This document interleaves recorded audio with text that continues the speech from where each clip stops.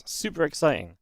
So yeah, it's the Christmas Day games. The bracket is sick. I'll be talking about it in a few moments. I'm not really here to talk about the turn myself. Just here to honestly say Merry Christmas and I hope that you guys enjoy the games. Just like I say, a quick hello from me. There's a couple of minutes of ads running just to try and preempt any of that stuff, and then yeah, we'll put the show up. So today's a bit different because it's pre-recorded. So it's the only time of the year we do this where basically I've casted all of these games over the course of the last week or so. And it's all pre-recorded. It's all put together to just make one big video. It's kind of exciting. It's the longest day of the Christmas Day games we've ever had. So you guys are in for a treat. It's going to be nice and lengthy for you guys. It's going to be a good chunk of StarCraft. 4 best of 5s, 3 best of 7s. And yeah, just in general, it's going to be fun. I'll be hanging out in the chat here and there, so I'll be saying hi. Obviously, thank you so much, Henry said, for the 25-month resub on the Prime. So yeah, I'll be hanging out in the chats here and there. I'll be in the chats. I'll be saying hi. I'll be running ads when ads need to be run and stuff. So be doing some of those things. What's up, Preynix? Thank you so much for the 5 gifted subs going out to Harry Shunet, GFXTZ, Aji Rasama, Dead CS, and Shmeny1. Thank you so much for the generosity.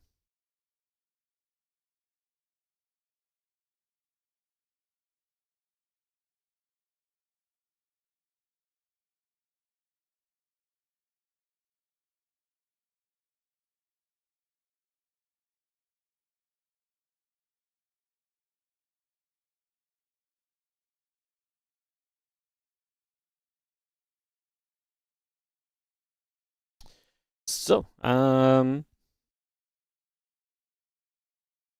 yeah, I'm just waiting for these ads to run out, guys, and then we'll get good. Unless anyone has any Christmas-based questions, you guys may ask away. How can you not have a great day with SD on Christmas? Hell yeah, that's what I'm talking about. Yeah, I'm super excited for this because, like I said, this is the longest we've ever had the Christmas Day games. I had a couple of issues trying to get this exported, but I believe it's all fixed. If it's not, I mean, I've checked.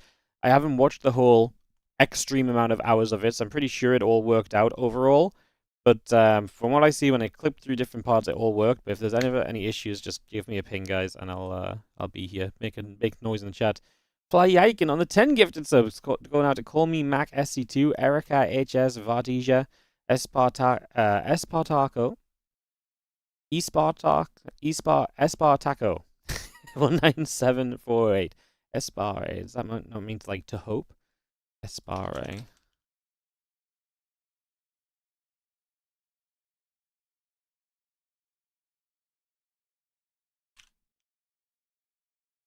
To wait in Spanish. I thought it was to hope. Anyways, back to the sub, sorry. The wait taco. FD Herman, Team Fusion V2, Sadao San, Hot 62, and Hitbox the show. Thank you so much. And Kaiser Soze, thank you so much for the 6 months in advance sub. Crazy.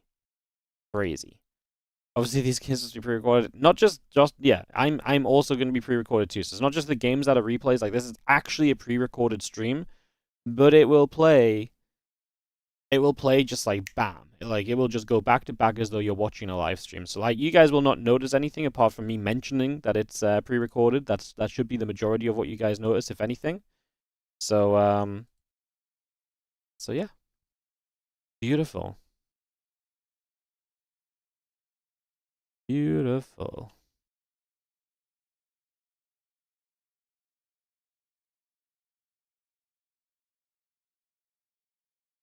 Beautiful. Did I pre-record from replays or live? They pre-record from replays. So the way it works is that all the games get played. The players get given a start time, and they play all of the games from that start time, and they just like they're all back to back. So the players are done within like 3 or 4 hours. I think on the day, yeah. I mean, I'm not going to tell you guys how long it took overall, but you know, it's just like you show up, you play. It's like playing an open cup for the players. It's just an open cup. They just play. There's no waiting around. And then it just means that they're all done and we're all done and stuff like that. So yeah. Alrighty, guys. We have a minute on a hype train potentially. I'm just gonna see. Anyone want to start a hype train, or shall we just run the games, guys? If you guys can let me know how If you guys are going to let me know if the sound's good and stuff, I'm going to try and run it through my OBS. I have a backup plan if that doesn't work to run it just on a media player on my PC and just let that play for you guys. I'm going to run it on my OBS, so I will set that up. I think it's because I can't hear it when I put it on my OBS, but that's fine. It doesn't matter. It's very hard for me to double check things initially and make sure the volume's okay. So yes, everything was played in a single day. I've casted this over the last week or so. On top of like the 55 to 60 hours of 2025 championship we did, I was also casting hours upon hours of these games. So I have if my voice gets dead on some of these casts, I apologize. We just casted so much StarCraft here recently. So all right, I love you guys. Have a great Christmas day. I will see you guys in a bunch of hours when this ends. I should be here to wrap up the show and to say bye to you all. I'm just gonna hop on over to. What are we going to run this on? Let's just hop on over here. And then let's throw this on. If you guys can just let me know if it works or not, if the sound is working, and I appreciate you guys. Hello, everybody. How are we doing? And welcome to the WardiTV 2025 Christmas Day Games. We're back once again here on Christmas Day with the one time of the year we do things a little bit differently on the stream pretty much, which is that I'm actually pre-recorded for once. You probably just had me live on the intro. Actually saying hello. Usually I come live and talk for a couple minutes before we put this live, and then this comes live and we actually do the Christmas Day game show pre-recorded so that you guys have content on Christmas Day. I can do family stuff, and I can also just chill in the chat with you guys and enjoy some games for once. It's a really cool experience. It's something that we do every year now. We've been doing this for years and years at this stage. I mean, we go back to 2022, I want to say was maybe the first time we did this officially as the Christmas Day games. I'm trying to check on that right now. But yeah, I think that might have been 2022 first time we did it. Might have even been 2021 actually. So yeah, we did it in 2021 as well. So it really has been something that we've done multiple times over at this point. So it's definitely a series. We love doing it. We love bringing it back, and it's just super awesome to be able to do something that is, like I say, a little bit different. Like I say, aiming to do this on Christmas Day and stuff, and pre-recording it and everything. Gives everything a little bit more of a cool feel where we have a lot of prize money for the players. They all played these games on the same day, so they played all these games back to back. Everything was at the same time, so the players, it's a great experience. You show up, it's like 4 times the prize pool of a Monday Cup, but it gets played in like half the time because you just play instantly and your next match is ready more or less, and it's just go, go, go. So it's a really great experience for the players. It's great for us as well, obviously, because, like I say, it's something different. It allows us to do the content on the Christmas Day games. We've had a lot of winners over the time. I've actually just decided to look this up, but Rogue won back in 2021 as our initial kind of winner. Then Cyril won back in 2022. In 2023, Clem took home the prize against Dark in the finals. And if I'm not mistaken, Clem also took home the prize against Dark last year as well. So Clem is the back-to-back Christmas Day games winner at the moment, and we will be seeing if he can defend his title, because he is a part of the WardiTV 2025 Christmas Day games. Why don't we have a little peek at what the bracket looks like? This bracket is basically the top 10 players on the Ligulac, minus Cyril and minus Maru. I did invite Cyril, because I don't think Cyril is too interested in playing much of these things. I did invite Maru, and he had to think about it, but apparently the holiday season makes it too difficult to come and play 3 hours of StarCraft 2. So, no Maru, no Cyril, but we do have what I would call pretty much the best of the best in the world lineup. Classic, Hero, MaxPax, ByuN, Clem, and Cure, Reynor, and Solar. I think it's difficult to really improve on this list of players in any real position. These guys are great. I mean, there are other guys who peak up high, but I feel like, especially over the course of this year, you can definitely identify all of these players as players who have just been incredible throughout the course of 2025. Solar has been breaking through and looking amazing as of late. Reynor has definitely had his moments and possibly could have been a world champion if he didn't have that ZVZ against Cyril in the round of 8.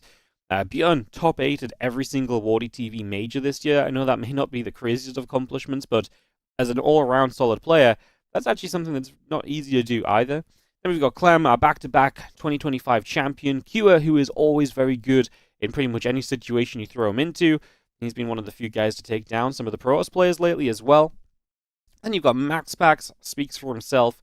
Hero, our champion Protoss, he was the one who was meant to be. And then Classic, who maybe outshone Hero for a lot of this year as well. It really does make for just a very, very cool list of players. There's also, I mean, the funny thing I find about this is that this list of players as well, they have won like every single Monday Cup that we've run, sorry, this year, apart from 2. So these 8 players have won WardiTV Mondays 17 through 65 as of the time of recording this. And the only 2 times that did not happen was when Showtime won against Clem. So Clem was in the finals, one of our players here today. And then also when Firefly won against MaxPax, and that was coming off the back of another event, I think Dallas or so, and a lot of people were traveling. So that is kind of a crazy statistic in itself because, I mean, I guess you pick 8 of the best players in the world, and they won the weekly cup most of the time. Sure, yes, but I still think there's something kind of cool to that, and especially when you talk about the WardiTV year, I do think this list of players gives us a very cool kind of story from the year gone by. Let's talk quickly about the prize pool. It is reduced this year down to $1,500, guys. I've talked a lot about prize money and stuff this year. We just had to reduce it down. Obviously, still got the great list of players. We would love to make this back to a $2,000 event maybe next year, but we will see what the year brings. $600 for first place, $300 for second, $150 for third and fourth, and you get $75 for showing up and playing some StarCraft 2 in a best of 5. And it is best of 5 in the quarterfinals, but this year we have extended the semifinals through to be best of 7. So it's going to be best of 5s, best of 7s, and then best of 7 grand final. And this is our bracket, of course. Down on the bottom here, Solar versus ByuN is going to start us off. A classic matchup, which Solar dominated a lot recently until the most recent meetings. ByuN has beaten him the last couple of times they met. So that could be a bit of a banger to start us off with some fun TVZ.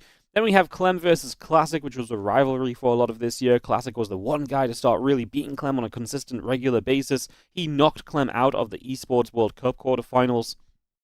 Clem Classic in our first round.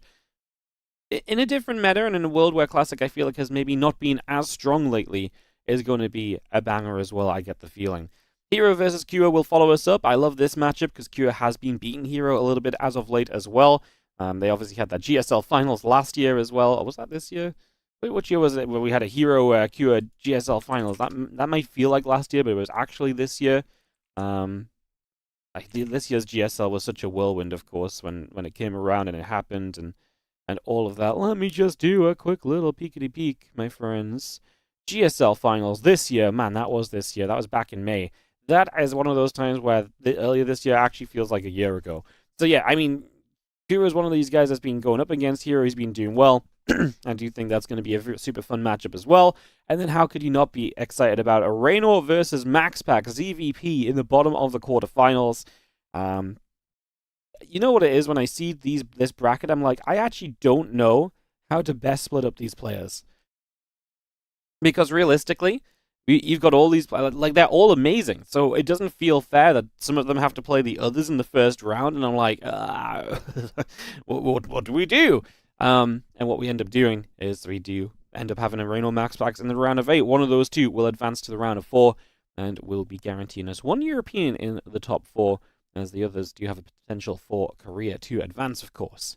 So that's our bracket. We're not going to really come back to this throughout the day too much because obviously we're pre-recording this, so it's not going to get updated as we go. I mean, I could update it, I guess, but then I don't want to mess around between the games. So that's our bracket. That's our preface. That's our intro. That's what's going to get you hyped. And without further ado, I think it's time for us to cast the WardiTV Christmas Day Games 2025. So, intro done. StarCraft talked about, but actual games, that's what we are getting into right now. Again, these are all matches that were played. These games were played just about 1 to 2 weeks before Christmas. Exact date doesn't really matter too much. So they're about 1 and a bit weeks old, but I promise you the meta has not shifted too much since then. And again, these were all cast in the week before Christmas pretty much. So this is you know, if I say something, you're like, wait, Wardy, but we just saw Solar and ByuN in the 2025 Championship Grand Finals last week. Why aren't you talking about that? Because that didn't happen yet. Actually, this first cast at least is happening before the 2025 Championship playoffs begin. They actually begin in like 2.5 hours from now, so that's exciting. Because I've got 7 best of 5s to cast later today. I just thought it'd be fun to do 1 more best of 5 before we even start a day. Don't I just have StarCraft in my veins? I do think so sometimes. I really do. All right. without further ado, let's get into some StarCraft 2. Let's cast some StarCraft games. Let's get into the WardiTV Christmas Day Games 2025. As we start in the top right-hand corner, we are going to have ourselves the Red Zerg player representing Falcons. This is Solar, a top 4 finisher at the eSports World Cup this year. Of course, as he had such a great run and just couldn't make it through the Protoss players on that final day, despite knocking Hero out in the round of 8. Solar in the upper right-hand side of the map. Excuse me if my voice is going a bit. It's earlier than I usually cast. My voice is like, what do you mean we have to cast like 3 hours earlier than normal? Clearly my voice is just trying to rebel a little bit, so... In the bottom left-hand side, we do have the blue Terran player. This is going to be ByuN, represents the Shopify Rebellion, of course. And he is going to be one of the players who I actually really think is... I always look at ByuN and I always think, you know what happens with ByuN is I always think he has a chance. You know, I always think there's going to be an opportunity for him to potentially come through and to beat pretty much anyone that he's playing against. So, excited to see what he does today. He's one of the unique players in this group, actually, of players that are playing today. He is one of the few guys that didn't actually make a top 8 at the eSports World Cup. I mean, we're really talking about the best of the best in the world here today. ByuN eliminated in the early rounds in a real close series. But 6 of our players here today were in the eSports World Cup top 8. Obviously, you know, it was won by Cyril, but then Classic got 2nd place, Q 3rd, Solar 4th, and then we also have Hero, Clem, and Reynor eliminated in the round of 8 to add on ByuN to that list. And MaxPax, of course, didn't play, so that is another just kind of reason to kind of get excited for today's games. Like, you know, when we kind of look at this as the summary of our year, outside of our 2025 championship, but like this is our last WardiTV tournament of the year at this point. I'm pretty sure we're not actually running one between Christmas and New Year's. Like, this is it. Like, this is the culmination of the year, and we really do have the best of the best here to fight it out, to challenge each other, and to see what happens and what goes down. We're opening the day with a Reaper coming across the map. A couple of Lings pulling back. The drone going to take some nibbles. There are going to be a couple of Queens on the way up alongside an Overlord in production as well. This Reaper gets rid of a Zergling, and we will continue to fight through a couple more Zerglings also in the next few moments as we just try and trade it out as best we can. The Zergling is still trying to come forward back onto the Reaper. Queen is going to be here. Reaper gets shoved away once again. I mean, nothing too crazy. We did get a single Zergling kill, which is not a bad starting point. So you like to see that. You love to see that, in fact. But it's also not the end of the world from Solar. What are we expecting in these series? I mean, ByuN is very creative with his builds, so don't be surprised if, yes, okay, some 2-3 CC things, but then that maybe take an interesting twist or a turn or a timing that hits. ByuN is also not afraid of camping it out if he needs to, right? He's not afraid of pulling back home and saying, right, it's time for me to just start playing defensively and just sitting back and letting you run into me. And this is exactly the kind of map where I could 100% imagine ByuN shows up and he's like, hey, I'm happy to play the long game. It's a big map. There's a lot of bases. It's an extremely safe 4 into 5 base setup. Obviously, there are a couple of these half bases. This one here at the Rich Vespine, this one in the in base as well. Although this is allowing him to be mega greedy early on by just triple CCing it up, and of course that goes on location, so no time wasted floating around or anything in this case, which is obviously just a nice little bonus. And we do have our first Reaper of the game joined up by the first cars of the game. They're across the map. The Hellions and the Reaper together right now will be joined in and ready to try and fight onto these couple of Queens. Stimp back on the way up. The engineering base still building through just for a moment or so. And that will give us, like I say, pretty much the greediest opening you can get to here is ByuN, who does get forward, picks off the first creep tumor, takes that out already. Meanwhile, Stimpack, Marine, Engineering Base, the Orbital Command as well from ByuN, all on the way up right now, adding a reactor onto this factory.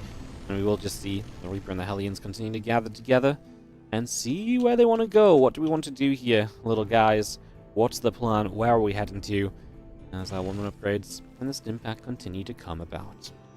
Happy Christmas, by the way, everyone. I feel like I did the whole intro, and I feel like I didn't just say Happy Christmas, Happy Holidays, and I hope that you're all having a wonderful day. I got straight down to business. I'm in business mindset. I've got so much StarCraft going on this week. I've got player schedules going on and stuff when I'm recording this, so my brain's all business, but maybe take a moment and just remember that we're here to help celebrate the holidays together. Appreciate you all tuning in, because I'm sure there's going to be a bunch of you. There always is, every year. That's why we keep doing it, as we get 3 creep tumors here from ByuN. Really delaying the creep a little bit. Solar is desperate to get 1 creep tumor down there, and he will eventually. But ByuN gets some creep tumors, wasting some energy on the queen. It's not bad, because this could have been 4 creep tumors that now spread forward in different directions. Now it'll just be the 1 for the moment. So yes, the creep is still there, but it is hindered from what it could be. And creep spread is such a battle that you have to take over many moments. Like, you don't kill creep spread with 1 giant blow. It is death by 1,000 cuts to the creep spread. Like, in this case, death by tens upon tens of creep tumors rather than death by 1 single creep tumor. Because you got to get rid of all these little creep tumors little by little, and the replacement of these and the queen energy going into extra creep tumors because you killed the active ones, that is what's going to help you out in a big way. That's what's going to eventually slow down this creep spread. And yeah, it's not going to be this big old obvious kind of like one play does it all sort of situation. And that's why it's so important for the Terran players to keep these Hellions out on the map, keep these Hellions active, and look to try and find as much as possible when it comes to denying the creep spread wherever we possibly can. Got a taste of loop up over in this upper left-hand corner as the couple queens get through. Grenade goes down to bop the queens over to the right and the left-hand sides. Just going to get through again. Another creep tumor picked off. We're doing great picking off the creep tumors this game. Like I say, it's one of those things where the creep is still going to look good, but it is nice to slow it down. You're forcing these queens to be forward. The thing is that in any other build, ByuN might have had a follow-up here to take more advantage of it, but the reality is he's playing super passively. So this is the first time he's moving on the map with Marines. It is powerful because it's Stim, 1-1, and Combat Shield, and this is where he's still going to have the Hellions poking one way, and he's going to have the Marines poking another. This is another great example. Right now, these creep tumors can spread, but the Hellions being here stops them from spreading, so it's just those few seconds that add up over time. It is, you know, we look at it as a lot of creep spread, but the reality is it could be even more. As we do push through the center, do well here. No bailing speed, so those Banes have to be careful with the Hellbats there. Able to tank a little bit as well. ByuN is on creep, and he's quite far forward. I think he's going to have to lift up out of this one, but he doesn't save everything I thought he might. I thought more of those units were going to get away. A couple Banes on the Marauder at the end is actually a bit of a fortunate affair for ByuN, because I felt as though this was already going the wrong way. As that Marines unload out of the medevacs over to the left side. A couple of lings, a ling or so running into the main base. Not sure what that was, but a scout going down. I don't think that was... it was a dropper load over here. Didn't do too much, so Solo gets a little bit of dropper load action in, but yeah, didn't kill any workers or anything. ByuN deals with that pretty aptly and just denies Sola's first attempt of being aggressive himself. Sola, who is hanging on nicely in this game right now, and you can see the setup from, you know, Sola, the follow-up is going to be 5 Hydra Den, probably aiming toward those lurkers. Essentially what ByuN might like to do in this game in terms of creating, you know, some fun different kind of builds and being aggressive. Sola, the moment he gets to lurkers is so good in this matchup. And I actually think one of the main stories for me this year when we talk about Sola is, as that would have mind, does not go off on a big connection. One of the main stories for me this year for Sola is that he's actually gotten so much better and not just being on the brink of death all the time in TVZ. Like, sometimes Sola is actually able to sit out and actually be this Zerg who can kind of stay in the game, hold out for a little bit, hang around. You know, like, he's genuinely capable of being a strong Zerg early to mid game now, whereas before it felt like he was always hanging on to the brink of death by this threat of his life or whatever you want to say. As these medevacs in trouble. And then it's just you get to lurkers and he's able to play in a great position, but now he gets to lurkers in a much better position, so it feels like he's way less susceptible to just dying early or being overrun. I think that's going to be big for him today, especially in a section of this bracket where if you advance over ByuN, there's a good chance you play Clem next round, and so your ZVT is going to have to be in tip-top shape if you want a realistic chance at going after Clem in the next round and maybe making a run through to the final. It's not that Clem's a guarantee in the next round, but obviously when Clem's on your side of the bracket, there's always going to be a pretty high possibility that that could happen. Now, ByuN has obviously had some mix and match kind of trades here so far. We saw those medevacs going down as they dove into the main. He has continued to keep the creep threat held back. It's kind of not advancing any further than it already was. These Marines being on the map are being a big part of this. We do see Sola with the seismic spines, like I said, the Lurker Den, something he usually excels once he gets to, and I love seeing it lately, where he actually just gets to this more and more without being in trouble. There's just so many games where I've seen Sola, like, on the same supply as the Terran, or a little bit less, and he's just fighting for every, inch of the map. And then he gets to Lurkers, and man, the change of pace in the game once he hits Lurkers is absolutely wild. But like I say, now he's getting there just so much more comfortably and easily. It's even more terrifying. Like, you're playing against a Sola who gets to full strength without as many issues. His Marines over here try to target fire some Banes. We will lift up. We're trying to fight on the right side too. ByuN with this multi-prong multitasking. As we do have Lurkers already defensively placed in the front here. These Marines drop down. A couple of Banes start dropping. This game has all of the paintings of, you know, one of those games that goes quite long in the end, especially because unless Zola kind of moves across the map with these lurkers and does serious damage in the next couple of minutes, I could really see ByuN just starting to be like, okay, I'm not breaking through this because now you're on lurkers. And then ByuN starts to play that much more defensive game. Those Banelings do connect as ByuN does not get away easily. Karate bombing the Medivacs too. Now reinforcements are getting caught. Oh, okay, not a pretty moment at all for ByuN. He's going to lose a lot here. Wouldn't mind still going off and getting some additional kills, but they're all going to get cleaned out. And ByuN with a disastrous moment. Well, I'm just talking about how I think ByuN might be able to start slowing this game down and getting into the later stages. Ghost Academy dropping, so he has that idea, but the reality now is you just lost a fight enough that Zola's going to walk across the map. Doesn't even have adaptive talent, but he sees the opportunity because he was able to take a great fight. Balin's getting through, getting a few SCVs. Lurkers on that low ground are going to do their best to try and hold on against this. The Lings will run up to be a front line. ByuN is going to be able to push this back, but his supply took some hits. 10 SCVs, the army took a lot of shots too. This is great repercussions though for ByuN, because he is going to be able to get a few units as they retreat away and gets a little bit more value out of that against what is a very rich Solar. Up 30 workers in this game right now.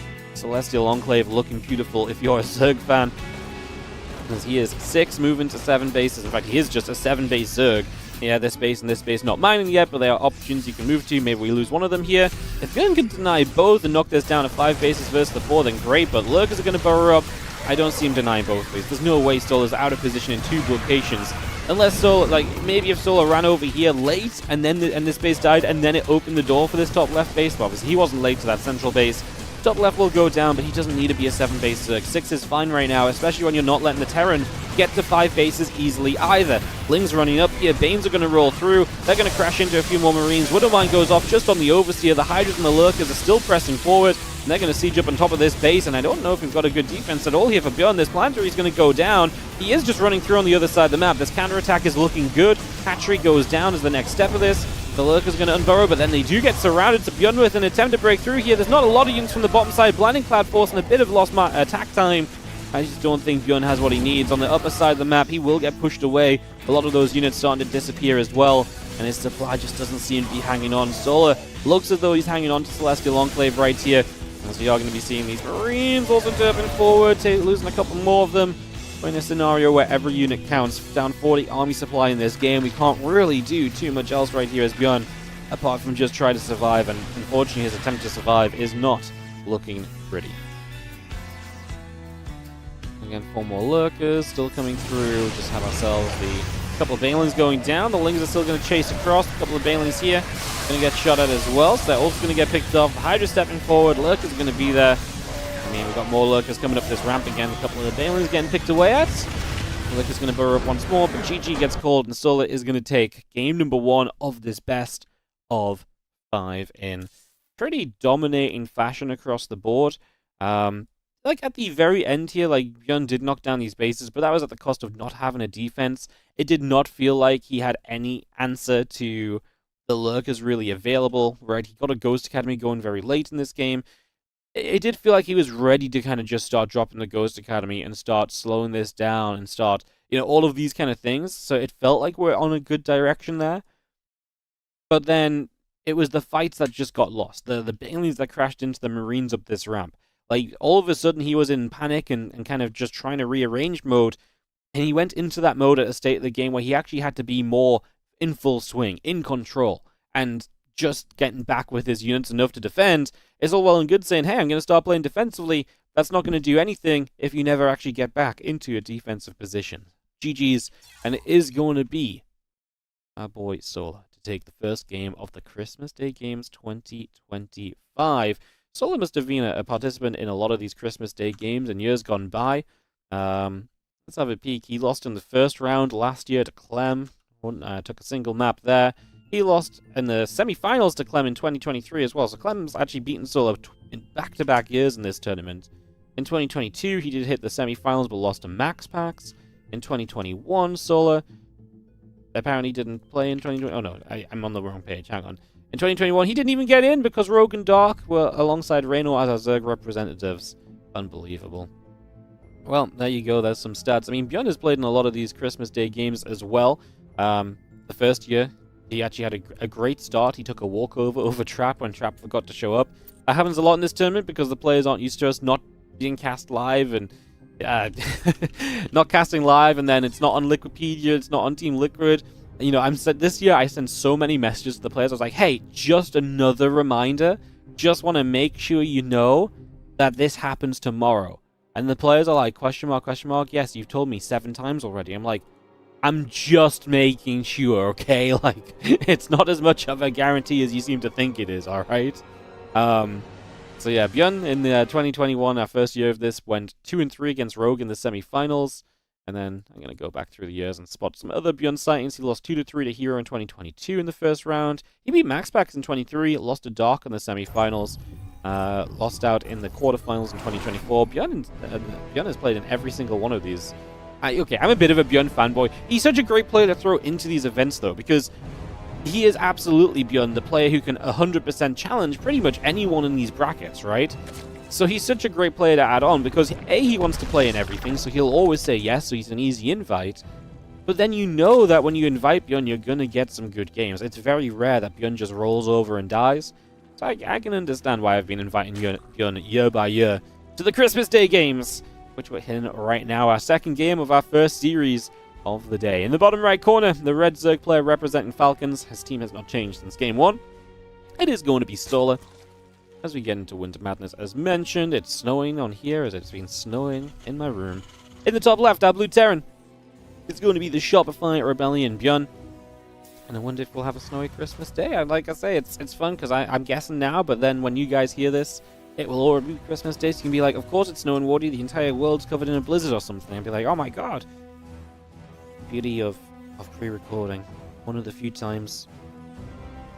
The best part is now when people ask, is it replays? And I'm like, everything's a replay. And they're like, oh, the streamer's just being a douche again. He's just trolling me. I'm like, no, this is actually, everything's a replay.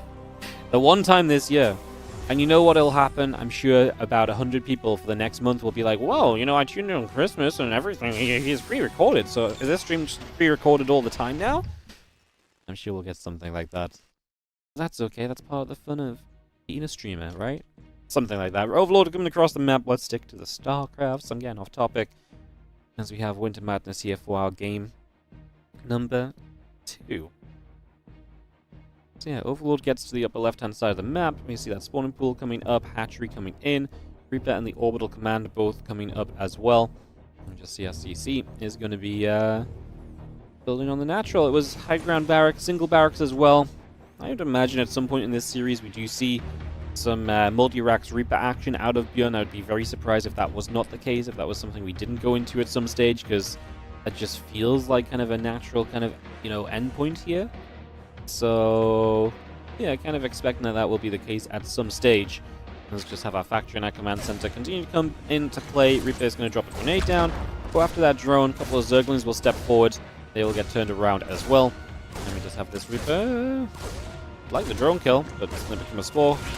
I was going to say, should have gotten the Zergling there, but actually mistargeted. Did not get the final shot off on the Zergling specifically. So, no kills for the Reaper this time. Already a lack of success in comparison to what we had in game number 1. Because he got the single Zergling last time. But also, it's one of those very, whatever kind of moments. As we just got our third hatchery down, ByuN gets to see this. Solo begins his link speed without any real question marks. Reaper takes a few more hits off the Queen, and we'll go check in on ByuN's side of the map, where he is going to go orbital command. He is going triple command center, starport on the way. And the factory drops down onto the reactor to start getting into some Hellions here. Starting to wonder already just kind of what game plan we have in store for us as ByuN. You know, does he want to play, like I say, very aggressively? Does he want to maybe try and 8 racks? Does he want to try and hit timings? Is he okay? Is he happy to just say, you know what, yeah, let's let this game develop into the long game? I do think that's where he was looking to go to in that last game. I think he was at that point where he was like, okay, I'm not really breaking through here. Those lurkers are up. I've not created enough momentum to punish you. That's fine. And then he lost that fight. And then it all went into disarray in a very, you know, short amount of time. I really think we were, you know, one fight away from this last game going to 20 plus minutes. Because if ByuN doesn't lose that fight, Solo can move across the map, but I don't think he has anywhere near the same amount of success moving across the map. I think ByuN has enough, because ByuN did push the initial push across the map away as well. So I don't think we see quite as much success there from Solo, and I do think we're maybe even still in that game right now. But Celestial Enclave can definitely go long. And Solo didn't even have to start pulling out all the bags of tricks, right? You know, he didn't have to pull out the, the Nidus networks and all of this and that. He just won one straight-up fight that allowed him to commit in to that other side and to get the dub to start off the series. Banshee and a couple of Hellions still coming up. The Cloaking Online SCVs will continue to produce as well. We have this one Marine is just going to go in after this Overlord, picking our way through this. Second Marine going to join up. Going to go in after that Overlord as well. So that Overlord is going to die, but it's getting the scout it's looking for. Sees a Tech Lab starport, sees a Tech Lab barracks. We actually started the... Okay, that was interesting, because he started concussive shells, which makes this look as though... Oh, I wonder if that makes it look as though... This is interesting. I wonder if you start concussive shells, Solo's like, there's no way you have stim at this point in time. And so he's like, I wonder if it throws him off in some way. I wonder if it makes him think that this is a fake more than that's a fake. Because the gas doesn't add up potentially. Interesting. I mean, just trying to send false info outright. Like, ByuN clearly wasn't ready to start stim, otherwise he would have just had stim on the way. So he started concussive shells, trying to send some false info. I'm not sure if that really, like I say, does a lot to necessarily kind of throw Solo off the scent. We'll see if Solo gets caught off guard by anything, I suppose. We do have one Banshee to the bottom of the map, a second moving. The single Zerglin will just guarantee that the third base is here. Could maybe get after an SCV or so. The Hellions are out over on this side. And Solo has built a Roach Roaring, by the way. Double Evo Chamber coming alongside it. And we do see one single Zerglin chasing forward. The Marines are going to be there. The Zerglin goes down already. A couple SCVs mining over to that left-hand side. The Hellions and the Reaper still gathering up. A couple Queens will step forward. We do see a bit of creep spread coming through with this as well. Hellions will fight. Queens will fight back. Banshees again flying overhead for the moment. Just going to be coming in. And the Queen already in some trouble. We're going to lose one Banshee though. We actually had a detection and we saved that Queen. So the Queen in the background stays alive and is going to be able to rejoin the flock. So that's actually really nice. I really thought that that Queen was going to go down, and then I actually felt as though the Banshees were really showing up as a bit of a surprise, and Solo was not ready for them. But the Overseer flew in, the defense was made, and comfort was restored to Solo's setup here. He is going to go Roach Speed, but is also going Melee Upgrades. He already has the Infestation Pit as well, by the way, so the man is looking to storm into all of the future tech here, pretty much, which is a little wild, but sure, let's see how it pans out. We do see that Hive now building up, the Baneling nest down onto the low ground. We do see the Queens gathering up, the creep team is still pressing forward. Marine, tank, Hellion force ready to press into this creep spread and put some damage out here. A couple of these creep teams begin to go down. The Marines are going to be there as well. We see the Overseer pulling back. The Marines looking to try and get in toward the Overlord. The Queens do push the Banshee away over to that left-hand side as well. The Marines will just take a second or two and knock down a little bit of this creep spread also. So again, a bit more damage being done. We're actually going to take a dive forward right now. And we are going to be seeing the tank is getting a little bit caught. The Roach count is definitely going to catch ByuN a little off guard here. I don't think ByuN was expecting as much Roach Ravage to be showing up. And it does just about get away from this. We look at what's being lost. We lose a tank. We lose a few Marines. That honestly didn't feel so bad for a situation where ByuN was suddenly feeling very out of position and feeling not really ready to be there and fighting at all. And off guard ByuN does not end up getting too heavily punished at the end of the day. Queens do knock a Banshee out of the skies. And we'll see the Queen's going to regroup back over to the right side. A couple of Vipers are building in production. Melee upgrades, Adrenal Glands, and the Baneling Speed will produce here. As Zerglin getting chased around for a couple of moments.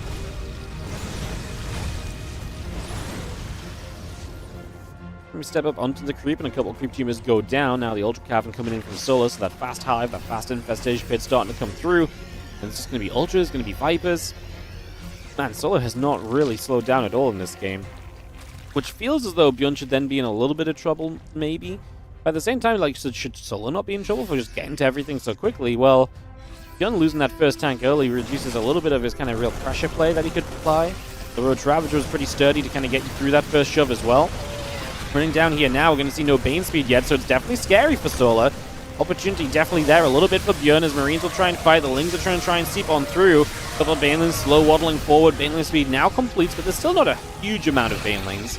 Obviously, ByuN will scan around, get rid of some more creep spread. We're backed up by these tanks that are in a very safe place. Only 5 kills between them, but that buffer is just something that you need in this game. Without those being there, this is an army that Solo can absolutely run into and jump on top of so freaking easily. Let's see the Marines and the Hellbat still pressing through. Roach Bane Thinking about coming through for those Marines as well. Not quite going to commit just yet. A few Zerglings pull back around the right-hand side. Adrenal Glands is about to finish up. We're going to drop an amazing Blinding Cloud. The units step forward because of that. One Blinding Cloud on the tank as well. We will close the distance. The Bane's getting through now. Off creep, ByuN will try and turn and fight. He will boost the medevacs. He will try and play the evacuation. He's actually going to siege up another tank as he's going to keep running. Bam! Siege tank into the center of the Banes. Another one.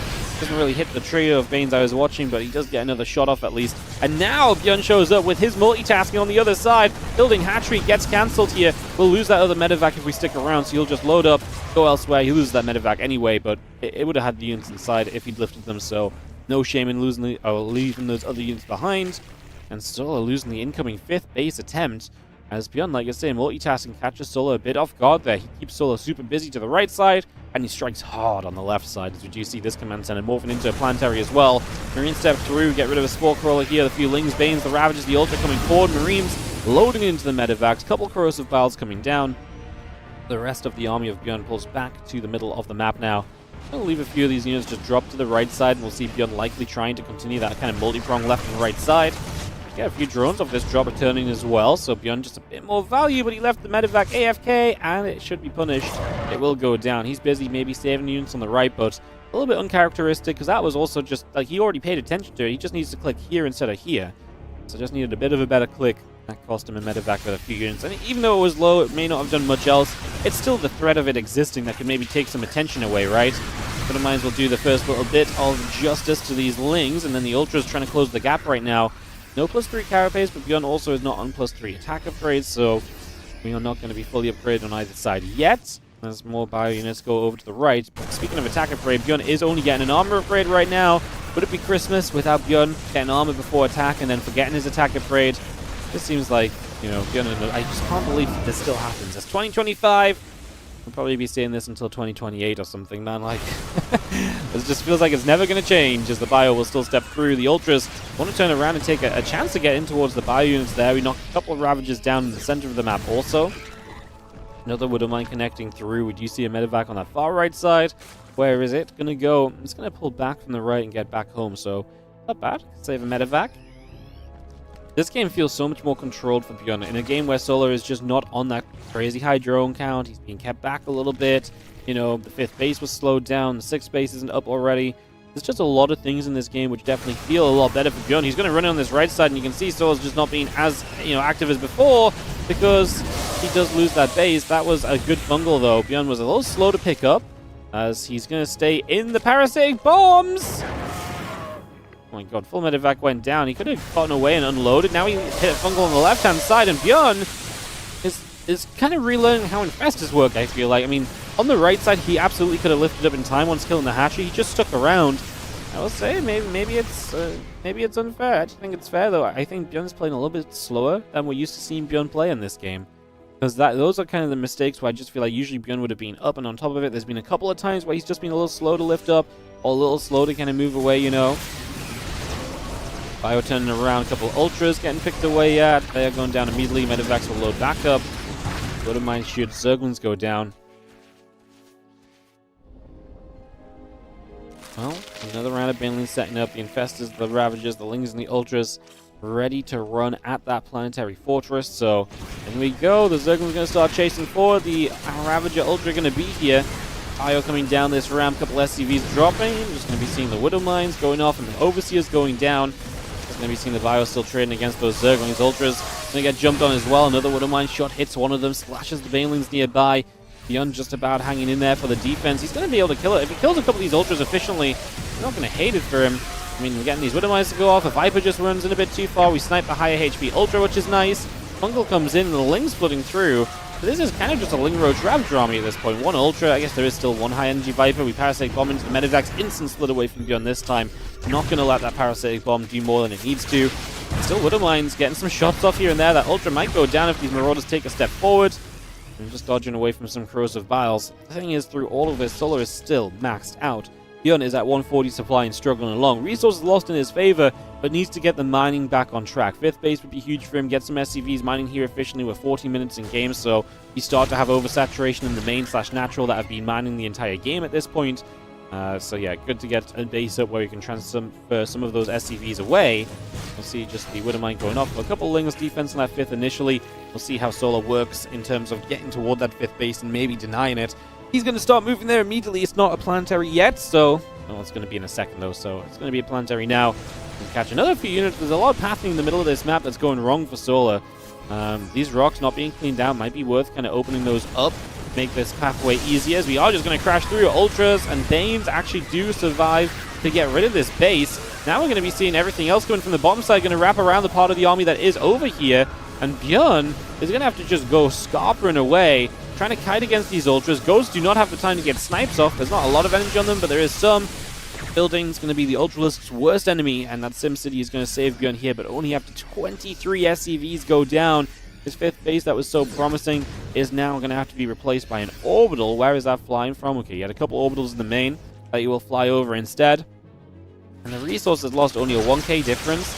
It's just not efficient enough. You need better than that, especially when the Zerg economy is mining nicely now. But yeah, originally you did a great job denying the bases. But at this stage, this is 5, 6 bases up in the top right corner. That's fully mining as well. I mean, that's a base which ByuN just has no idea about. And if he knew about this location, that's such an easy denial. But without knowing about it, you just, you're base down without realizing. And I love this base as well. Just skips over a hatchery here with the Widowmine and then just takes the other one. I don't know if ByuN has enough stuff to kind of keep the pressure up to actually deny these bases that Solar's just taking one by one right now. That said, we are going to just try and kill this hatchery off. Couple transfusions were clutch, and without those transfusions, we would not have had the cleanup there. That is going to be Solar saving the base. Very nicely done. The mine's going to go bang bang onto the Zerglings immediately now, running up to the top side. The Banelings will get cleaned up as well. Bio will fight. The Ultras go the other way. The Infestor going to try and drop one more Fungal down. The Ultras are going to close the gap on those units pretty quickly. I've just seen Solar Supply move away from 200 for a few moments, but he's also got a bunch of money. He's actually building Corruptors. He's prepping for Liberators. There's only a single one on the map, but he's prepping in case more of those become available at some point soon. So he's getting those up and ready as well. The Medivacs boost over to the left-hand side. Again, 6 more Corruptors on the way, but a Ling Bane coming by, Ghost Marine Marauder coming up, add on a Widowmine.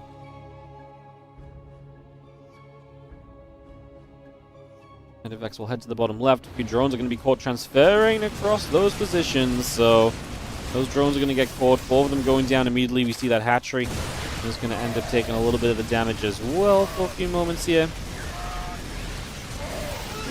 We can at least kill the hatch, so we get something out of this, which is... which is reasonable, which is nice. So we get a hatchery kill.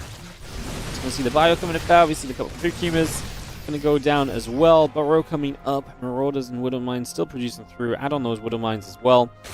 The rest of the Ling Bane all coming around here as the units get back into the center. Just gonna see the couple of Banes gonna connect. Just gonna be seeing Lings getting rid of the Marauder. We have got a massive attack on the left-hand side as Solar tries to hit over here. ByuN will defend though, and okay, here's my question. If ByuN can just hold on 5 bases, is that good enough? Solar's pretty nicely teched. It's a great fungal growth. The Banelings crash through. Do we get to the Ghost? We do. Every Ghost in that clump dies. If off, this one wasn't really in the clump, he was out top. Yeah, I just don't really see where ByuN's going. Like, I just think he's too far behind, and it makes me kind of sad to say, as we might be on our way toward a well, 2-0 lead in this best of 5, but Solar's just playing a dominating game at the moment. The Ultra step through, just going to grab a Widowmine there as well. Top right, just going to have ourselves the hatch chilling. The rest of the bio coming over. There's the Infestor going down. The Zergling's going to start running in as well. Danes are going to run through Widowmines. Oh, they're actually going to splash onto some of the bio units. Parasite Bomb forcing the split away. There's still a world where ByuN can trade well, but we need to start seeing those trades going better for him sooner rather than later at this point. Like, right now, it's getting to this stage where, like, let's go get something done, right? We're at that sort of point where we have to ask ByuN to actually start trading a little bit better. Like I say, it's the borderline point where it has to happen at this stage. Dane's getting through over here. This Planetary looks as though it may go down. We see a fight breaking out on the right side. There's only a couple of Ultras. This fight will not go well for Solar, but obviously he was. I thought he was going to deny this base as well, but he doesn't. Okay, we still kill 17 SCVs. ByuN finds this base. He's going to kill a bunch of drones here as well. ByuN will Make a couple of good moves. Saving the left side planetary, massive. That's just going to be a base you can get back to. Yes, he lost the SCVs, but they're very replaceable compared to a CC. It's not like he has a replacement CC nearby. This would be a really long float. He might even float over here instead as the next base, but that means he can still do that, you know, as another base rather than just as a replacement. A couple Banelings here will go down. These ghosts will fight. Oh, he let that Baneling connect, and these Ultras are going to be able to finish off a ghost or two. A little bit of a shame, just ByuN, again, maybe a bit busy around the map. Lings are going to run in over here. One of these orbitals morphing goes down. Going to keep on fighting over here, sniping on the Ultra immediately. The Bane's not doing enough. Solar is having a little bit of trouble playing cleanup right now. The Corruptors come through. They'll kill the Medivacs, but these Marauders on the ground will still put some work in. The Lings are still running rampant as well as they run up the ramp over here. Looks to hit the mineral line. 12 SCVs on that base. Bottom left side, a couple Marauders and a Marine find a hatchery. Corruptors find a floating base. I mean, these Marauders are still in position over here. They're killing some Zerglings as they spawn. I mean, at this point, they're just abandoned. The more they do, though, before they go down, the better. At the scrappy end of it all, Solar's not going to have a lot of mining anymore, but he still has more than ByuN, and he still has more army supply than ByuN, and I think ByuN's going to run out the ghosts that he needs to get rid of these Ultras, and there's 9 Ultras popping soon. And with 9 Ultras popping out, I can't imagine they run across the map and don't find success. The Corruptors get rid of the Medivacs, so the Medivacs are going to be less and less. The healing is going to be removed. You'll see the Ultra over here going to chomp through a couple of Marauders already. On the left-hand side, a couple of Lings coming about, SCVs, and the Mule's going to be there. Bio still gathering up, Lings going down. I'm just going to be seeing the rest of the army gathering to the top side. I think this is it, guys. I think Solar is about to establish a 2-0 lead in this best of 5. As it's been a heck of a fight. Solar did feel like he was controlling this game a bit more, but ByuN definitely made some steps back into it. That's a hell of a fungal. And that might be the story of it all, because I actually think some of this game started tilting into Solar's favor off of some very good fungals earlier that ByuN might have been able to get out of. GGW, gonna get called as this one comes to a close with Ultras storming up the ramp. And I think even this wall-off might not have been a problem for the Ultras. And you know it's a bad time when your buildings don't defeat the Ultralists, and that's pretty much the point we're at. When buildings aren't beating the Ultras anymore, probably time to get out of here, to be fair. We had like 1 ghost and 5 mines on the map. Solar with a great display again of just how solid he can be.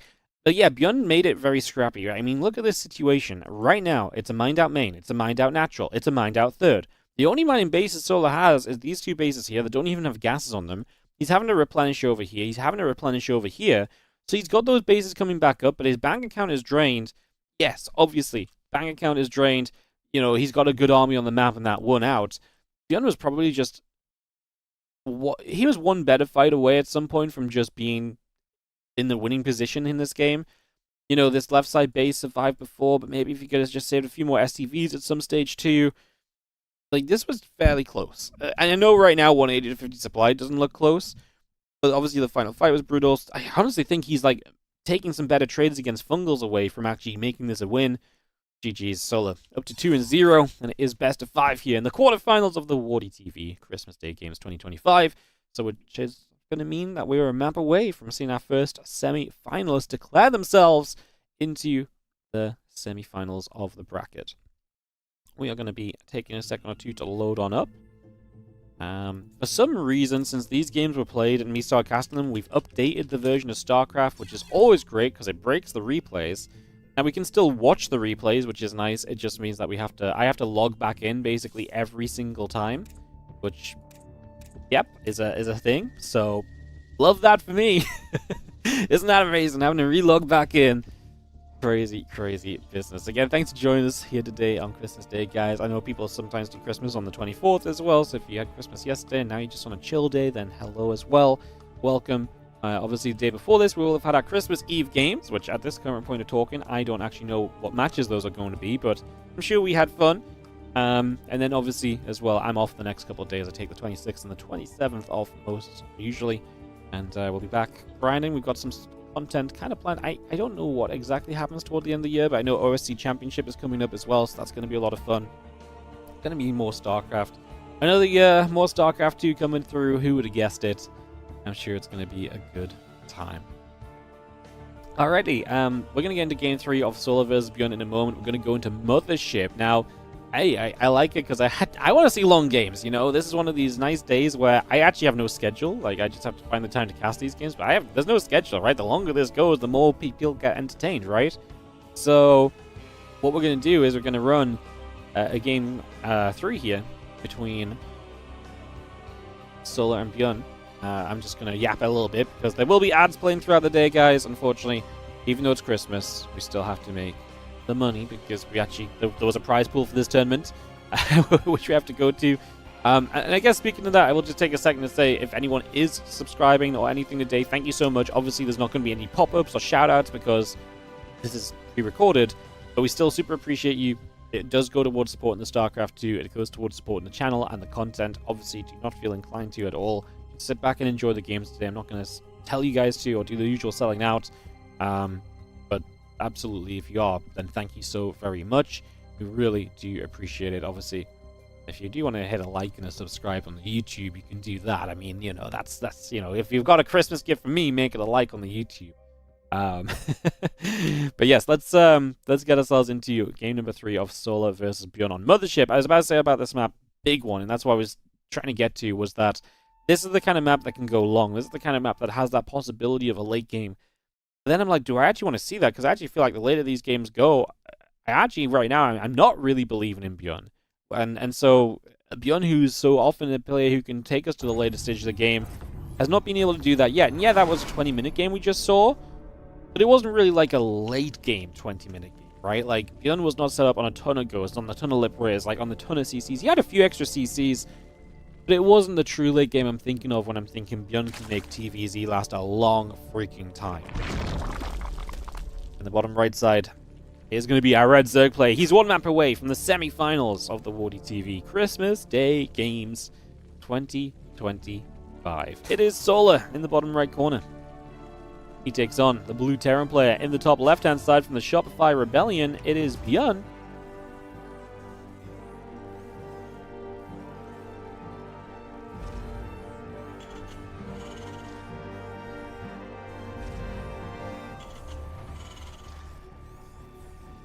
We'll see if ByuN tries to do anything particularly different here. Tries to take a bit of a different route or plan into this next stage of the game.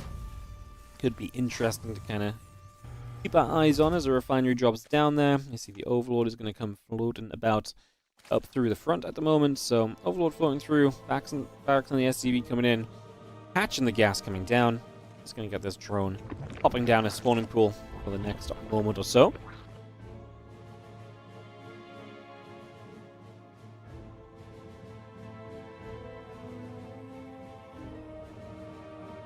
Overlord of Solar will take a bit of a move toward that upper left-hand side, so yeah. Hatch Castle Cool coming up, Reaper on the orbital command coming in. We have a drone producing in on the hatchery, ready to rally into the extractor. And this Overlord of Solar will make its move to the upper left-hand side for the next few moments.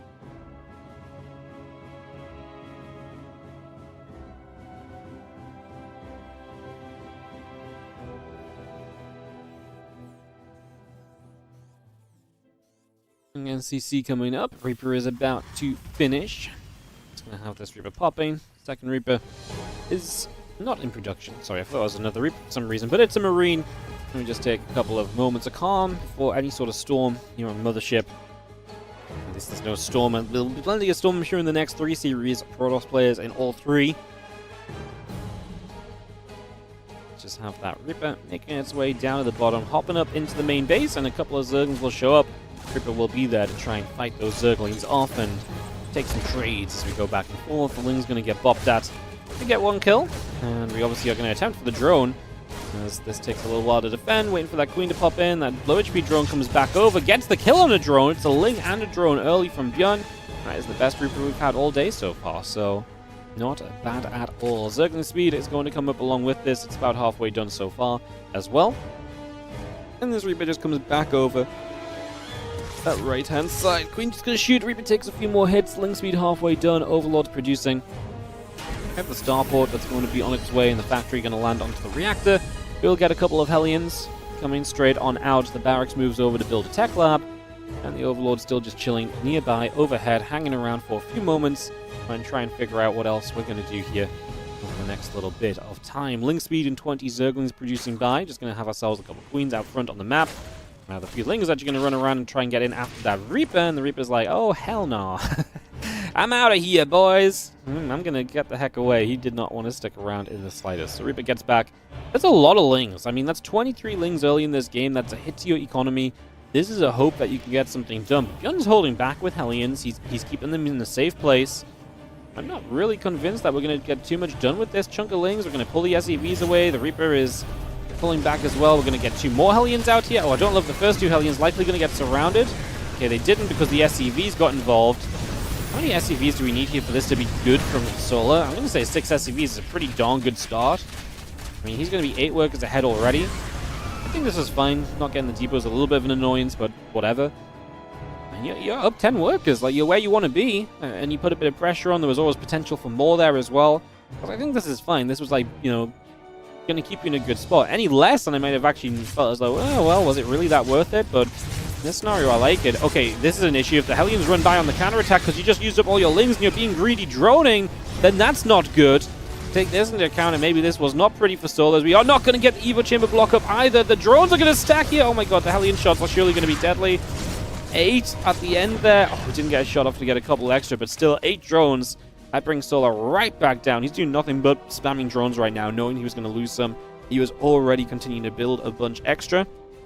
So a lot of extra drones coming about. The Spore coming in. Hellions will be there, picking off the rest of these Zerglings as well. So the Ling's taking a bunch more damage. Banshee gets back over to the right side. Group spread pushing about. Queens are going to get over there as well. Throw a few group gymmers down. Does feel like a little bit of chaos in this game, though, and it was kind of initiated by Solar, and it'll be followed up on by ByuN, who's going to cloak this Banshee, and now the Spore Crawler is not ready, and I think Solar's timing is just a little bit off in this game, because, again, he initiated the aggression. It's done a little bit, but maybe not overly much, and ByuN hasn't been slowed down in terms of his Banshee time, but that Spore was not ready. Now we're going to get 5, 6 more drones, maybe. Doesn't quite get 6 there. Again, awkward moment on Mothership, where the air blockers kind of really ruin your day, and that Banshee dies. I hate air blockers. It just feels so bad. So often. For every race, I'm not even being just a little Terran bias right now. I just think it's would have been so bad to give us a little bit of space around the edge of this base. I mean, it's just to mirror the top of the map, which is pushed up against the edge. So that space doesn't exist up here either.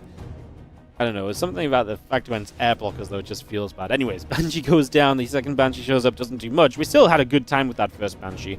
We're not going to complain about its success because it really was, it was successful. It did, it did plenty. Man, I feel like Solar is not close to being in a comfortable position at all. Gonna have the third CC to morph into an orbital, 1-1 and combat shields on the way. I mean, what's Solar close to? Double Evo Chamber building. Baneling Nest building. Lair done. This is the issue. Lair is done, Bane Nest not done, so you can't get Bane speed. There's going to be a fight in this game where ByuN is going to show up with Marines, Medevac, Stim Combat, 1-1 upgrades, and Solar's going to have unupgraded Ling Bane. He's going to have Ling speed. Like, that's going to be his contribution to the fight. Ling speed and slow Banelings. That is not good. You usually need one or the other. You either need upgrades or you need Baneling speed to kind of deal with some of these initial Terran pushes. One or the other is enough to get you through the first 2 medevacs of pressure. Neither is going to be brutal. Sorry, I just missed 6 drones going down as well. That is completely my bad. Was that a Banshee just coming back in? I will rewind that, guys, and double check what those workers were, because I was busy looking up in ByuN's base, so I apologize. If this game is short, because I actually do think Solar's in some trouble right here. We'll check what that was, because that's just going to be another nail in the coffin, another 6 drones when you're trying to get into survival mode. And morph a few Banelings. 4th hatchery going to be the target initially from ByuN. There's even some drones over here, so that's going to be nice pickings, although we don't get the drones. We get 1, we get 2. There's a 3rd over there as well. We pull that off. The Lings pick off 1 trailing Marine. A couple more trailing Marines show up. They're actually going to start fighting. These Queens are just going to be in trouble. You drop a transfusion. Now the Banelings show up, but they're slow, remember, so we can target fire 1, 2, 3. We fight the Zerglings, and like I say, this is just looking disastrous for Solar. He is going to type out GG. Yeah, he just taps out at that. I mean, what more can you really do at that sort of point? 6 drones. There's here. Oh, the Hellions ran by. Sorry, so the Hellions ran back in over here and got 6 more drones. So just 3 Hellions. They just run in. Kind of a random time to just run in off creep. But again, Solar's being very greedy. He only has 8 Lings out. His Queens are not exactly set up to just be defensive just yet. So yeah, you get in, you get a few drones. And that was just a couple of shots and bam, 6 drones, I imagine. Yeah, 2 shots, 6 drones. And that was where those 6 drones went down. This entire state of the game is basically just a case of, the 4th hatchery was going to be in trouble. We're just not prepared. Like, the start was so rough for you. Because you just, you did okay with those Lings, but you can't then take counter damage. Like, you did close to bare minimum. And if you do close to bare minimum and then let Hellions in, it's going to be bad. Like I say, it was really exemplified by the speed and timing of the Baneling speed and the Evo Chambers. And there just wasn't the tools there, which means that ByuN gets a map win, and he's going to step back into this series. It is not going to be a sweep to start off the competition. We love that. The last thing we want is sweeps to happen. We would like to have as many competitive matchups as we possibly can. As we will have, ByuN fighting back a little bit in the fastest game of the day so far, obviously, as well. So, stepping back in a bit more of an aggressive game. But hey, again, it was Solo that initiated it too. Like, Solo was the guy who said, hey, I'm going to make these lings. I'm going to run at you. Let's make this aggressive early. And the sequence of events just so happened to be that was not good for you as Solo defensively in the end. Because, like I say, ByuN's counterattack was fantastic. GG gets called. And we go to a game 4, which is going to be played on Ruby Rock. So we'll be heading into Ruby Rock in just a handful of moments here, guys, we continue our way through the WardiTV Christmas Day Games 2025. Our first matchup, which means if you're just tuning in, you still have a ton of StarCraft 2 to witness coming up.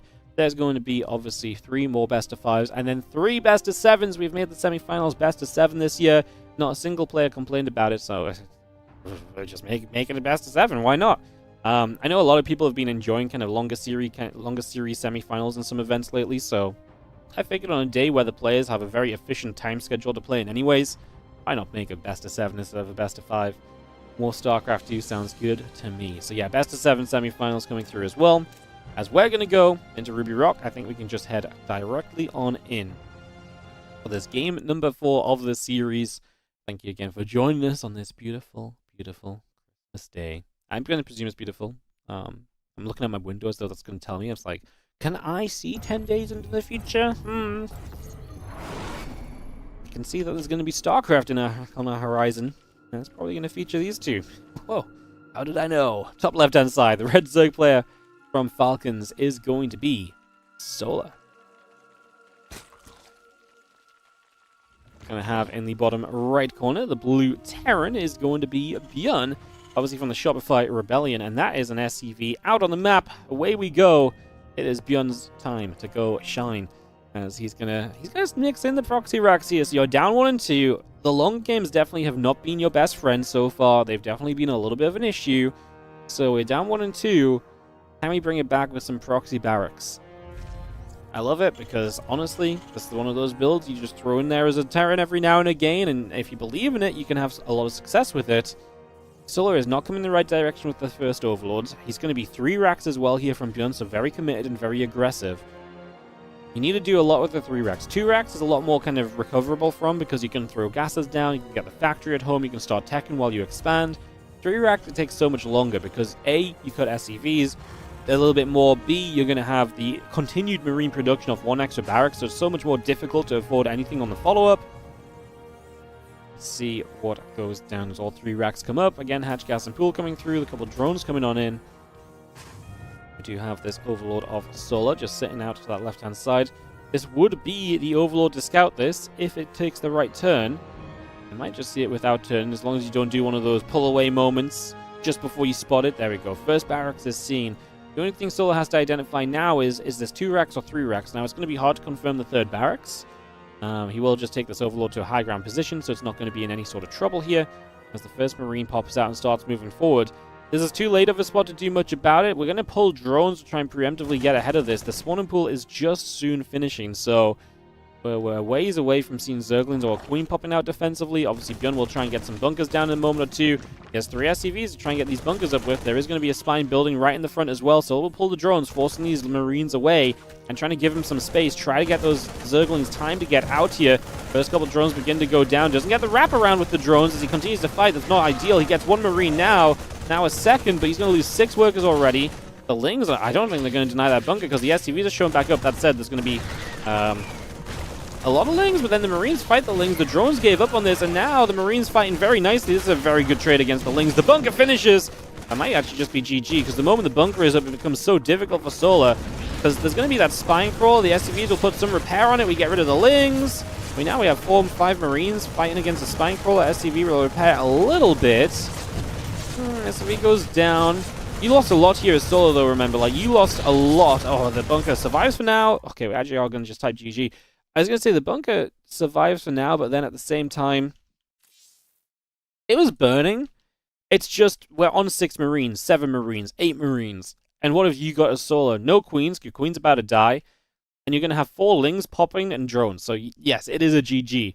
Because your Lings aren't even popping right now. So realistically, 8 Marines just do not die in this... Donut die? They donut die? Okay, they do not die in this scenario. And so ByuN is going to speedrun his way back into this series. It was, what, like 30 minutes, 35 minutes to get to a 2-0 lead for Solar, and it's been 10 minutes for ByuN to equalize it out 2-2. And ByuN threatens to knock Solar out in this first round of the WardiTV Christmas Day games. I mean, they're both threatening to knock each other out right now, obviously, as it goes 2-2, and we will have a moment or so just before a game 5 kicks off, guys. We'll just take a moment, like I say. There will be some ads that have to run throughout the day. I can't change those on my Twitch for a single day, so we'll just have to let them run. So we'll just yap for a little bit. Obviously, don't forget that after this, if you're already enjoying the games, I feel like it only gets better. The second series of the day is Classic versus Clem. You know, when we use, a lot of times we go live and we have, like, as a tournament organizer, I plan out a lot of the series when we have, like, groups and stuff to kind of have, like, a warm-up series. So a lot of the time, like, the first match of the day is, like, a PvP or a ZVZ, because it's the matchup where not a lot of people are here, people are seeing the streamers live, they start rolling in, right? We're using ByuN versus Solo as the warm-up series today. That we could have kept the bracket order, or we could have kept the bracket as it was, but, like, switched the order if we wanted to. But, I mean, I honestly think ByuN Solo is a great warm-up series, because typically TVZ is long. It's fun, it creates long games, that gives people a chance to come in here, and the other matchups are just so freaking good, I don't know if I wanted anyone to miss them. So, yeah, we have ByuN Solo to start us off, to get us hyped up, and then again, after this, bam, we're going into Classic versus Clem. Boom, Hero versus Cure. What's that? MaxPax versus Reynor, and then the winners get to play semifinals and finals. It is one of the best days of StarCraft 2 we have all year long for you guys on the channel. So, thank you so much for joining us so far. Super appreciate you all. We are going to be heading into Game 5 of Solar versus ByuN in just a few moments. Happy Christmas. Let's see who will get a chance at the semi-finals. Both of them have been semi-finalists in this tournament series in years gone by, in the previous 4 editions. But now they have made the finals, and only one of them will get the chance to play for finals later today as well at this point. Very exciting. Alright, I'm just going to give it about 30 seconds or so, like I say. What can we do for 30 seconds? Why don't we crank out the reindeer years? You guys are like, Wardy, what are we doing? Why are we waiting for games? It's because clearly we need to reindeer it up. If this isn't the between game content you guys are looking for, I don't know what is.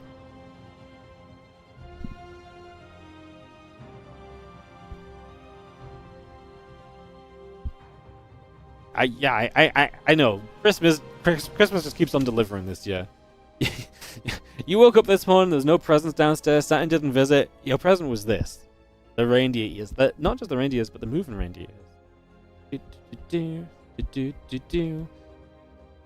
Imagine if you have to watch ads right now and you miss out on this. God, isn't that unfortunate? Yeah. Brilliant. Well, you know what? I think I filled the time beautifully. Let's head into game number 5 of Solar versus ByuN.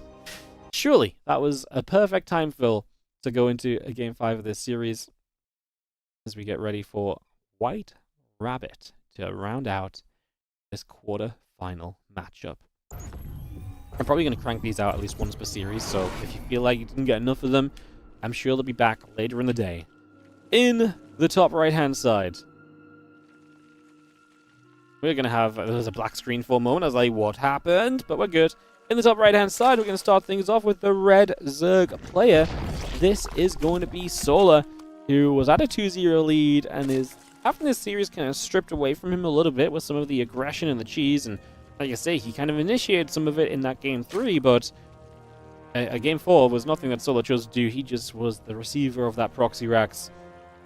And just like that, ByuN is back in this series, fighting a game 5 now on White Rabbit.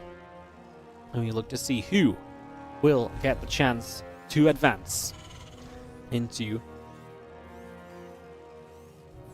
the semifinals.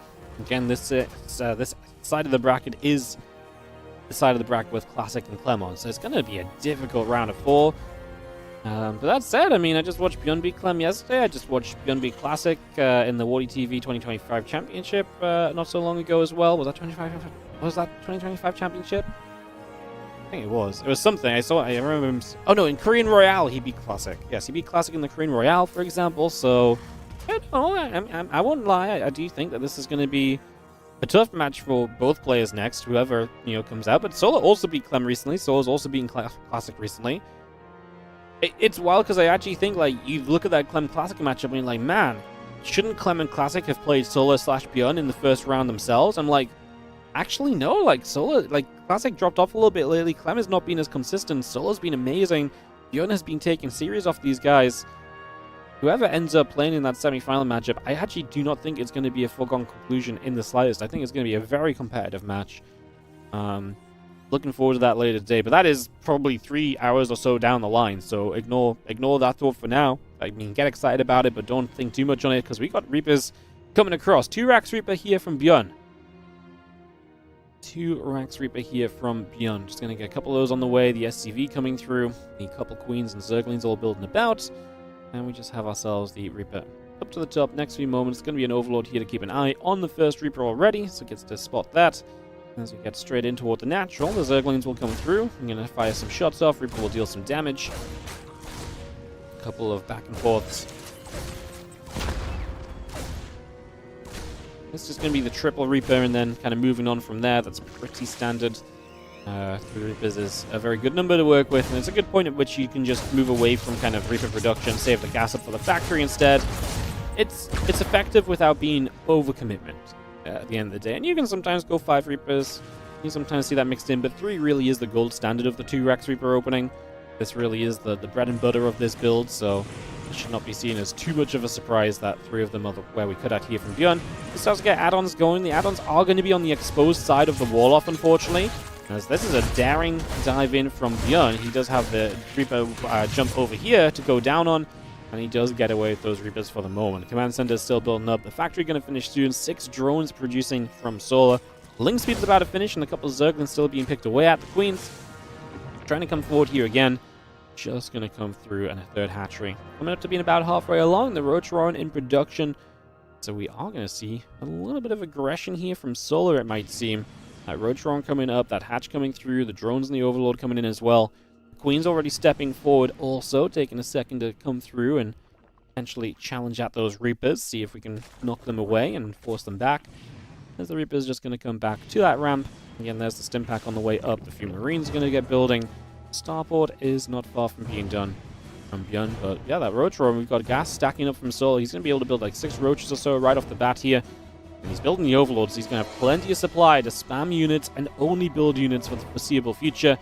Once again, to that unit production, just never look back would be the ideal scenario for him. So it's going to be what he tries for as the Zerglings head down to the bottom. Just going to be seeing the Overlord here. Just going to get found by the lifted barracks, which is a cute little quick move to get an Overlord kill. Bling's going to show up initially. That's going to be fine. ByuN's building a Raven. Do not love that. Obviously, a Banshee would be amazing, help to fight off these Roaches. The Raven, I feel like, does not do much there at all. Uh-oh. ByuN thinks he can be on the map. Well, he can be on the map to here, maybe, but he's got to have a way back to his base quickly, is what it comes down to.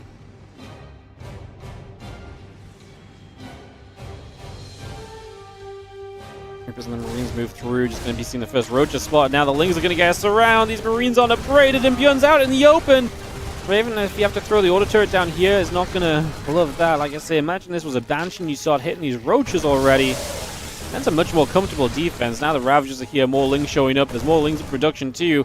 Stimpak's very close to finish. I'm not sure if it will finish. We're going to drop the auto turret. We're going to bring the SCVs, and we're going to decide to commit to this right now. As ByuN just says, I've got to try and fight. A couple more Roach Ravager shots coming through. And you see the Ling's going to be great tanks in the front. The stim finishes, so at least we get stim completed. We are going to drop the stim down. Is it enough DPS? SCV is dropping. It's still not drone production from Solar, so ByuN has not lost so much right now where this is irrecoverable. Just imagine if this was a Banshee, though. Because he would have had a second Banshee now, too. Imagine, he types GG because he is just not going to be able to keep enough units alive. Imagine it was a Banshee.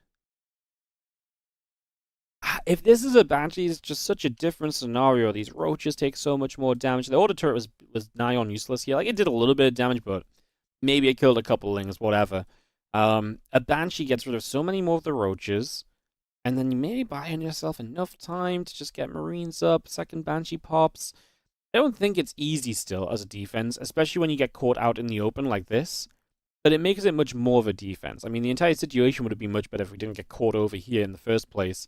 ByuN was just playing with a little bit of fire and not really recognizing what was going on. Like, he was blind to this until it showed up on his front doorstep, so he did not know what was up. It's going to be GG's. Solar takes it 3-2, and he is going to win this matchup out. The final sightings of ByuN in this year's Christmas Day games will be this Ravager Roach Force jumping onto this mineral line, jumping onto those SCVs. How about that? GG's, Solar 3, ByuN 2. That means Solar advances on through to the semi-finals. He will be playing a best of 7 later today, either some ZVP or some ZVT, as he will be taking on either Classic or Clem. And that is what's coming up next for us, my friends. We are going to have Classic, Clem, best of 5 series in the quarterfinals. No messing around. That's just going to be what comes straight up next. So we're going to be getting into that in the next few moments.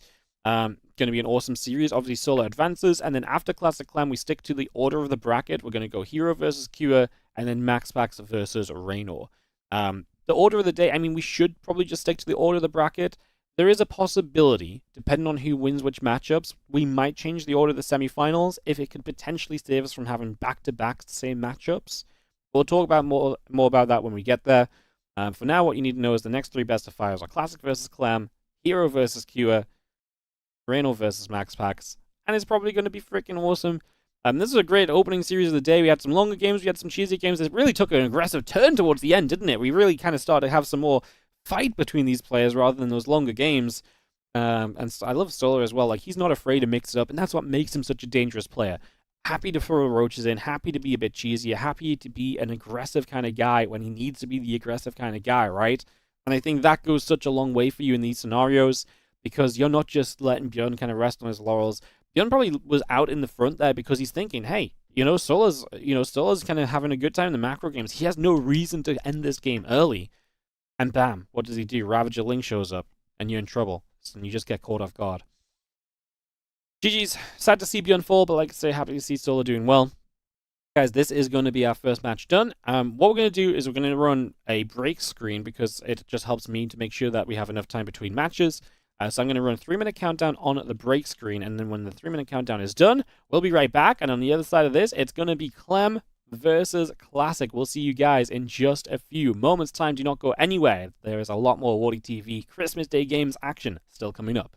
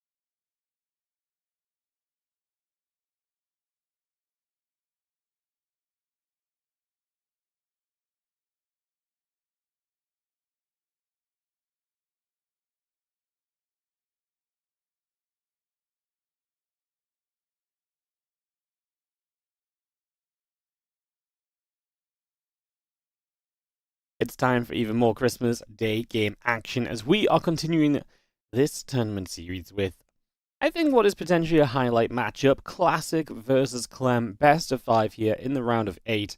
And when we are done with this, we'll have our first semi-final set, because obviously we are currently still in the upper half of the bracket, watching the quarterfinals. The winner of this plays the semi-finals against Solar, who did take out ByuN 3-2 to start off the day. It's time to heat this day up a little bit further with Clem vs Classic, a series which this year especially has absolutely delivered again and again and again. It has been a matchup which has just been non-stop awesome.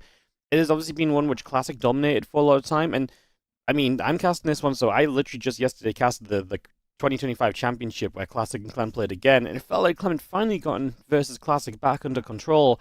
But in the first time they played in 2 months, Classic pulled off the reverse sweep and is able to beat Clem using the Storm to his advantage repeatedly and putting himself into that winning position, which then led to him winning the event. Spoilers, but if you haven't watched it by now, it's been like 4 days, so yeah. It's fresh on my mind, so that series is fresh on my mind. It's going to be interesting to see how these games played out.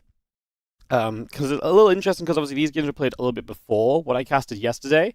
I didn't cast them yet because I was aware that Classic Clem had a good chance of meeting in this kind of in the 2025 championship, so I thought I'd kind of rather cast the series that would happen and not have prior information to how else they'd been playing and so on.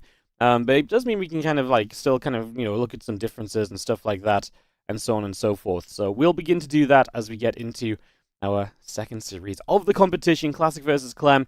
I don't think there's anything else to do other than to dive on in and have a little peek at what Classic versus Clem are going to give us in this best of 5. Away we go. The black screen of doom. Oh, it didn't even last that long today. Fair enough, fair enough. Alrighty, so we have got ourselves the Red Brawlers player. In the top left-hand corner of the map, this is going to be Classic to start us off in our opening game of the series. And he is up against the blue Terran in the bottom right corner here on Ruby Rock. It is Clem. So let's talk a little bit about what happened yesterday and what Clem's been doing in general in this matchup. So Clem has been taking the approach of the later the game goes, the better it is for me.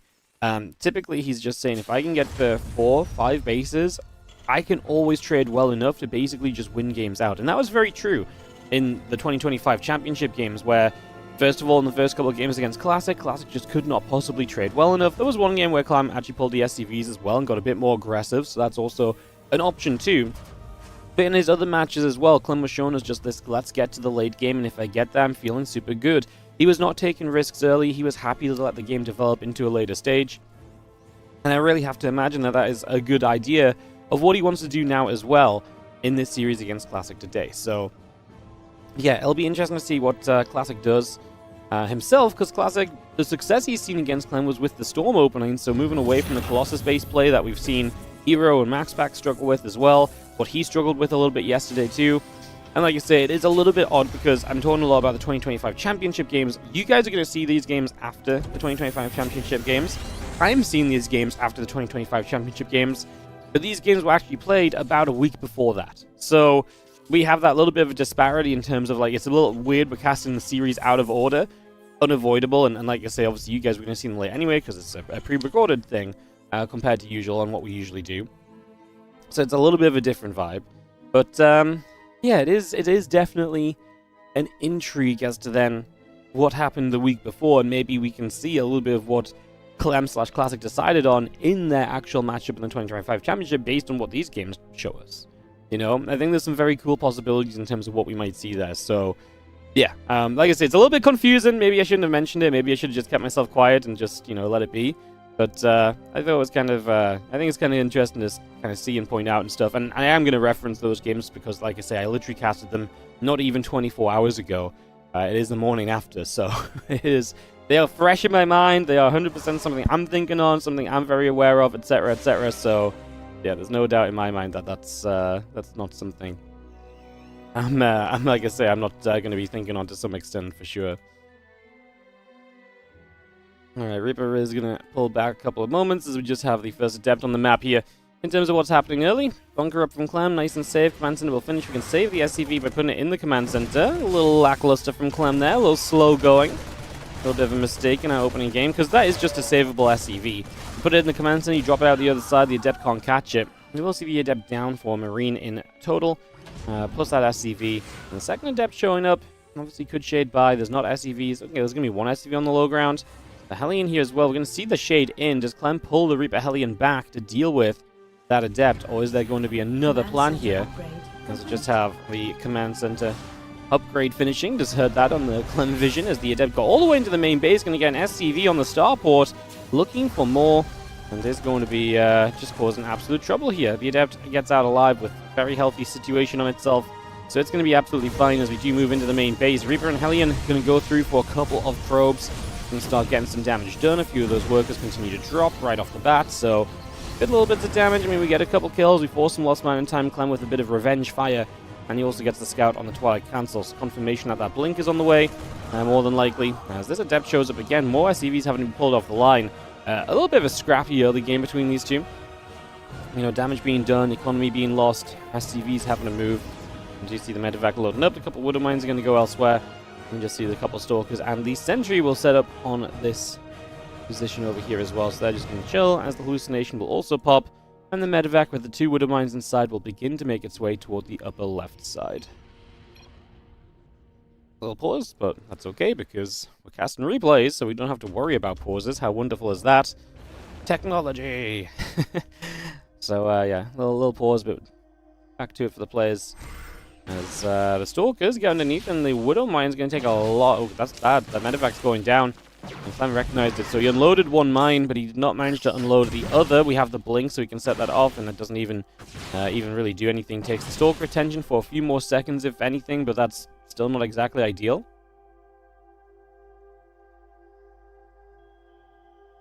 Two extra gates coming into play, the charge coming up, so Classic on his way into another Twilight Council upgrade here currently. Just going to keep that moving for the moment.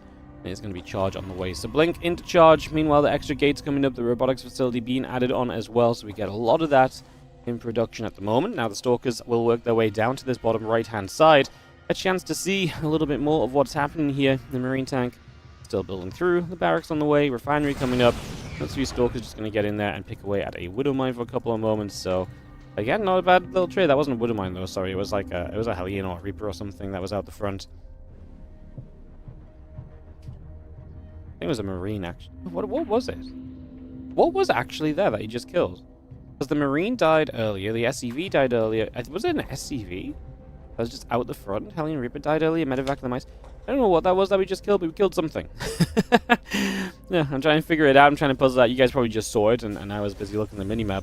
As this Raven was thinking again across the map, does not manage to, decides to stay back over here. Just the 4 Stalkers holding out the front from Classic, who is going into that Robo Bay. So he is going to go into the Colossus.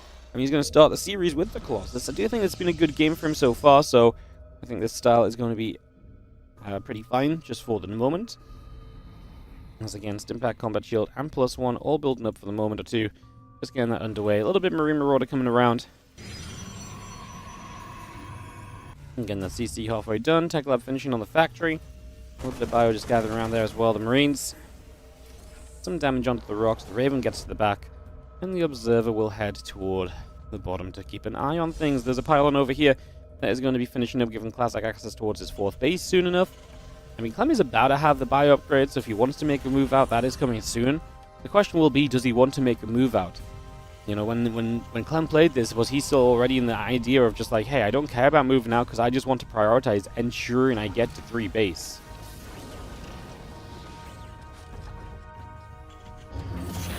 So see the command center will lift off all over to that left side. So yeah, we're going to take the 3rd.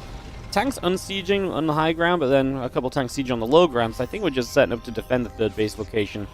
We're going to transfer some SCVs and the +1 attack upgrade finishing from Clem. But like I say, we'll see if he wants to truly move out at all. One of the things we've seen Clem doing a lot actually lately is just the little Marine drops, and this is something which is not being really done by Terrans lately because the pros typically get to this kind of point and start standing on the map, and if you don't have enough units here, you kind of die as the Terran. So it's been very difficult for Terrans a lot of the time to find the chance to send, you know, a drop of Marines on the map and feel kind of like you don't have much opportunity if you do that. But what we saw a lot from Clem over the last few days has definitely been that idea of like, hey, actually I can do this, and a lot of the time the pros just don't presume I'm going to because everyone just assumes you don't drop at this phase of the game anymore. And so he found a lot of empty mineral lines defensively and was able to get a lot of probe damage done with that. And you see the Prism loading up. 4 Zealots will make their way toward the bottom right side of the map. Again, 2 Medivacs, Marine Marauder, Siege Tank, all building up. A couple of Zealots on that bottom side just hanging out there as well. 5th Nexus into the bottom left already because Classic is going to expand and keep on expanding. He wants to just make sure that this game develops into a better and better and better state for him. So he's going to try and do exactly that in the near future.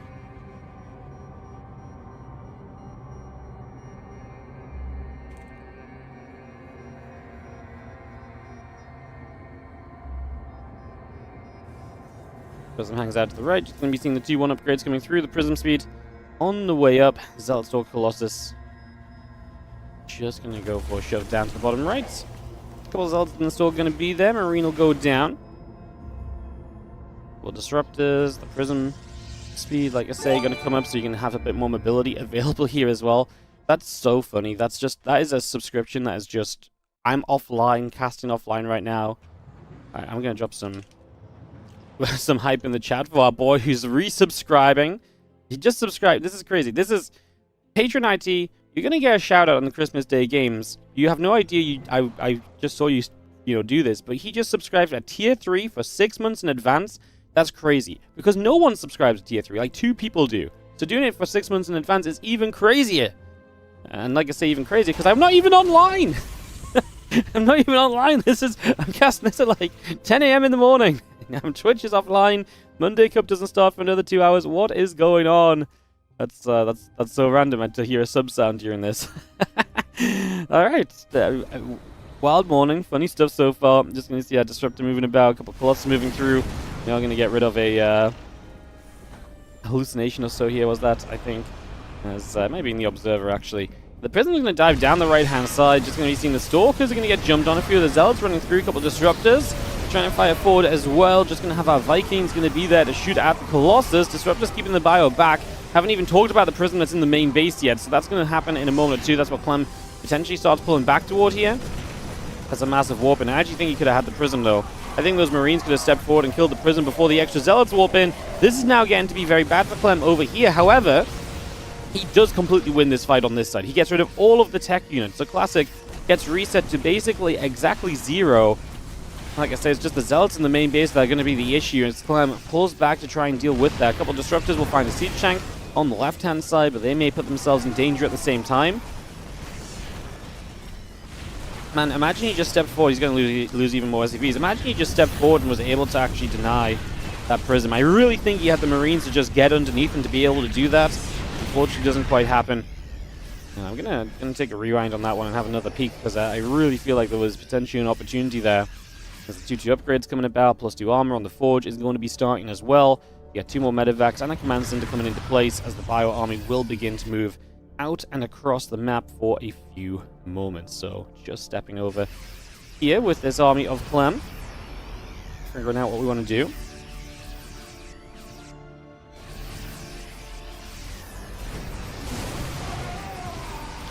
Zealot's going to take shots. Obviously, we're very Disruptor heavy now as Classic, which means you can kind of keep this Terran army at bay, but actually getting a connection on this Terran army is fairly unlikely still, because obviously Clem has pretty good micro potential.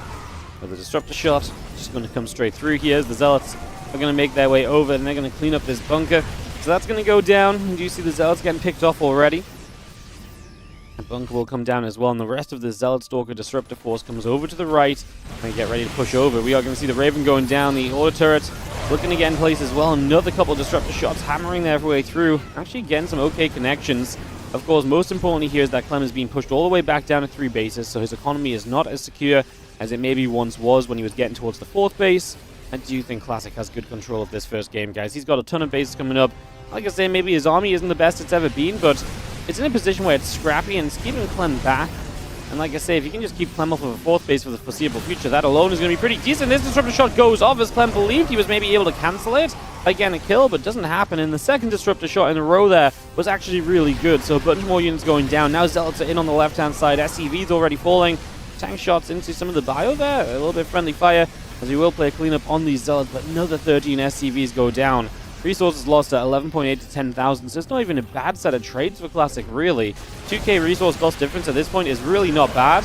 And of course, he's absolutely rich to be able to move through from this as well. He's going to send another disruptor shot in, just use that to finish off the siege tank, threaten the marauders again.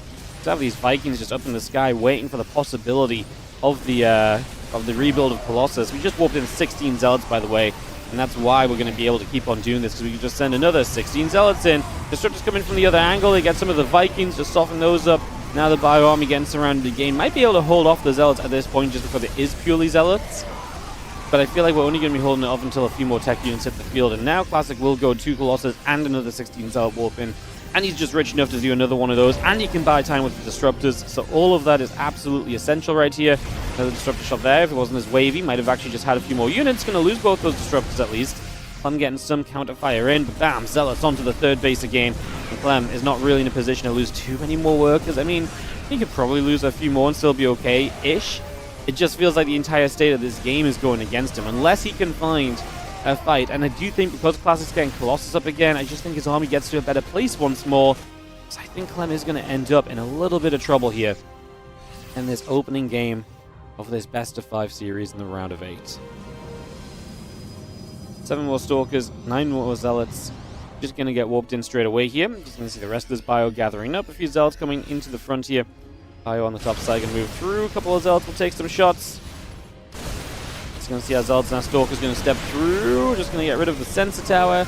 Just going to be seeing the Disruptor still continue to fire. Actually going to turn up toward a bunch of these Bio units. So a lot of that going down as well. Going to see the Prism there. Going to get shot down by the missile turret as well. Everything else still pushing forward. Clem, his last few units are going to be in trouble. Like I say, there's nothing answering Colossus at this point. Although honestly, there was just nothing answering the sheer amount of units that Classic threw at him. In the end, it's like 3.5k resources lost behind. That's really not bad for the way in which TVPs have been going lately. Like 3,500 resources lost is very, very manageable. It really is not a bad number, all said and done. So GG's, and we're going to be heading into a game 2 here in a couple of moments. So we'll get that up and running.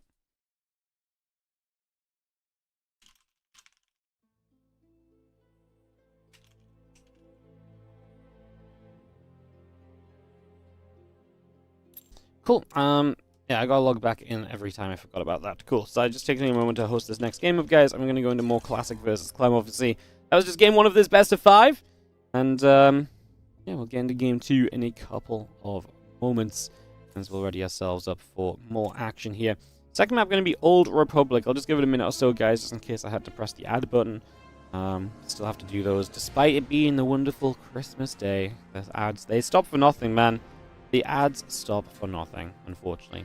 But hey, they do help pay for the event, so if you're stuck watching ads at some point in the day, at least know that's helping to make the StarCraft happen. So there is a positive at the end of it all. Hurrah. Hurrah and hooray. So yeah, there is a silver lining to it all. And you get to sit and watch, watch me, my Christmas jumper. Okay, look, I guess we can bring the ad antlers back. When ads are playing and we gotta buy some time, we just do a little reindeer dance. Do do do do do do do do do do do do do. Yeah, honestly, at this point, I'm pretty sure people probably want more ads if they get to see the antlers again. I'm imagining the subscriptions are coming in droves as people subscribe to not miss the antler section of the stream. Wardy, the flippity floppity antler reindeer. My new tagline. Gonna get it edited. I identify as a reindeer with floppy antlers. Alright, we're going to get into game number 2 on Old Republic here in just a couple of seconds, guys. It is going to be Clem and Classic continuing this series. It is going to be obviously best of 5. Best of 7 in the semifinals. Winner of this will advance on through to play Solar in that semifinals. That could be a whole lot of fun, as we have Old Republic finishing. And let's get into this. In the top right-hand corner, we're going to be up a game with our red Protoss player. This is Classic. Taking on in the bottom left, the blue Terran, representing Team Liquid, of course. This is Clem.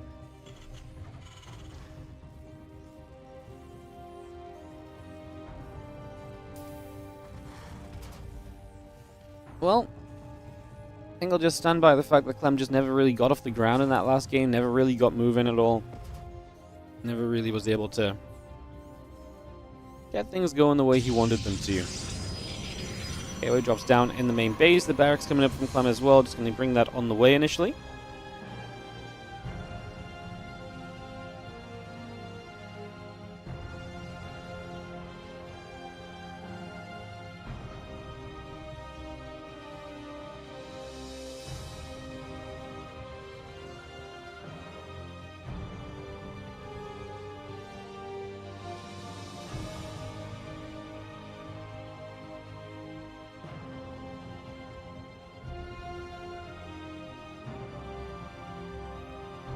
After just heading down the bottom, gateway coming up, and barracks on the way as well. Let's see what Old Republic develops into here as we get this set and rolling. Barracks is about to finish. SCV will complete that.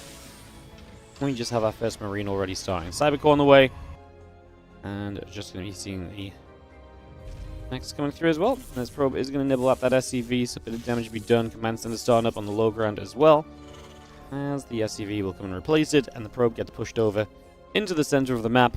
Again, Cybercore already halfway through. DC building by. Factory on the way.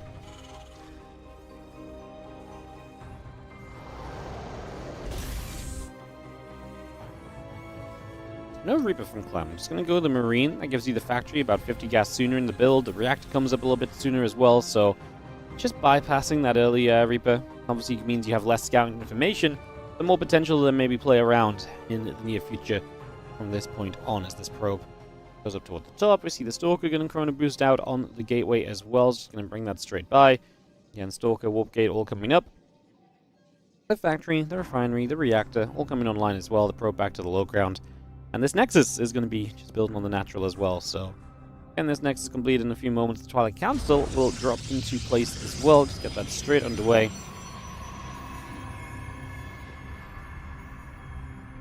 Yeah, Stalker and Warp Gate both continuing through. Twilight Council Nexus. Probe on the way by. The Command Center coming up and finishing. The Barracks and the Tech Lab all coming online also. Got a couple more of those Marines and that Cyclone still continue to build. Let's have the Stalker coming out. So with the Cyclones and the Marines, and we'll have a little bit more of an aggressive setup, but he doesn't have the Starport on the way. He's going to go second Barracks. So he's going to be very biocentric in the early stages. Really looking for a chance to potentially get a whole bunch done.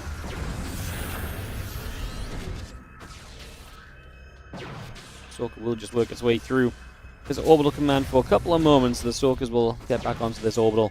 A bit more damage being dealt. And the SCV coming up as well. Blink on the way through. Warp Gate coming up.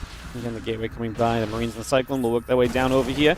It's going to get a lock on to the Stalker initially. And the Stalker does go down. Now the Stalker going to be chased a little bit further. Getting shoved out of here for the moment. Getting pushed away. The Cyclone really does want to get a second kill, which would be nice. Second Stalker showing up. Is that too much? It is. I mean, the Cyclone does a great job of trying. Clem really pushing it to its limits. But in the end, it is going to be too much. And the Cyclone and the Marines have to fall back down to the bottom side and just reposition themselves from here. Blink on the way through. The robot facility, as mentioned, building. Two more Stalkers going to warp in. The Stalker off to that left-hand side going to come join up with everything else as well.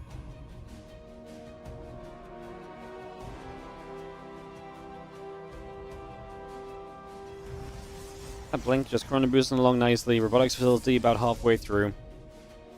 Yeah, tanking a few more Marines coming up. There is a little Nexus coming down here for the Classic, so put that Classic Nexus down. The Robotics facility going to be done very shortly.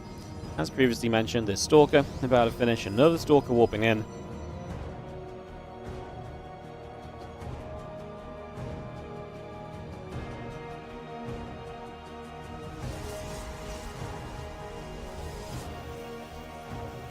Those SCVs going through, we are going to have the Barracks. Still getting a couple of Marines coming about. Just going to be seeing the Army Classic in the center and moving across a little bit. Marine tank going to gather up here as well. And we are going to begin to make a move forward. See the little bit of a blink back for the moment. Getting out of there. One Marine taking damage. Stalker's going to get another one and another one. I mean, Stalker's finding some good value here as Clem obviously really trying to push up at the top. He has a lot of Marines because of the fact of the way that this opened. The Cyclone going to claim another victim. Man, when a Cyclone gets used well, it is so good. He can just get so much value. Obviously now the tanks do siege, and we do have Clem with one medevac showing up as well. He's going to pressure onto the natural here. Can the Stalkers break out of this? And Immortal pops out, pop the barrier on that quickly. One of the tanks not siege currently as we blink through. Going to lose a lot of the Stalkers because, like I say, the Marine count is pretty good, and the Marine count actually good enough to actually keep pressing through after this. Another Stalker even going down. We're going to pull probes. I actually don't know if that's necessary. I think the Immortal plus the couple of Stalker weapons will be enough. So a few probes maybe go down unnecessarily, as Clem will end up pulling away from this ramp, get back toward the siege tank there. A few Stalkers begin to go after the Marines. The Immortal going to be there to join in as well, and this tank will unsiege once more. Stimpak building from Clem over on the other side of the map. So straight onto his bio play. Obviously did get that star put up in the end, although it's still an add-on, so that's something we're going to have to fix up at some point soon as that charge continues into play. A couple of the Stalkers pop out, and they're going to all rally down towards this bottom left-hand side, where there is a tank looking to hopefully catch a few shots on Stalkers if they step too far in. It's always rough for you as a Protoss, because when you're losing these Stalkers early, A, it's inefficient, and B, you kind of want the Stalkers. They have such a role to play, so you're going to have to replenish Stalkers instead of being able to build Zealots. That's going to eat into your gas count, that's going to delay your techs. There's a lot of knock-on effects from a trade like this that really go against you, unfortunately. It's classic. Those tanks will settle down, the Marines will join up. Stimpak Combat Shield and the +1 on the way here, and the Stalkers still work down to the bottom side of the map. 5 Stalkers ready to potentially attack through.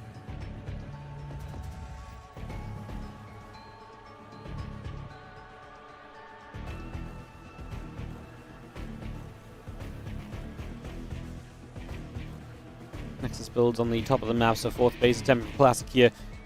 Only 5 Stalkers, there's no way you can get away with the blink up right now. And Clem is getting very close to the upgrades on the ByuNs that are going to obviously improve them and give them a much better shot at kind of moving forward here. Those ByuNs so far just helping to push the Stalkers back. A couple more hits, Stalkers are going to keep on running. Pulling back around again as the ByuN tanks coming back through, coming back over. Again, +1 attack and extended thermal land still coming around as our Marines will stem forward. A couple of those Stalkers dropping very quickly. Tanks are going to step forward a little bit further as well as we continue to go back and forth. Tanks still taking some damage. We continue to trade out for a little while. Again, +1 thermal lands all coming in. The Colossus, the gateway is coming up as well.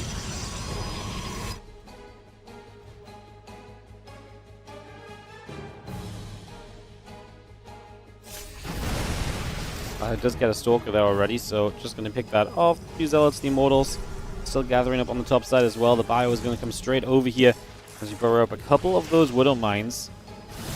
Sentry going to come through. The Zealots going to charge on forward, so they're just going to commit straight into this. The Colossus going to be here. Both the tanks going down very quickly.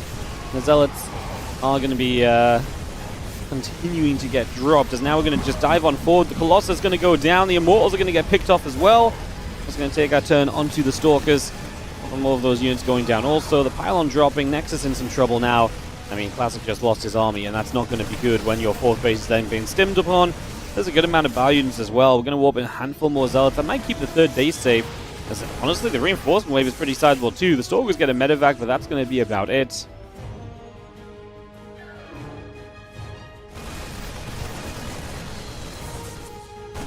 See the pylon goes down. Now the rest of this Bioforce is going to come pressing through once again. It's going to be seeing a couple of Zealots walking forward. They're going to take some damage. The Bio units load back up and pull back over the left side.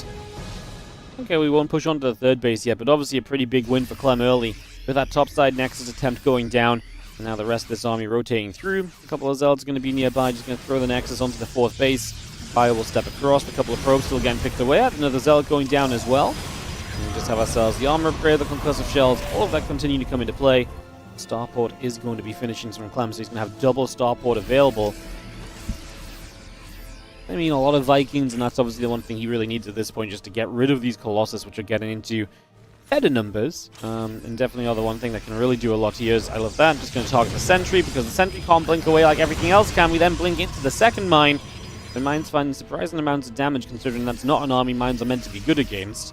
You know, mines are meant to hit the Zealots and so on, but Stalkers and Sentries, not so much, so good opportunity for Clem, actually doing very well for himself there. As you do see, those 2 medevacs are going to load up, boost up to the top side. We do have the Ghost Academy halfway done with additional Vikings on the way. Like I say, he is going to be on all of the tech that he needs here very, very soon. I'm getting into a very solid position as this Stalker is just going to finish off the Widow Mine. So that will go down also. And like I say, those 2 medevacs are going to work their way right up the top. through the top side and then figure out where they want to unload in the near future. Gonna take a turn across as well. What are we gonna do? Looking to maybe stem in. A couple of zealots beginning to go down already. A couple of zealots being cleaned out so far. The medevac is just going to sit tight on the top as the stalkers are going to zone both locations and just make sure the medevac has no option of where to go.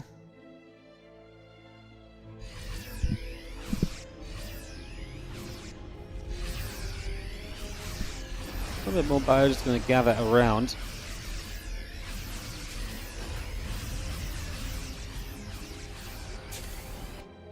Again, medevacs will come down the left, just going to relocate, just going to see the rest of the bio gathering as well.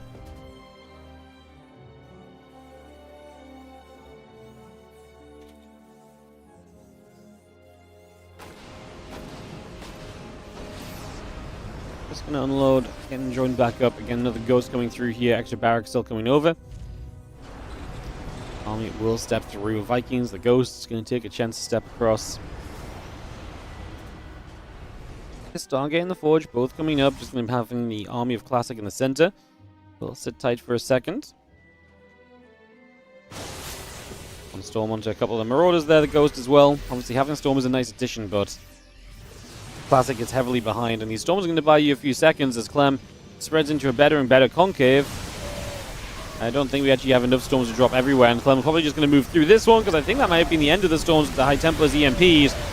Now EMP the Colossus too. The Vikings are going to make pretty short work of them. No defense against the Vikings. So there's not like we've got Stalkers that are picking them off or anything, and that's going to be GG. That is going to be Clem taking game number 2 of this best of 5. And so we are tied up, and we are going to have this best of 5 at the very least going to 4 games, which is very exciting. So, yeah, very exciting stuff. Obviously, we've got 5 games in first match of the day.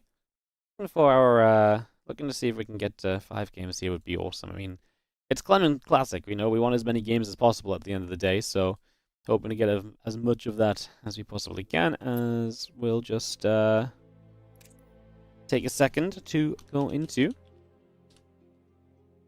a game 3 here, guys. Like I said, just got to log back in, give it a moment or two just between the games, just in case ads are playing and stuff, just to make sure. I don't know what's going to happen on the day. I'm not psychic, but if I had to guess, we'll have to run ads through some of these.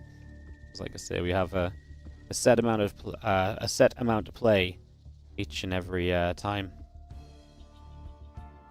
All right. Cool. Double checking. Everything's looking okay. Been fine. Love that. Alright. It's going to be White Rabbit as our next map. Obviously, Clem getting in here and really doing a lot early in this game and really deciding early.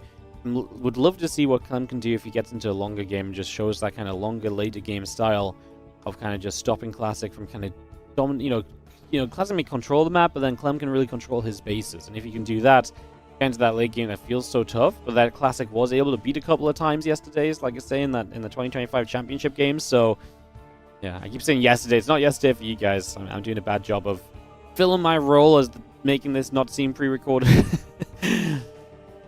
I don't know why. I mean, I'm making it difficult for myself today. Apparently, I'm not being as easy as usual. Usually, I'm really good at this. I just, we just cast along. I'm like, hey, say hey in the chat if you're having a good time.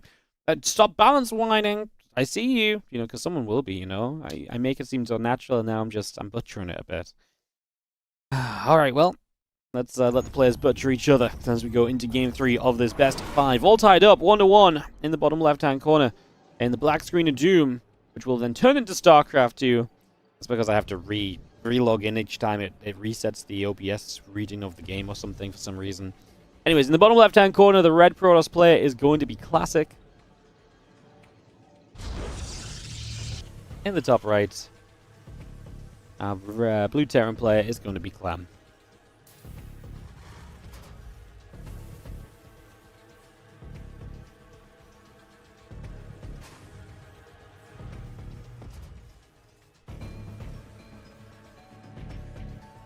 Game 3 in the WardiTV Christmas Day Games 2025. Very exciting. Hope you're all having a wonderful day so far and enjoying chilling with us if that is how you're choosing to spend it, or if you're just popping in for a little while.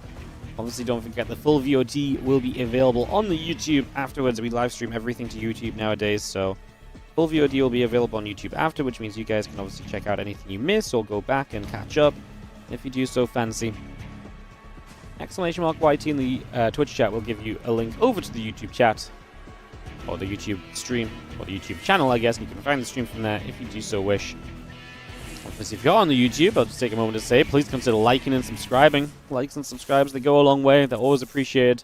They help us out a whole bunch as well, so it just helps the stream be found, helps more people watch the StarCraft, and if that ain't a good thing, then I don't know what else is. SAV and the Proby going to play a couple of nibbles against each other, so we go back and forth here for a couple of moments, getting some damage done. Just going to continue to put some work out as the probe takes a few more shots. Command center coming down, the orbital building through. Got that on the way for the moment.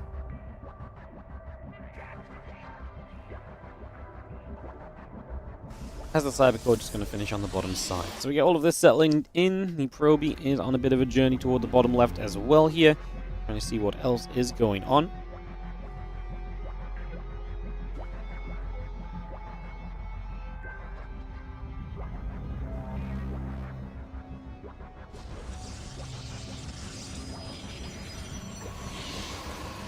Twilight Council will build on the main base, and the Adept will move out onto the map. So, pretty standard stuff here from Classic. Clem did go Reaper this game, but it is currently back at home. He has not yet scouted across the map. He's just checking there's no nearby proxy shenanigans that are going to cause him misery and trouble in the early stages. Would like to ensure a little bit of a later stage of the game if he can do so. So that seems to be his plan for the moment. As the Reaper are going to hit that Adept, going to go back and forth. Twilight Council still coming up on the side of Classic. A couple of probes on the way as well.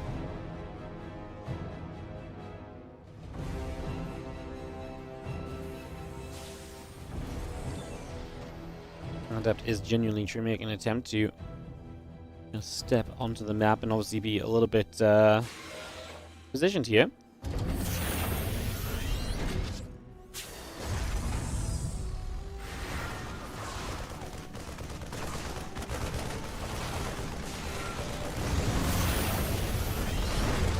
You see that Marine's going to fight. The Adept is going to be taking some more damage. Just going to go down.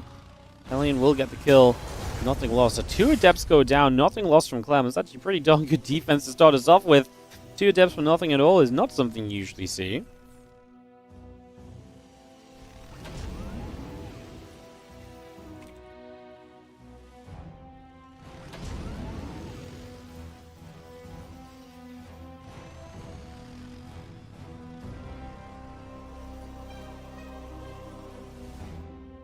Into the center of the map, the blink coming through. Just gonna have ourselves the medevac heli and the Marines coming up, the gateway coming by. We do have ourselves the blink still coming up for a couple moments. The Hellions will settle back down into the center. Again, the SCVs coming into position, and just gonna have ourselves the army heading to the bottom left here. So Clem moving down to the bottom left side for the moment.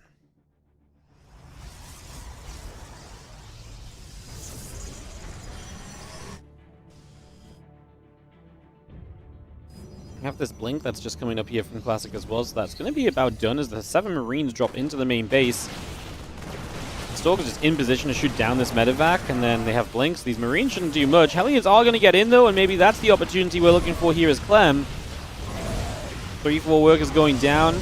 Going to find 5. That's going to be it then. 5 workers is okay, like we're never going to complain about killing 5 workers, but it was a very expensive 5 workers. This was 5 workers for the cost of the medevac, all those Marines, all of the Hellions. Like, that was all of your units basically early on. You can see Clem gave up almost 1,000 resources to kill 5 probes, and obviously the 2 Adepts from earlier already. He hadn't lost anything before this, so that was everything he lost for 5 probes. Absolutely not worthwhile. Obviously, he was hoping for a little bit more, probably hoping for the full unload. The medevac not going down as quickly, try and do a little bit more there. A bit more of a distraction in the main base, lasting longer, would have given him, more chance for the Hellions to do damage on the low ground. Stalker's going to blink for the siege tank here. Clem going to lose it. However, the blink in with the SCVs pulled is actually surprisingly bad for Classic. He's losing a lot of these Stalkers in the end. Don't get me wrong, we're very low on Marine count, but I actually think we're going to be okay here as Clem overall. A couple of those Stalkers are super low, can't really come back in. Clem not going to siege the tank, but overall I actually think that was better for Clem than it seemed like it was going to be, because I think Classic was right to blink in. It looked like an opportunity. It looked like there was 100% going to be a chance to get some work done, and it just didn't deliver at that point, and unfortunately falls short of the mark. Stimpack and combat +1 attack coming through. Medevac, Marine, Marauder coming on. Using a few SCVs on the way as the Stalkers here from Classic want to try and figure out what they want to do as well.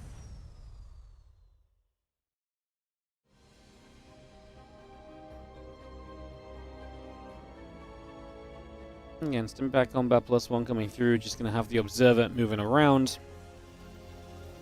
Still got the Temple Archives coming up as well. Add the Gateways on, add the Charge, +1. So a lot of that coming through for the moment.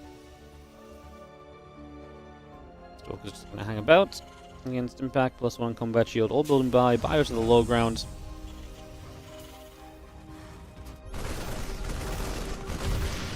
Get rid of the Observer. So Observer goes down. We see the couple of Marines having to step back the other way. Stalker still gathering in. Again, Stim coming through, +1 Combat Shield. Still coming up as well. Marine Marauder tank on its way. Reactor coming through. Another Barracks dropping down. And if that goes to the other side with these 4 Marauders inside.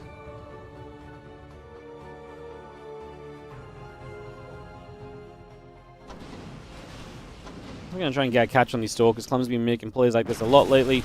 It's just the one Stalker, but it's still going to be enough to catch it, so it's going to be a nice grab. It's a cute play. It would have been even better if it's like 5 or 6 Stalkers out there, right? Because then you get at least a good few of them, and you just get a little bit more value from that play, but I think Clem's been doing this so much recently, I wouldn't be surprised if a lot of the pros were kind of prepared against it. Because it has become just kind of almost a part of his build order, the part where you drop the units out to kind of catch the Stalkers and so. Tanks will be sieging. The Bio gathers. Medevac's going to be there. A couple of the SCVs getting healed up as well. Again, concussive shells coming through. The storm is about to complete on the side of Classic as well.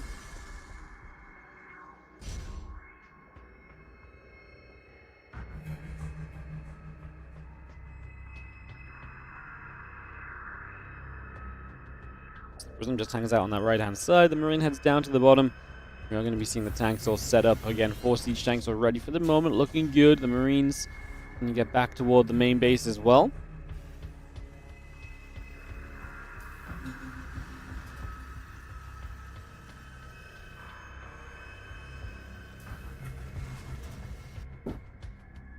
Pushing out here. High Templars around the right side. The Fusels get up top. They're going to pick off a Marine as well. Just seeing. Nice army coming straight over to the right for the moment. Prism looking to get into the main base. The Marines will get there. Azel gets picked away. I'm just going to push that Prism away for now.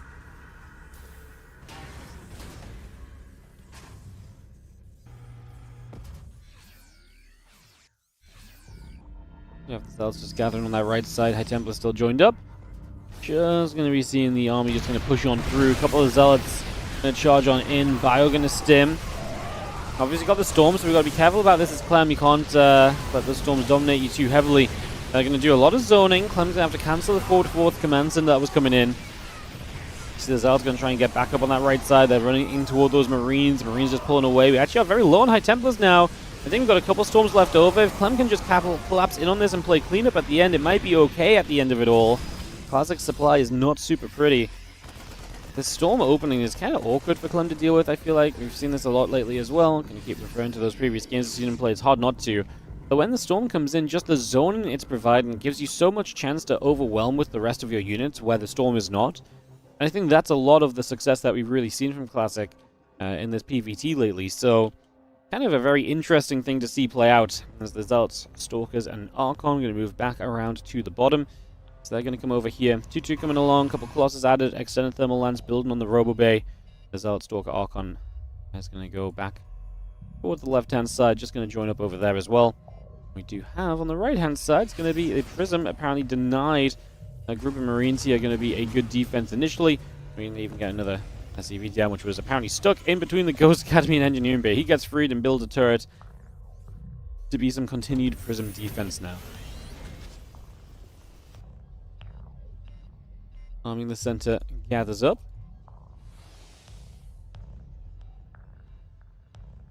Again, got ourselves the 2-2 upgrades all on the way through, so that's going to be a factor. That thermal lance coming by, the 2 Colossus and the extra gateways building online as well. As Classic falls back over towards the right side. just taking this 5th base in the center of the map. So we're going to try and hold this position on top of everything else right here. Once again, the 2-2 coming through. The Ghost Academy building, starport on the way. The tech lab, the missile turret and the reactor coming up as well. You have the rest of this army from Classic holding up and figuring out what it would like to do itself. As we pull back around on the right side, just reposition for a couple of moments. Classic with the attempt to push into this 4th base. Seems like the plan, so if you get into this 4th base, it would be nice. I mean, there's a forward cancel you can cancel here, that 5th. We do can kill off the obs just now as Clem. It's a very choked up area, so again, storms here and here really do zone out one of the main attack ways in for the Terran. Same here, kind of if they're coming through the mineral lines. There's a lot of zoning you can do. Classic's not convinced to stick around on that position just yet. Is going back home. He's about to finish 2-2, so he's going to be a full set of upgrades ahead. I actually think it would be amazing if he took a fight right now. Like, this feels like the real moment in which he can probably really succeed. Once the Colossus pulled back over, the Zealots are going to swing their way through the set of rocks here. Another Colossus coming over to help deal with this as well, and we will see those rocks dropping down already, so the rocks will fall. On the top side, a little bit of the Bio Viking Ghost going to gather up as well. We see the rest of the army settling down and moving around. The Archons continuing to play, +3 attack upgrade, that Prism speed all coming over. Just going to see a few more Stalkers getting warped in. The extra gates coming online.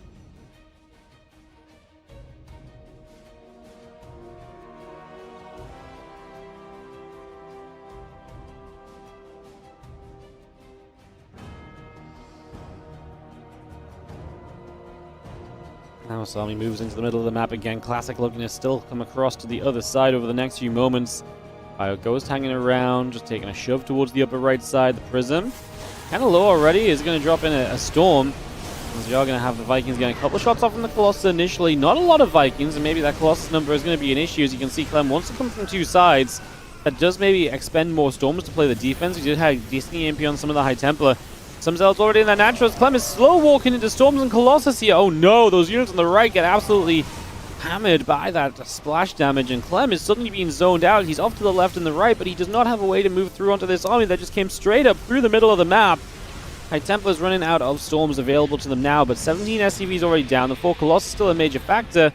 We do have a good amount of Archons and Stalkers that can protect against the Vikings to keep the Colossus very safe in this situation. And like I say, Clem is still split apart, so he doesn't really have a consolidated effort of how he's going to really defend this.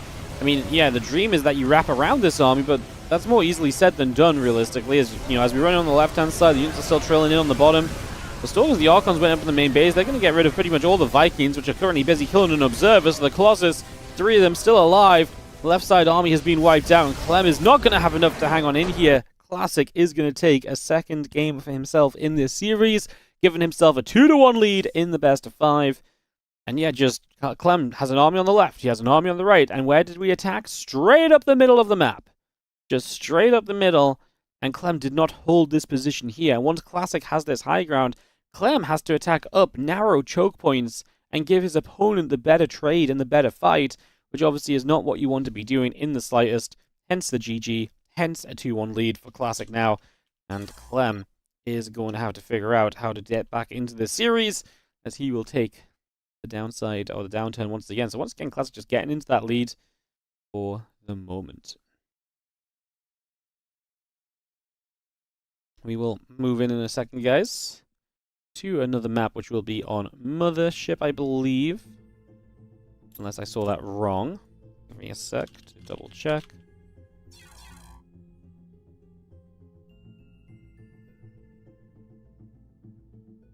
Let's have a peek. It is. It's Mothership up next. So Mothership coming in for a map 4 in the next few moments here on the WardiTV Christmas Day Games 2025. Again, hope everyone is having a wonderful day, having a good time. Thank you so much for joining us and enjoying some games with us all. I appreciate you guys being here and hanging out, and like I say, hopefully enjoying a whole bunch of action. Obviously, after this, we still have some great games to come in the round of 8 even. Hero versus Cure, then MaxPax versus Reynor, before we go into the semifinals and then the grand finals. Very, very exciting. Very, very exciting indeed. Alrighty, we are going to get moving in a couple of moments, guys. We'll get things on the way and look to kick things off with our game number 4 here of Classic versus Clem. And again, after this, we will know what our first semi-final will be looking like, as the winner of this will play against Solar in either PvZ, Classic versus Solar, could be actually a really cool match. We'll have a lot to talk about there in terms of what we've seen recently between them. Or if Clem comes back in this series, Clem versus Solar should also be awesome because Solar's absolutely brought it to Clem the last few times that they have played. So that seems like also a big possibility, something that can come through. Alrighty, we're going to go into Mothership for this map 4, and let's see whether Clem or Classic will find our 4th game of the series. Like I say, can we get to 2-2, or will Classic just shut us down and only give us 4 games of this TVP? That would be a little sad, but sometimes it be like that.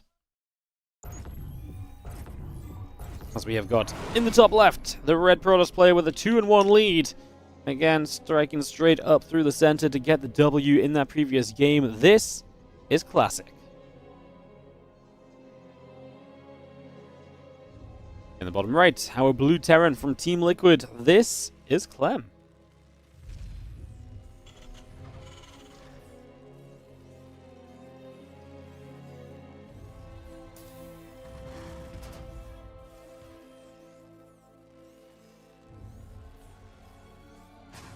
Mothership 3-player map. Big map typically plays into longer games. I say that every time I load into Mothership. It's almost getting boring. As you have the barracks coming down onto the high ground. The gateway is still coming up.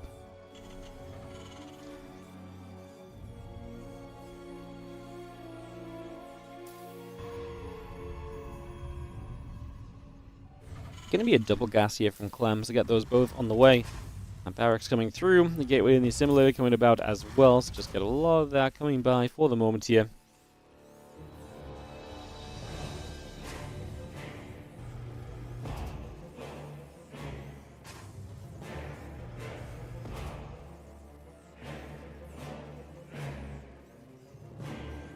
Have ourselves the gate coming about, that barracks coming through, SCV and the Nexus coming around also, that Nexus on the natural.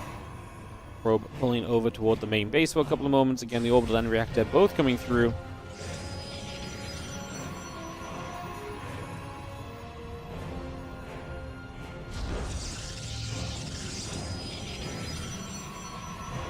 See, the Cybernetics core will build, and yeah, Probe is going to get back down to the low ground to build an island as well. Nothing too crazy. No one scouting just yet either on this 3-player map. Everyone's staying in the dark. Who needs to know where your opponent spawns, you know? That's the current logic we got going on here. Do you see that reactor about to finish on the barracks? And 2 Reapers will be starting up, so we get 2 Reapers on the way immediately.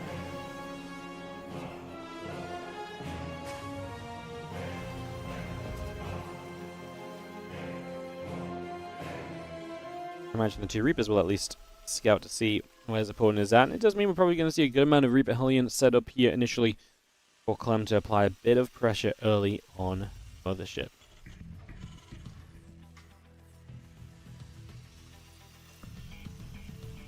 So yeah, Hellion still coming through, Warp Gate coming up to see the Chrono Boost on the Nexus. The Twilight Council will be starting as well from Classic, get that on the way. And the Reaper of Clem will begin to move. Out across over to the left-hand side. Just going to go pushing toward the natural expansion in the next few moments, so we'll get that set up as the Reaper hops to the high ground. Just going to be seeing a couple of these probes are going to get jumped on. I mean, one of these goes down, no doubt, so if it does succeed, we pull back down away from this position.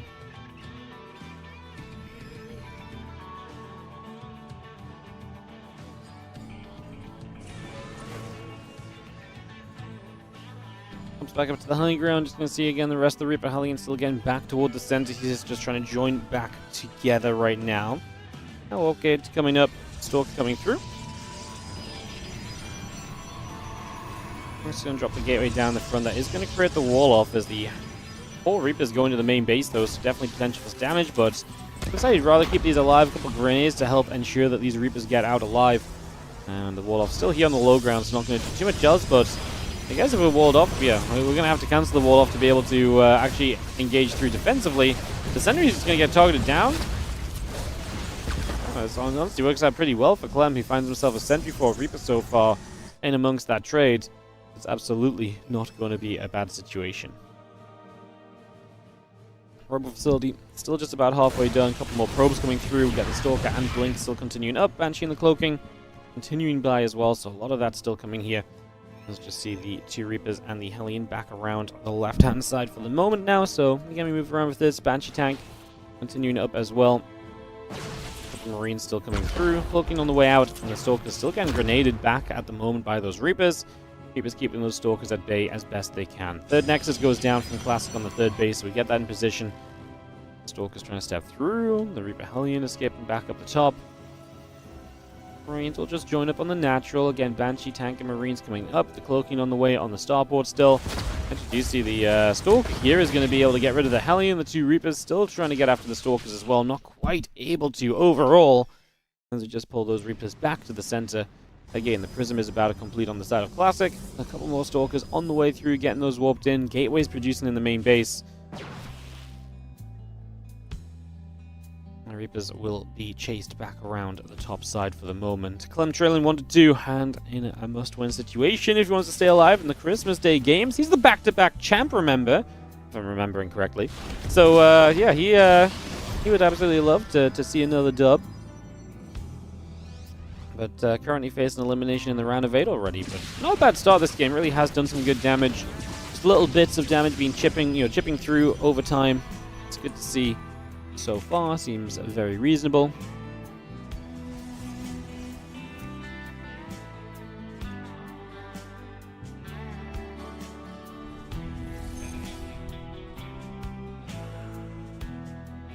I'm just looking up the past Christmas Day games because I can't not figure out what was in the past. So yeah, Clem beat Dark last year, and he won the year before that as well.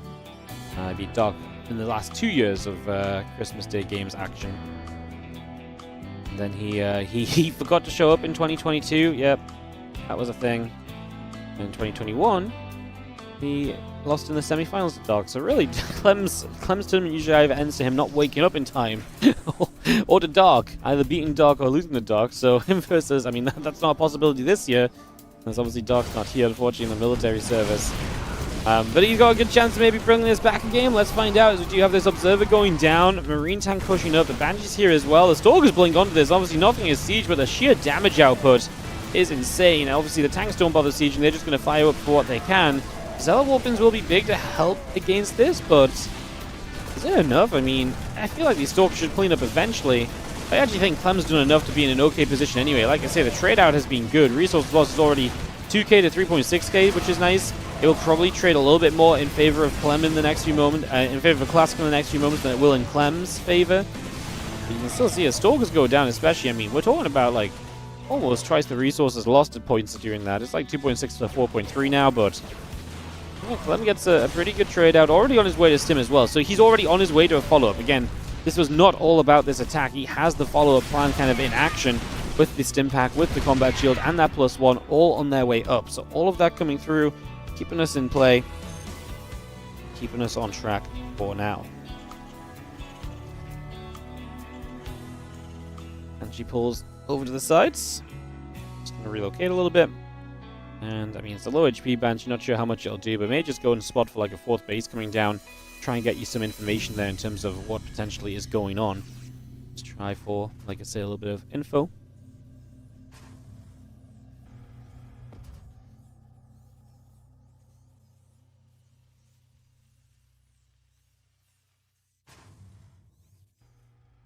More barracks build on the natural of Clem, so we get that on the way up.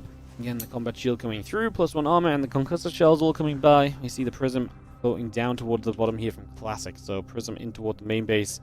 In the next few moments, going to be a factor, no doubt.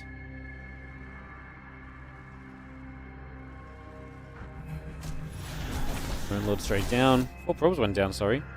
Well, I guess let's focus on these Zealots right here as we see a few SCVs dropping. Is that just the Banshee? I think the Banshee got 4 more workers than died, so it's really not bad. Medevac should be able to evacuate that tank. Classic realizes it's going to happen, so he was already backing away with his Zealots, so he doesn't even try and do too much else himself there.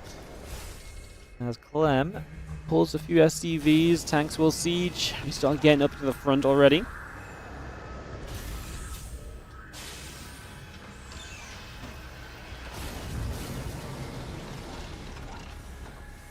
Couple tank siege in front of that third base. The rest of these units all spread out nicely. Fourth base will come down as well. Get that Nexus up. Again, next to the thermal lance and the +1 attack. Both continue into play for the moment. Plus pops out the Robo. +1 comes in on the Forge. A little bit of Zealot Stalker just gathers back on that left-hand side. We are going to be seeing the Zealots here. They get jumped on by these Marauders. The SCVs pull in and the siege tank will be repaired, so we bring that back up.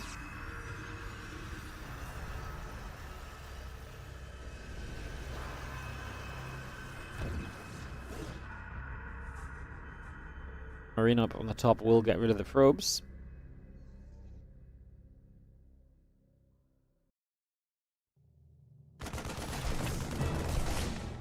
Zealot diving through. Marine takes some damage. Now the rest of the Bio army going to come back over to the left-hand side and again have another little push just to see if there's anything in particular we might be able to get done here.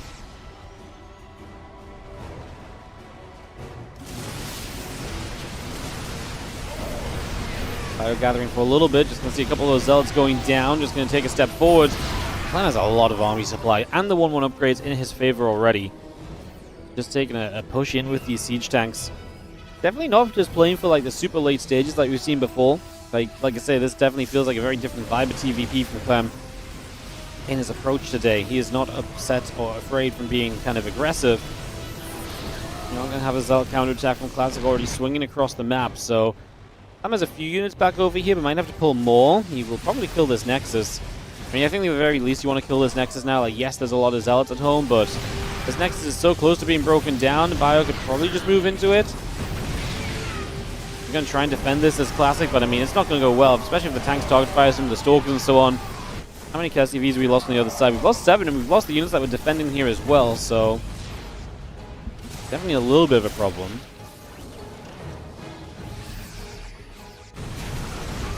Let's see both those Zealots going down. Just have the Bio coming back over the right side. Disruptor still coming through. Have ourselves the triple base set up from Clem. Obviously now Classic reduced down to the 3 bases himself, although he will try and take an expansion in the top right-hand corner to make it a 4th base. So he'll try and get that up in the top right. The rest of this army just chilling out to the left. The 2-2 upgrades, like I say, still building through. The Bioforce of Clem moves up to the top. This one Marine is going to step into and die to those Colossus. That's going to be a laser beaming death. Now the SCVs pull out of here. The few Zealots getting in. SCV's going down as well. Bio will stim. The rest of the Zealots coming through the other direction. Just going to have the SCVs pulling back over to this side. We are going to see Vikings, Marines push back for the moment. Bunch more SCVs going down as well. 9 SCVs killed so far. Continue to drop in a couple of scans.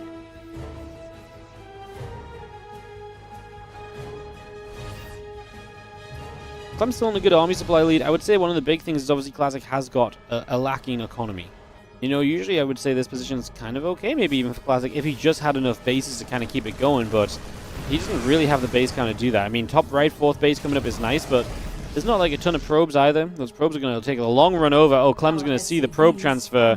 So Clem will be aware, as long as he's paying some amount of attention here, that there's probes going to the upper right-hand side, so that immediately is a telltale sign that there's a base over in that direction, and now Clem can maybe start dropping that. And obviously, this base is really cool if you don't figure it out as the Terran for a while. But if the pros is if that base is known about, then it's a very easy base to drop onto, while a lot of the rest of the attention the pros play is on the bottom left. And if you put too much defensively on that upper right-hand side, you're going to give yourself real issues defending on the left side, and that's the issue of your base is just not really being joined up together here. Like I say, that base can have a lot of positives. We've seen it work out a lot of the time on Mothership, but I'm not convinced. As right now, Clem's just running through this army. Never mind that top right base. We're just running our way straight through this. Absolutely no second thoughts about things. See the Disruptor going down. The few Zealots are going to try and charge up. The tanks will siege. And they're going to turn onto a little bit more Zealot fire already. The Nexus goes down. The Pylon goes getting picked away at as well. Still got 2-2 upgrades and the ship weapon still coming up.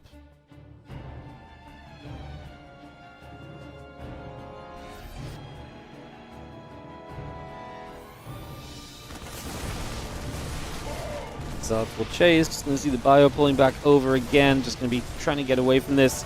Classic coming back down to the bottom. He's only just above 100 supplies. These Zealot counterattacks are nice, but at this point I don't think they're doing anywhere near enough. At this stage we need something extra, and I think we really are just beyond that point maybe of really being able to make something happen here. So Not really ideal, as you see the Zealots and the Stalkers coming through. Just going to charge on in, and Marine goes down. Just going to have ourselves the Sensor Tower in the front, going to go get cancelled again. But, man, these are like... This is like a run-by kind of army. But that actually is just Classic's army. Like, he has so little at this point in time. This position of the game, it's really not looking too hot at the moment. On the right side, Zealot's going to try and dive in again toward this command center. Just going to see the Zealots on the left running through. A couple tanks are firing straight forward. Disruptor shot onto the SCVs is nice. Going to see the rest of those Zealots getting picked away at. The command center drops down. ByuN trying to chase the Disruptors for a moment or two. Not quite able to just yet. Still got the 3-3 upgrades on the way around.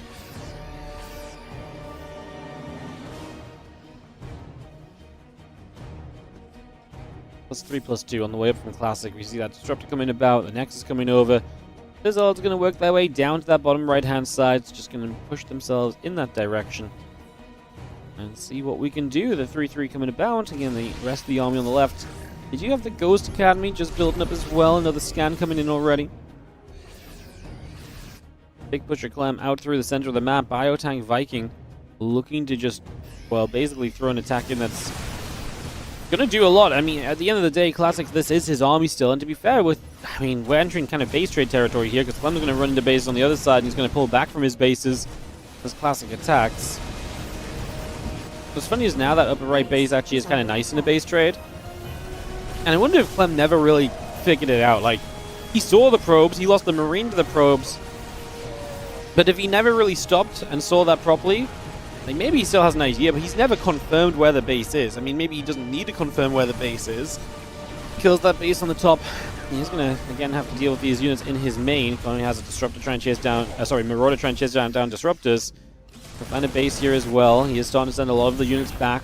As long as he doesn't take serious damage to the Disruptors here, he should be kind of fine. Let's see that Orbital lifting off, moving away. The rest of the Zealot Disruptor gathering together. Kill this base off, couple probes going down. Just going to be having the 3-2 upgrades continuing to play as well. Just going to be seeing the +3 attack coming up from Clem. That will finish very shortly here as Marine Marauder comes about. Disruptor shot down the ramp is going to land onto a Marauder. And the Disruptor shot trying to land in there. Possible on the ramp is secure as well. I mean, to be fair, Classic does a lot.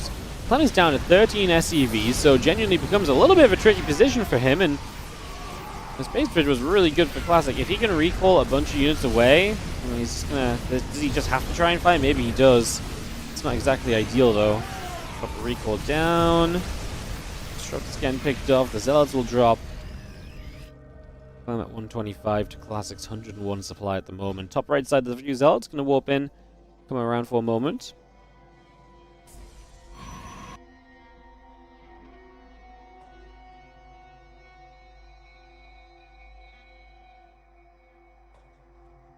So let's talk at Disruptor. It's going to come back around the tops there. We do see a bit of biostimulating over to the far left-hand side, going after the Nexus for a few moments.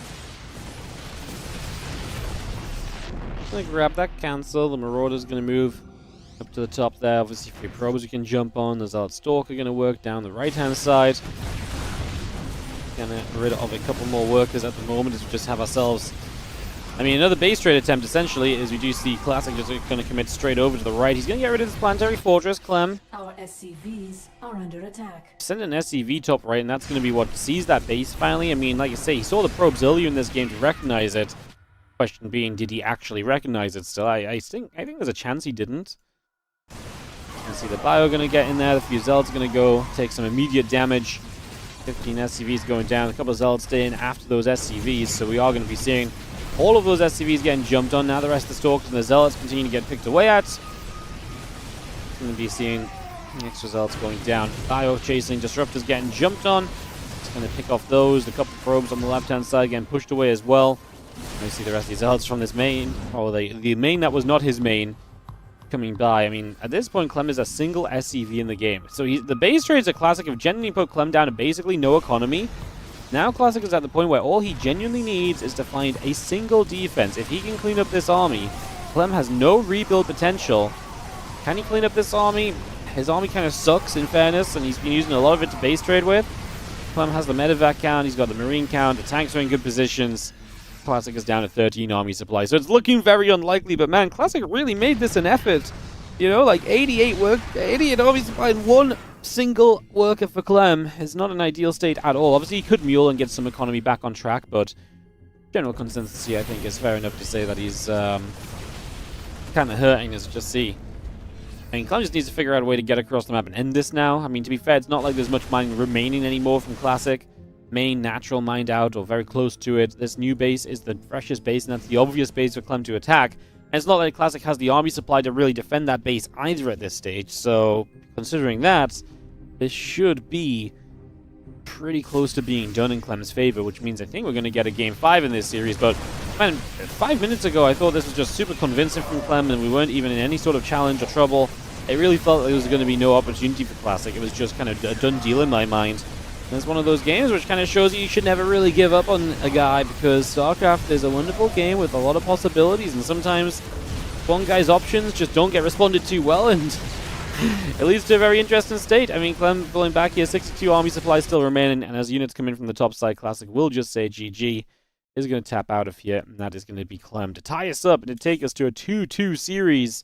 Like I say, tied up right now in this best of 5, going to a 5th game in the very near future. We'll get that on the go in just a couple of moments, and look to see who will advance on through to the semi-finals. How exciting. How very exciting. Either Classic versus Solo or Clem versus Solo for the semi-finals. Obviously, PVZ or TVZ. That will be coming up later on today. I'm not sure which order we'll do the semi-finals in. There is a possibility we don't do them in bracket order, just because if certain matchups happen, we will do it in a way that will try and minimize back-to-back matchups. And for example, we might prioritize PvP first or something if a PvP happens. Not saying that it does, just like last year we did flip the semi-finals round, and that's still a possibility today as well. Because we're casting this from replays, I have the freedom to kind of cast in whatever order I want. It makes sense, obviously. I mean, I ordered the bracket initially with the matches to be like, oh, I think we should do it in this order, so we're going in bracket order for the round of 8. But like I say, the semi-finals will potentially flip around and change depending on which we think is maybe the better semi. We'll put that second, so it's a bit of a better build-up into the finals, you know? So that is what we're... that is what the current situation is.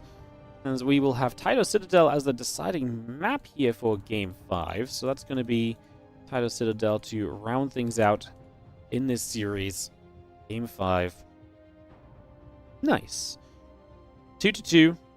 Fun games. I do think Classic has been able to, even in the games he's behind in, has been able to kind of stay in it for a while and kind of really put up the fight to Clem. So that gives me a little bit of confidence for Classic. At the same time, I feel like Clem has been playing still a pretty solid series himself. I mean, yeah, some games kind of getting away from him. Some positioning definitely being an issue as well.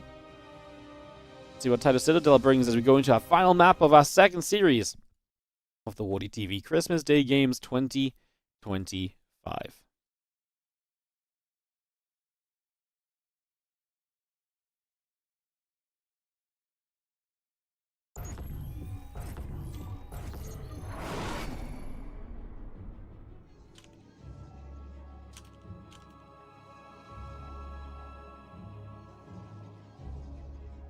Alright, let's go in game. Let's do it.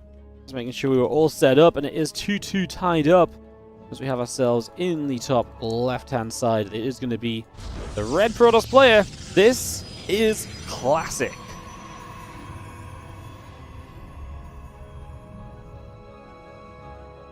Up against the blue Terran in the bottom right corner of the map, we are going to have Team Liquid's Clem.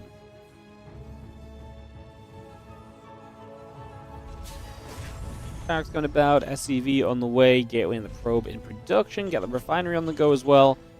Game 5 of this series on the way right now.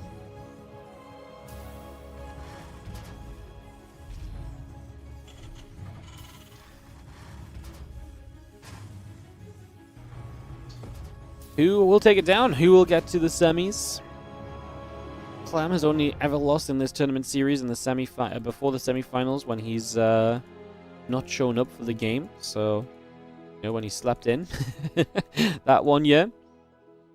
Classic, like I said, I think we mentioned this before, but Classic has not actually been a player who's participated in a lot of these events. Has been looked over for Hero and MaxPax in years gone by. So, yeah, it's actually Classic's first ever Christmas Day games. How exciting. Now, we try, I mean, Christmas Day games, we have the luxury of basically being able to invite the best of the best, right? So, you know, year by year, there's a lot of similar, you know, similar faces. But I think Classic is very deserving of being here. He has been one of the absolute best all year long. I mean, a second place in EWC is obviously a statement on its own.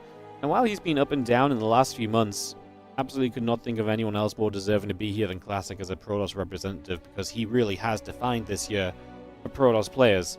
He's definitely set himself apart, and honestly, the only thing that stood in between him and being more accomplished is Serral, and honestly, PvP.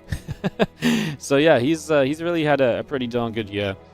As you see that pro. Pulling back up to the top, Reaper's going to come over here, Factory on the way, Command Center building, Warp Gate on the way out with the Sentry and the Nexus coming through as well, all of that getting set up for the moment.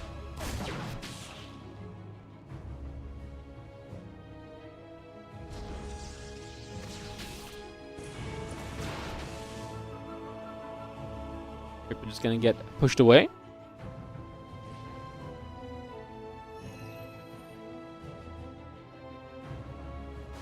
Just going to have our hallucination pop in. That's going to be some information from Classic, so that Sentry going to hallucinate across the map. Give us a chance to move over to the other side. We do see the Reapers of Clem. Will come across him. He's already see a grenade going down. Stalker going to get bopped by the couple of Reaper grenades. Going to bop them around the sides. And we do have, again, the Twilight Council, Warp Gate, Stalker. All of that coming over for the next few moments. A little bit set up here as a Helene comes over to that left-hand side as well. In the main base, the hallucination flies in and would like to take a look at what is going on. That's on the low ground. Finishing up very soon. The blink still coming up.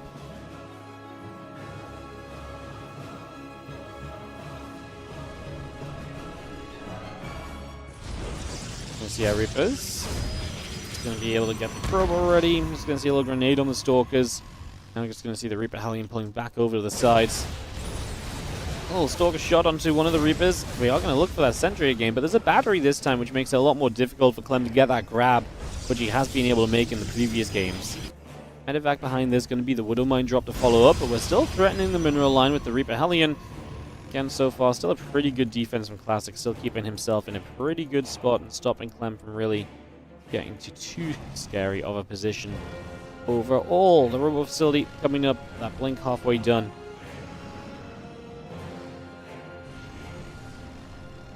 Hallucination goes out down to the bottom right-hand side, so again, looking to keep up with what's going on. We do get this medevac out of the way of Hallucination, so you don't see exactly where the Widow Mine drop is coming from as Classic, although you're probably expecting it.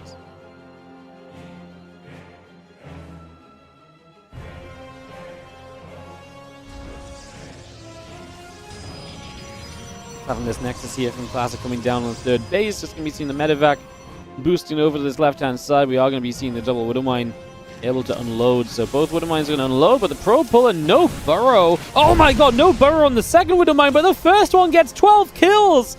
Holy Clem gets mega damage at the start of this 5th game. And did this series just get decided from a Widow Mine that killed more than it's ever meant to? No, I'm not going to say over, but that's obviously mega damage. Like, that's the sort of damage where Clem usually has a big follow-up, and you just don't ever really get back into the game as the Protoss player because you're so significantly behind so quickly. Even worse, he pulled the probes for a significant amount of time before losing 12 of them because he was trying to kill the Widow Mines. And the damage was just spread. One of them fires. Reapers and that Hellion just going to set up. I wonder if the second Widow Mine could have been burrowed. I actually think it would have gotten burrowed, honestly. I wonder if Classic just kind of, because it wasn't burrowing though, kind of got carried away and felt like he could stick around on attacking. That was a crazy moment, and obviously that puts Clem into a great little spot here as they're going to see the Starport is building its own reactors. It's going to be a while until it can do much. Clem puts the factory back to a tech lab. Was going to move it off, decides to put it back on. He's going to build another siege tank here, so he's going to have 2 tanks soon. He already has a Raven out. Is that being intercepted right now? No, it's the Reaper Hellion up on the top side. The Raven's up over here has already been seen by the Observer, in fact, and has already taken some shots. As Classic sits down a few workers at this point, Stalker's going to finally blink to not yet still kill the Reaper. There we go. The other Stalker's coming in, and the Reapers on the map will get cleaned up. So that will go down. That will be shut down. And now we have Temple Archive still building through. The extra gateways building into play. 2 Stalkers of Classic will take a chance to come over to this right-hand side. We do see Classic just heading down to the bottom of the map with these few Stalkers as well. Going to get toward the natural. Look to put on some pressure to this bunker and beyond. Storm and Charge both building up from Classic as well. The Stalkers will settle in and, like I say, look for an opportunity maybe to get toward this. The Bio Army coming down the low ground. The tank is coming through. The Stalkers ready to hop into the main base. Gonna get the medevac straight away. And we get rid of the Marauder too. The rest of the Bio gonna go chasing and those Stalkers. Gonna blink right back into the corners, so we buy ourselves a bit of time, but we're gonna lose 2 Stalkers still. And Clem, 52 to 22 army supply ready to go across the map. Storm is going to finish very shortly here, so we're gonna have ourselves Storm at the very least utilize as Classic on the defense, and boy is he going to need it, because right now his army supply is not put out to really deal with this Terran army, which is coming straight across the map. 2 more barracks on the way. Again, Marine Marauder, Medevac SCVs going through. The tanks will siege. Bio gets after and kills off 1 Zealot.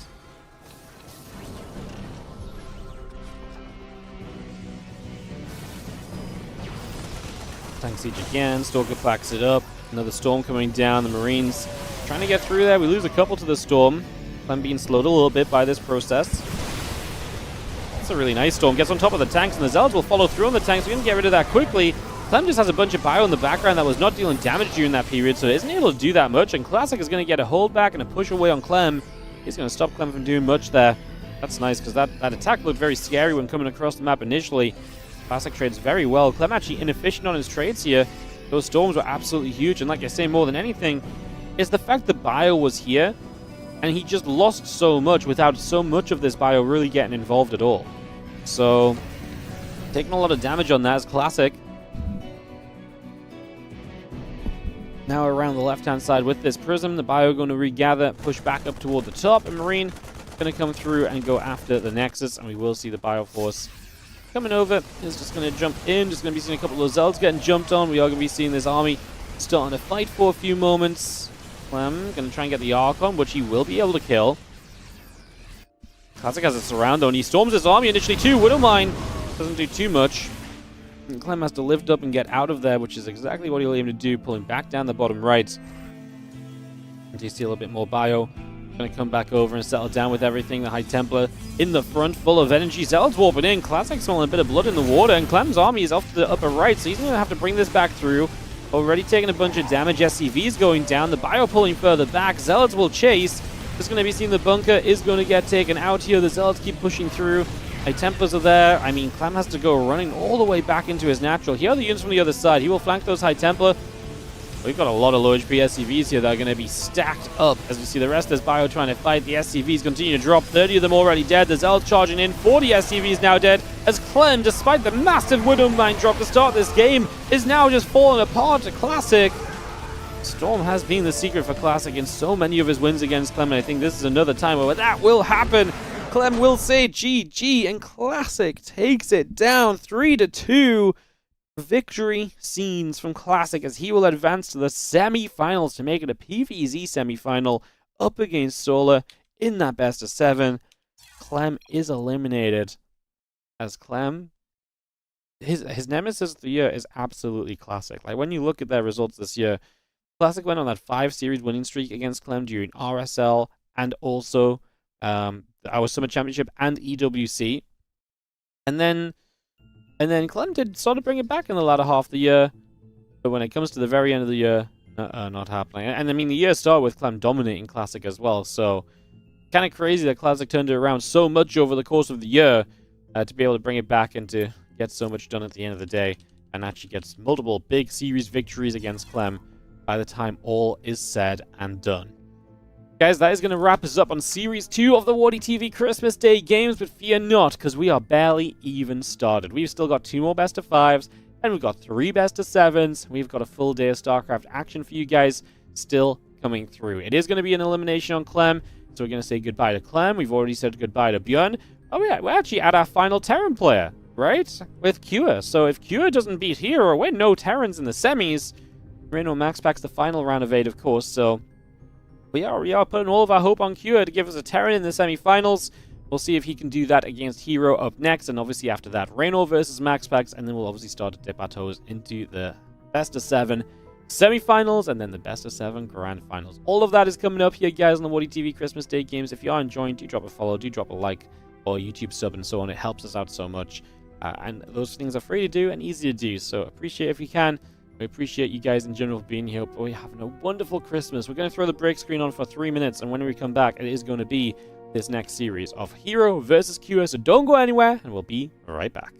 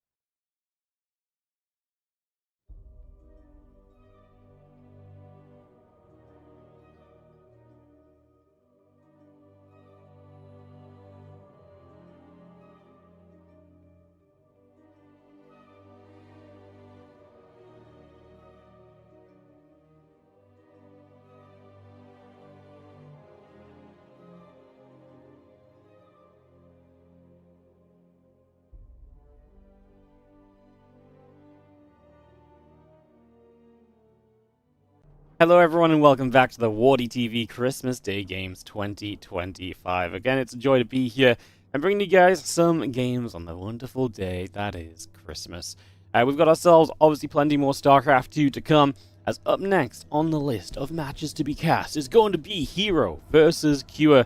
This is a super fun series because this is a matchup between two players who, you know, have always been competitive with each other. You know, this was a GSL Finals this year. Even when Terrans were really struggling, Cure was able to kind of come through and show some hope with a lot of cheesy builds.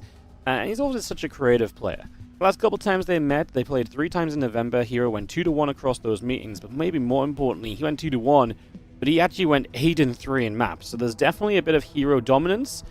What is typical of a Hero Cure best of 5 is that Cure usually at least takes one single, map at the very least. But he absolutely can beat Hero. We've seen this in WardiTV Mondays this year as well. Cure's had a win or two against Hero as well. But it has been a dominated matchup by Hero. But I do think in the current meta, I do think things have changed to sort of start favoring Kira a little bit more, to start pushing a bit more over in that direction, and to maybe give Kira a little bit more of a chance than what he might have had in the not-so-recent history. So, with that in mind, we're going to get into this one. Obviously, our bracket, as it stands, we have had the first matchup, the Solar versus ByuN series that goes the way of Sol. He advances to the semifinals. He takes on Classic. He advances over Clem in an awesome banger of a best of 5. If that's not gotten you warmed up for the rest of today, I don't know what else will. So we're going to get into Hero versus Kira. Remember that the winner of this advances to the semifinals to play against the winner of MaxPax and Reynor. So do make sure to stay tuned, because MaxPax Reynor promises to be a banger as well. So without further ado, let's get ourselves into it. Let's load on in to some action, to some StarCraft. And let's see what Hero versus Kira have to give us today in the WardiTV Christmas Day Games 2025. Obviously, we was talking a lot about the previous editions of the Christmas Day Games in in previous casts already. I mean, Hero is pretty much a mainstay in this tournament series.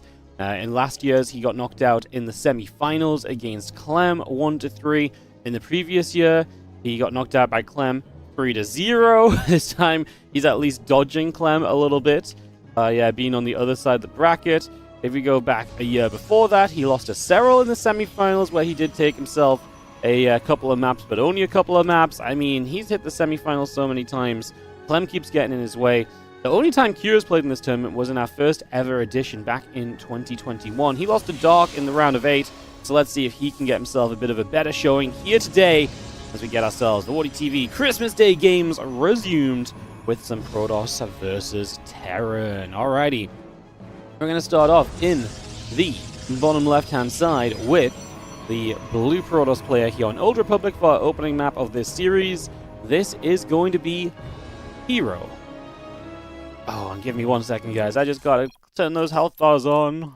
You saw nothing. You saw nothing! Hero in the bottom left-hand side of the map. In the upper right-hand side, our red Terran player, Kira. Hero obviously representing T1 at the moment, which is an amazing team to have a StarCraft player because there's so much history with T1. It was really cool to see Hero join them in the later part of this year. That was actually happened in the last few months already. So that was really cool. Kira obviously part of the awesome Team Liquid, who are just such a mainstay in StarCraft 2. Amazing to have them still with us and still supporting so many players at this point in time. It's a Reaper and an Orbital on the way from Kira, as I do get excited because Kira can be such a creative player. And then Hero kind of, really kind of plays off of chaos, He loves playing in crazy situations. He loves playing games where things are just a little bit all over the place and you don't really know what's next and you don't know what's going to happen now, etc., etc. So I really feel like we get into this sort of situation where you do have kind of Hero who likes to be a bit quirky, but then Hero who can kind of lap that up. I do think here some success may have to come in some of the earlier pushes and some of the earlier aggression. That said, I wouldn't say Hero's been perfect in the later game PvT, and he's been really experimentative with the different playstyles as well. He's been doing so many different things and attempts and styles and just opportunities he's been trying to make happen. So I do think Hero also probably looks at this and says, okay, well, maybe another chance to try some things out. I'm intrigued to see what those things look like. He's been opening Stargate a bunch. He's been playing some Phoenix builds. So across the course of a best of 5, I really do foresee him taking the opportunity of really playing a bunch of those different styles, of attempting a bunch of different things. The Scout and SCV has returned home. The Adept is on the bottom. We do just see the Reaper pulling back toward the right-hand side as well. A couple of Marines are going to step forward. I mean, they're going to try and, get some early damage on this Adept, which is already low shields. So the Marines can challenge this, and Adept just shades back. That's going to push it away immediately. I think the idea was just let's hit this before it starts to regenerate, because the sooner I stop it regenerating, the better off this is typically going to end up being for me. So I think that was the goal on that one out of Kira, as he puts a couple Marines into this bunker as well. The Hallucination taking some damage. Our Starport coming up. Hellion on the way. Reactor building on the barracks. And this Adept still just threatening to shade around for a few moments here. The first SCV actually will get caught and go down. Pulled away to the bunker, but just didn't quite get far enough. This Adept still healthy enough, as you see the Hellion will put some damage on it, but the Adept should shade away in safety. I was going to say that Reaper, oh, it does go down. I was about to say, was that a wasted force field? No. It was just good enough to get the KO, and the Reaper will end up dropping here. A couple of Marines and a couple of SCVs coming down across the map. The Cloaking coming up on the side of here as well. So he's going to start making his way into a Banshee to begin things. Getting that Banshee up, the few Marines join together. And yeah, Blink on the way through. The Nexus coming up and online as well. At Adept, just trying to see what else is going on up that ramp, but will not do too much else as the Hellion and the Adept will come back in together once more here, and again just look for a little bit more opportunity to continue applying some pressure with each other. And at the end of the day, we do finally clean an Adept out. But Hero making it as difficult as possible, forcing Q to micro every single moment. It is just Blink this game from Hero, so going to open in a fairly regular manner. Blink in the wall off is maybe a little bit risky, depending on the build that Q goes for. If he hits that, knocks it down, it's not just about denying Blink, it could be denying Charge as the follow-up, right? And if you're kind of, how often do you see Charge is like 20 seconds away when the attack shows and you buy some time and then bam, Charge finishes and you attack on in? How does that work if your Charge is under fire from the siege tanks that are sieging up at the front of your base? I mean, surely that does not necessarily then bode too well for you. That does feel like it'd be a little bit more of a painful endeavor. So, a little bit of an interesting Twilight location. We'll see if that comes to backfire on Hero at all, as this Banshee Akira works its way around the top side, down the left, and in toward the natural expansion over the next couple of moments. Tank will siege from Q, the few Marines joining up. Our Banshee and Tank and Marine army continues to grow and prosper. It is going to be a couple of additional barracks building here on the side of Q. So again, a couple of extra barracks on the way down. So he is looking toward those extra racks in production, going to lift the factory. The barracks off the, he is going to lift the starport off the tech lab and the factory too. He is going to get double tech lab, stim, and combat shield starting, but he is also looking for a little bit of a move out already. He has got the Banshee on the left-hand side, and so going to sit afar and just kind of poke away at a pylon. As the Stalkers come over, they should be able to reach that, so the Banshee just has to step back. It takes a little bit of attention. The main push coming around this bottom side and looking to get the chance to set up on the bottom here and push in toward the third base. Banshee Marines tank going to be here. The Stalker patrolling back and forth. I mean, the Stalker will see this, and Hero has plenty of time to respond. Obviously, in this case, there's not going to be a push onto the naturals, so never mind the idea of denying charge or anything. These tanks will siege. I mean, we're a long way off charge, to be fair. There's a good opportunity here that this is going to be kind of messy. We lose a sentry pretty quickly. A couple probes begin to go down. Pylon there in trouble as well, so this sort of thing, which if you lose that, it maybe brings you toward the supply block. The battery already drained of energy because we've been tanking so many of these shots, especially the tanks just firing away, and this Nexus is in trouble. Now we've killed 6 probes in total. This Banshee going to just slip into the main base during the chaos of it all, and this Nexus is going down. Q are going to deliver a pretty fitting blow to start things off. The Banshee in the main will not do a lot because there's a battery here and healing is being done. This was already successful. I mean, the only issue here is it's getting away from this is almost always difficult because it's only 2 tanks and a few Marines. We're going to get rid of a couple more structures. We get rid of a few probes that are now long distancing over here, which is not exactly ideal. We lose about 4 more workers due to just the fact that we decide to commit in and send those probes into danger, basically. So that's really not ideal. That could have absolutely been helped and stopped and just halted. Rest of the bio gathering up together. Stimpack, Combat Shield, and the +1 all building through. Marine Marauder, Wooden Mine still coming up. A little bit of bio going to be there to chase those Zealots away. And the rest of these tanks and Marines still actually alive over here, so we never pulled back with them. I mean, Q is probably in this mind of, if I unsiege, they die. If I stay sieged, at least I kill a couple more things. But that obviously relies on Hero deciding to attack into you. It relies on Hero deciding, like, hey, I'm going to actually take this trade. I'm actually going to take this commitment onto that army or onto that position. So that part's kind of up in the air. We actually, by leaving this here, is going to get cancel on the Nexus again. At this point, I don't think Hero even cares. A second cancel is amazing. There is a Nexus now going to start up here. I believe that's off location as well. So Hero, I don't know what we're doing, buddy. I think it's time to to wrap up on Old Republic, because this is becoming a nightmare for you. I mean, we do see a little bit of the Protoss army back over toward the center. Concussive shells and the armor upgrade coming by. Maroon Marauder producing. Viking medevac building. It's a good chunk of bio moving around the top as well. A few Zealots and Stalkers will be back to this left-hand side. Colossus Immortal will also gather together right there. Bio will stim down. Just going to be seeing the Zealots. Going to try and take a charge forward onto that Bio army. The Wooden Mines get burrowed up. Bam, bam. Zealots going down immediately. The rest of this force still pushing over. And the Bio does have to take a couple of steps away. We're going to warp some DTs, and we'll see if that's something that Hero can use to manipulate this game back into his favor. Get some DT harassment going, get some movement around the map, and there's always going to be a little bit of possibility there, I would imagine, to perhaps see some success. Stalkers and the Zealots will move around a little as well here still, but the rest of the army up on that top side going to relocate and join up with everything else. So we bring this back over. The army of Hero goes to the upper left-hand side. Another blink across coming through. Engineering Bay and Armory both producing. Hero looking to get into his extra upgrades, but here are the DTs, and this is where some chaos will be created. So Hero going to give himself a chance to try and get back into this. We scan, get rid of that first DT. Now there's a DT on the right side. There's actually a turret in the natural, so you can't do too much with that Dark Templar, but you're still going to give it a shot. You see the Zealot going down. A couple of Storks getting jumped on. The Colossus right far forward are going to go down as well. At least one of them does. Medivacs could maybe have boosted back to a little bit more safety. Now we're going to see the Colossus at least getting rid of the mines before the Zealots come in through. The DTs have now been dealt with. Hero is down 30 army supply. Typical Hero fashion, still being here on the offensive. Just trying to feign some pressure, trying to be, believe that his army is strong enough. And just doing what he feels like he should do in this matchup. And that's fair enough if that's what you feel like you should do, but the reality of this is that it's not really what you should be doing right now. Well, I mean, it's not wrong. I mean, losing the Colossus sucks, but outside of that, this was still a successful push forward where you trade out a couple units from afar and you just back away without losing much. Like I say, keep the Colossus alive, and this really wasn't a problem at all. Now, as soon as Kua moves out, bam, Zealots into your mineral line, and a few SCVs already start getting chased away. The Widow Mine looking to get off on the Observer. It just goes down to a few Marines being shooting anyway, as we do have to pull SCVs into this defensively, but that is because Kua is also across the map, and he's going to stim in. Hero's army is out of position. It is not in a good... I mean, it's out of position. It's in position to base trade, but you're base trading against a bio army that is just so much larger, so much quicker to the point. You don't really see this going well for you. The only thing I love for Hero is the fact that he is going to have Dark Templar in the base trade. That's always nice. And we're also at kind of a base trade before Ghost, which doesn't always happen, so DTs are especially good here.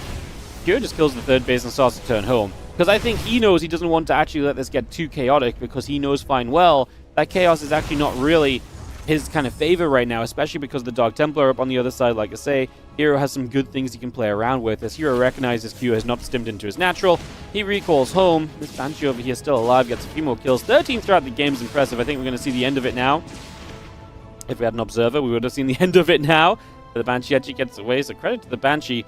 Q, upon forcing the recall, says, cool, now I'm going to come across the map again, because he still believes in his army.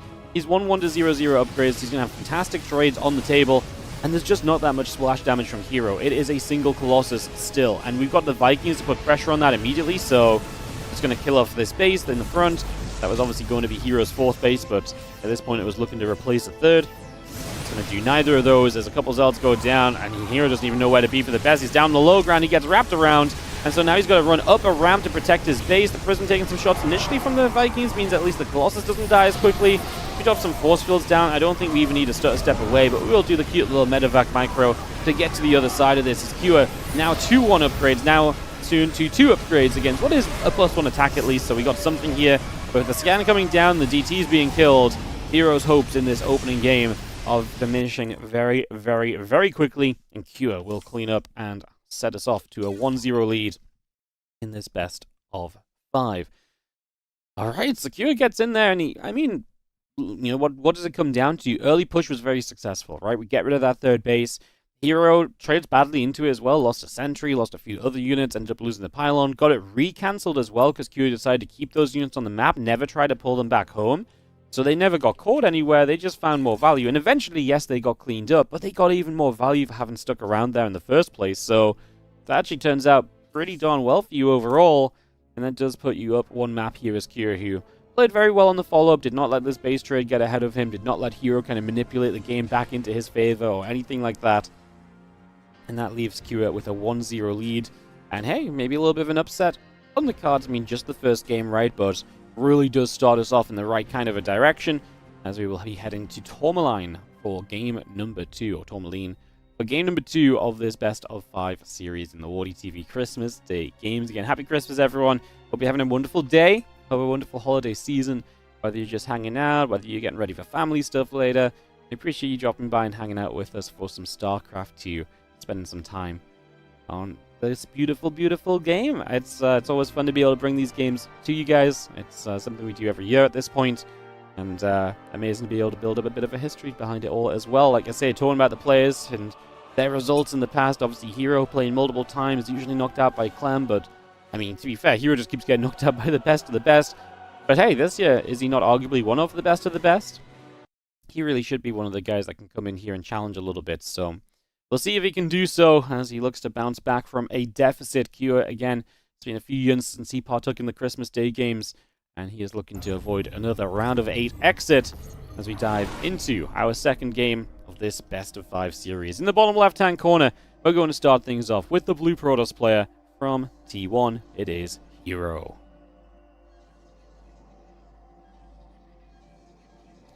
He is up against the player who finds themselves up 1-0 in our best of 5. It is Cure from Team Liquid in the upper right corner with a real early probe across the map here from Hero.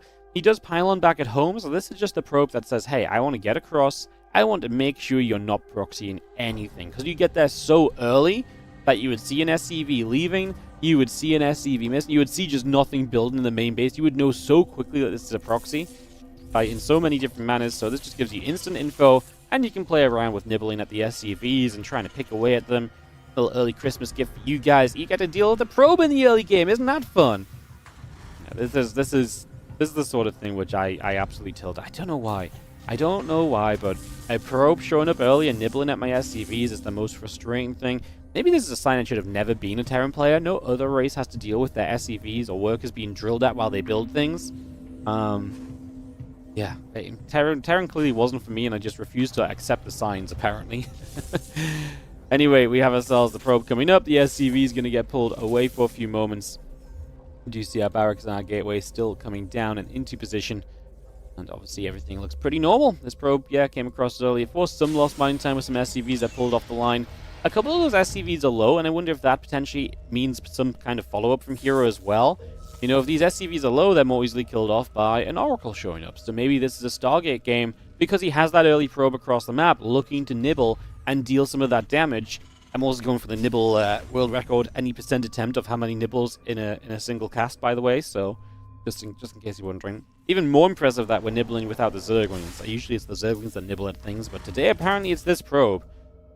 He's just a hungry boy. As our Cybercore will complete, we're getting up towards 150 gas. Starts a Stalker though. Starts Warp Gate, so there we go. We're just not going to see a Stargate coming down. I just was thinking, is there going to be some possibility of taking advantage of those SCVs? Answer seems to be not really. The Reaper comes to the bottom left-hand side, and so he will move in over there from Cure to start applying some pressure and seeing if he can find some damage in these next few moments. Let's see if this prevails in any way, shape, or form. Let's just have the Reaper pinging up at that pylon.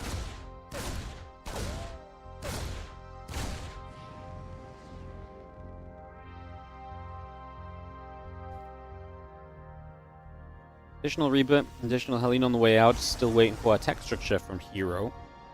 See what he would like to build here.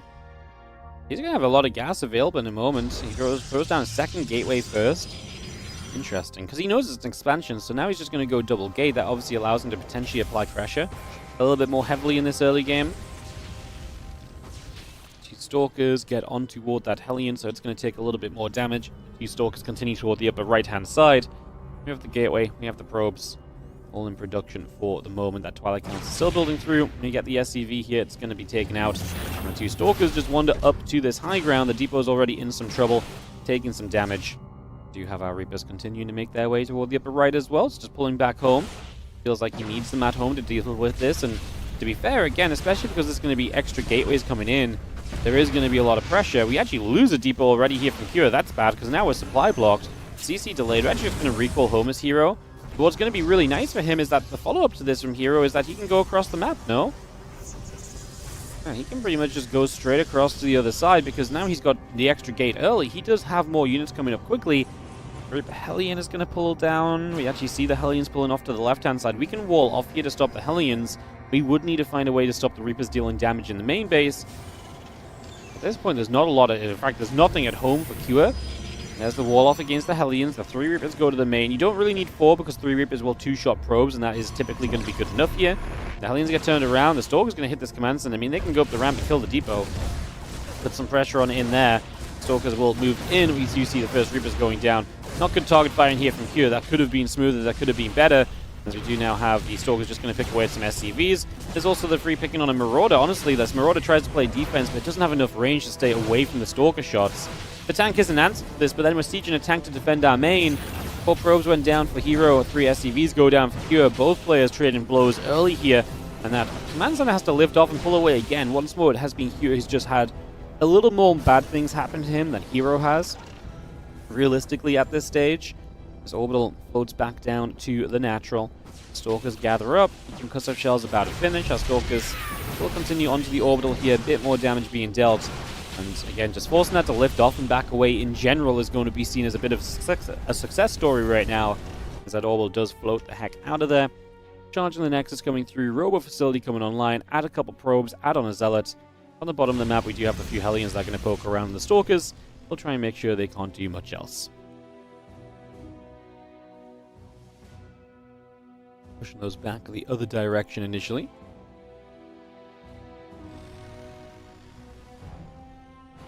Stimpack, Combat Shield coming up, a few Marines and a tank coming through. Our Stalkers will just move around the bottom. And the Hellions back into the center of the map for the next few moments as well. Just figuring out where they might want to go to. See if there's any opportunity to make something happen. The Hellions do go all the way around the left. There's a few Stalkers gathering up, the Observer coming forward. I was going to say the Bio setting up, a couple of depots will begin to place down. Tanks will settle for a couple of moments here, just going to get those sieged up. As again, we get the Marines, the tank, the Stim and Combat Shield all coming up, the Blink on the way on the Twilight Council. The Hellions will try and dive through towards this base, and the Zealots will charge forward to fill the hole in the wall. So it's going to be able to defend against that very comfortably. And Stim and Combat Shield still coming up, Forge, Prism, and that Blink all coming through. And Prism still Chrono boosting along. The few Hellions come up back to the left-hand side, back through the top. Combat Shield now finishes up for Cure.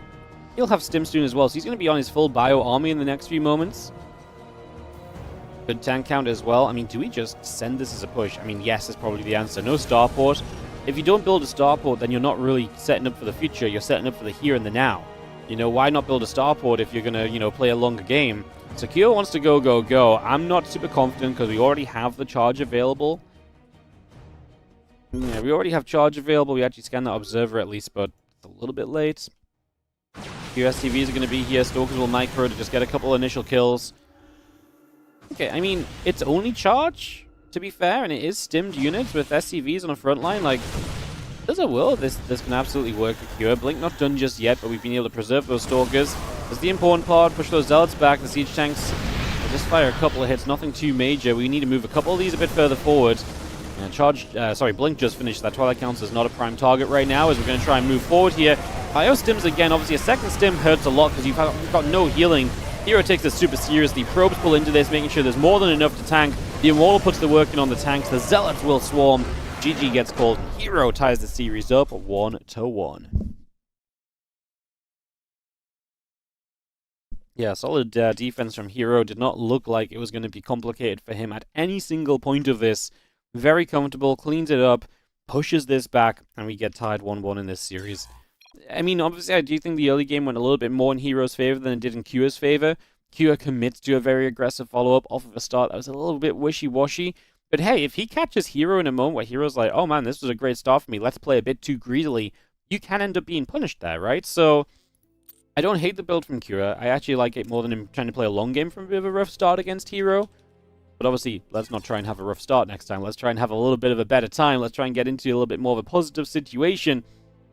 I think these are the main takeaways at the end of the day that are really going to kind of keep us back on track and keep us in the right direction. As the right direction will also be going toward a Game 3. As up next, we're going to have Taito Citadel for Map 3 of this third series of the day in the WardiTV Christmas Day games. Hero versus Q, and it's all tied up. We had a banger of a Series 1. We had a banger of a Series 2. 5 maps galore. Will we get to see 5 maps galore here in this second to last best of 5 today? Obviously, we've got best of 5, round of 8, and then into the semifinals will be best of 7, and the grand finals are best of 7 as well. So that is setting up and coming up. It's very exciting as we will take a couple moments and jump into Taito Citadel and get this one underway. So it's going to be map number 3, Hero and Q at 1-1. We've seen kind of like the early aggression working on both sides in very different ways as well, but Hero definitely getting ahead early in that last game. Hero doing a great job of getting ahead early in the first game, really seeing some of the strengths of both players. Hero some really good solid timings. Hero with the, hey, I'm going to do things a bit differently to what you expect. How are you going to deal with that? I feel like they're both asking for very difficult follow-ups, basically, from their opponents so far. As we are going to have in the bottom right-hand corner, the blue Protoss player. Let's make some Twitch chat noise for Hero. As in the upper left-hand side, our red Terran representing Team Liquid, we've got ourselves Cure.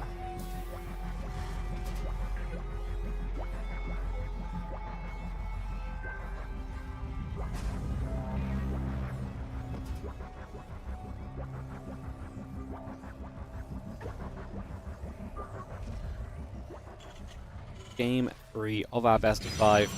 Gateway coming down, Rackers on the gas coming up, probe in production, simulator coming through. SCV is building. So just take a few moments to get settled on in here. So, get this game 3 up and rolling. Tidal Citadel going to be our battlefield. Still interested to see if we see any non-Twilight builds. I mean, still being different builds back-to-back so far. We saw game number 1. Obviously, Hero committing into that just straight up blink. Game number 2, the second gate, and then he goes charge rather than going into ward blink quickly. So, again, a little bit of a difference across the board already in terms of what we've been setting up for initially. We do have that gateway about to complete from Hero. The Nexus still coming up as well. The barracks coming through on the main base. And yeah, Nexus coming down on this low ground as well. Just going to get that set up. Gateway, Cybercore, Pylon. All coming through. A couple of workers jumping into your simulators. Reaper setting up from Cure as well. Just bring that Reaper straight on by. Command Center going to be finishing in the natural very shortly here.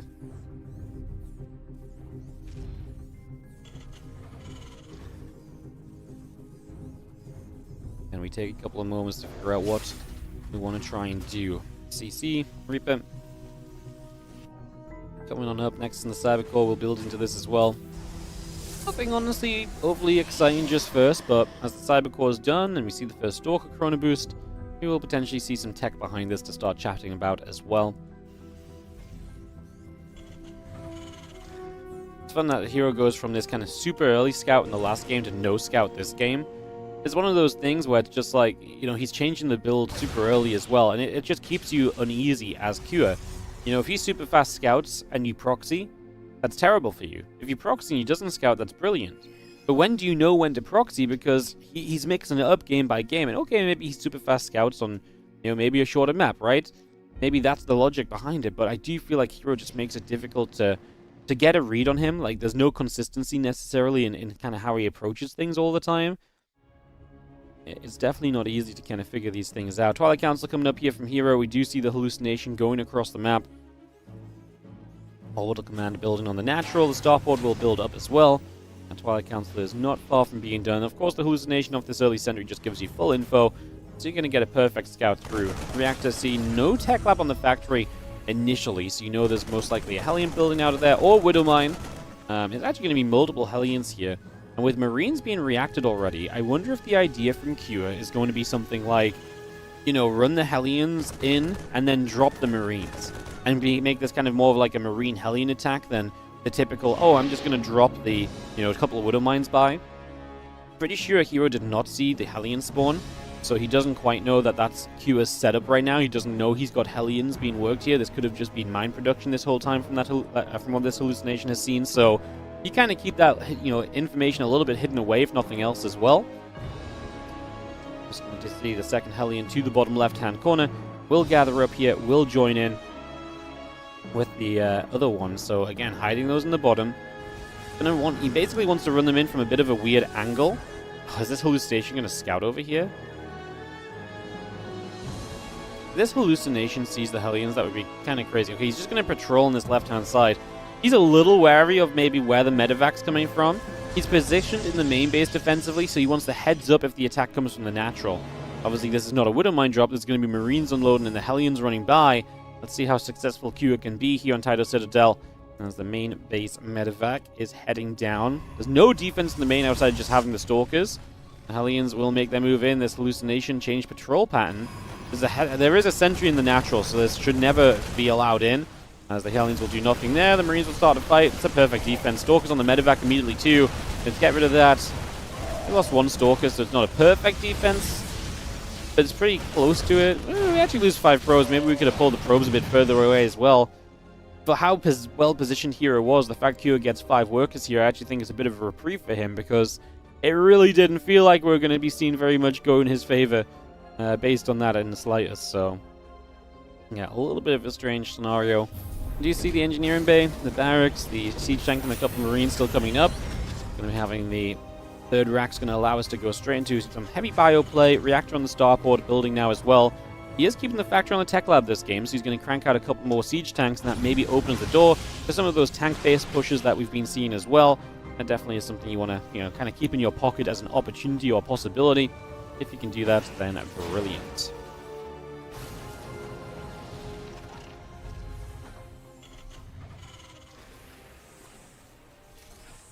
And Stim just building through. The few marines and the siege tank coming by. The Colossus and the thermal lance going to be part of this as well. Get that blink started up. The Raven now into the main base. First time we've seen this in the series, and it will come in for a little bit of auto turret harassment. First probe going down already. A couple of Zealots try to charge through, and then we'll try and clean that auto turret up without any further issues. See again the +1 and that Stim on the way across. Marines and a siege tank coming through as well. Continue to build that on the top side. The Nexus drops down from Hero on the third base as well. Get that underway, get this started, and just see what comes next. I mean, not a super fast third from Hero, but not a slow one either. And like I say, he's going to be well on his way to all the other tech now. Again, open charge first, which would be great if, Kure ended up pushing with the siege tanks. I'm not sure if Kure is going to end up doing that, though. I think he's kind of looking to be kind of more held back and restrained at this point, honestly. So, yeah, I don't think Kure's going to shove on forward. I mean, maybe once he gets combat and +1, but that's quite a ways off. By then we have Blink as well, so the charge first aspect of this doesn't really come into play, because he could have gone Blink into charge and still had the charge in time. The charge really is for some of those faster siege tank shoves, so not bad to have, because like I say, we did build 3 tanks early as Kure. He just didn't commit across the map with them. Maybe if he does more damage with that initial drop, maybe then he does tank push, because he says, well, hey, this was a really successful opening for me. Now I can push into position, because you're going to be limited on what you can build, and you just start to take advantage from there. Is a very realistic way, I think, for this to potentially go, so I think that's a real possibility across the board. As we do see, this is just a move out to take our third base location, so no issue on that at all. Just take that position, get that set up, and figure the next stage of this out. Command Center going to float down here. Hero already feeling confident because he's throwing the gold base down in the bottom left. It's not the easiest base to hold, because it is, it's a good long screen away from your next base along. And yeah, it's in the same line across the bottom, but a more easier base would be like if a 4th base was here. And the fact it's just out here, it points outwards onto the map. There's a Terran pathway straight down to siege it that's choked up. Ledges, line of sight blockers. There's a lot of reasons this base is more difficult to hold. So Hero saying, hey, I'm going to take that one, really says to us, like, hey, I actually believe I can take an expansion here. I really believe I can put this in position down on that corner and just go from there and figure out, the next stage of this game very comfortably at this point, because he doesn't feel any fear in being able to, or needing to have to hold that, despite the position making it a little bit tougher to hold. Sorry, we actually have the auto turrets back in. The Raven reappearing for 4 kills, double auto turrets. You can't double auto turret all the time, but when you do, it's heckin' effective, and we get 4 workers, big pro pull as well, so we do find some damage right off the bat on that. Able to get some work done. The Armory and the Ghost Academy still coming up as well. Engineering Bay, the couple of Vikings, the Marauders and the armor upgrade coming through. 2 Dark Shrine drops into the main base. In the bottom left-hand side, this Nexus is now saturating, so Hero just has such good map control. Look at this mini-map vision when I look at his vision. He has the tower, he has units everywhere. He really just sees everything, and he's also poised to fight with, for example, these Zealots that are ready to run in, should that opportunity arise as well. So, again, feels like a very dominant situation for Hero, despite not really a lot happening. That said, Kure is sitting back because he's building up very comfortably himself. Viking count is growing. Ghosts are already coming out. Kure is saying, hey, look, I'm not doing much to you. You're doing what you want, but I'm also doing what I want. And we are in a meta where actually the later game for Terrans in TVP has been a little bit stronger lately. It's been a little bit more kind of like, hey, yeah, this is actually good for us, So we are actually at a stage where, yes, Terran players probably look at this and say, you know what? Yeah, this is indeed a little bit better for me than it used to be, because going long is not the end of the world. We have such good efficiency in the later stages that we really can just, if I sit back here, get into a good spot. I mean, Kure's going to max out fast. He's going to be maxed in the next moment or two. We'll see if he moves out with this max out. I mean, he's going to have a good amount of tech coming online. He will have a 4th base to potentially start protecting as well. Typically, you will want to move onto the map so you can take that 4th base as you move out. You just need to be wary of some of the zealots that can show up. But especially in a game where Hero's not been poking with his army the whole time, you're going to feel more confident about moving forward. Hero's going to hallucinate to get some info. His army's here ready to poke up, but like I say, it's not being active yet. It looks like he's not super eager to poke into the Sense Tower range where you're going to see it coming. He's got a massive zealot on the left side as well. I mean, maybe he's just waiting for this 4th base to be taken, and once the 4th comes down, he will find the opportunity to then actually make this commitment and then to try and really make something of this. The Stalkers, the Colossus, the Sentries. Set up on the right-hand side. We are going to pop the Guardian Shield. Just going to have ourselves a couple of laser beams up that ramp initially. Nothing too crazy just yet. Army comes back to the left. There is going to be a little bit of ByuN moving along. Not a bad map to kind of rotate between your bases on. The Protoss does have further to wander than you do as the defender, so it should be pretty easy to stay on top of where the Protoss is trying to come in from to kind of, you know, preempt that movement and to kind of, you know, really put yourself in a good position with it. Well, upgrades finishing 2-2 to 1-1 right now, so if Hero does take a fight, these upgrades are going to be in his favor. 5th base going to get cancelled here. There's another CC on the left side that's building. It's just started, but we have a backup plan, basically. As good EMPs land on the Zealots, the Vikings, very slow to get across toward the Colossus, but they get there in the end to pop some shields off them. That will be it. The Stalker's obviously going to be a good defense there, too, as I didn't realize there was DTs as well mixed in from Hero. Doesn't have Shadow Stride yet, but just walks in with DTs and Zealots, forces this planetary to stop for a few moments and lift off. He kills 6 SCVs in total, which is fine, but I wouldn't really say this was like a super crazy amount. We are still playing and toying with the idea of maybe attacking in once again here as Hero back over that left side, right-hand side, sorry. So back in this position. Doesn't find the chance to come forward just yet, though, so doesn't make a move. +3/+3 coming up as well. Still got the upgrades coming by as well from Kua. This command's are going to drop down into position, so another base coming into play. Planetary Fortress is on the way through as well, so just bring that straight up. And yeah, +3/+2 upgrades all coming in to action for the moment. The army of Hero rotates back down to the bottom left-hand side.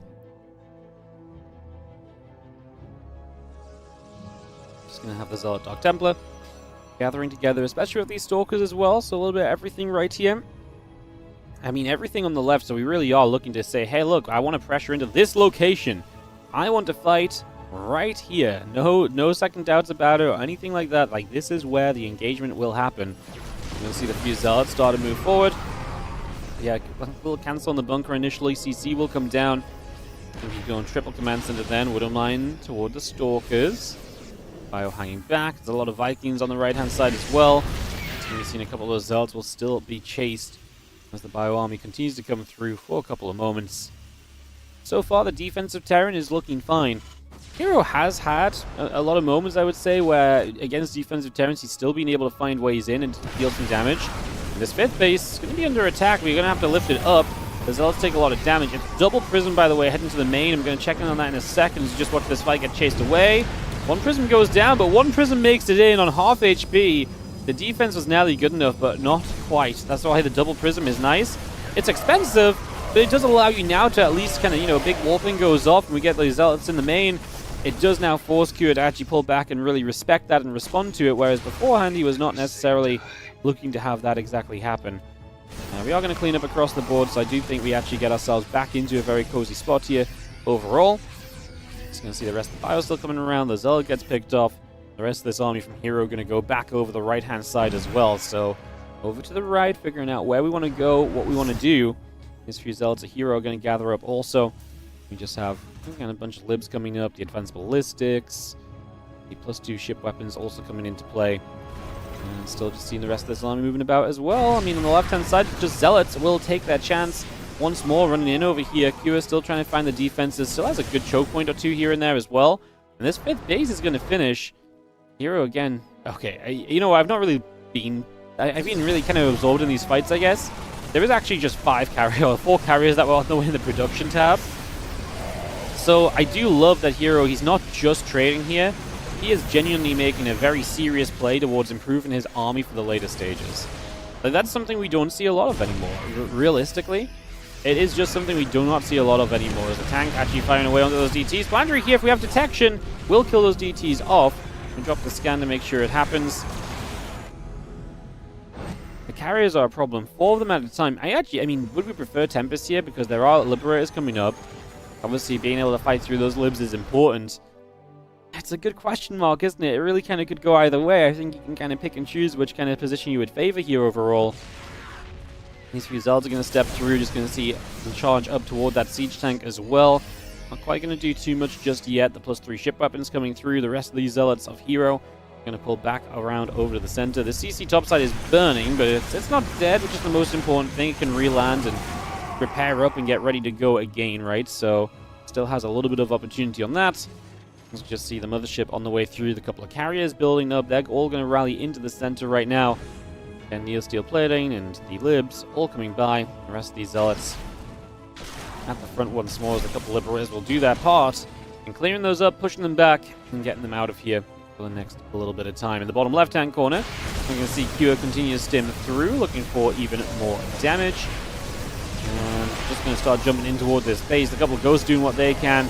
Let's see the Bio plane clean up as well. The rest of these Zealots getting cleaned up also. We'll see the Zealots go down pretty quickly.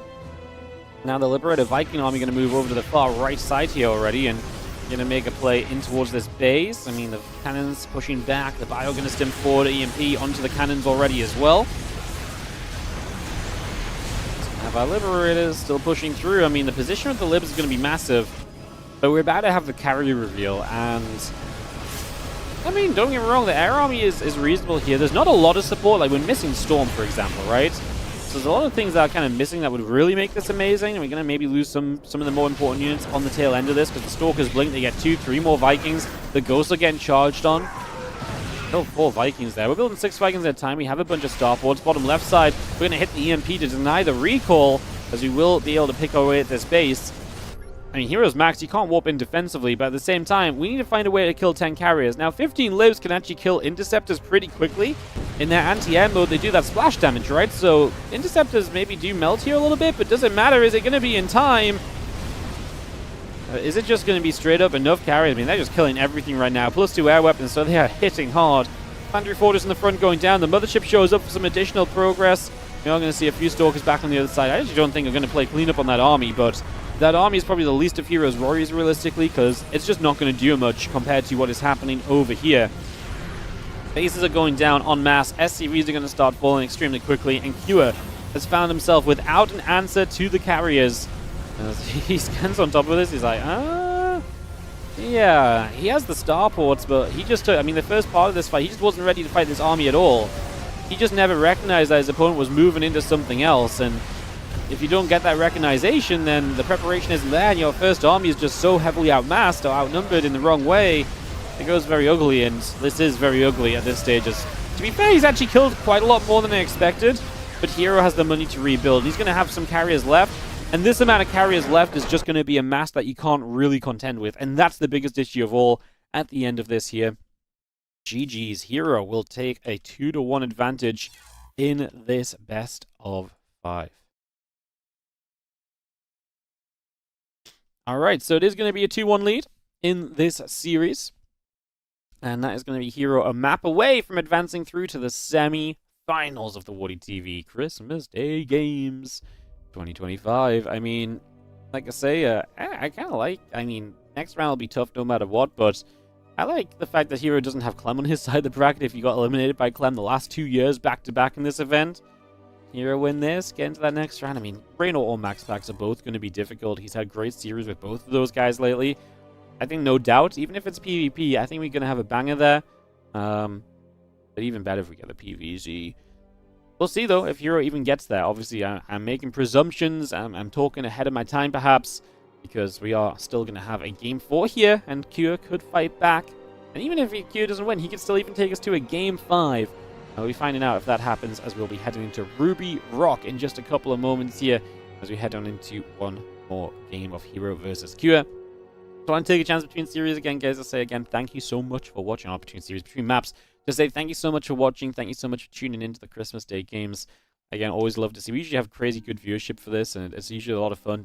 I'll probably be around in the chat chatting to you guys as well and everything. So always have a ton of fun with that. And yeah, I'm excited to be hanging out with you all as well. And if any of you guys are dropping primes or resubbing, obviously this is pre-recorded, so I can't say thank you live to you all. But if you are doing any of that, just want to say a general thanks because, again, it's always appreciated. And while I can't say thank you specifically, unless I'm in the chat, but I might not be in the chat all the time, then obviously know that it's appreciated even if I've not called your name out. Thank you so much. I know, a stream where the streamer doesn't call out every single sub, are they rich? We've made it, guys. We've gotten to the point where we don't call out the sub names. Unbelievable. All right, let's go into Ruby Rock. It's going to be map number 4 of this best of 5. Let's see if Q can bring us to a Game 5, as we've had some banger Game 5s already today. Let's see if we can have another. To get there, the Blue Protoss will be standing in his way, looking to get the 3-1 victory, looking to get straight through to the semifinals. This will be our Blue Protoss player, Hero. He takes on the red Terran in the bottom right corner of the map. This is Team Liquid's Cure. We'll send an SCV after this depot has started. Engineering bay block, most likely. This is kind of late for proxy, obviously. The barracks should go down in the main base here. If it's a barracks on the map, yeah, it's not going to be really like a real proxy. This is a barracks, and then you're going to float that back home pretty early on. So it's like, if Hero scouts, he's going to see no barracks, and maybe he panics, and you're looking to force a reaction from the Protoss player, but the reality is you're not going to put that much pressure on because the barracks is much closer to your base still than it is the Protoss.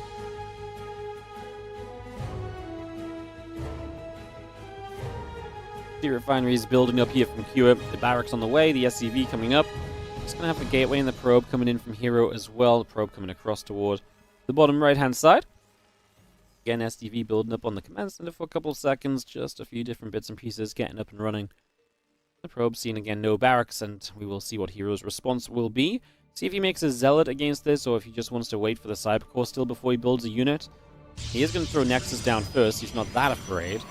He might start the Zealot, and if the Reaper shows up quickly enough, he might let it finish, whereas otherwise he might still cancel it and just then, you know... There's possibilities and different ways to deal with this. Right now, he's really just not doing anything about it. Yeah. He's just playing normal. No fear from Hero. He's got a 2-1 lead, and he's not going to be afraid by the proxy. That ain't real. As you see, the SCV gets turned around. The factory coming up. I wonder if he bases it based on the SCV scout as well. I mean, obviously, if you're QA, you could kind of maybe fake the SCV. You hold it back a bit, and then you send it forward so you don't think it's a proxy because of the time the SCV shows up at. But I don't know if we're really thinking that in depth. Probe comes down the bottom. It is just a singular Reaper into the barracks floating home, so exactly as we expected. Not going to try and double down on this in some weird way. Like I say, that opportunity is just not really there in this scenario because you just don't have that low ground position really setting up at all. So it doesn't really work out. As the Warp Gate and the Stalker still continue through, I'm just going to have the probe pulling back toward the natural. CC coming up, SCV, Tech Lab Reactor, got the Nexus building in this natural as well. Going to get that completed. And a little Chrono Boost on the probes here. As we'll see, this one Stalker of Hero comes down the ramp and to the front. 2 Stalkers together will gather, and together, maybe they are stronger. Strong enough to put some pressure on? We'll find out soon. Cyclone building from Cure once again. The reactor still coming in the barracks. Starport over halfway done. The command center on the main base. We just have, again, Warp Gate coming about. The Sentry popping out as well. Still got the Stargate coming online. A lot of that is building up. So the Stargate's going to be our kind of main, maybe talking point here because it's something a bit different. We've obviously mentioned that Stargate's a possibility from Hero, but it has been a Twilight Council focused series thus far. And yeah, it's been a right array of different ways to use the Twilight Council. But now I'm going to go for the complete change into a Stargate. What does a Stargate do for you? So what a Stargate does is it provides map control in the form of the Oracles. What's interesting, we actually do go for a Sentry and a Hallucination still. So we still have the Sentry scouting despite going into the Stargate. That makes me think he's going to build Phoenix and bank them. And if you come across the map here aggressively as Q and you do not know this Phoenix, then a lot of the time you can end up in trouble because those Phoenix will guarantee a cleanup. In this scenario, though, it's not a Widowmine drop, it's a Cyclone of Marines. And he saw that with the Hallucination, and as such, he's now building a Void Ray. So he'll get a Void Ray out defensively. I think this is just a complete adaptation to what he just scouted with this Medevac and the Cyclone and everything. So I'm pretty sure that's him just recognizing this part of it and and doing something about it, as we do see this medevac coming up around the top side. Going to take a turn in toward this main base. There's 2 stalkers and the sentry sitting right there. And medevac has to stay back for a moment or two. The hallucination will pop out to try and keep track of things. All units unloading. The cyclone will lock on. The medevac unloaded completely. I say hallucination just getting a scout on this. We are going to dive forward, and like I say, the Void Ray can show up, and we can get rid of that medevac. That's going to be bad for you. Uh-oh. We are just getting away that medevac full of units. The last thing you want to see there is that medevac going down, and we do manage to avoid what would have been a true disaster in these very early stages. So we steer clear of that. We get away from that for now. A little bit more Zealot Stalker, Void Ray Phoenix heading down to the bottom right side. The Marine Tank joining up together here as well. The Cyclone coming back over. Medevac boosts straight through toward the natural as the hallucination falls.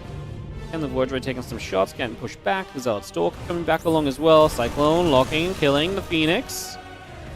Back up to the top side, getting chased away. A couple gateways in the Forge coming down. We're not going to see our Marine Tank army back up into the center. There are a couple of additional Zealots coming down straight away there from Heroes. Just going to get those on the way. And this Bio gathering up. Cyclone, Medevac, Banshee. All joining through. As we make a bit of a shove into the upper left-hand side. Zealot Stalker Sentry ready into party. As we have the Cyclone locking on. Probe taking some damage. A couple workers going down already, to be honest. It's going to be 4 workers killed right away here. As we are going to be taking the siege as Cure. I mean, basically comes down to charge. Charge is going to be the most important part of this. The Void Ray does not help you too much defensively in this scenario. We're going to pop double Guardian Shields. Phoenix does come into play because it lifts one of the tanks up, so one of your siege units is taken out immediately. Well, not taken out, but then it drops down, it's dropping into Zealots. As we are going to see Cure.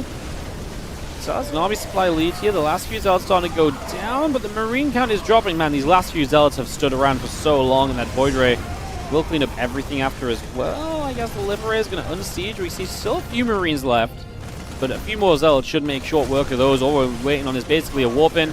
We lose the Void Ray, but everything is going to have to retreat from Cure. This was not quite what he wanted from this. I mean, it was still good, do not get me wrong. Like, I actually still feel as though the initial starting point of this was great, and the resources lost is way better for Cure than it is Hero.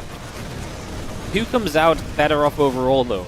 Because this is now a 3-base Protoss who's going to be able to establish a few more workers against a Terran who's now building a 4th and 5th barracks, only just started stim, so your upgrades are a minute and a half away. So we're not really going to apply any true meaningful pressure for the next minute and a half, let's say. And so Hero just gets to run away with this. +1 already finishing, right? Upgrades are going to continue in his favor. These are things, and these are ways in which you're going to take a big advantage right now, basically, as the Protoss player, as Hero here. So, you know, the Phoenix and the +1 coming through. The Pylon will come down in the upper right. The Medevac still moving in toward the main base the next couple of moments. Ready to unload over there as a couple more Zealots warp in. The Marines will unload. Just going to see the Phoenix showing up. They're going to push the Medevac back over the right-hand side through the top of the map. Going to see the Marines unloading. Phoenix taking damage. They see the rest of the Zealots coming about as well. The Oracle also up to the top. Medevac will go down again. The +2 attack upgrade coming in. Stimpack, Combat Shield, Marines, Tank, Medevac. A little bit of everything coming through as we do have the Zealots up toward the top.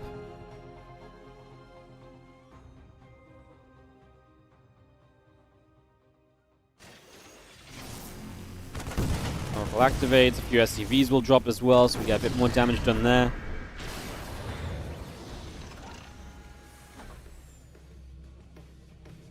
To see that Liberator still chasing the Oracle around a little. Gonna take a second, stop for a little revelation down on a few of the Marines. The rest of the Phoenix coming over as well. They're gonna make a move. Again, +2, +1 upgrades coming about. Extra gates all on the way in. Hero's got to go soon because these 5 racks, 2 bases, these 2 barracks are not add-ons either. So, like, this is a commitment. Hero knows about it as well as the issue. He's already got a massive counter-attack of Zealots. Honestly, that's a lot of Zealots to be sending across the map when Q is going to be all in you. It will guarantee your opponents all in, but I think 5 Zealots would have probably had the same cause and effect, honestly. It feels like a bit overkill, unless Q responds by pulling back against it. And now you see the SCVs coming across the map. Honestly, at this point, maybe these Zealots should just stay on the map and flank.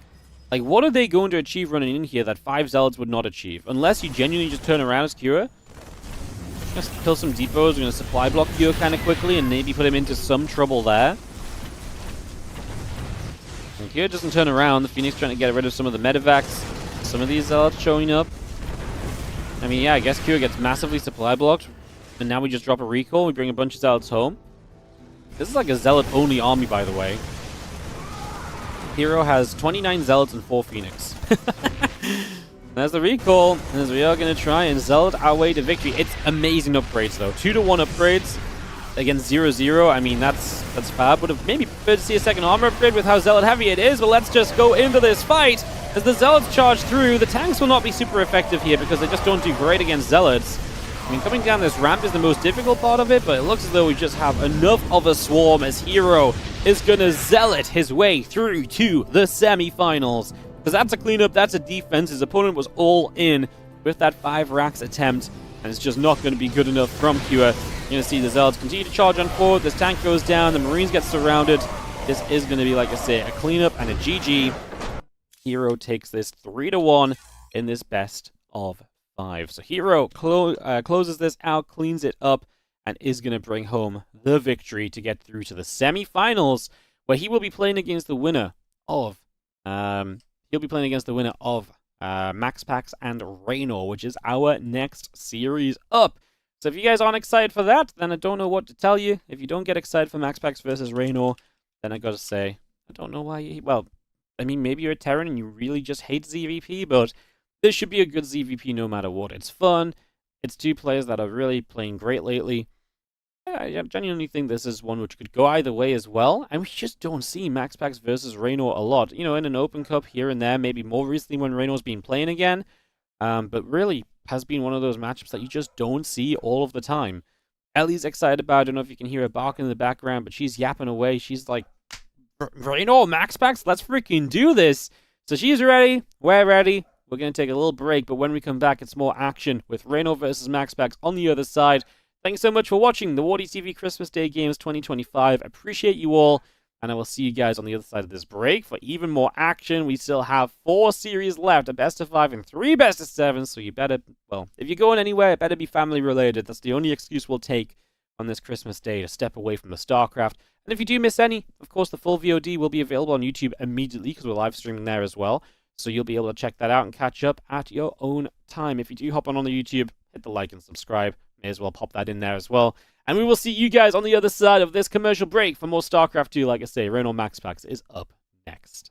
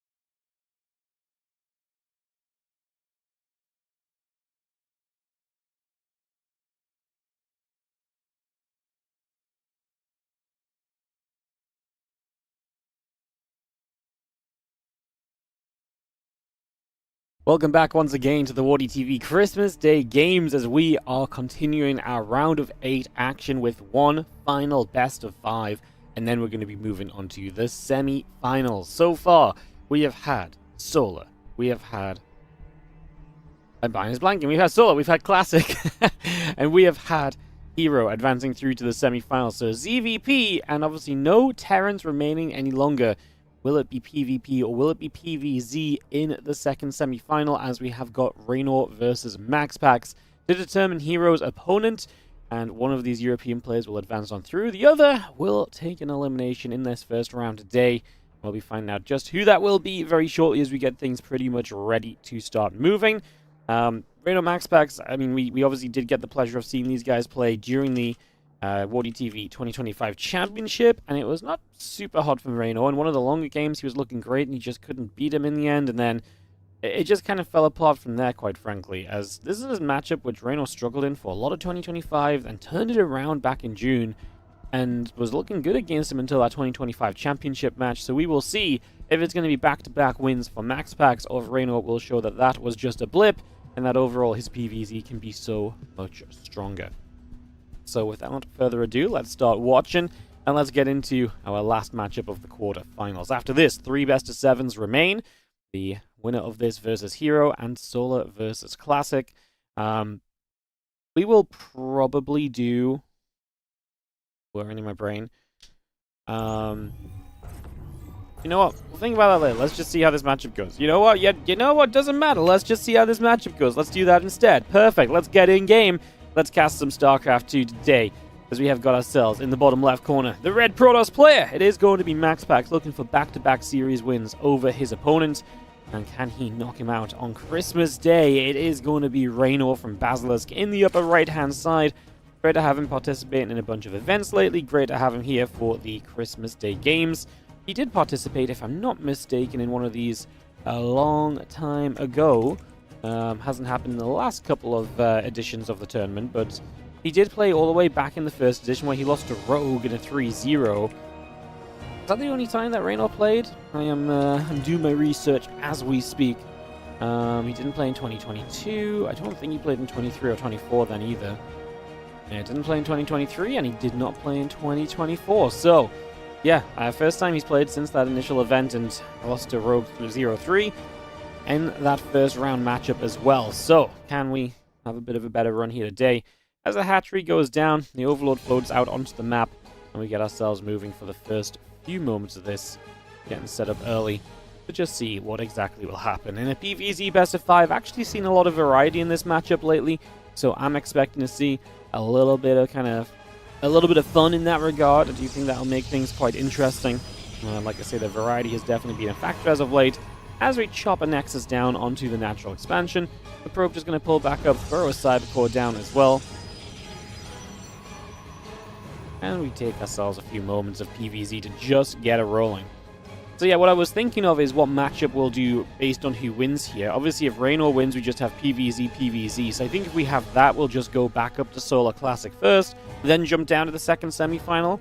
If MaxPax wins, because it'll be PvP, I think we'll use that to split up the PvZs. So I think if MaxPax wins, we would do MaxPax versus Hero, then we would do Solar versus Classic. So just depending on who wins this series, we'll maybe change which semi-final we do first, just to mix up the matchups a little bit, and so on and so forth.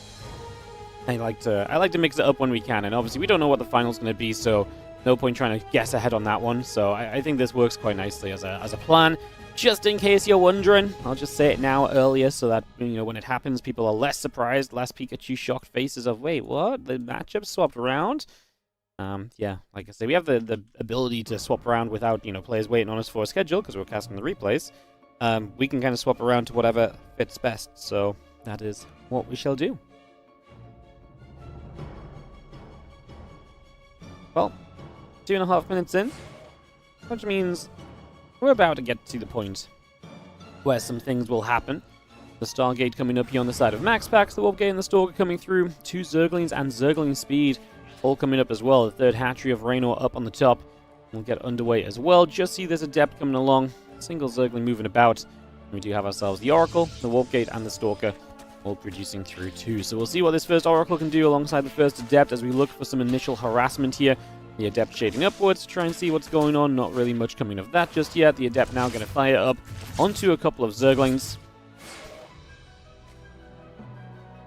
We do have a bunch more drones in production there, so yeah, those extra drones rolling. Obviously right now, just keep that drone count nice and high. Play catch up on the Protoss broker count.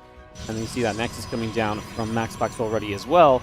And of course, Reynor does have to slow a couple of drones down into Spore Crawls because he wants to try and make sure you got a good defense against this incoming Oracle to start things out. And that is going to be the plan. The Oracle heading out to the upper side of the map.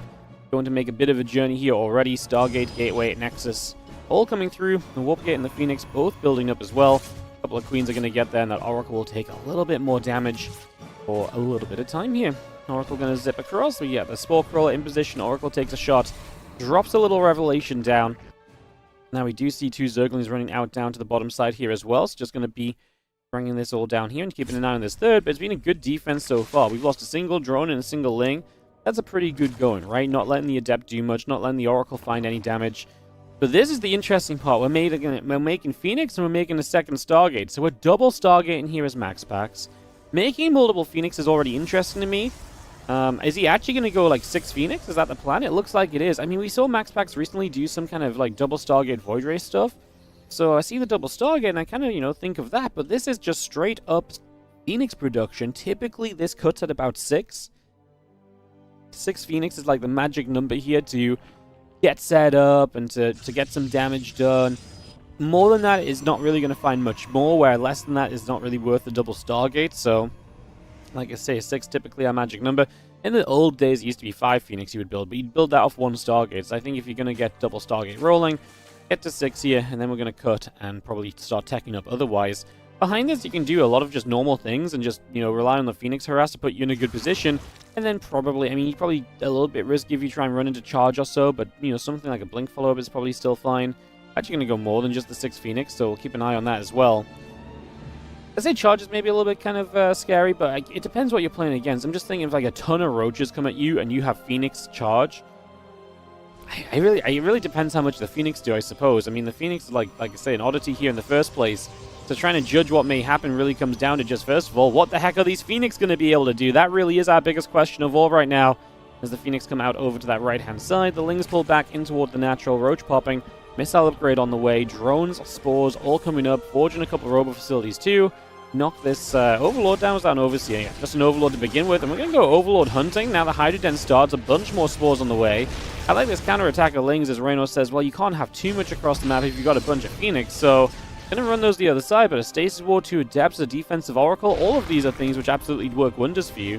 You can't attack across the map with a low number of roaches either, because the Phoenix can just pick them off one by one, and these Phoenix right now are having a very good starting time in this game. The Lings will look to see if there's any entry point, but I just don't think there is. Not for this amount of Lings, it's just not enough. There's just not going to do anything before an Oracle plays cleanup, right? Now it's going to start playing Hydras, we're going to start playing the melee upgrade beyond the missiles. We are going to Chrono Boost Immortals here from MaxPax. He did see roaches. It's just going to sturdy your army in general anyway. I mean, I was intrigued what this follow-up was going to be. We see 6 extra gates as well. At this point, I think you can just go charge, actually looking at it. Let's see what he does off that Twilight Council, see what he wants. He does have a good amount of gas, so he could warp Stalkers. The thing with Stalkers is that it's very gas expensive at this point in the game. It would slow down everything else, right? So, for how late he went into the Twilight, like, I was thinking 6 Phoenix and then maybe Blink is more of a viable option. When you've already built 10 Phoenix and then you're going to Chrono double Robo Facility out, etc., you don't have the gas spare to build up a Stalker count to any sort of meaningful number that's going to do much for you. So the charge makes a lot more sense there. You've got a lot of minerals to spend. Your gas can go into further tech, such as that Templar Archives, for example, as well. That is going to open the door to Archons. Then you're on charge of Immortal Archon, which is a great composition. And Reynor is going to pop an Immortal Barrier, and that's still about it for now. Ling Hydra on production. A Nest coming the way in. Going to have that the Muscular Augment soon, giving us the Hydra speed. And with that Hydra speed available, I presume we're going to get a little bit aggressive on the map. I mean, if he makes Banelings here, they will be slow Banelings, though. We do not have time to get Baneling speed if we attack soon. I'm just presuming we're going to attack soon, because we're getting Hydra upgrades finishing, the melee upgrades finishing. Like I say, Baneling speed is still just a long way off. And to be fair, Ling Hydra on its own is maybe not terrible here. Once there's a few more Zealots, then the Banes become a lot more useful as the second Stasis Ward comes down onto the high ground for the moment. It's just going to bring that into place. A couple of Lings get caught in a stasis. And do get rid of the 4th base attempt over here at least, so that's one thing we will slow down. As the +1, and now Storm on the way. We already had some High Templars wandering about, and they're going to grow in numbers. Reynor is going to start bailing speed. I mean, it's not that he was going to start it, that was questioning, is whether he attacked without it. But it looks as though he's pulling back, and he's going to start droning instead, so delaying the 4th base, and just going to drone up a little bit, get some bailing speed, and then probably still looks to be aggressive, because that's just naturally what Lingbane Hydra does. You don't sit back with Lingbane Hydra unless you truly believe your opponent's army is untouchable. Lingbane Hydra is almost always an attacking composition. So expecting this to still kick off at some point soon, but at this point, most likely waiting for the bailing speed is pretty much the one thing we can do, is a couple of Phoenix gather up, Immortals, High Templars, Zealots join together. The Ling Hydra begins to move down into the center of the map and looks to get across to the bottom side here. Oracle gets shot down already. A couple of Zealots are going to get nabbed. 1 Zealot, 2 Zealots taking some shots straight away. Here we go. Hydra's going to start splitting up.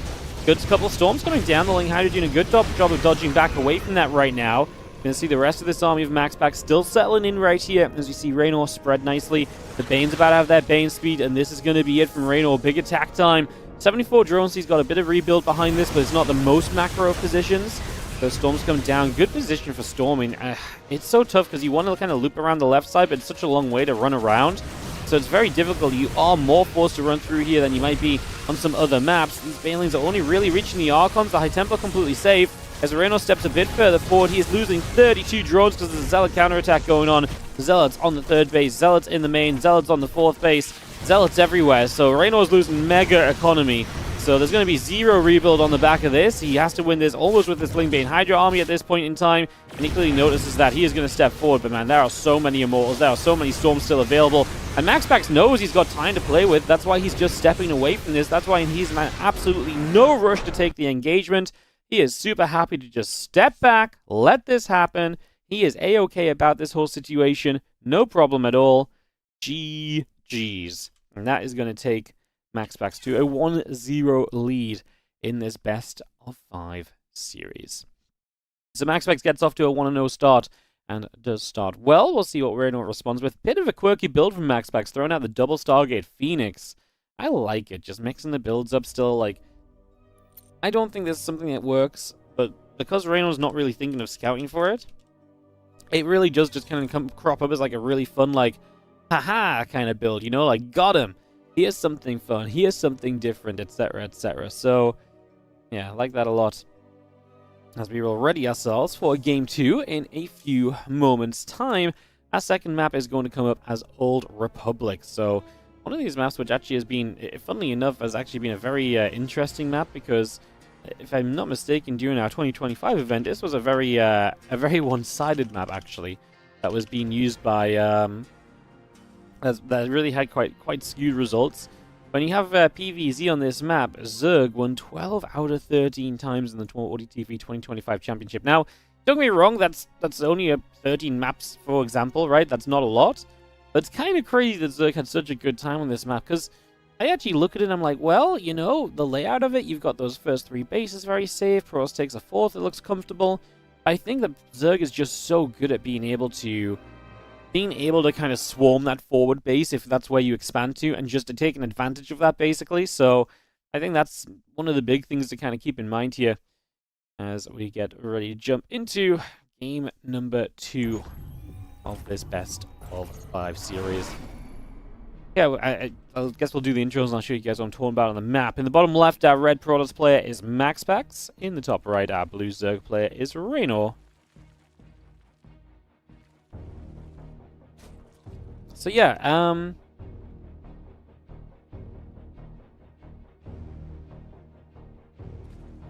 you get this kind of 3-base setup, right? And it's pretty safe. Natural, somewhere that is pretty walled off. You know, 3rd base pretty easily walled off as well, and you can expand here, and you can basically just defend these 2 ramps.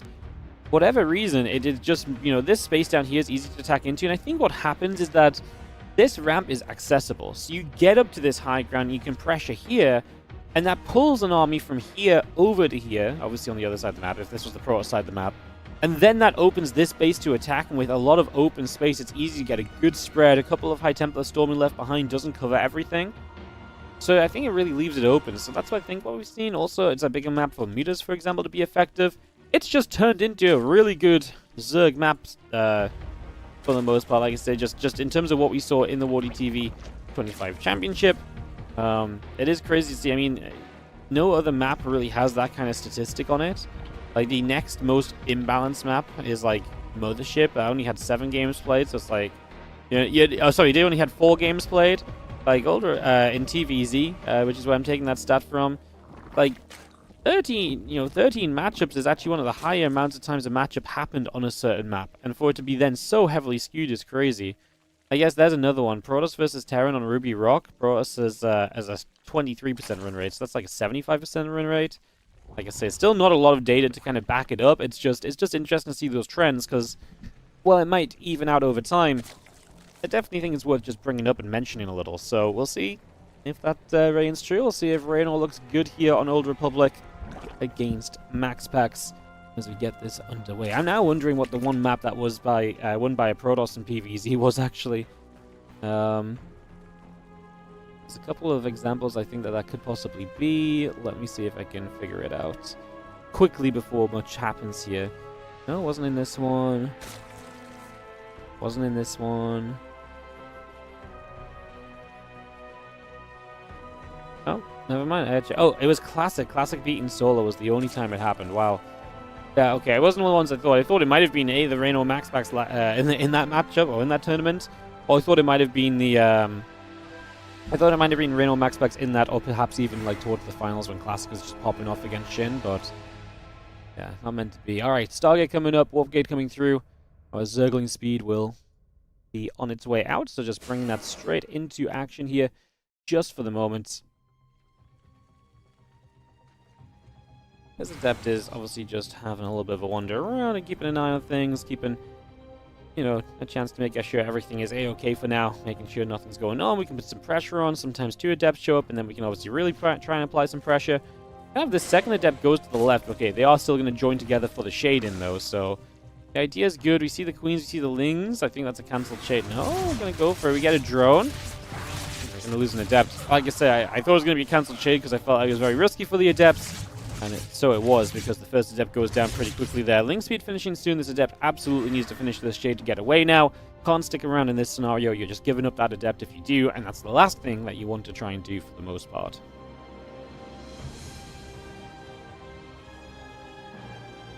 Adept out back to the bottom side. This Oracle coming across here, and we see a few Zerglings that are going to get hit on by the Oracle as well, activating that Pulsar Beam to throw things the other way.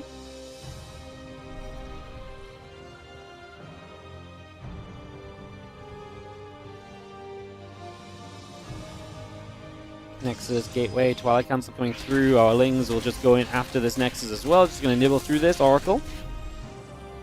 Activating and chasing a few Zerglings out through the bottom side of the map.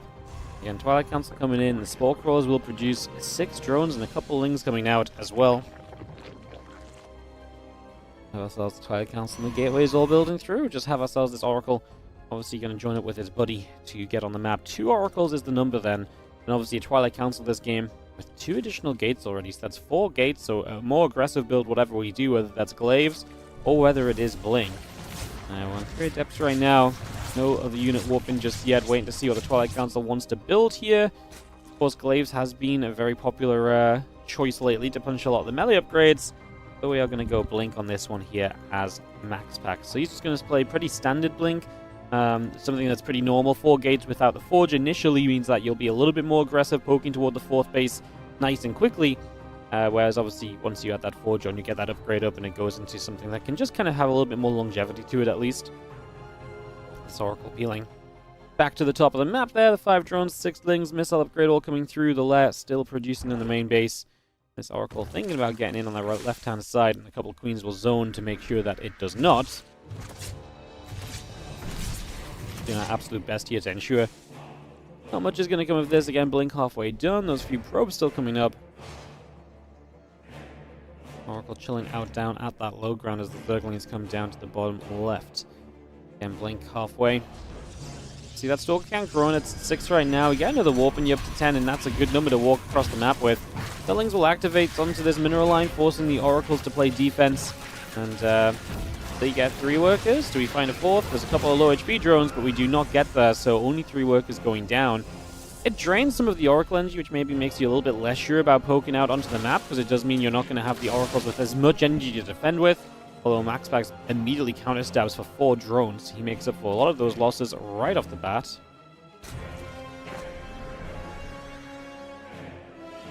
Oracle just going to begin to take its way out across to the top side, so away we go. Moving up to the top and seeing what we can do. Hydrogen is about halfway done, +1 missiles and the roach speed coming up as well. Temple Archives, Gateways, +1 attack upgrade coming in. Do you see the Zerglin's going to counterattack once more? Reynor going to try and keep MaxPax very honest here. Probably get a pylon kill. Obviously the battery kills pretty much anything else, so forces a cancel there. Yeah, these Stalkers. MaxPax waited for Blink before coming across, so it's going to be a little bit safer. Oftentimes you will see this kind of come across before Blink is finished and just started trying to apply pressure early, but MaxPax respected what Reynor was building here and did not arrive too soon this time around with this army. It's just been a little bit cautious about that as we drop another Stasis Ward down into play. Stalker's going to poke. Ling Roach going to take a bit more damage. Stalkers will get chased. Just going to see a couple Stalkers going down. Continue to come across that left-hand side. The Lings will go after those Stalkers as well, so continuing straight over to the left. The Overlord goes down. +1 Storm on the way up. Yeah, Reynor with a really good pushback here. I mean, he kills a good chunk of Stalkers, right? 4 Stalkers is not bad. And now Reynor turned this into a bit of momentum on his side as well, although no 4th base. I'm not sure how much we want to do. We have the 3rd base up here. Is obviously the comparison, right? So, I mean, do you really want to run up this ramp? No, probably not, and that's why I don't think Reynor is going to truly get aggressive now, but he is just going to throw down the Lurker Den, so we do see a bit of where Reynor moves to with this, so Lurker Den on the way. That is going to be our call for the moment, as we do see a couple of these Stalkers going to blink around. The Roach Hydra still trying to chase in after this as well. The Stalker's going to patrol back and forth on the left for a couple moments. A couple more Stalkers coming through. The Roach Hydra pulls back up top. Hive, Lurker Den coming up. Ling Hydra coming through. +2 missiles, muscular augments, all on the way by. Getting the Storm brought in alongside everything else as well, so just a lot of this coming up and online for the moment.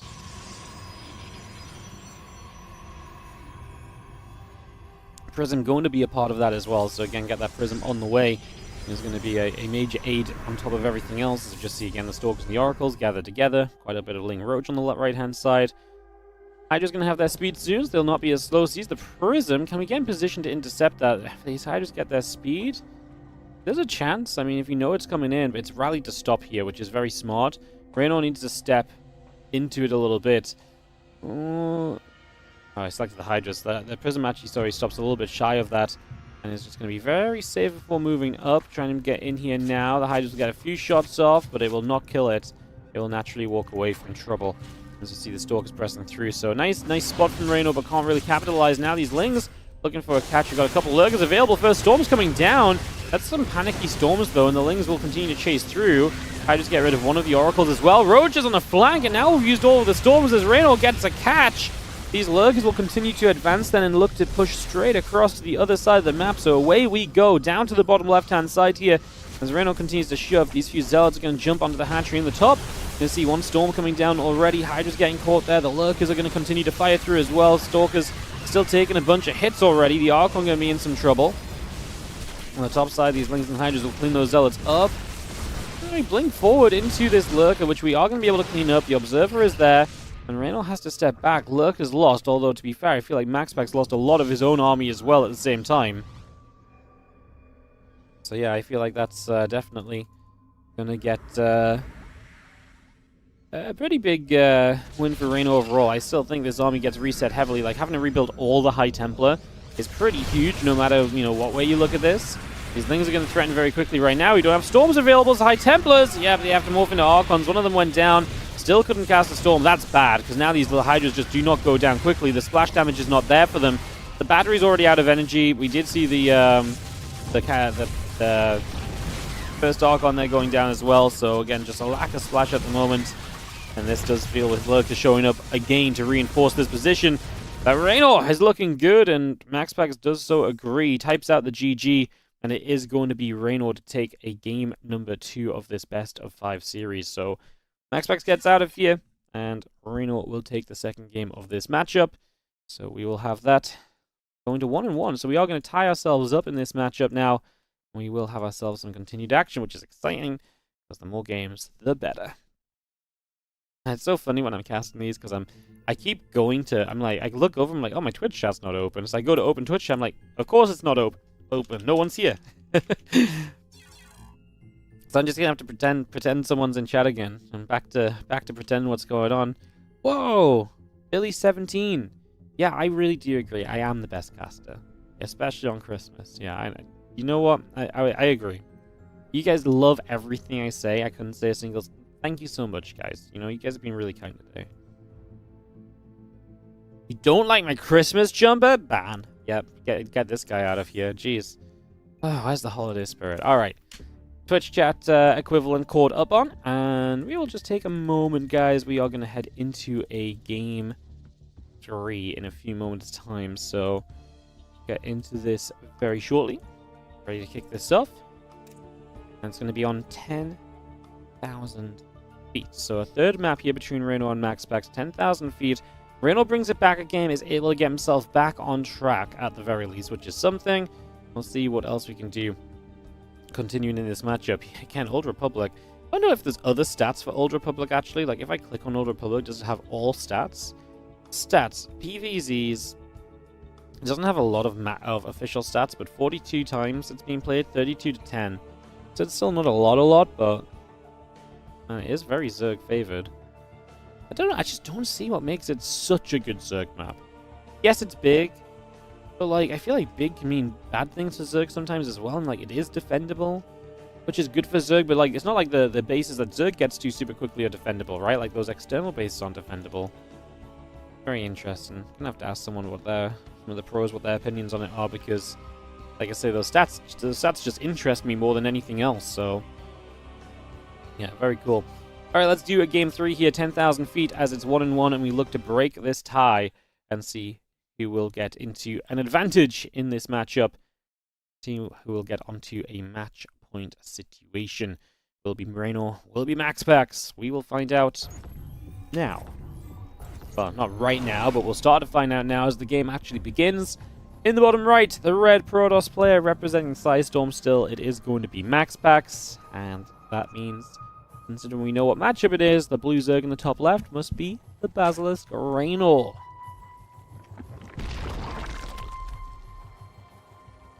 We'll extract it, cancel for a moment or two, so we just cancel that up, get that on the way, and figure things out for the next few moments here. Like I say, game number 3 of this series. Winner plays Hero in the semifinals. After Hero knocked down Cura, and perhaps one of the most convincing series that we've had on the day so far.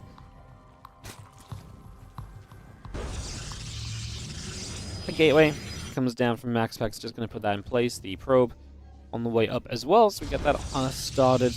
And yeah, hatchery, couple drones, all coming through. Had a lot of this on the way. Gateway and the simulator coming by, the probe in production. We just have a probe scouting. So we did block the natural hatchery, and Reynor ends up expanding forward here on 10,000 feet.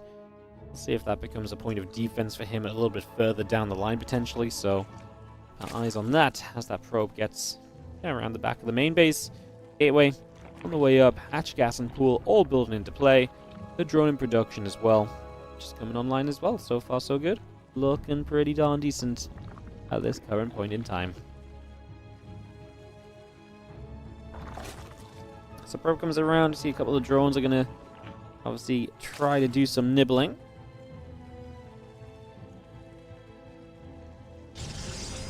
This side before the Nexus comes in. Early game PVZ, what you going to do? Apart from follow this probe and what you try and disrupt the drones setup. There's no second drone there, MaxPax. You're drilling a mineral line that has no second worker.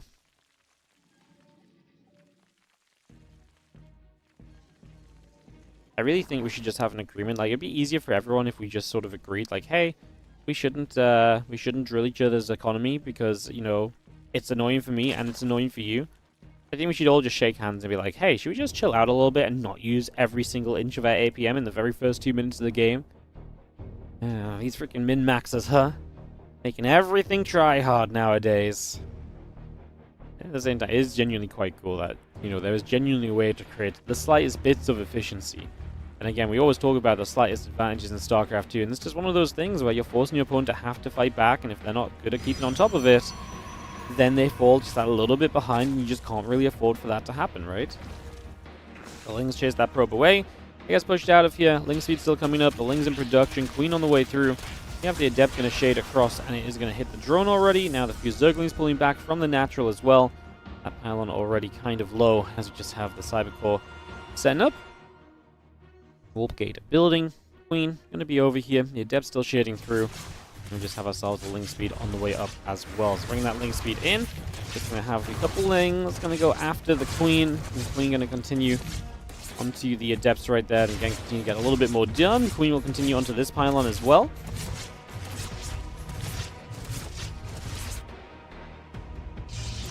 Fun build. We're going to see 2 more gateways, then the Stargate from MaxPax, so a little bit of gateway pressure availability here from him. We can get to a higher depth count quickly and see if we can see some success from that. This pylon goes down. Reynor already made a few Lings to deal with that, and we'll want to try and just drone from here to play catch up on that fact. Obviously no Stargate just yet, because the Stargate will be later than usual. We'll see if that ends up catching Reynor off. I mean, they're still going to commit to these spores, I think. And the bigger question, oh no, he's going to cancel. He cancels one because he doesn't see any sign of the Oracle yet. So it is going to kind of work. If the Spore Crawler is not here, he keeps the one in the main base. To be fair, he also has multiple queens here, so it is a little bit more safe than what the other location is anyway, because you're just saying, if I have my multiple queens here, this is the front, so that's where they would defend against Adepts too. Then I just need the Spore in the main base to help me out in certain circumstances too. He actually cancelled this one as well. I didn't see that. Why didn't I see that? I'm absolutely convinced he finished it. My apologies. So he cancelled both, because he hasn't seen the Stargate yet. And now he's a little bit concerned of what's going on. Now he's actually building a spine, a roach roaring, but then there is going to be the Oracle behind this, and if you're not prepped for that, and then you do end up in a bit of a weird space, that's obviously room for damage to be done. These Adepts just walk in, a couple of drones take some shots, but none of them go down just yet. We do have the Adepts on the right side coming back over, and the Twilight Council finishing shortly here from MaxPax. Get that complete, get that online. Nexus on the way in from MaxPax as well. The Adepts back to the top. Keep the pressure up. Going to throw that third down, like I say, and that gives us the chance to just take a good economy with this. The Lings probably could have surrounded these Adepts. But that being bad, you surround 4 Adepts, the other 3 show up. I think the Lings would have gotten enough kills to justify, but he's obviously afraid of just more Adepts and this becoming a danger. And like I say, this Oracle's about to fly into the bottom side. The Queens are going to show up here. Good pull with the drones, gets them toward the Queens. Going to be very minimal damage dealt. Only one single drone going down to that Oracle, so that makes this a very manageable situation for the moment. Oracle coming through, that blink coming up, having ourselves the Forge in the Gate coming online. The Nexus continues over as well. The Zerglings down on the bottom. Gonna turn around, run into this natural, and you get a surround on the Nexus, so at least think about it, at least for a few moments. A couple Oracles will activate for a couple of those Lings, dealing some more damage. Oracle pulls back over that right-hand side. A few more Stalkers warping in. Want to go after the Overlord there. He'll be able to take that down, and that Overlord will fall.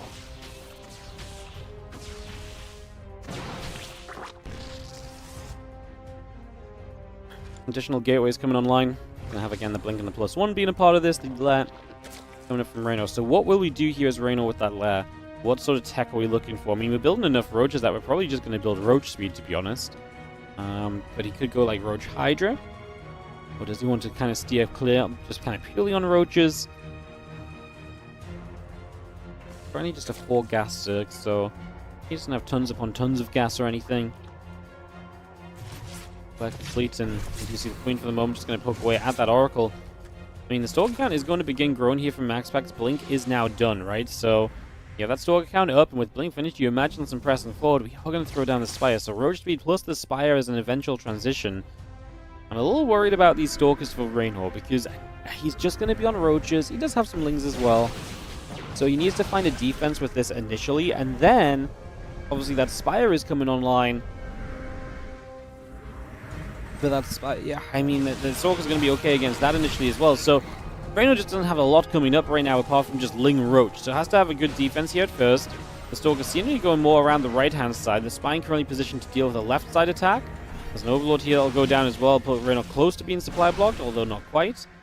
And just keep a few of these Lings back. Needs to try and pop this back stasis. Stasis Ward's going to be very annoying to deal with. Oh, the Adepts show up as well. And actually, with these Adepts having come in from early in the game, it's going to be a good buffer for the Stalkers, especially against the Lings, and also add some ability. But now you can kind of threaten into some of the other locations as well, right? So that'll be a factor. The Lings still sitting here trying to catch any reinforcements maybe at this point. Yeah, these roaches have to start figuring out how to trade well. The Adepts, like I say, are going to be a good threat to hilt elsewhere at the same time. Lings will go and respond to those. Roaches are going to be slow to respond in comparison. These Lings on the other side get picked off, and I feel like Reynor is bleeding out units at this point. It is MaxPax who, like I say, it's not that these Adepts are going to do a lot, but they pull so many units out of the way. It opens the pathway for these Stalkers to get even more done and just find a good few moments of trading. And you can see the supply is absolutely heading in MaxPax's favor. A couple of low HP Stalkers now, so we try and be a bit more careful. Running back, uses the Stasis Ward to help himself out here, and as the Lings go down, the Roaches really do look so susceptible to attack from these Stalkers, which will be on, you know, a cooldown available on their Blink now as well, so you can pull back, although again, a lot of them low HP. But as new Stalkers show up and they're fresh and healthy, this is going to become even rougher again for Reynor, who actually is impacted by that Stasis Ward there. Only get one. Okay, we got two Roaches blinking forward to get a second there from MaxPax. Reynor trying to get a fourth base up on the left side. He did build a few mutas, so he's basically now holding and hoping that the mutas can fly across to the other side to get some work done, because at this stage, he's definitely been kind of falling off. He's definitely been trading badly. The mutas need to turn things around a little bit. Can they give Reynor the break that he needs? Can they force these Stalkers back home? Would be a win in itself. There's already Stalkers at home enough to play defense, so it doesn't really look like that's happening at all, as this Roach army is in trouble. Ravagers continue to go down. I mean, this is bad. Muta's going to fly into the main base. There's a cannon. There's a few more Stalker Warpins. I was going to say, it just doesn't look like Reynor's going to get anything done with the Mutalisks, really. Or if he does, it's going to be pretty bare minimum. And then we do get him just typing out the G, because MaxPax really does just have Blink Stalker pressure that is going to be so efficient on that front line. And that is going to allow MaxPax to take a 2-1 lead, and suddenly it's match point, and MaxPax threatening us with a PvP in the semi-finals. Alright guys, we will be loading in just a couple of moments. Thank you for joining us.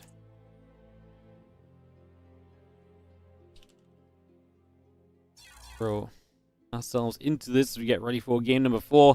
MaxPax leading 2-1 in today's WardiTV Christmas Day games. Again, I hope you're all having a wonderful day.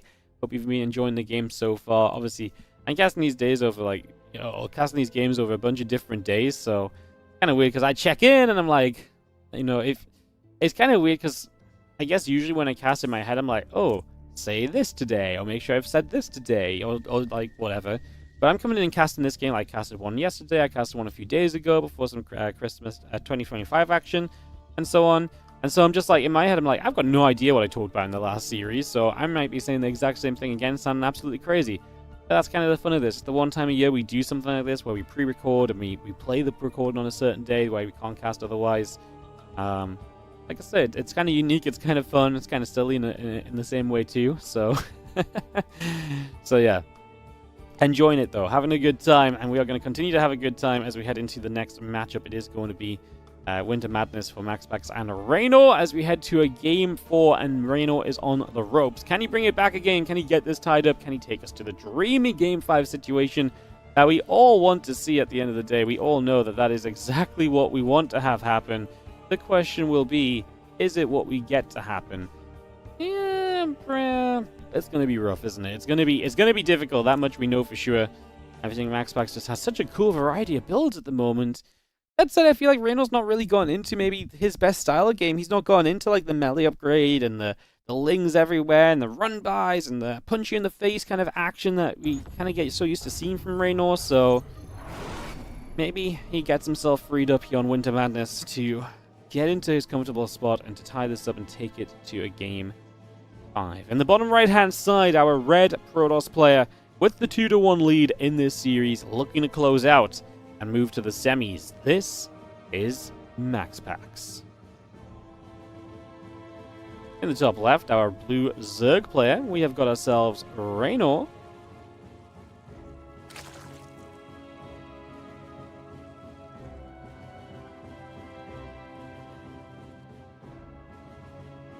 The probe of MaxPax just wanders to the upper left-hand side. I'll look to see what is going on there for a couple moments. Drone, probe, all coming through. Getting settled. Gateway coming up. Got ourselves settled down for a few moments here. Just going to have this probe patrolling back and forth on the natural. Hatchery does come down into place. Those couple workers continue to build. The gateway and the assimilator all coming by as well. So again, we get a lot of this on the way up. Just going to see the probe. Producing through also for the moment. Get that online. And yeah, getting the simulator coming through. Probe on the way. It's going to be having the rally down to the low ground here as well. Get in position, throw a Nexus down on this location, I'd imagine, sooner rather than later. As the Overlord continues to make its way out down the bottom right side, away we go.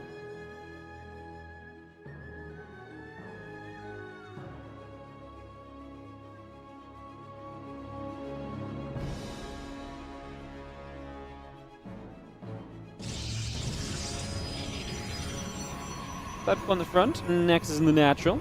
Take a moment or so with that and see what we get done. Obviously, PvZ has this little bit of a slower starter point, so we take a few moments, we get this underway. And we look to see where things continue as we just have this probe. We're going to poke around for just a moment or so. What will the choice be for MaxPax? I mean, probably a Stargate again. MaxPax has been very fun with his builds, right? We've had the Stargate with double Stargate Phoenix. We've had the Stargate into more traditional, just kind of blink. And then we've had Stargate with Stargate after 3 gates. Or 3 gates total into Stargate. Just delay, putting some adept pressure on, then going into Stargate, and then blink eventually as well in that previous game. So we really have seen, despite it being Stargate every game, a pretty good mix of options from MaxPax. He really does kind of keep Reynor on his toes. He keeps Reynor guessing a little bit as to what will be next, not letting him fall into a kind of a comfortable rhythm against the build, and not letting Reynor kind of decide what happens in the games as much either. Like, Reynor is kind of guessing what is going to be best for him, but there's never 100% to tell him exactly to, yeah, never going to be a time to really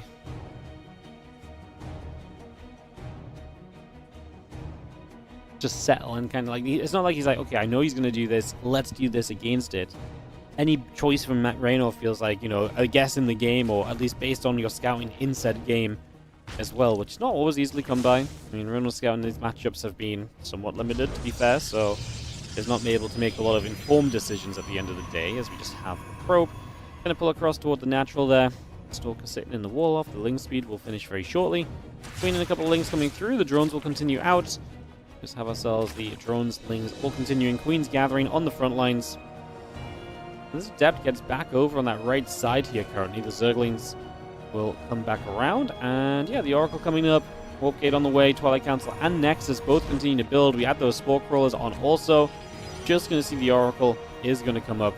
I'm going to get that underway for the moment. The Ling's going to come and wrap around onto this Nexus. Just going to see the rest of the Lings there as we go wrap around. The Adept is already going to be killed. So we are going to get the Adept. We lose some of the Lings to the Oracle, though, which is a little bit costly.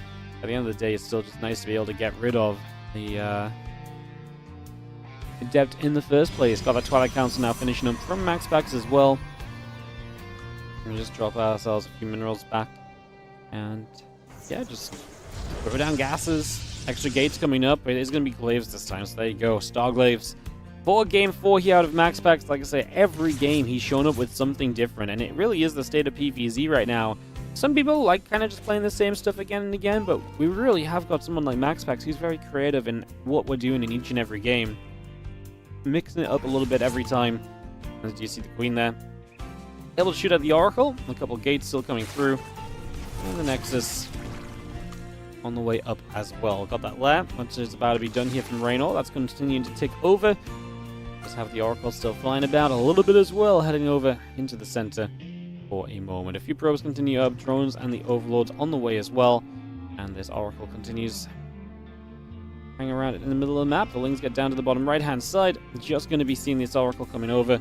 Again, glaives will be finished very shortly, so we are going to be having go time very, very soon. However, the preparation from Reynor, currently no Roach-Roaring in this game, and he has had games where he's had a faster Roach-Roaring as well. This game, no Roach-Roaring. Lair completes. What are we going to build? Are we going to go like Instant Spire here? Because I almost feel... we could go Instant Hydrogen, actually. Yeah, okay. Instant Hydrogen. That feels a little bit better. So at least you can get some Hydras up behind the glaives, but it really depends how many Adepts there are and just how many numbers there are and how quickly. And obviously with glaives, typically, there's a lot of Adepts very quickly, but the rest of the Adepts aren't here yet. So we're going to pull back with a little bit. We're going to wait for them, and that might give Reynor a few moments at least to start preparing for this attack. Again, the Adepts join up. We get rid of a couple of Lings. We see the couple of Oracles coming over, the Blink and that Forge coming through as well. A few probes coming up. The Adepts will shade. Get up to the top side. Just going to be seeing a couple of those queens taking damage. The Adepts stab over to the left. Going to get a Ling in the process. And another Stasis Ward coming down. We've seen the queens coming down. Going to get caught in the stasis. So Reynor just walks into that. But then that means you don't have your queens really out to help you defensively at all, which doesn't exactly feel great in this current situation. Adepts already getting rid of 13 drones. This feels pretty disastrous. Now, what can Reynor do? If he gets Hydras up and he can kill off these Adepts, there's maybe a Ling Hydra counterattack he could make, right? There is a way where he could have a high damage output counterattack that has potential at the very least. These Lings don't even get a proper surround here, unfortunately, so that's going to be a costly little trade. And that's the issue, is right now these Adepts just find good trade after good trade. The thing is, if they get on top of Hydras as well, they will also find good trade, so it's very high value to shade these Adepts around still and to see if you can find more. In the end, the last few moments of this defense is better from Reynor. Like, he only loses 2 drones over the last 20 seconds or so after losing 13 initially. So, yeah, Reynor at 46, army supply to the 16, and he's just going to spam army. He's not going to stop, so he's just going to send this. Blink not done yet. If we go right now, the only issue, of course, is there's no Hydra upgrades. We drop a Bane Nest down as well. Okay, I mean, the Bane Nest is mostly in case he's massing Adepts, I would imagine. Otherwise, Ling Hydra should be able to do, make the majority of this okay anyway. Like I say, it's just the fact that these Hydras are slow. They've only just recently come online. So this slow Hydra move across to the other side is not exactly looking super pretty. I like the army supply for Reynor. That part is great. Being able to actually commit into this engagement feels nigh on impossible, though. He's now starting Muscle Augments, but I wonder if that could have maybe started sooner at first. And he cancelled the Baneling Nest in the end as well, as you see Storm on the way up, a ton of Stalkers warping in. Yeah, this isn't it. I mean, if you're not droning at all, we gotta go, and every second... I get it, at this point, we're probably waiting for Hydra speed, and at the same time, I kind of agree, because without Hydra speed, maybe it's just not possible. But there's now going to be so many Stalkers, there's going to be so much efficiency available on each and every unit of MaxPax. He really does have a way to just ensure, basically, that Reynor just forever remains in a very difficult position, pretty much. Stalkers get through, the Hydra goes down. Another Stasis is going to go off catching a few Lings already. The Stalkers will blink back across. Another Stasis catches another few Lings. Continue to just chase our way through for a couple of moments at this point in time. Coming straight across over here. I mean, Reynor pushes it back, but Storm is now about to finish. He is still a 48 drone Zerg, and he is all in on Ling Hydra against what is about to be Storm and Charge and Blink Stalkers, plus 1 attack upgrade in MaxPax's favor. This attack is looking less and less likely as the moments pass by, as a little bit of Ling Hydra runs down, a little bit of Ling Hydra hangs out to the left-hand side, and we begin to engage through onto this. Again, that Storm is going to be finishing in a few seconds. The Hydras break through, a Stalker drops already, just going to try and slow walk our way into the natural. Storm comes down defensively, it's already not looking pretty. I mean, this first round of Hydra's not doing much. Do we have Storm on the ramp to stop these Lings coming up? Apparently not just yet, but... I mean, we get some Zealots in front as well, so we're going to protect these Stalkers with the Zealots, and that also is going to be amazing as the Hydras continue to step down in toward that natural mineral line. Another Storm. Going to be nicely placed. These Hydras continuing to play cleanup for a little bit longer. Just see the rest of this continue to come through. These Hydras still trying to fight. The Stalkers trying to trade in return. A couple of Adepts will step forward. I mean, these Hydras are going to be in a ton of trouble as the Stalkers step through. The Hydras get pushed away. Some Hydras and the Lings over here continue to nibble by and see if there's anything extra they can find for themselves. Hydras get into the main base. A couple of Lings come through as well. The Zealots are going to turn, picking some kills off. And again, we lost about 10, 11 probes, 12 probes at this point, but I just don't think that... I mean, Reynor still has double army supply. And to be fair, I guess right now, no high tempo Storm available. We just warped in a high tempo, which means we're going to recharge into a Storm. Drop that on these few Hydras, and the Zealots show up on the left-hand side, and the G is dropped. MaxPax will take game number 4, and MaxPax will take this series, making it a triple Protoss affair in our semi-finals. 3 Protoss, 1 Zerg. And of course, it is going to be Solo versus Classic on the top semi-final, and then on the bottom semi-final will be MaxPax versus Hero, which makes it PvP. So I think what we'll do, guys, because obviously we don't know what the final will be, so I think what we'll do is if we do the PvP first, it means we'll do PvP, PvZ, and then the finals, whatever the final is. And I think that's just, yeah, let's just do the PvP, because then we get the PvP out of the way. Because then you guys can get back to some non-mirror matchups, and we pray for Solar to not let it be a mirror matchup final, okay? That's all we can do. We'll do the PvP first, and in that time we can pray that Solar figures it out versus Classic so we don't end up with a PvP final. That actually sounds like a brilliant plan, doesn't it? I love it. Perfect. That's what we will do then, guys. We are going to take a couple of moments. When we return, it is going to be that Protoss versus Protoss semi-final. It's best of 7 in the semis. And hey, MaxPax Hero almost always delivers some pretty cool games and some pretty fun StarCraft too. So do not go far. We'll be back with this in just a couple of moments. It is going to be MaxPax versus Hero up next in the WardiTV Christmas Day Games 2025.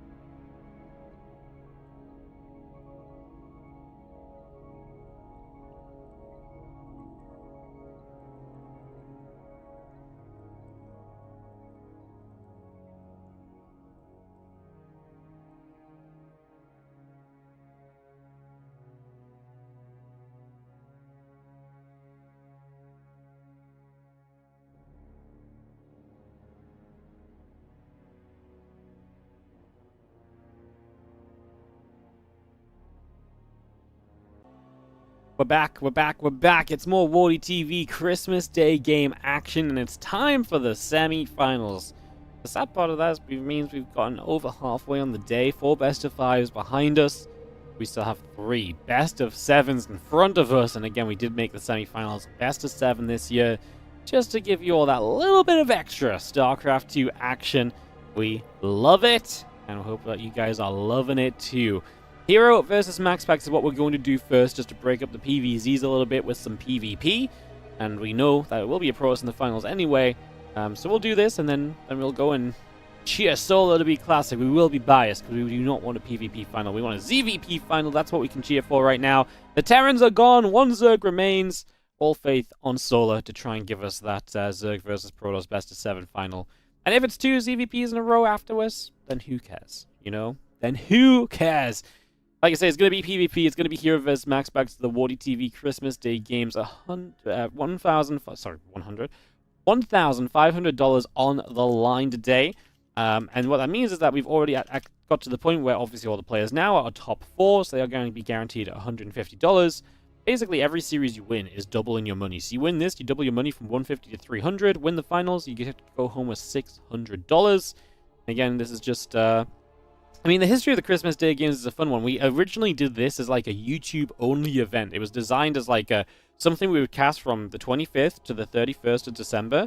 And every day would be a new match uploaded on the YouTube. And it would be like an end-of-year celebration for YouTube. And everything we did on YouTube, and we just take the YouTube ad revenue from a month or two, you know, throw it into the prize pool or whatever. Nowadays, obviously, it makes sense just to, you know, figure out a way to stream it, and so that's what we started doing. And so, you know, here we are with the Christmas Day games live on Twitch and live on YouTube as well. Now we're YouTube streaming as well. These games will go up on YouTube properly as uploads later, but we're not going to do it the same as we used to.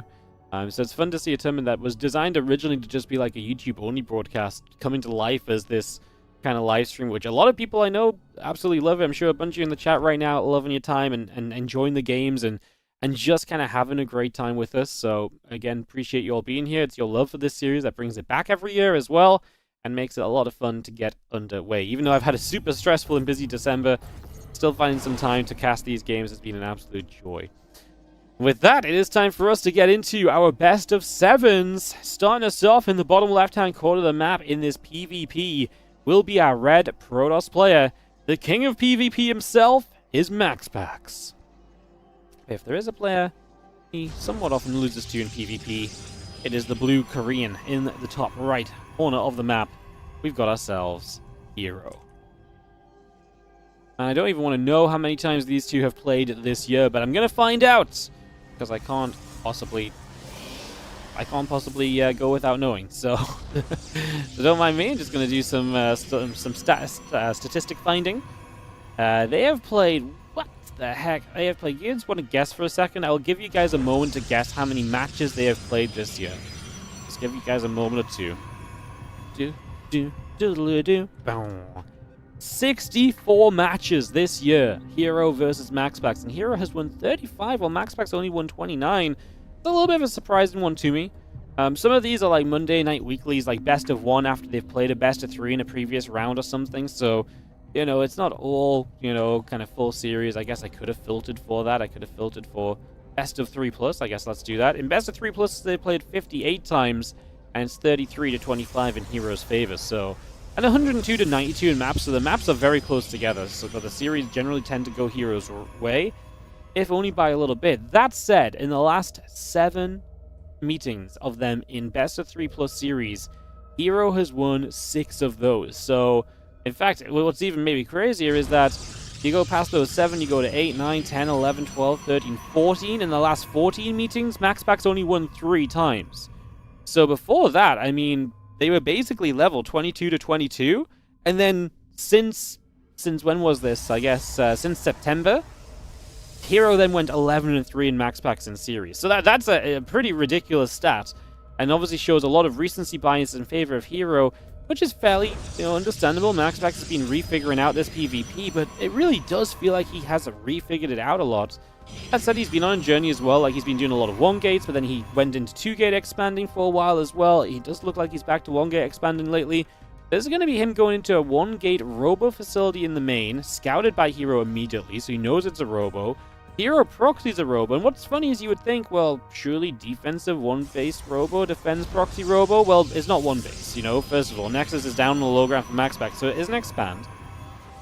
The problem is that you just gain so much momentum, like, because you have a way to push into your opponent, you can almost always find damage with this proxy robo play as Hero.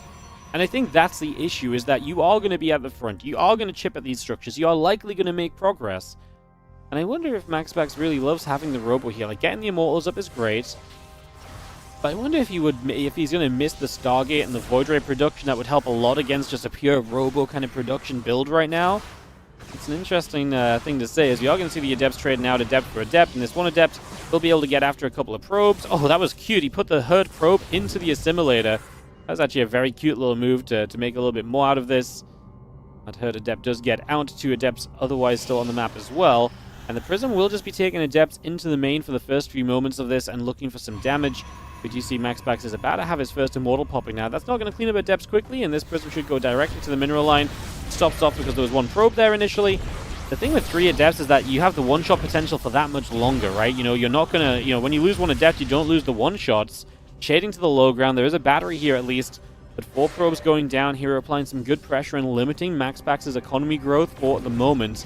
3 more Adepts warp in, so we're going to stick to this idea of, hey, I'm just going to try and deny the economy and keep you slowed down. He will save 4 of those Adepts back in the Prism. We ping back to the natural. There's only a couple workers down here. Hero's now going to have force fields available and can force field this ram. Prism on the way, so the Prism will allow you to break out of this, but for the moment, we're going to kill the battery on the low ground. So the battery goes down first of all. That takes away some of your defender's advantage. No high ground battery from MaxPax just yet, and Hero will warp in 2 more Adepts straight into this fight and begins to work his way through this Nexus. And that's going to become the difference in this game. MaxPax invested a battery, a battery, a pylon, and a Nexus on this low ground. He's going to lose all of those. He's going to lose 7 probes he built as well. And they're going to end up in the same position where it's a Robo and Gateways versus Robo and Gateways. Just MaxPax built a lot of stuff that is then not being useful at all. Look at the resources lost. 1,100 to 550. Double the efficiency from Hero. And it's mostly just the structures that Hero has killed, sure. But this is the next issue. Now your pylon is in trouble. Now your gateway is in trouble, right? So you're going to start taking continued damage as this just goes on and on and on. And that's something that's going to be so tough to recover from. The Prism sets up on that high ground. Sieges for a second, which is a little crazy. As Hero just backs up. But yeah, he's very happy he can come forward. Maybe still get rid of this gateway. I love the Stargate because that keeps you very safe in case of an Immortal counterattack in the Prism. It also just gives you a good option of what you do next. You build that Phoenix count up, and Phoenix is just going to be great because if they just lift Immortals, they can do no wrong.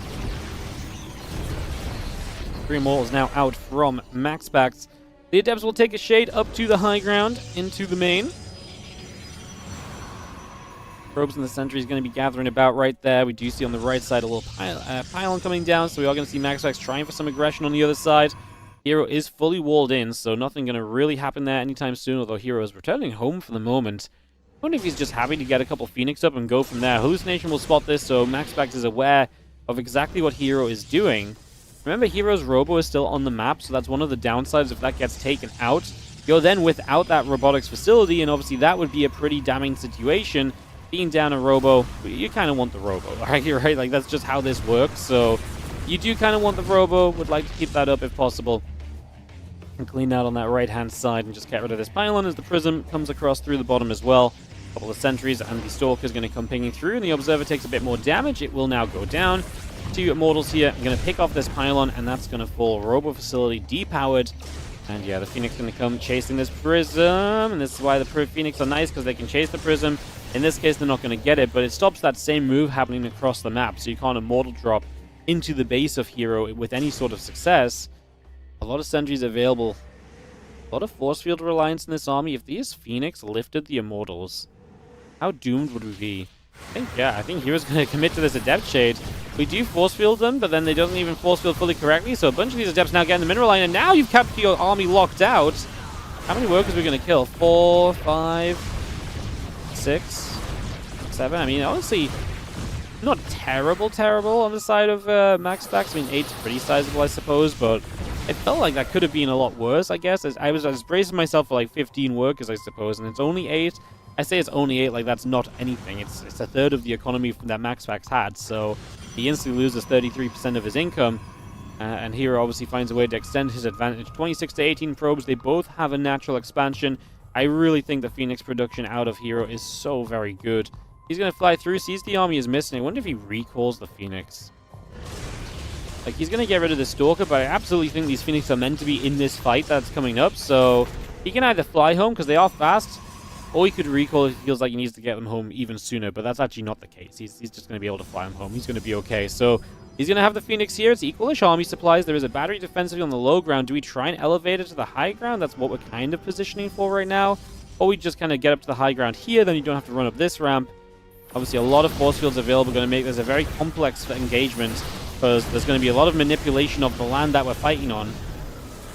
Hero obviously can play very defensively, pulling back with the Prism, drops a couple force fields of his own, trying to catch some of that opposing army where possible. A few more Adepts warping in. Adepts going to do well against the Sentries. They tank well against the Immortals. The few Stalkers probably not going to do too much there either, as the Adepts look for a chance to shade on top of that group of units. The Phoenix is going to be here. We're just going to be seeing them deciding to lift up a couple of the Immortals. Then the Phoenix can't, the Prism can't do anything then. As I think Hero just flew his own Prism into everything there, which is not ideal. The Immortals drop back down, so they're going to be hurt. Now we get rid of the Prism. Now we lift the Immortals again.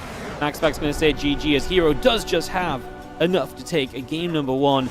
Gets the hold in the end, gets the win. And Hero is going to be taking the opening game of this best of 7 here in the WardiTV Christmas Day Games 2025.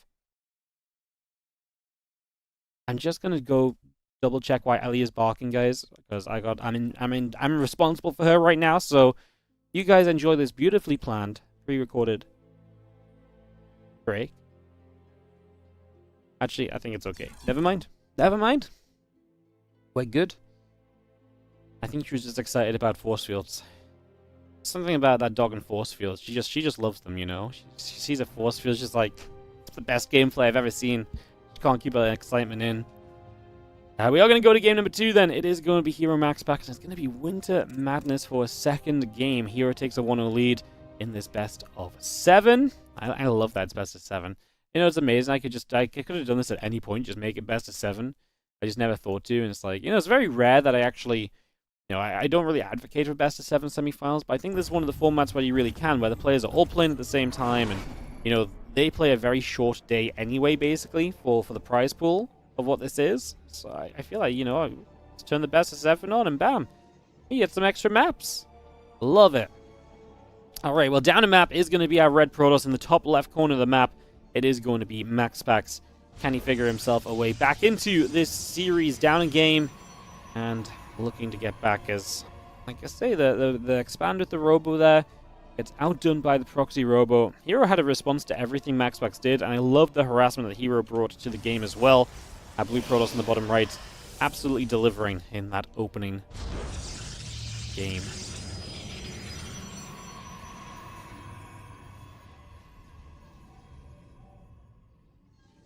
Okay, it's producing, assimilators building, probes en route. As you do see this probe of MaxPax heading down to the bottom right corner. Just going to come straight across and get in position, see what we can do.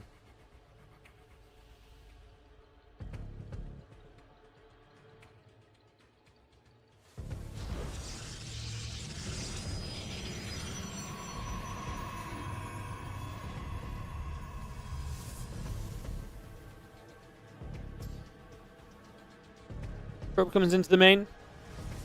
Gets set. Gates coming through. It's going to be 2 gateways here from Hero, 1 gateway from MaxPax, and I think that's going to probably be the story tale.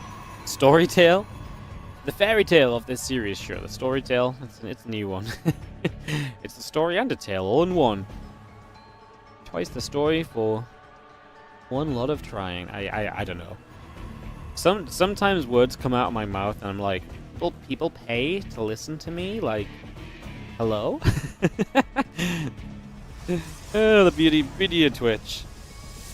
As we do have our pylon down. And Hero probably going to stick to some proxies, if I have to imagine. Like, if proxies are working, he's probably going to stick to them until MaxPax shows or reminds him, hey, look, you can't just proxy me all the time, right? So, get in position. Robo again.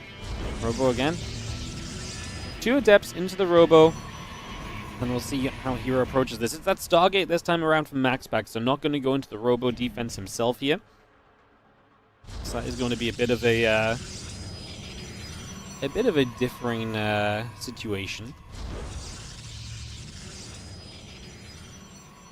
Probe moves up. That Stargate still coming about. That Nexus coming online as well. Warpgate still very much so building into play. And yeah, so we're gonna throw a few pings off, put some damage out. You guys want to know another fun stat? So Hero and MaxPax played 58 best of 3 pluses this year. All time, they've only played 102 matches. It does span back to 2021 when they first played. So in the last year, they've played more than half of their official competitive matches. That's just how much the online competition and the weekly cups have come into play.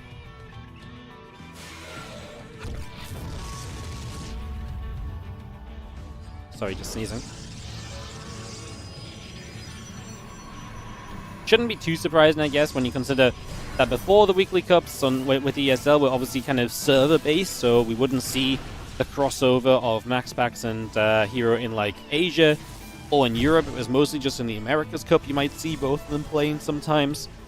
So obviously the WardiTV Mondays and the Monday Night Weeklies being kind of, you know, on fairest server has probably promoted these two to end up meeting and playing each other so much more than what was originally the case between them in the past, which is kind of fun actually. I like it. It's a fun little stat. It's actually kind of wild. 58 times this year. Clem and MaxPax had a very similar number of crazy amounts of meetings. We do have first Warder out, Depth going to shade forward to see what's up. We have got ourselves a bunch of Stalkers and 2 Sentries here, so using this Robo just as the Prism for now. Obviously back at home we've got 3 Gateways. That is a Stasis Ward though, it catches every single probe bar 3.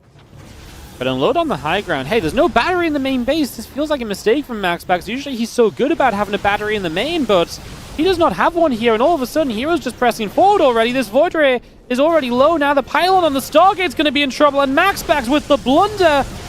You know what it is? I didn't even think about the main because he almost always has the battery in the main base to help for exactly this circumstance, and now he's just going to lose. He's just going to straight up die because you can't defend this without batteries, and that's why he usually has one in the main. And MaxPax was just not ready here. He missed the battery, and what a blunder. Hero will just swing through for game 2 in this best of 7. Insta-win. Damn.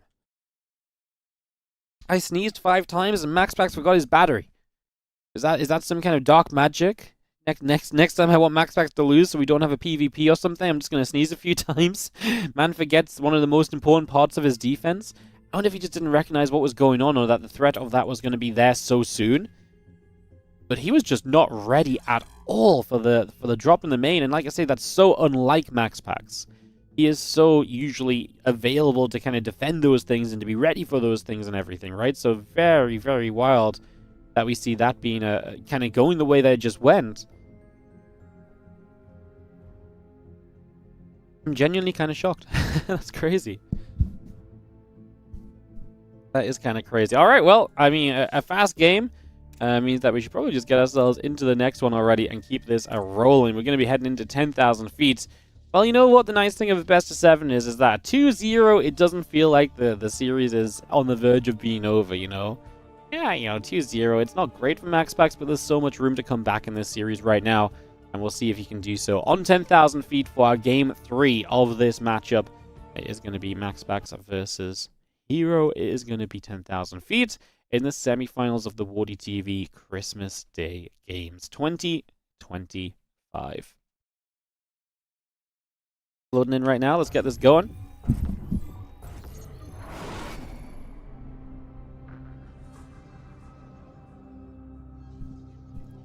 In the bottom right-hand side, we're going to be starting with the Red Protoss, who needs to figure out some better defense if he wants to keep trying to do the same thing he's been trying to do. This is our Red Protoss MaxPax. And he takes on the 2-0 leader in this best of 7. It will be Hero.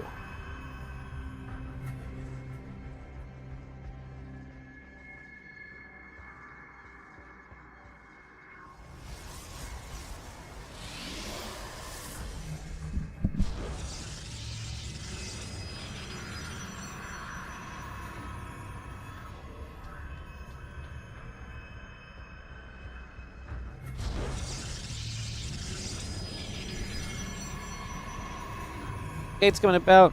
Similar is coming through. It's going to have ourselves the probees coming into play. And we do have Hero with the probe on the map. Oh, sorry, MaxPax with the probe on the map. I wonder if Hero... Does he proxy Robo again? 3 in a row. Is that pushing it? I don't think so. Proxy Robo was genuinely just very good, so...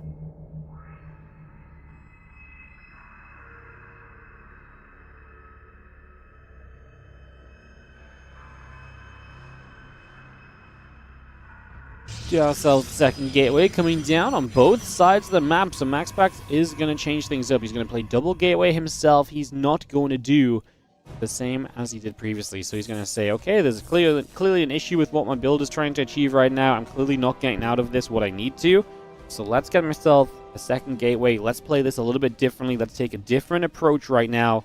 here on 10,000 feet, and I think that's absolutely the right call. I think it's not a bad time to switch it up. When you're down 0-2, still room to play with in the series.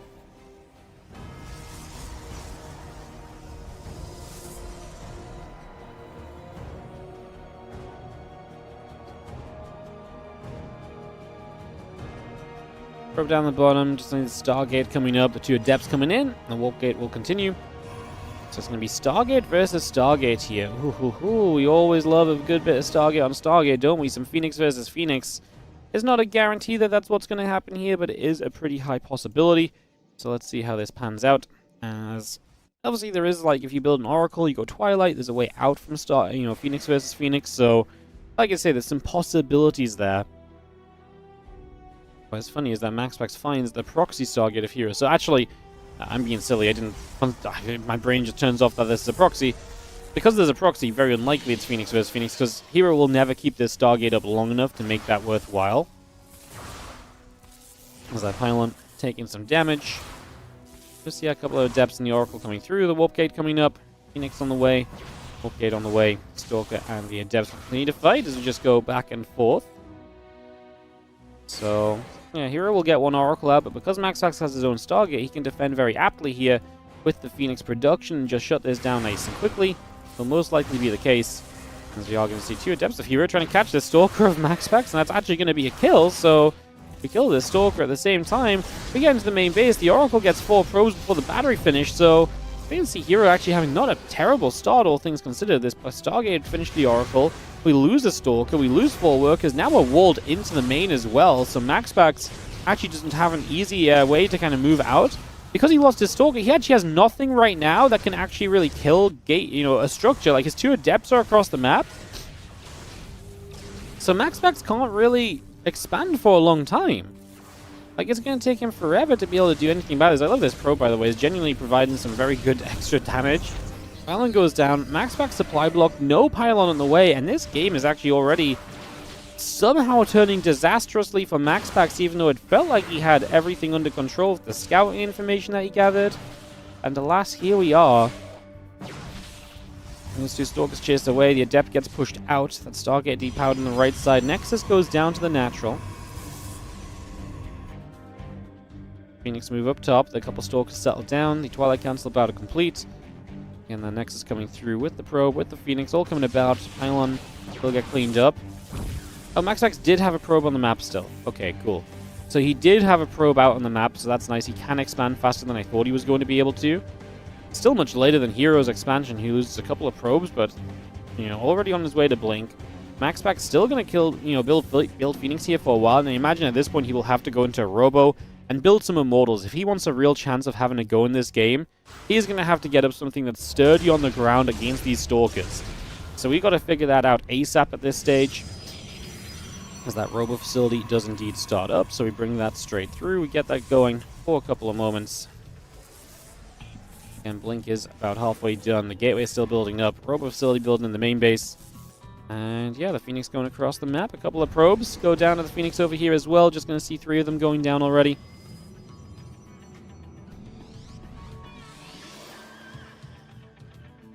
And Blink's very nearly done from Hero, so we'll see what he wants to do when he gets there. These Phoenix can put some good pressure onto the probes, but Hero's up like a bunch of workers already. He can afford to lose probes if he's moving across the map to deal damage with an army that may not be stopped otherwise anyway. Phoenix come in, a couple probes begin to go down. We will just see the robotics facility finishing up over here as well. And the Stalkers of Hero make their way down to the bottom of the map right now. So, Stalkers making their way across. That Blink is going to finish very shortly. The Phoenix continue to gather together. And again, that Blink will be done in just a moment. Stalkers still coming through, and yeah.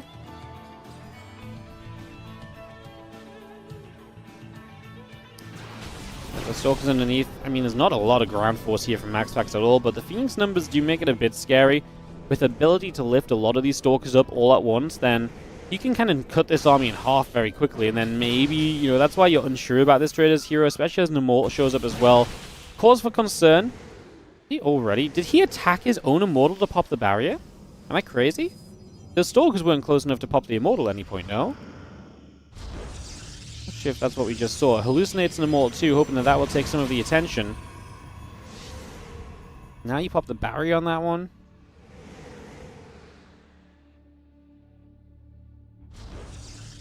Phoenix move up the right-hand side. We are going to see a bit more pressure at the front. The Fake Immortal going to actually eat up battery energy, which is funny. I mean, hallucinations act like real units, which is good in a lot of ways, but then you're actually eating battery energy on something which is going to expire. Like, this was just completely wasted energy. You know, it's not every day that you completely waste energy, but, yeah, that battery... yeah, giving shields back to a hallucination is something that in the future may be banned to kind of help kind of global crisis, you know? You get away with it in this day and age, Protoss players, but at some point, hallucinations, getting energy recharges... You know, that's going to be bad for you, know? That's going to be bad for the environment. I have to change that at some stage. Twilight Council builds here from MaxPax, a gateway and a second gateway coming up. We do see the Stasis Ward catching a probe and the Stalker. Just with Phoenix putting a little bit more damage out. Just going to be seeing the +1 on the charge continue through. Phoenix are going to end up recalling. The Oracle on the bottom side just chilling about. A little bit of energy coming back on with the battery. Once again, putting the shields in for a few moments. Well, 4 workers go down. Hero has not got much of a worker lead at this stage compared to what this once was.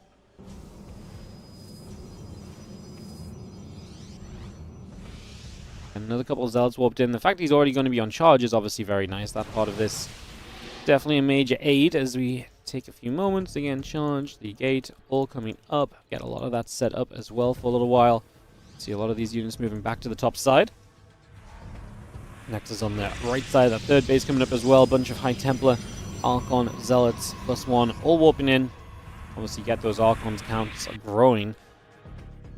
It's going to be intriguing because the armies are going to be Immortals versus kind of Archons, kind of tech-wise for a little bit. We will see charge coming up from MaxPax as well. Army supplies a little bit down. Hero started to move out, decides not to. Honestly, I don't hate him looking for a fight. He's on a +1 upgrade, so he has himself a good lead if he wants to go for it. As those units gather together, the Phoenix back around on the right side.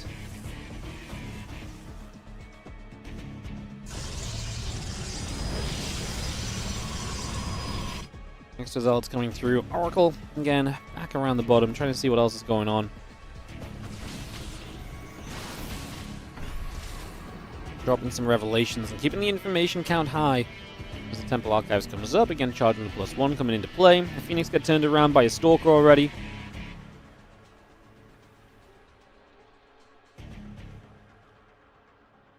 Stalker's head down, just going to be seeing the Oracle actually going to fall, but we do blink underneath. Oh, the Oracle stays alive as well, my goodness. Just revelate to see where those Phoenix are at, so you're just fully aware at any point. MaxPax is on his way to his third. That's one of the things that Hero has not really had to do anything about, right? Just the fact this third is so late from MaxPax. See Hero's supply really kind of just exploding right now compared to MaxPax's because he's got the additional economy, so he's got the additional workers and income to build that extra army, and that's really starting to come into play at this stage. And especially as MaxPax has to stop some unit production to afford the third base as well, you're really seeing the reflection of that kind of entire scenario coming about right now. So that's definitely becoming a factor as our Stalkers wander over to the right side. A couple more Archons will be morphing in. Phoenix gather together. That Stalker on the left, figuring out what it would like to do. Looking to push into this location. Just kind of seeing what's up, to be fair. I mean, he sees the army. He's starting to move across the map. Hero went for an armor upgrade. So that will be done already, and that will give him a +1 armor to no armor upgrade advantage, basically, in this incoming fight. So that seems to be his plan, to maybe try and make use of that a little bit. We come across here now, and we will look to see if that is something we can make good on. Guardian Shield active, just going to see the Zealots looking to maybe charge up right now. The Observer pulling back across. Gonna have ourselves charging straight up here. A couple of shots coming straight through. The Archon's putting some good damage out. Big push forward. Those Zealots getting in the front as well. Hero really able to stand strong with those as we keep on pushing on in. Another round of Zealots just warped in as well. They're not going to last very long. This Archon count is great, and this push is good. Hero 3-0. And now we're especially glad we made this best of 7, because now we would have been done, dusted, and instead, the series goes on. I mean, okay, MaxPax is in trouble. The amount of times you see a 0-3 to 4-3 turnaround is super low, but there is a chance. I mean, hey, it's PvP, you know? You start taking map, you just take it map by map, you figure it out little by little. I'm not going to say it's impossible. And at the very least, I could see MaxPax taking a couple of maps before Hero finishes them off here. So, yeah, I think a pretty good situation right now for Hero. Obviously, that part goes almost without saying. But let's not count MaxPax completely out of this. Let's have some belief that this best of 7 is not just going to be a complete wash. Heroes like Wardy, that's the last time you give us best of 7s. Bam! 4-0. Yeah. How do you like that? How do you like your best of 7 now? Bet you would have rather had a competitive best of 5, huh? Maybe. maybe. Oh, stretch it out as we get ready for Hero MaxPax game number 4. And MaxPax is down 0-3. Not ideal at all, to say the least. Yeah. Yeah. I really have nothing good to say about this. Like, 0-3 is just miserable. It's tough, it's brutal. Like, 0-3 demoralizes me as the caster, because it is hard to see the comeback happen when someone is 0-3, you know? Like I said, at this point, we just have to enjoy it game by game and just see what each game is going to give us, I suppose. And we just kind of play from there and see what happens. That probably is kind of the best approach we can take at this point. So let's do that. Let's take that approach. Let's go with it. Let's send it and let's go into game 4. And let's cheer MaxPax into a possible victory. Even if he just takes a game. Keep this series alive a little bit longer. Give us some more StarCraft on this beautiful 25th of December. As down 0-3. In the top right-hand corner, the man we're going to send all of our energy to right now to try and channel together a PvP victory. This, in the red, is MaxPax. In the bottom left, our blue Protoss player is Hero. Game 4, best of 7. White Rabbit. Coming on through to see what we gotta do. Okay. Probe coming up. Corona Boost coming down. It's going to be seeing a gateway going down on each side of the map initially. It's just going to start off with that to begin with. There's an initial few moments of setting up right here. So we get that on the way. Start with that and see what we will do.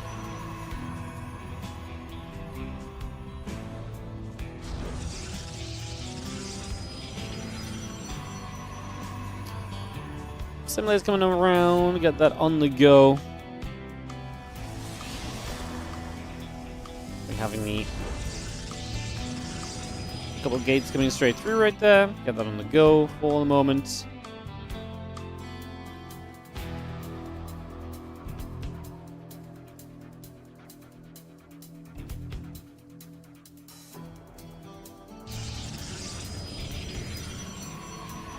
Again, cyber cores coming up, those gates coming down. Get that on the way.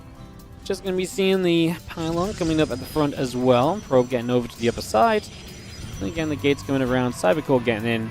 Probe into the main base. See what else is going on.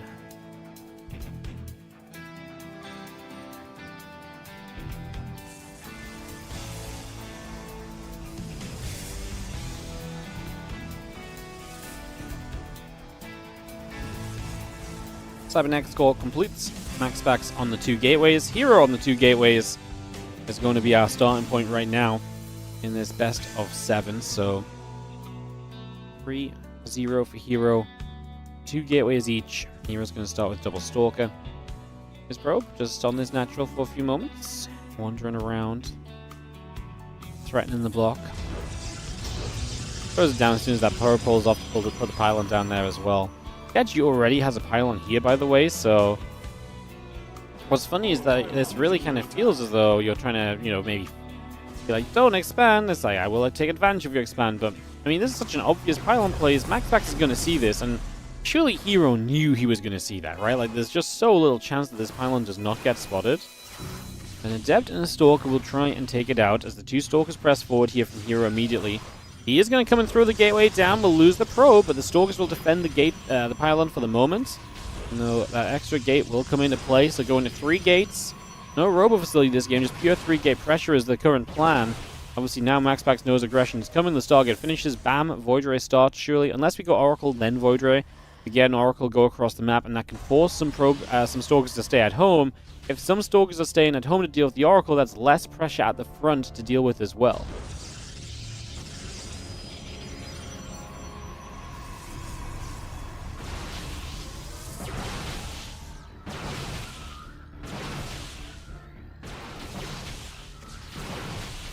Stalker's going to be pushing forward a little bit. A couple Stalkers coming back the other way.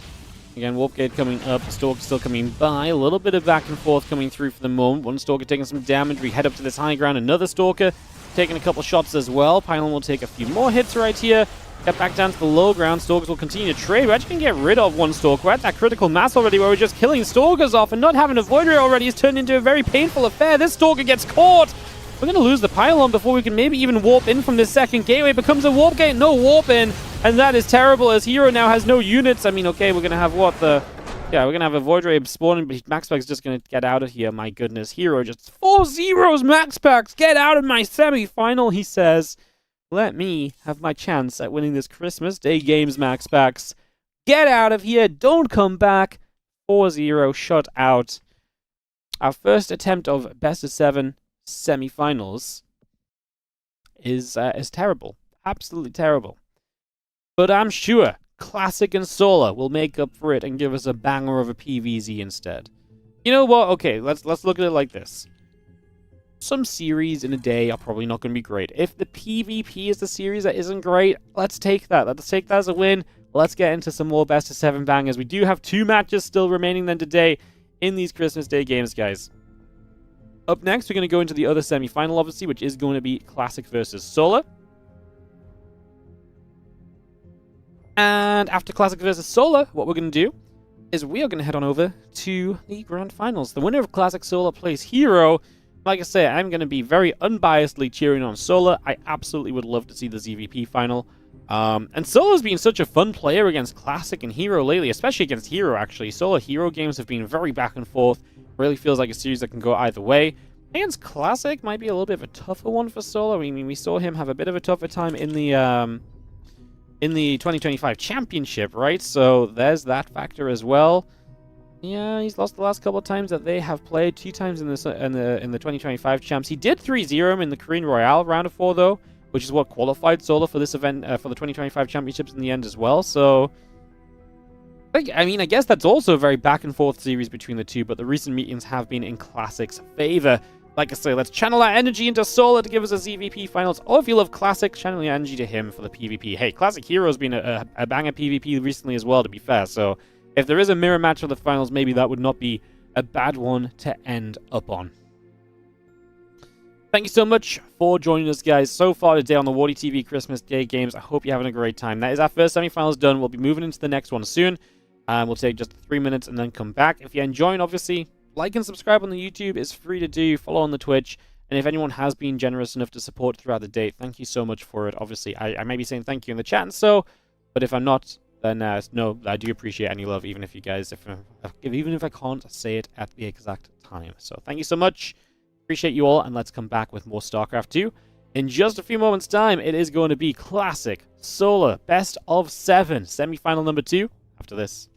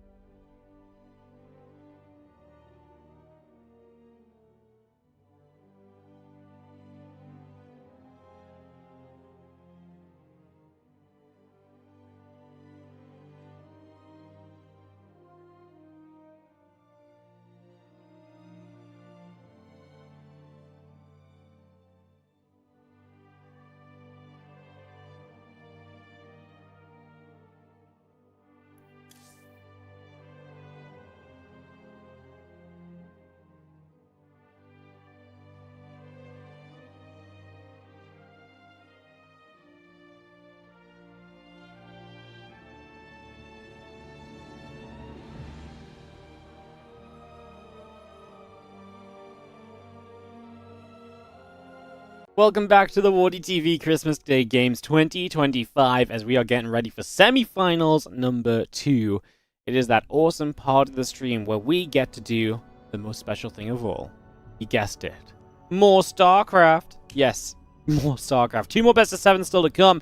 We have Solar versus Classic in this second semifinal, top semifinal, but we did the PvP already. And then we're going to be moving on through into the grand finale, which is going to be Hero versus the winner of this series. We either have a PvP or a second PvZ ahead of us once this series wraps up. Let's hope for a best of 7 banger, though, because that first best of 7 left a little bit of, left a little bit to the imagination. I thought there was going to be a bit more of a series kind of between those two, between MaxPax and Hero. Unfortunately, that was not meant to be, and hence now we go into Solar versus Classic, and like I say, fingers crossed that this best of 7 delivers a little more than what our first one did. Load into our opening map here. We're going to start up on Ruby Rock. I mentioned earlier the kind of history between Solar and Classic. More recently, Classic getting the better of Solar. So, I mean, honestly, 2 players here who back and forth between each other actually have some really fun results. I had it open over here, but now I've closed it apparently because I just like to make my own life difficult. We'll get that up in a second, actually talk about it. But for now, let's go in-game and kick off our second best of 7, semi-final time. Taking out ByuN in the first round, being a hot second since we actually saw some Solar games. It is Solar in the bottom right side, because obviously we have that Solar ByuN series to start us off today. He came through then, that 5-game epic. Both these players playing a 5-game epic, you could say, to get here. And, yeah, Solar will be in the bottom right as our red Zerg for this map number 1. He has lost the last 2 times against Classic, but did beat him a couple times before that, before he lost a bunch of times, and beat him a bunch of times. These two are very streaky against each other. Like, between... So listen to this. First of all, I guess we'll just do the other intro. Classic! On the top left. He's I believe Protoss. So, Solar won the last... Classic won the last 2. Then Solar won the last 2. The 2 before that. Before that, Classic won 4 in a row. And that goes back to June of this year. They didn't play before that until, if you go back from there, the matchup behind that was in March, which Solar won, and that was the end of a 1, 2, 3, 4, 5, 6, 7, 8 series winning streak that stretched all the way back to October 2024 for Solar. So he had like a 6-month period where he just did not lose to Classic. And then you look before that, and Classic was on another win streak for the majority of 2024 against Solar. So these two just don't trade series back and forth. They just have a full-on, non-stop, just streak after streak after streak against each other. Goes back a long way. 53 to 33 matches in favor of Solar. So overall, Solar is preferred in this matchup. But obviously, that goes all the way back. Their first meeting was when Classic played Terran in 2012. But then in 2016, there was their first PvZ meeting in the GSL. So there's your history of Solar versus Classic. I do think, especially at the start of PvZ, it's always fun to look at some of the match history between these two. But I always think it's fun to see the histories and the trends and what we've been seeing and so on. And obviously, you get into a best of 7. I wonder if they've ever played a best of 7 against each other. They must have done something. They probably played a... I think they actually probably played a finals against each other at some point. Oh, yeah, of course, they played a best of 7 in EWC this year. Yes. How could I forget that one? Yeah, they've played a few best of 7s against each other. Best of 7 is not super common. I'm actually surprised. I really thought they'd met in like a Star League final or something. They actually played their first best of 7 against each other last year, and then one more this year. This is their 3rd ever best of 7 meeting. So Classic versus Solar, best of 7. Something fairly unique, even if you did see it in EWC. That was a 4-1 victory for Classic, of course, who just got the better of Solar. And Solar just couldn't quite get his feet underneath him in that series as Classic looked rock solid. I mean, his PvZ looked so good in that event, to be fair. As he was just very, very good. And he obviously gave Cyril a bit of a run for the money as well, even though Cyril was absolutely the favorite and looked good in that finals. Classic was able to come up with some ways to win some maps. And even in the games he lost in that finals, Classic was looking very competitive as well. So, gotta say that, Classic's PvZ this year has been one of the best out there. As that little Adept tries to go for a shade through, doesn't see too much. The Adept here around the top is just going to move into the center of the map as well. Oracle and Warp Gate both building up at the moment. So just bringing that all online and getting ourselves settled with a pretty standard opening. Obviously, going to see what the PvZ looks like from both these guys for the first time. It was ZVT for Solar earlier. It was PVT for Classic. He came through Clem 3-2 in that matchup to get that underway. So that was a big win for him in the round of 8. Crazy. Honestly, Classic has had such a good year. Classic's this player who we always know can be really, really good, but I do feel like sometimes he's like a little bit inconsistent, and that's even been true this year. But he has been way more consistent than usual this year. Like, when he hit his peak, he really stayed at his peak for longer. And I would say at the end of this year as well, he's obviously playing very well once again. The last few days, I've been very convinced by him, and I mean, his PVT looks like it might be the best in the world at the moment, at least. So, yeah, it's definitely out there right now. Classic definitely playing great. See what his PVZ looks like today. Of course, just casted these guys a couple of times in that WardiTV championship. And as we do have our Rotron coming up from Solar, so that's going to be one of the big things, I think, across the course of this series. We know Solar loves to play into lurkers. We know he loves to play into kind of melee upgrades and being all over. But we also know that he can't get away with that every time. And in a world where Classic is likely going to mix it up a bunch, I think it's good that Solar mixes up a bunch as well. Some Roach openers, some Roach Hydra Lurker could be maybe, on the cards here. Maybe we'll see some Roach into Spire play, even if that didn't work out too well earlier on as well when we were casting. We will find out soon as a couple gates in that Twilight Council are coming straight in. There's the Reynor MaxPax series, right, where there was some Roach into Spire that was not so hot. It's going to be just straight up Blink from Classic, and we're seeing this more and more. Just 4 gateways, no Forge right away, and just kind of committing to those 4 gates to start off with, and then kind of going from there. These Oracles are going to catch 3, 4, 5 workers right off the bat. Blair's still about halfway done, 7 drones in production, adding a couple Lings, adding a couple Roaches. The hatchery coming in on the right-hand side, so that's going to be a 4th base already. As we will see the Adepts on this side just sitting tight and cleaning up a Ling. That came across looking to scout, and Classic just says, well, sure, you can see my 3rd base, but that will be all you ever see. Forge is on the way up, and the Blink is continuing through as well, so yeah, I mean, we'll see how much we poke with this. We have quite a few Adepts come across the map with this as well, so if Classic wants to get a bit of a poke going with these Adepts to back up the Stalkers, that would be great. There's another 4 or 5 drones. Yeah, we do get 5. We're going to make it 6. Doesn't quite get the Spore Crawler down there. We do lose an Oracle, but we've killed 11 workers, so Solar's definitely reeling off the pain of that initially, and Classic will replace an Oracle to still go back to 2 overall. Still wants to be there. As the Hydralisk Den comes down, the Evolution Chamber coming up, Hatchery on the right-hand side will be the 4th base. Stalkers and the Adepts get across, picking off the Zergling already, taking that down as well. And on we go. Just again, blinking the +1 coming about, a few probes coming over. Our Stalker Adept Force is going to come over to that right-hand side and just get set here as a couple of Lings are going to take a little bit of a run through at the front door for the moment. Now that Blink is very close to completing. Now our Hydra's about to complete, +1 missiles and Groove Spines coming through. Stalkers and Adepts together will go after this Hatchery and put some damage out. So the Hatchery taking some damage, the Lings and the Queens taking a few shots. 8 Hydra still on the way through. The Zergling's getting picked away at. That Oracle gonna throw a Stasis Ward down. These Zerglings still getting picked away at. We get rid of a couple extra. Just gonna blink through. Hydras and Queens are gonna get jumped on. This is gonna be a good start from Classic, getting some great value here on Ruby Rock. We are losing a few of these Stalkers. I mean, they blinked in. They're gonna blink in again, so there's no blink outs. I mean, some Lings are showing up. Drones had to be pulled against the Adepts that were deep there. Now we're gonna have Blink available again to back away from this. The Oracles are going huge through this whole scenario. And we do see Classic chased away and loses a fair bit while being chased away. 2k to 3.5k resources lost to get a bit of a better read on how exactly this whole thing played out. So pretty reasonable on the side of on Classic. Definitely a very good set of trades early.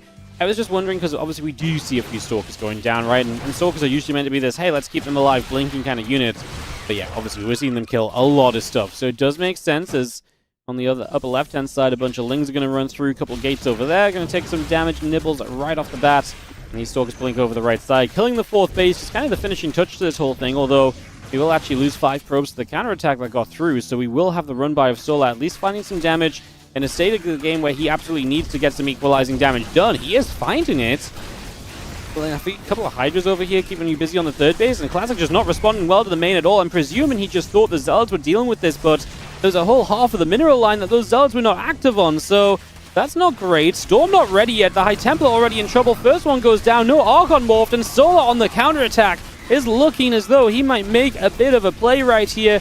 Attacking on through, putting some work in. My goodness, he is absolutely making this happen. Another High Templar goes down, and Classic is genuinely in some trouble. I mean, Stalkers are going to come across. They were back over in the natural in the main base still dealing with things. I mean, did Solar do enough to be back in this game, I guess, is our big question. Like, was this good enough? Answer?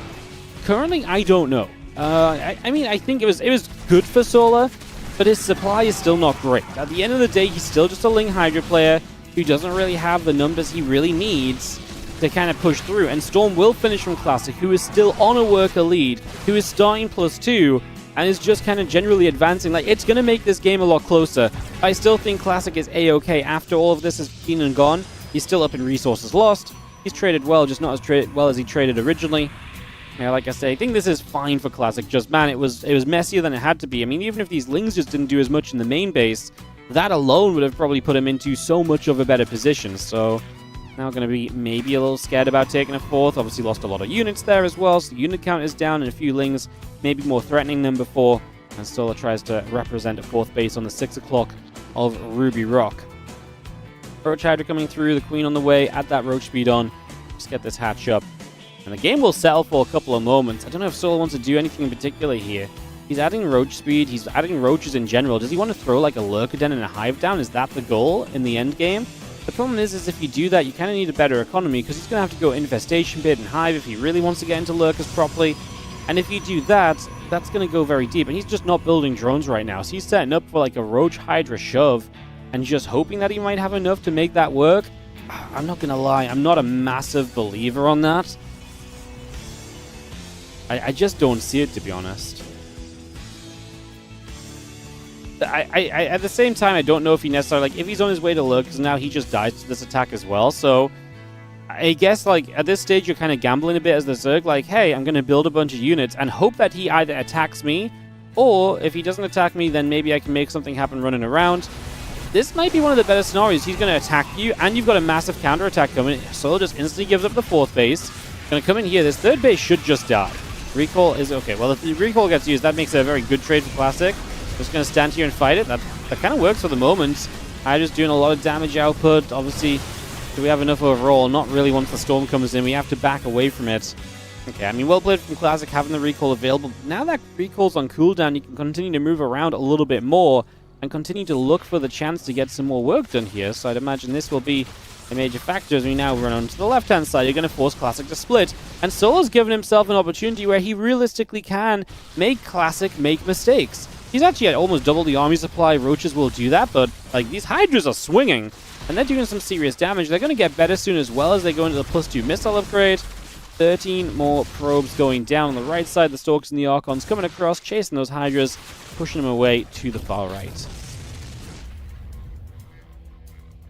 There's an observer right here that is potentially up for grabs as the Roach Hydra keeps the Prism at bay over to the far side.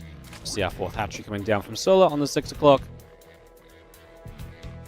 And yeah, the Immortal coming through, the few probes are coming up. Let's get a lot of this underway. A couple High Templar are going to warp in along with this. The Prism goes back up the right-hand side. We drop a hatchery down from Solar on the right as well, so we do double expand back to 4 and 5 bases. The problem is I still don't think Solar wants to play a long game. Yes, you've reduced your opponent down to 3 base, but this entire time, Classic's army's getting better. High Templar numbers rising, Immortal count growing. You know, he is fostering and nurturing an army that is going to be amazing the later that this game goes. Which is why, yeah, maybe Solar needs these hatcheries to even just send the current drones to at some point. But he can't be reliant on these hatcheries for a true long game, because I still think Classic wins in a properly long game. I don't think Classic needs to be out on the map, although catching a few units freely is amazing. That's a brave blink, because you blink in there. If units are about to collapse in on you, then that is rough. We do recognize the units coming to the top right, and we're going to move some units back to deal with that as well. The Stalkers keep chasing. This is beautiful from Classic, getting some great value out. Again, Solar has a good max of units, but Classic, if he splits well, can absolutely still take a bunch of efficient trades here. Love the line of sight blocker usage. Solar just trying to use that to mess with the movement of those units a little bit. It's still a 60 army supply deficit for Classic. Is there a concern, like, is there genuinely a worry here that Solar can actually just shove on through? I mean, yeah, there is, realistically. You know, plain and simple, full stop, like, yes, there is a concern that that's the case. I mean, this force base is going to go down again. And so Classic, while he's nurturing a better army, he's running out of, you know, nutrients to feed it to actually make it, you know, as good as it wants to be. So yeah, we're in a rough place. I think we're in a rough place. 66 drones still only from Solar. I tell you what, Solar is one of the best players at just surviving and scrambling together results from bad positions. He did this against Showtime recently in a WardiTV Monday. There was a game where it was like 23 minutes and he won on like Lair Tech. But it was like the sort of game was like, how did we possibly win this on Lair Tech, you know? The Protoss army looked amazing. It looked absolutely phenomenal. And you just denied enough bases, enough times to just about have a final fight that was just about good enough for, like, there were so many justs in that series, or in that game, specifically game 1. And then, you know, it's the kind of the same here. It's like he's just doing enough to give this army just enough of a chance to be large enough to just about maybe overwhelm this force of Classic. Like it's just so close to Classic being okay. Obviously, the lack of force is becoming more of an issue the longer it happens for. Now we're surrounded on 2 sides. Couple storms coming down. Solar. Big concave of Hydras. That's the issue. We need to get rid of these. I'm surprised we see no storms up to the upper right. We do start to see them now. The storms on the bottom left have been amazing, by the way, as Classic did get good storms off. Solar doesn't quite get rid of the Nexus, and so Classic will live, but 14 probes down. Rebuilding a bunch more Stalkers. Army supplies are going to be closer than they've ever been. Solar obviously mining 5 bases, but still with only 66 workers. And Solar has done just enough to feel it make Classic feel as though he has to all in and just send it, which is what Solar wants. Now he's going to be able to take a fight on creep. High Templar do not have endless amounts of energy because we just took a trade already. These Hydras, yeah, forced a couple storms up top already. Anything to buy you some time as well. Any High Templar energy drained is a High Templar energy victory for you as the Zerg player. Archon in the back going down. That's a free picking. A couple Crows of Vials landing on that Immortal. More than a couple. That was a good few. Immortal tanking all of that. Now the Immortal's going down. The rest of this army going down. And Solar is going to sweep up this Protoss army. And what a turnaround win for our Zerg player in a game where he looked down, out, gutted, and left to the wayside to rot. My goodness, what a turnaround. I'm going to do a little rewind here because I'm intrigued. There was... So give me a minute or two, because this was such a fascinating game, and we have the luxury of not having to rush into the next map, so we can take a moment to just look back over it. This pressure was great, right? I mean, Classic comes out of this, like, double the resources lost ahead. This is brilliant. He finished off the 4th base as well eventually, right? So that 4th goes down. Solar is right now in a bad place. Now, this run-by keeps Solar alive, but even after this... right? Classic is only 4 workers behind. These Hydras kind of walk in. What do they manage to do? Do they kill this High Templar or so? Like, it gets a little scrappy. An Oracle goes down. But these Zealots get on top. The Hydras get pushed back. I think this moment now is very interesting. So we killed both the High Templar. These Hydras have really lasted a long time. They eventually fall. And this leaves us at Classic still up in workers and at an army supply, which is fine. And he's got money to spend. So if he just warps in right now, he takes a big lead. You even chase this a little bit, which is fine. You know, you trade in Zealots for Hydras, that's okay. We didn't lose anything too significant. This back and forth, yeah, sure. We get another storm ready. Like, right now, this game does not, like Classic is not spending all of his money, and maybe that's one of the issues. Like, he could have had more supply at any point. Maybe he was just behind his warping cycle this whole time. But, like, Solar is not in a pretty place right here.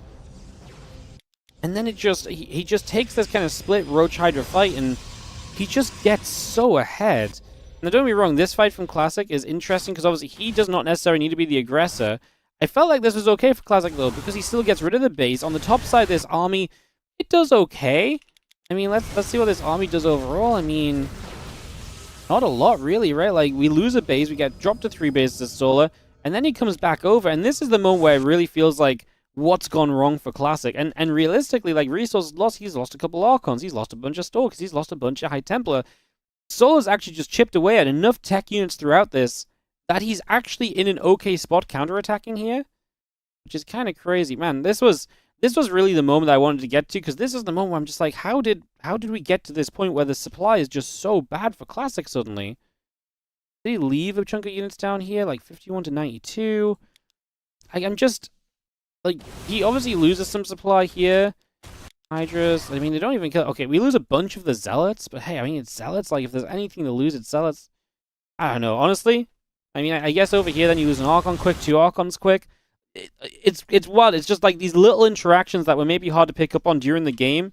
So cool to just take a second and look back at it, because this was such a wild game for Solar to win. And I think it's so cool when we can just take a moment and just be like, what was it that won in the game? And I think it is the word just. He did just enough so many times. Like, that fight there, the Zealots bottom left being left behind are a mistake by Classic. But the recall and him killing a couple of Archons before running back, it just about does what you need to in terms of keeping this army away from kind of reaching max potential and reaching enough splash damage and tech units that you just can't break through in one of the directions. And then you obviously put left side, right side pressure. The game kind of unfolds from there. Yeah, what a fascinating one.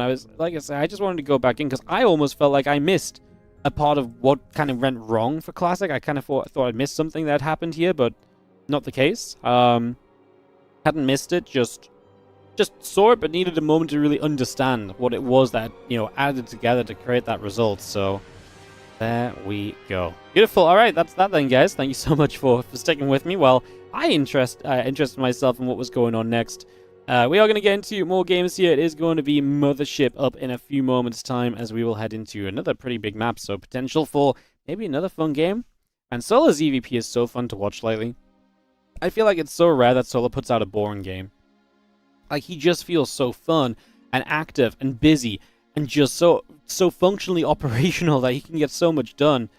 Absolutely loving it. All right, let's jump into game number 2. It is going to be on Mothership. Let's get this started. It's PvZ. If ads are playing, it's going to play over the start of some probes running across the map and nibbling a drone or two, so it's all good. We can just go.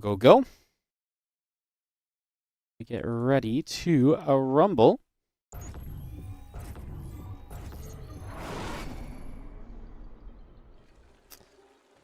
Let's go into game 2. In the top right-hand side, give it a second. Black screen of death. Yeah, we're just having to log back in, so sometimes StarCraft's like, I don't remember being on your screen. In the upper right-hand side, taking the 1-0 lead in this best of 7. Man, it's such a great win. Like, when you're behind, it's the start of a series, you come back from behind to win it, and it's just such a good kind of sets the tone for you in such the right way. Solo in the upper right-hand side here on Mothership. Our red Zerg player. Taking on the blue Protoss in the bottom of the map. This is Classic.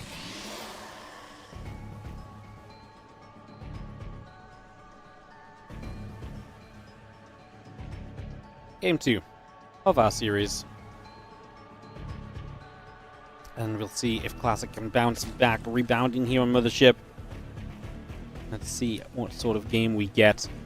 Like I say, not really sure what to expect game to game, because I think Classic is actually very set on roughly what he wants to do. Like, he wants to go into Storm off the back of Blink. He will mix in a Glaives build here and there. Like, I think the games will look different game to game from Classic, sorry, but the general idea of like, oh, he's doing it this time around, it's like, okay, then, I get that. I think it's Solo who's a bit more out in the wilds in terms of what he could maybe really do in this series. Like, I think Spire and Mutalisk are absolutely a possibility that are, in place. I think that's going to be very interesting. I think there's a lot of things like that could be kind of cool as this drone comes across, nibbles at the probe taking damage. Cybercore and the Nexus both building up here on the side of Classic, so we get that going. Hatchcast pool on the way in. Just getting ourselves settled down here for a few moments. The assimilator dropping down onto this main base as well. This Overlord of Solar still coming down to the bottom also to see just a little bit of what else is going on for the moment. Hatch completes, and the Overlord will step forward a little bit. There's a lot of high ground here, isn't there? People said, let's deal with the Overlord pillar, and Mothership says, let's have as much Overlord pillar as possible.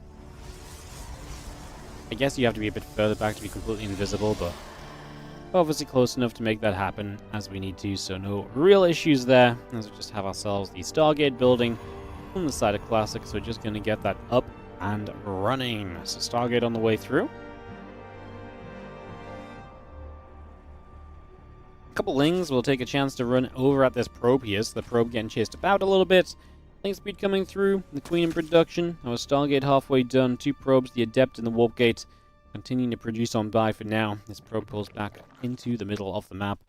And yeah, the Link speed is already building up here from Solar, so we get that on the go too. The Adept continues to chase, and yeah, Adept and the Warp Gate continue to build by for the moment. Nice peaceful little bit of PvZ. Game 2 of this best of 7. Solar versus Classic Semifinals, WardiTV, Christmas Day Games 2025, just in case you forgot what you were watching.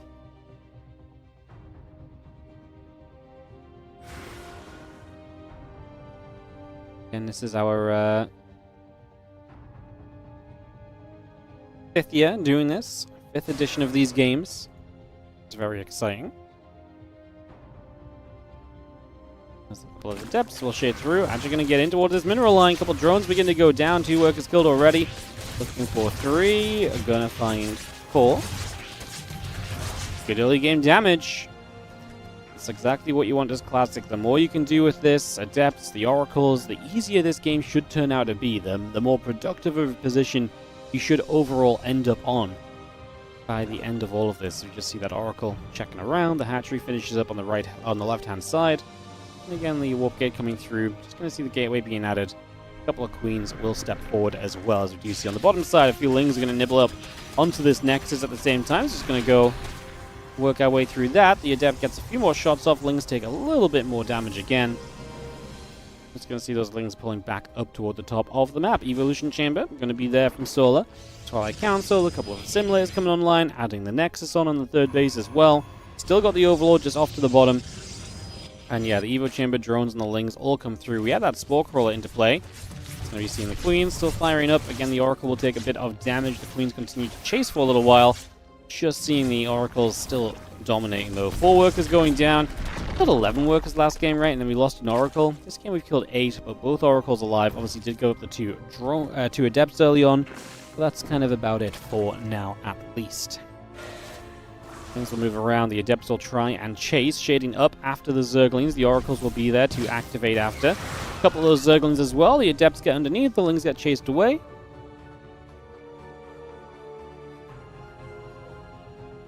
Again, Bailing Nest, Melee Upgrade, both building through. Temple Archives Forge coming up. Gates in the charge. Building by as well. The couple of Oracles will chase the Lings back the other way. Do you see ourselves? The Adepts trying to move up towards that upper right side. The Lings are just going to sit tight for the moment.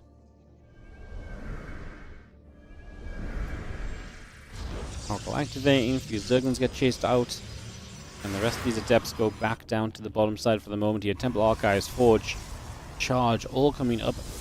The Melee Parade coming through. The Bailing Nest and the Hatch and the Lair is on the way out as well. 2 Oracles. Moving around. Zerglings setting up.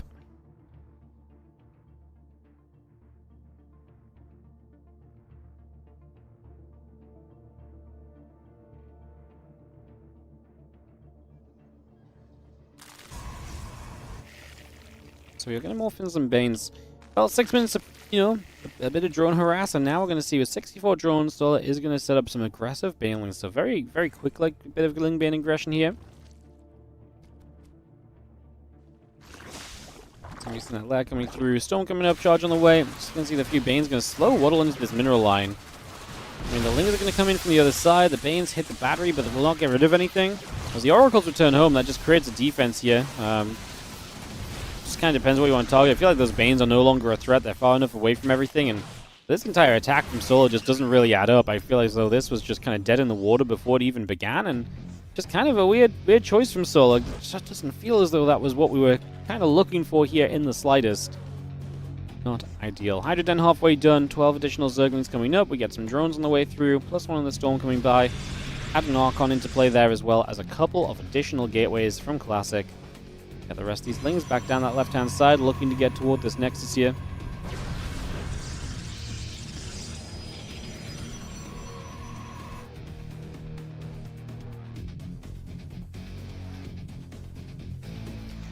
Main speed, plus 1 missiles coming up for the moment. Just going to see the Lings going to jump onto the rocks.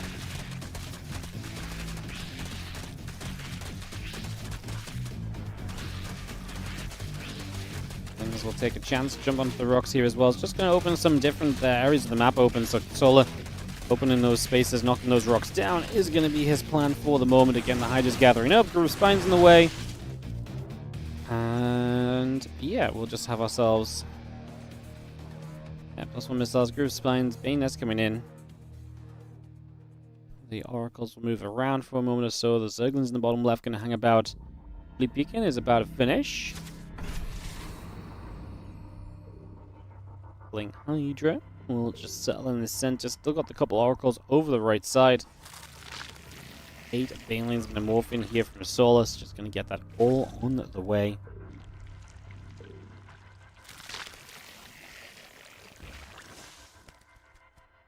Any more Banes building up. Again, that Spine Crawler coming through from Solar on that right-hand side. We do see a single Zergling going to run forward, and a look at things. The stasis ward going to pop. Second stasis coming down. Banes on the left just crash in for a few of the Zealots again. So again, we take those out. Get those pickoffs made.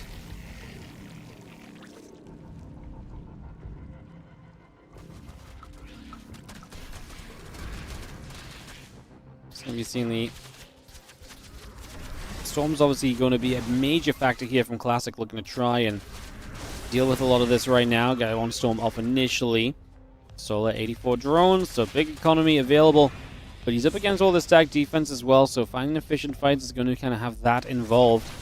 Honestly, with a few Banes to crash through the Zealots in the first cannon or two on this left side. Oh, okay, he actually didn't get through any of the stack defense with those Banes. I thought maybe the Banes would be a bit more progress initially. So it could maybe just split his whole army around that direction. He's still got Classic kind of guessing left or right. Trying to figure out where exactly he needs to be for every single moment of this is not exactly an easy task. And here we go, Ling Hydra Bane on the left-hand side. High Templar is going to get caught. We do see the Storm coming down, but yeah, the Banes crash through. They're going to do very well for themselves there. The couple of Zealots and the Archon going down as well. The rest of the Lings now running out down to the south. Just going to see the Mothership is about to show up, which is fun. You have a lot of probes here. The Banelings do crash in. Storm's currently hitting High Templars as well. The Lings run through the Storms to try and dive onto the High Templar, which has been a major factor of PvZ lately. Just Zergs trying to get rid of those HGs. We are going to drop the cloaking down, but there is an Overseer as well, so we still have the detection. One or two more Storms. That Arc on the left goes down. Reinforcements from the top. Can we deal with the Mothership? Storm after Storm currently. The High Templars are going to be under fire soon. There's one High Templar still has a lot of energy left from Classic. We'll survive. We'll keep the fourth alive, but still lost a lot. Solar is rebuilding already and replenishing. He had only about 1,500 resources lost behind, which really isn't that bad considering he reset all of the tech units. There's 2 High Templars and 1 Archon left in this game currently. There is a carrier on the way from Classic, something Solar's not really set to deal with just yet. You know, typically against carriers, you're going to want to get into the Spire and the Corruptors, so we need to kind of get there. A couple extra Banes going to morph in. Ling Hydra continues through, a +2 melee coming up. We rally our way down to this bottom left-hand side. A Changeling gets picked off already. The Hydra's just going to take position. Pylon gets cancelled. A couple Zealots run one Dawn in. The Mothership activating after these Hydralisks. Another Storm comes down. A couple Hydras getting hit. On the bottom side, a couple Banes going off for some of those probes as well. The Interceptors also being grabbed at the moment. We're going to take our way forward. Just going to see a spread of Hydras. We're going to drop a Time Orb to try and slow some of them down. And now Classic is refusing to be broken into, and as the carrier count grows, we'll get more concerned about these Hydras being the response to them. Like, for now, I think it's fine. But like I say, there needs to be a discussion about these carriers at some point soon and what we're going to really do about them. Storm onto the top, Hydras have to step away. I think that was the only Storm available, though. Lings are going to come in from the backside, just wrap around, take some of the Archon shots, keep the Hydras as safe as possible. I mean, a few more Banes showing up as well, so these fresh Zealots on the ground are not going to do anything. The High Templar chased by a Baneling, but we only need one to clean it up. A couple of Banes will hit the mineral line. Extra Lings and more Hydras showing up as well. The Mothership going to be exposed here, especially with the Hydras from the right side. We're going to be able to keep range on that Mothership, so it goes down. Interceptors working their way from Hydra to Hydra. Solo will take another step back, but he is breaking through. 50 supply ahead still at this stage. And obviously still a good, strong economy. Has just taken a 6th base, so he has that to send drones to as they mine out of other locations. That's going to be a major aid, because obviously keeping bases online in mining is going to be one of the biggest things we can do right now. As things run up, a couple of probes already dropping. Storm drops in on the right side. The Lings are going to look for the chance to get onto the Archon. Archon goes down already. Now Hydra Ling in the upper left getting chased away as well. We turn around. We get a KO. We get a little pick off there as well. Just going to see the Spire Lings and Hydras still coming through. The rest of the Ling Bane coming up as well. Carriers in production.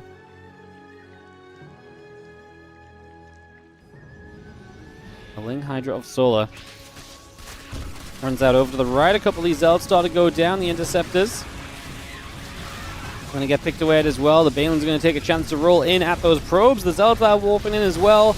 Bunch of the probes continuing down. A lot of the Interceptors falling. 20 workers dropping. I mean, Solar is getting a Spire, so eventually he will have a way to corrupt us for these carriers if needed. Which I think is going to be... Are we going to force it? Like, can these Hydras overwhelm these Interceptors now? Maybe we can just kill them off and get to the carriers. Yeah, we're making progress, and as there's less Interceptors around, the Hydras obviously last for longer as well, so they have a much better time. A Storm on the right side. Man, Classic is just desperately trying to survive. Doing anything and everything he can to try and preserve himself in the game, but I think the 2-0 lead is knocking on the door for Solar in this series. Corruptors on the way. And the only thing that's really hanging on for Classic right now are those carriers. And yeah, we really are not far away from those carriers being nullified a little into this next, in this game and heading to the next one. You can say Solo looking for that 2-0 lead here as the Lings and return back down to the bottom. Couple interceptors launch again. The Lings have to turn away one more time. We've killed 29 probes on the recent attack, and obviously a 3-base Protoss is not going to be long for this world. All the Corruptors building from Solar. Love that you just had the attention to just say, you know what? Yeah, let's just slow it down, build the Corruptors, and then we're going to be good.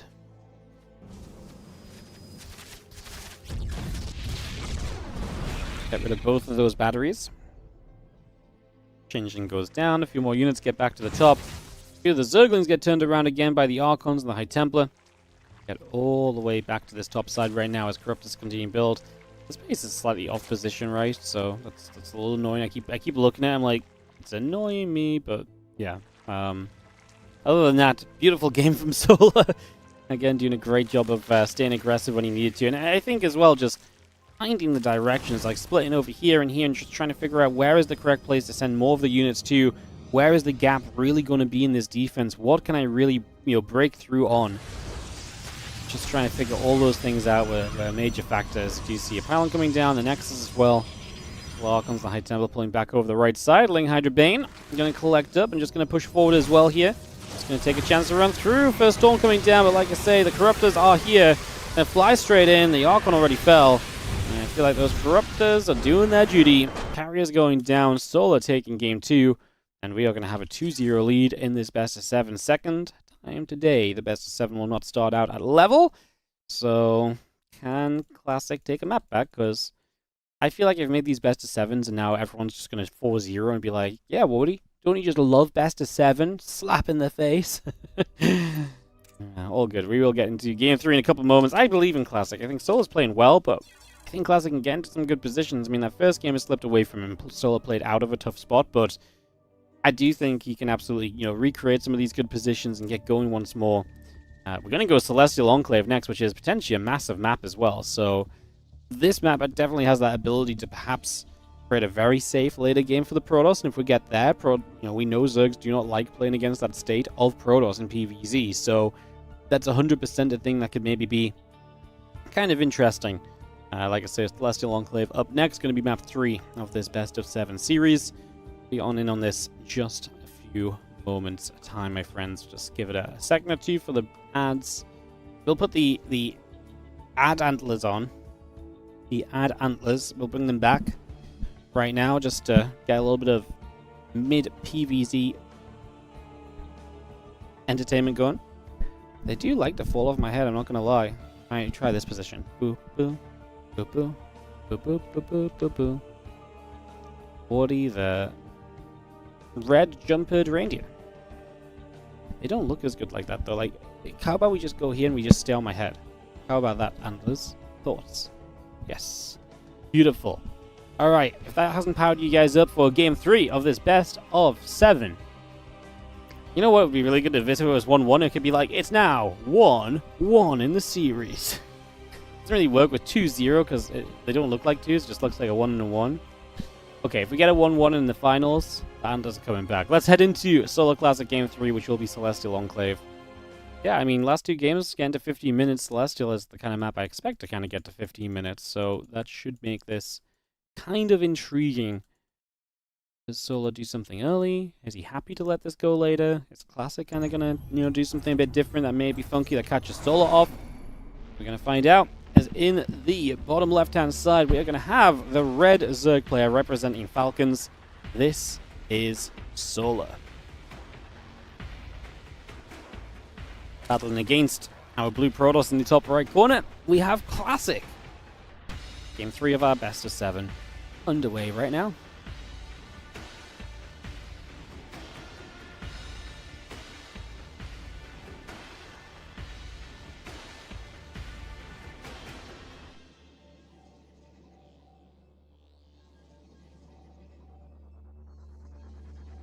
Celestial Enclave, a drone of Solar will move to the low ground, but no scout across the map for Classic, so he will not be forced elsewhere. Will not be blocked on this Nexus, or on this hatchery, I should say. Obviously, you have the in-base you can go to, which is a bit of a worse base, but it's still a base you can take if you do get blocked. I mean, sometimes people will get blocked and still come over to the right side, for example, still. So not that big of a deal is what I'm trying to get at. And Classic just going for no scout means he's just going to be a little greedy. I mean, scout comes in just late, but no super early scout, just a little bit more mineral focused on his build order. Just to help him get into a little bit of a better place here initially. Probe coming across. Hatch Gasm Pool, all coming down, a couple of drones building. This drone is going to nibble at the probe for a few moments, push that back over to the sides already. Next is coming up, probe added on. Let's see where we go next as the drone continues to chase for a couple of moments.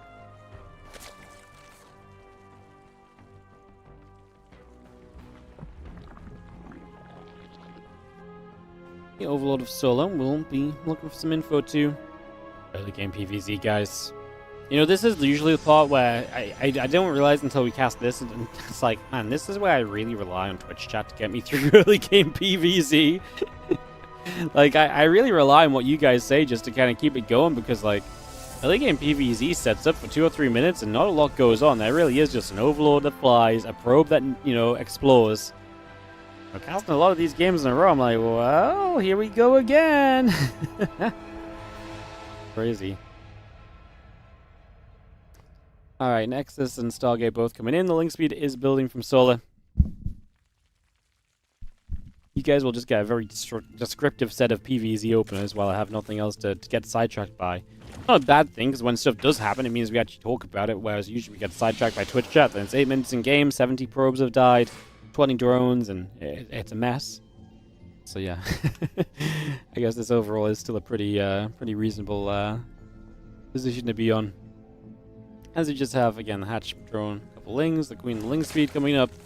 Just having the couple of drones continuing through as well. There is that void ray also in production. Warp gate still building.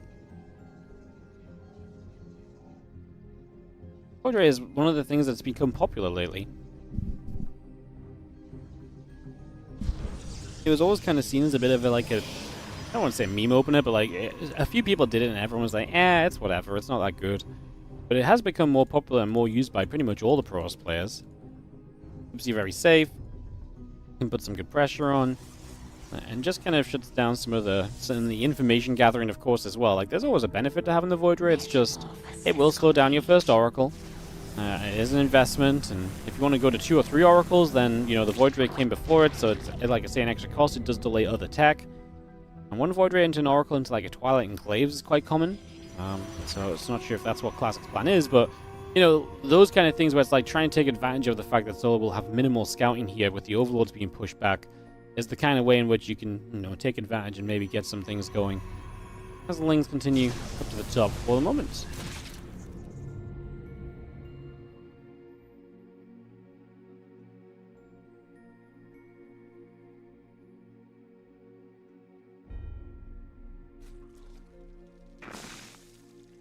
By Council, Gate and the Nexus, both coming through, get the cold probes out, the Lings coming in. Just gonna have ourselves the Nexus on the upper right and on the far left going in as well. Oracle will get into the main base. Gonna be seeing the Queen just gonna be there. Stasis is gonna pop on a single drone, which jumps into the extractor. Wow, dodges the Stasis ward, which is a very neat little play accidentally.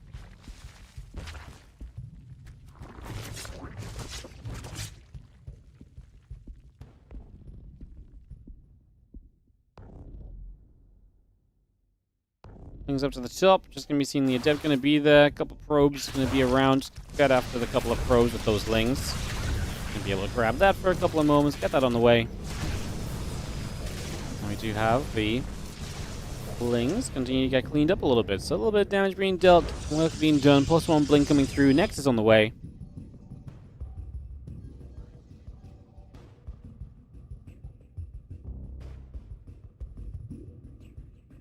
Seconds will loop back into the center. Hey, we got a few probes. There's the Storm and the Blink that we expect Classic to want to get to. In the end, this really was just one Void, one Oracle into, like, kind of the very standard game plan from him. So, just going to get it underway immediately. Hatchery coming up, +1 missiles, and that Roach Speed coming into action. The fourth hatchery from Solar coming through as well. Just going to be seeing the Oracle of Classic in the middle of the map. Lings will get onto this set of rocks here and just start to nibble through, opening the gap between the other bases. So we get that in position. The Queen's moving about. Spire on the way. Drone Overlords, Roach +1 missiles, and Roach speed. All of that coming around just for now.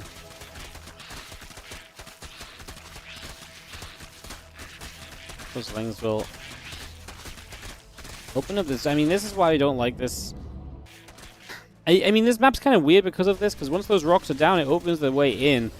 I was going to say, I don't know if I like the layout, but actually I think the worst layout is when you take this base here, because then when you attack here, bam, natural, main base, all accessible.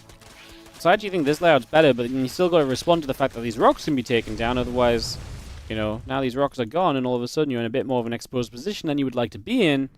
Solar heading into +1 missiles and that Roach speed. Just going to be seeing the Spire still coming up, the extra Lings on the way out, a couple of additional drones coming through as well, and the Ling Roach army will continue up top as the Void Ray will go for the Overseer. The Roach is all the way up to that top side, the Lings into the main base. As Solar runs through, looking for damage, going to be, I mean, the Lings in the main already going to be a factor. As the Roach show up on that left-hand side, Classic has some high Templars that are going to come down here, but of course, you're not really looking at Storms against the Roaches as like a be-all, end-all push-away. So there's left side base going down. Now the Lings in the main base are just killing probes as well, and Classic's just going to say GG!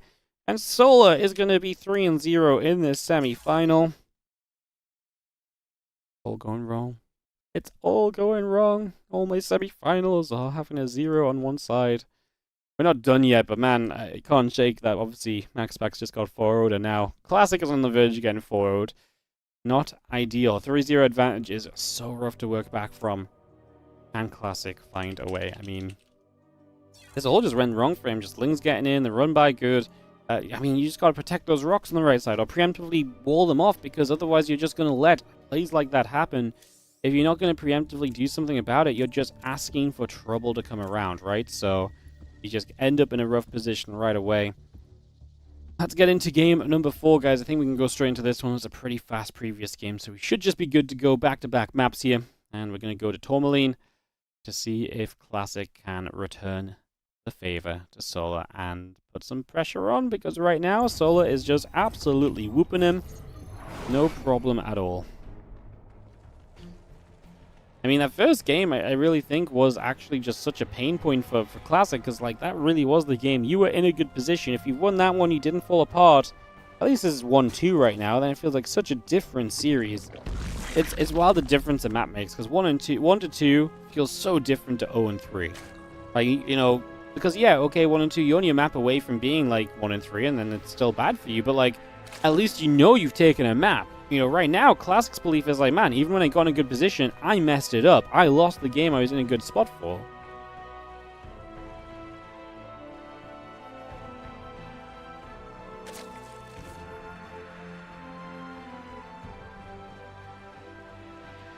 So, setting up, probe, moving down. Okay, we're coming up, assembly on the way, hatchery and a couple drones, building as we take a pretty normal stance for the first few moments. Tourmaline can be a little bit more of an aggressive map, so we'll see what happens here.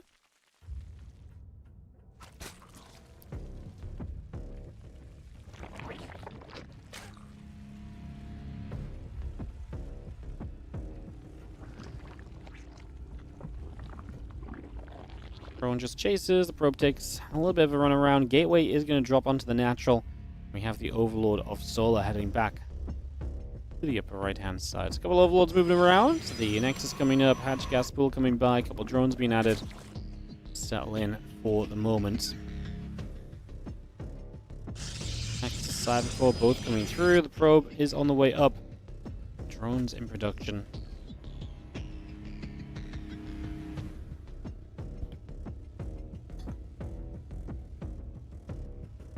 Early game PvZ, my friends. Even worse when you're lamenting over the 0-3 scoreline in a best of 7. Like, not like this. This is the problem with best of 7. It's very epic when they go to all the games, or you get like 5 or 6 maps even. Not so epic when it's just more slapping down of the guy that's been slapped down already. Which is why we really got to hope Classic turns this around and changes the story of this series a little bit, because if you don't do it, well, if you don't do it now, I guess at least it's over.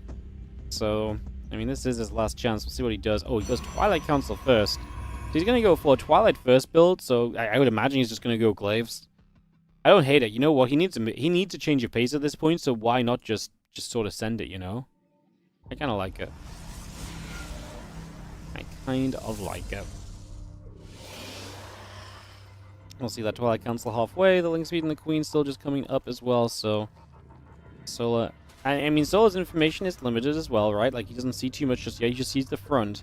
What he will notice soon is obviously the lack of an Oracle or so showing up, so that's one thing you can start to kind of pick up on, and maybe you recognize, hey, there's no Stargate play coming through, and then, you know, we start to figure out from there what is kind of happening and so on.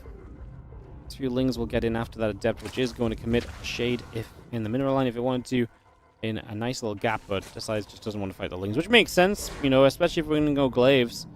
Then you really don't want to be giving up on your Adepts, because the more Adepts you lose, the less firepower you have when Glaives hits. I do imagine Glaives is starting soon, unless we have a completely different game plan, but this Robo was not timed out to be like a Templar Archive Archon drop, or a Dark Shrine Archon drop, or anything like that, so yeah, it is just going to be Glaives. We get that on the way, and we begin the production. This Overlord is watching the front again, still no signs of anything in terms of a, no signs of anything in terms of an Oracle or so maybe Solar starts to get a little suspicious. There's a couple extra Queens coming through. Needs to probably get the Roach Roaring down in the next 15 to 20 seconds. If he wants a very comfortable defense against this with the Roaches. If he's going to try and play Lings against this, that's obviously just never going to be great, ideally. But he wouldn't have to add anything on if he tries for Ling defense. Just, he probably dies if he goes for Ling defense. He's going to add an Evo Chamber, which, I mean, I think the thing is right now he just doesn't quite know what's up. He's going to get this Probe. He's actually going to try for the Adepts, which are going to be saved by the Prism. So now, Solar sees the Prism, and now he's a bit more aware. Drops the Roach Roaring down immediately, but these Adepts are already shading across the map. Doesn't take long to get to the other side of Tourmaline. Cancelled up that Evo Chamber. The Roach Roaring replaces. Yeah, he really had no idea, which we know he didn't scout. It's just he had no idea in his head that this was maybe even a thing he could blind prepare for. And Adepts, 4 more warp ins. So a lot of Adepts, right? 437. We've got 10 Adepts here. Sorry, it's more than 10. It's 11 Adepts here. So they're going to attack through Shade. Obviously, got the Prism to keep reinforcing. We can threaten a couple different directions straight away. The Roach Roaring still not done from Solar. Needs that to be done shortly, otherwise it's going to continue to be a miserable attempted defense. It's going to finish up now. First Roach is going to start, but it's still going to be a little bit about kind of how we can split things up. Some Adepts warp into the main. You see the Spore getting underneath that Prism, but it's already warped in the Adepts, so we can pull the Prism away. Should survive this. And the Adepts shading around. Looks like we're just going to join them all up, and we're going to get to the natural. The Lings run in, but it's going to be a pretty good little bit of defense here. A lot of these Adepts can't be touched. Just this area around the right side. The Adept that acts as surface area for the Lings. As Solar loses a lot of Lings initially. Adepts will shade to the high ground. Start to go after drones. First Roach is showing up. A couple of them already going down. The drones die as they have to pull through the Adepts to run away. And the rest of the Roaches still chasing in. The Queen goes down. The Zergling's going down. We are playing a complete and total cleanup. Adepts will shade back to the low ground again. Queen falls. Drones dropping. Solar wasn't prepped for this in the slightest, and his drone count after this is going to be horrible. But not only that, like, he's losing Roaches. He is losing units. So even if we do kind of clean this up, it's not like you're going to have that much to counterattack with, as GG gets called. Classic fights back and takes a map. Actually have some competition in the semifinals right now. Hell yes. Thank you, Classic. We're getting there. Getting some games in. Yeah, just fights back with the Glaze. Just even if you get to a point of cleaning up there, Solar, you don't have any amount of momentum behind you that's going to be good enough to just continue in this game, right? Like sometimes you clean up the Adepts and you can count it, but he lost so many drones. He was losing Roaches. It was going to take too long, and Solar identifies that and just says, no, you're right. Let's get out of here. No need to stick around in this one. Let's just move on through to the next game and put this one behind me, and just like I say, move on to the next. That's exactly what he did. So moves on to the next, and we move on to the next. Solar still obviously had a 3-1 lead, so still in a comfortable spot here. And Classic, obviously, big switch up, just bam, straight to Glaives for that game 4. Finally gets a map on the board. I wonder if that settles him and kind of feels a bit more confident now, maybe, you know, go back into the other kind of styles and the more normal styles and trying to play the macro. Or is he still just kind of shaking here and he's just like, you know what? I'm just going to do some crazier things and just see if any of them stick, and whatever sticks, and if I lose one, then it's done for anyway. So I could honestly kind of see Classic taking both approaches. We'll see what he does. I mean, maybe he tries something crazy, and if you get back to like 2 and 3, maybe then you're like, okay, you know what? Maybe from here I can try and play normal again, get your confidence back. But then at the same time, like the crazies are working, so you don't just keep doing them. But typically the crazies run shy at some point. So how much do you press that possibility as we head to a Winter Madness map number 5 of this series? As we have got in the top left-hand side the red Zerg player from Falcons. This is Solar.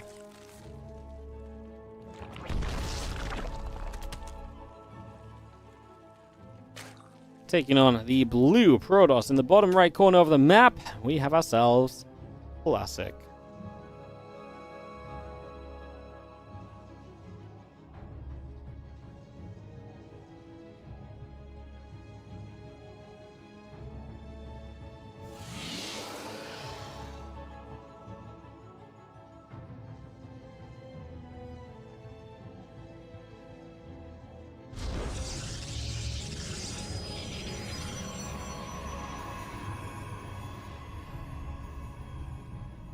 Alright.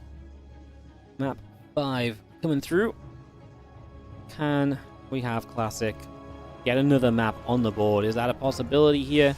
Am I asking too much? Am I being a bit greedy?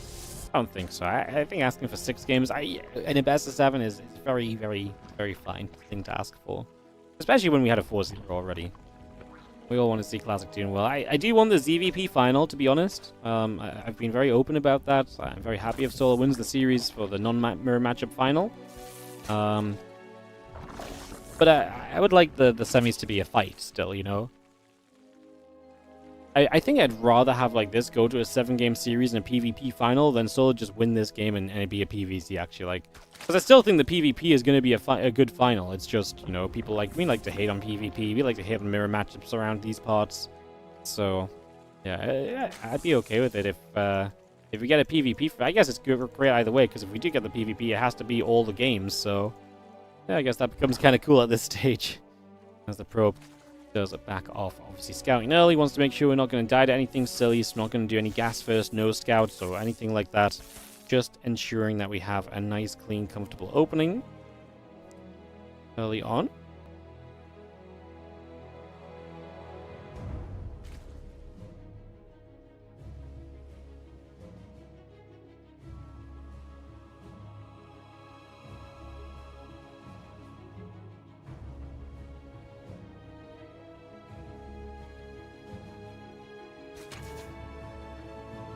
Ling's gonna get in after the probe.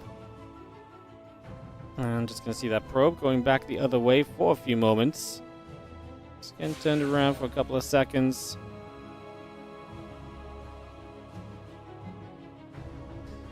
Let me pull back down toward the bottom.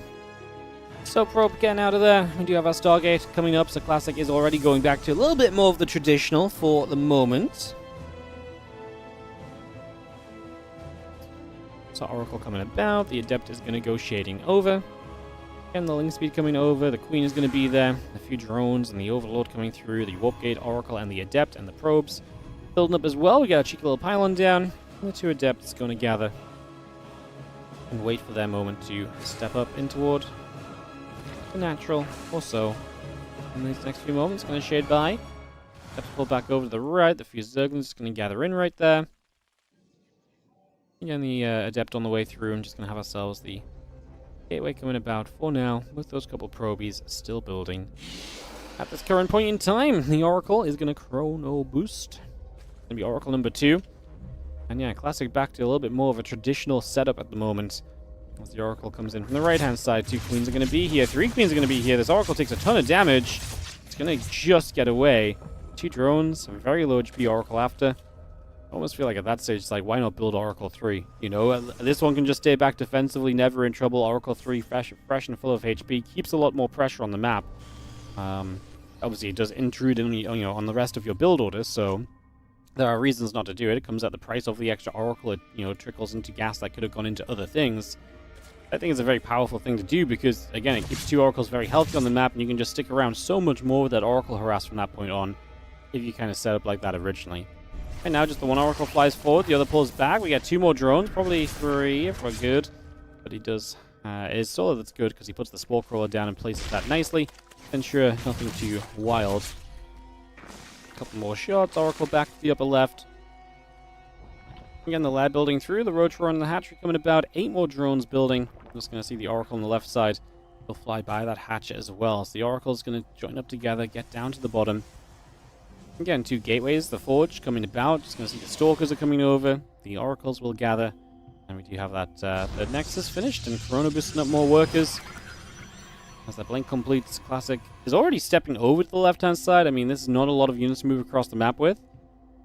I'm actually shocked that he's actually continuing to move across the map. I thought he was going to like step out here for some vision and step back, but dude is moving across the map currently. We are going to see the Lings coming over, and that's going to keep the Oracles busy a bit longer. You'd imagine you need the Oracles in case of a Ling flood onto those units that are moving across the map right now, so expecting that to maybe be the Oracles. Oracles can't be loving that they're over here, but at the same time, I guess they are here with, because the Lings are there. 3 Adepts, 2 Stalkers, just going to start stepping away. We're going straight to a Temple Archives from Classic as these Lings will take down the one thing they can guarantee get rid of, which is the battery, because it can't heal itself, obviously, so shields do not come back onto the battery, and hence the battery does go down as the Dropper Lord sets up from Solar, so he is looking to get this done here on Winter Madness with some aggressive play. Overlord speed's on the way. I said Dropper Lord, but Overlord speed is very significantly a Dropper Lord most of the time, so you can come across the map with the Overlord quickly or the Dropper Lord quickly with the Queens. They're going to be answer to the Oracles, and then just Ling Roach on the ground to deal with everything else. The Zerglings of Solar gather back on the left for a few moments here. Now going to swing back over toward the right-hand side. Overseer still overhead. Stalkers will step through. The couple of Oracles are going to be there. The Nexus, the Pylons coming on down. And just getting the rest of this all set up. Again, that Roach speed is going to come through also. Storm the +1. The Blink also building. The 2 Adepts go around over to the left. Again, the Overseer comes down the right. The Stalkers pull back over. Just going to see a bunch of the Ling Roach. Now a Ravager as well heading across the map and looking to get on top of this army. A few Lings move around, and it's time to go. I mean, defense from Classic. Stack defense only starting now. 2 batteries on the left side. It's an initial storm nicely on a few Lings, but we do lose the High Templar, so for a few Lings, I would say it's not a terrible start, really. So the Queen's going to run forward. The Dropper Lord taking damage. Dropper Lord's going to die with 2 Queens inside.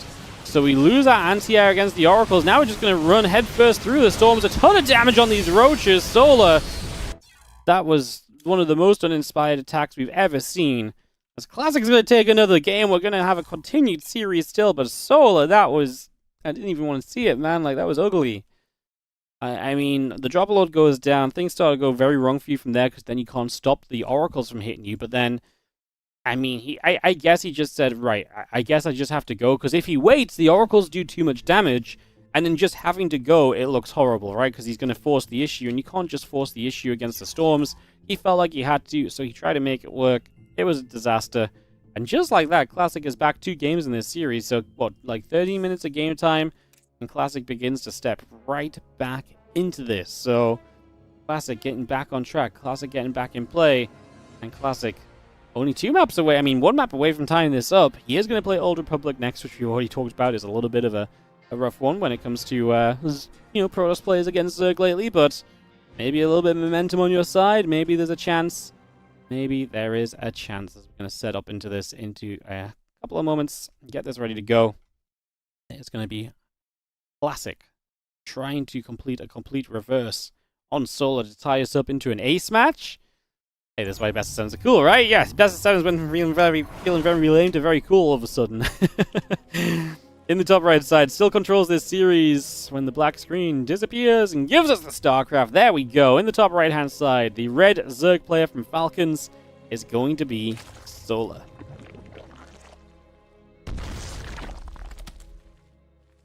Two in a row from our blue Protoss in the bottom left corner of the map. This is Classic. Let's see if he can keep it going.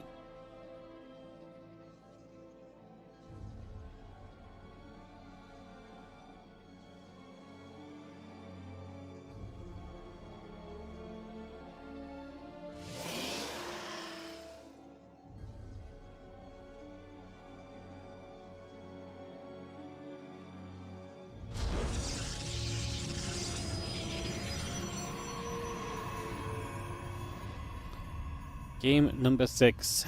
Probe across the map. Classic to try and scout here and see what's going on for a couple of moments. The Classic gets across looking for some info. Yeah, on Old Republic as Solar, one map away, has been for a while to play Hero in the finals. Hero waiting there. That will be a best of 7 as well. Like I say, Solar Hero has been a lot of fun recently as well, so that's also, I think, going to be quite cool.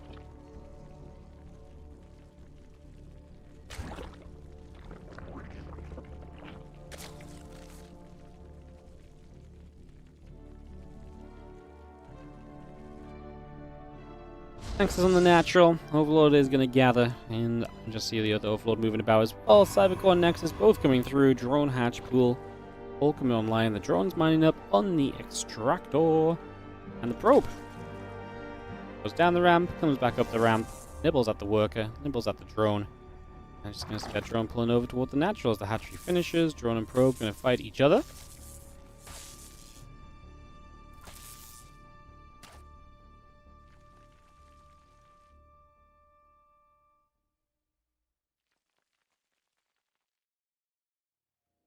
Cybercore coming up, the Nexus on the way. Again, Link Speed, the Queens coming through at the moment, just bringing all of that online. A few drones coming over here, getting that settled in. Warpgate and the Adept coming up, Stargate producing in the main base, the Probe is still scouting to the bottom. Overlord, let's keep an eye on that, but it's 2.5 minutes, the Stargate is building. Everything's looking pretty normal here. We just have ourselves the Probe returning and the Lings moving. Hatchery on the way down from Solar. Will we see a Void Drift from Classic? Will we maybe see him go in toward an Oracle straight off the bat again? Oracle's obviously the more common choice, but we had seen the Void Ray once already. I mean, honestly, he's been doing some good damage with the Oracles all series long. Even in the games he's losing, I feel like the Oracles have put good damage out. So if I was him, I wouldn't necessarily be wanting to steer far from the Oracle harassment for the most part. It definitely does, put you into some good positions thus far.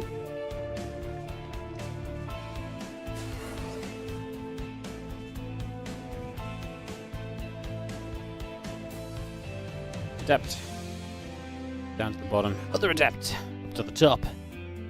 Move around here. Zergling's speed is going to be finishing soon. A couple of Lings coming up, the Overlord as well. Queen is going to start building. Got that Spore Crawler added on here from Solar as well as the 2 Adepts. Shading in toward natural expansion. Oracle and the Adepts again, going to gather together. We do have our Warp Gate building up on the side of Classic, so that comes through. Probes and the Adept Gateway and the Oracle all coming by. The Adepts will step up. Nexus comes down on the 3rd base. Again, the Oracle up to the top. Just going to gather around there as well. Still got the Queens coming through too. The rest of the Zerglings coming over. Evo Chamber, drones, Queen coming about, and the Oracle from Classic gets up to the top. Still moving by for the moment as the Twilight Council Nexus is on the way. Add a couple of simulators on as well. Both those Oracles just going to fly forward. So after a couple of drones, so 2 workers going down already. Stalker gets after the Overlord, going to take this out. That is going to drop. 4 workers dropping. The Oracles, still both alive, but kind of low HP, so maybe still has a bit of possibility there where the Oracles can't do much. Melee upgrade coming in, and it's going to be against Glaive, so Classic going to go Star Glaives this time. Perfect build for him, going up against Melee. That's what you would like to be up against here as the Protoss, because Glaives does really well against Zerglings, and that Melee upgrade typically isn't ready for the time of the first Adept. Now, Solar recognizes what's up a little bit. He starts the Baneling Nest right away, and so he will begin some preparations to try and handle the Adepts, and the Baneling Nest will give you the opportunity to have a go at this. Like, at the end of the day, you're going to have a chance because that Baneling Nest is down, so that is going to be a major plus. We'll see how it pans out. The Oracle's here, going to keep the Zerglings back. Zerglings come back over. Again, Baneling Nest is going to finish shortly. Melee upgrade coming through. Another Probe or 2. Going to immediately be in some trouble. Oracle activating, chasing those Zerglings away for the moment as well. Queen going to gather up. The Lings are there. Again, the Creep Tumor, the Extractors, all of that coming online just for now. We have ourselves everything else still building on through. Those drones, the Lings, and the Banes. All a part of this right here. The Zerglings get out the far right-hand side. A hatchery into the center. Let's continue to cruise around for the moment.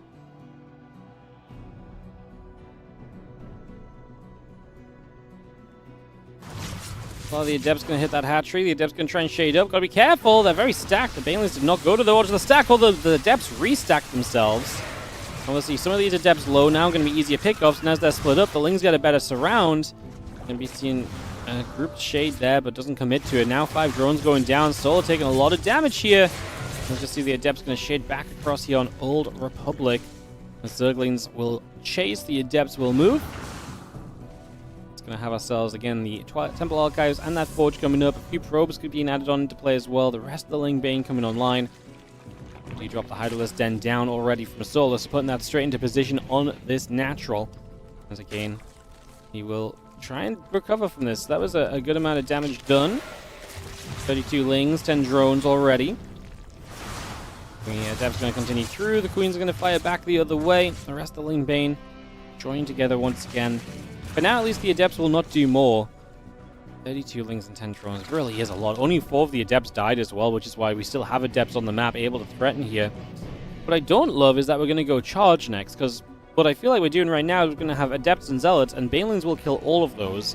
And I feel like that's a pathway to Soul and maybe still have an opportunity in this game. If you clear out the Zealot Adept frontline, and there's nothing really clunky and chunky in the army, I mean, even if there is, like, if you clean out the front line, the Hydras will deal with everything else after. So, good start from Classic, but I always am a little skeptical when we go from Glaives to Charge. It just feels like we're being a bit greedy on what the army composition will be, and I get it, you don't always want to follow up into Stalkers, but I think Stalkers are just such a sturdier choice to kind of deal with any aggression that comes on the back of this, and right now, Solo's just re-droned, and is already just kind of working forward from there. The Lings, oh my goodness, they nearly got in. The Stalker Warp into play the Denial.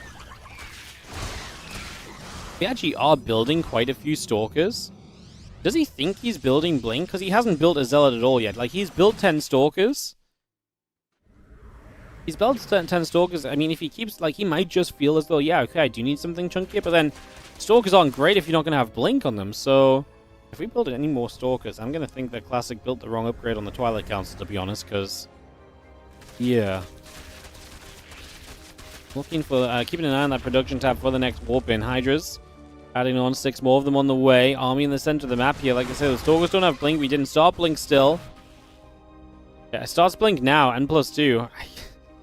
Yeah, I think he was meant to go Blink first, then Charge, and I think he just started the wrong upgrade on the Twilight. Because, like I say, he's not even built Zealots yet. And Charge is nice, but, like, you can get Blink first and then just go Charge, and that's when you really want to start kind of eating Zealots around the map. Stola. Moving towards the center, has a few Banes on the left side. They're going to poise themselves already. Classic choosing to take the 6 o'clock 4th base, which I think is not a bad idea. We've seen the forward base be an issue time and time again on this map in ZVP, so the first storm was good, but the Banelings are going to get by. We're going to be able to crash through those Morphing Stalkers if we want to. We're going to turn into the High Templar. Oh no, Classic just let his High Templar go for a cuddle with the Banelings. You got to look after those things. You got to babysit them, and that's not how you would treat a baby. Classic is going to be in an absolute world of trouble. I mean, he has a couple High Templars in the back that had some storms, but he lost most of his storms on that Baneling connection, and that is probably just about it already. 23 probes down. The Hydra's going to sit down here. The Lings are shredding, and GG is indeed called. Sola will take the series, and the semifinals go to him as he advances 4-2 over Classic and into the grand finals. We got a series in the end. We got the 4-2. Classic taking a couple maps back, but man, just a horrid mistake there. Again, the Banelings getting to go cuddle with the High Templar. Shouldn't be allowed, and unfortunately for Classic, that is going to be costly. That's going to be game and series ending. He falls in the semifinals, and Solo will move on through into this grand finals to challenge against Hero. So we will get our ZVP final. So from ZVP into more ZVP, but a little bit of a difference in styles, especially as you expect kind of a chaotic style a lot of the time out of out of Hero, and I think not that Classic necessarily ended up having great defense in this game. I do think like Classic excels a bit more there, whereas Hero may accomplish more in terms of let's poke, let's get aggressive, let's get wild. So it's going to be fun seeing kind of back to back the difference in kind of like Solo Classic, then bam, straight into Solo versus Hero. We actually saw it the other way around in the 2025 championship. We saw Solo Hero straight into Solo versus Classic. So again, funny how things work out sometimes. as we will get that ready to go then, my friends. We will take a couple of minutes. When we return, it is our grand finals of the WardiTV Christmas Day Games 2025. Do not go far after this. It's one last best of 7 to give you the Christmas cheer on this beautiful 25th of December. We'll be right back.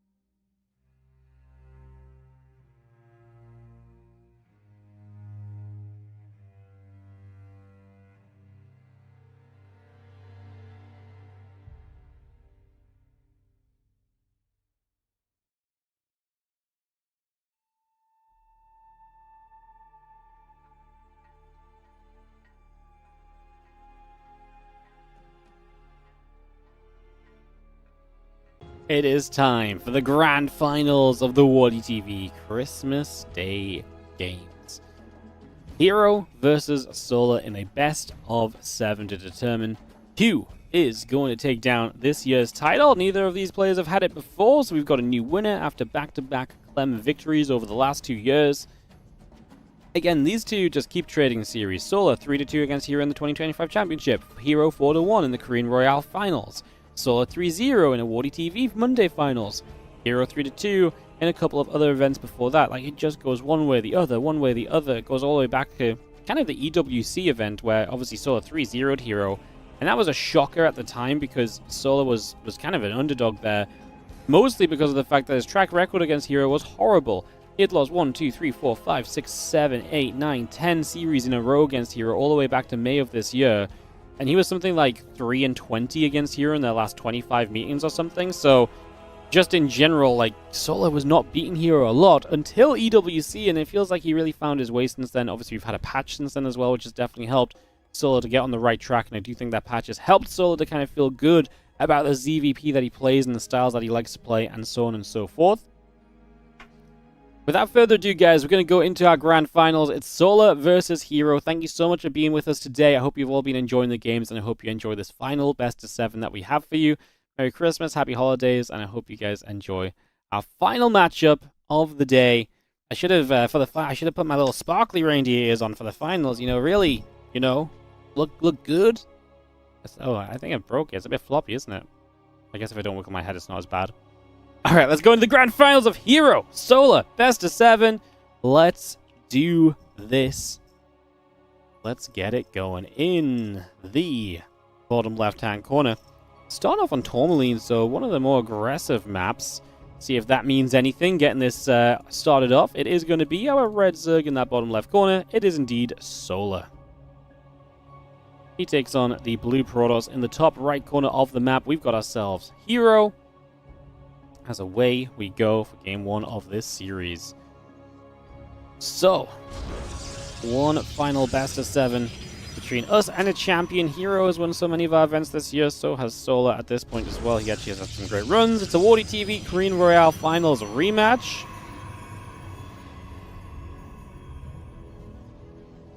We have our gate and the assimilator coming through. The probe of Hero gets into the main base to go scout around, throw a couple of drones off from the mineral line already. So just going to push that around a little bit, shake that away. Hatch, gas, and spawning pool will come down. Obviously, Hero here early enough to A, block the hatchery, and B, he just gets to see all of this. So he gets all of that information right off the bat.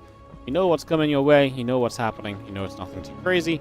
And so a nice, peaceful opener for Hero. Good, kind of calm in his mind, as he's not really doing anything crazy just yet. Gate Nexus core will come down in the next couple of seconds. Get that one started. And away we will go. Just going to see our cyber core building into place. That Nexus coming through. So far, so good.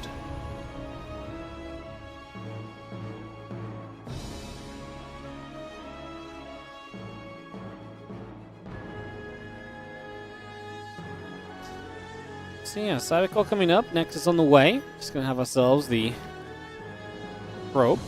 Is going to be settling there as well. Just going to see the hatchery coming around.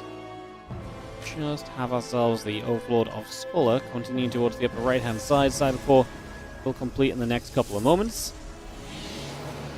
And that obviously gives us typically our exciting part of this matchup, where we get to see a tech structure, and it is just going to be a Stargate. So Hero going to start off in a very normal manner, Stargating us up. I love when you zoom in on a Protoss structure that's building to be like, here it is, and it's like, it's actually just a blue ball for now, but you know, if we stay here long enough, it will get exciting. It will be worth zooming in on. I mean, in case you don't know what a Stargate looks like, I mean, at some point you'll get the point that this is the emphasis of the game, and wait for it.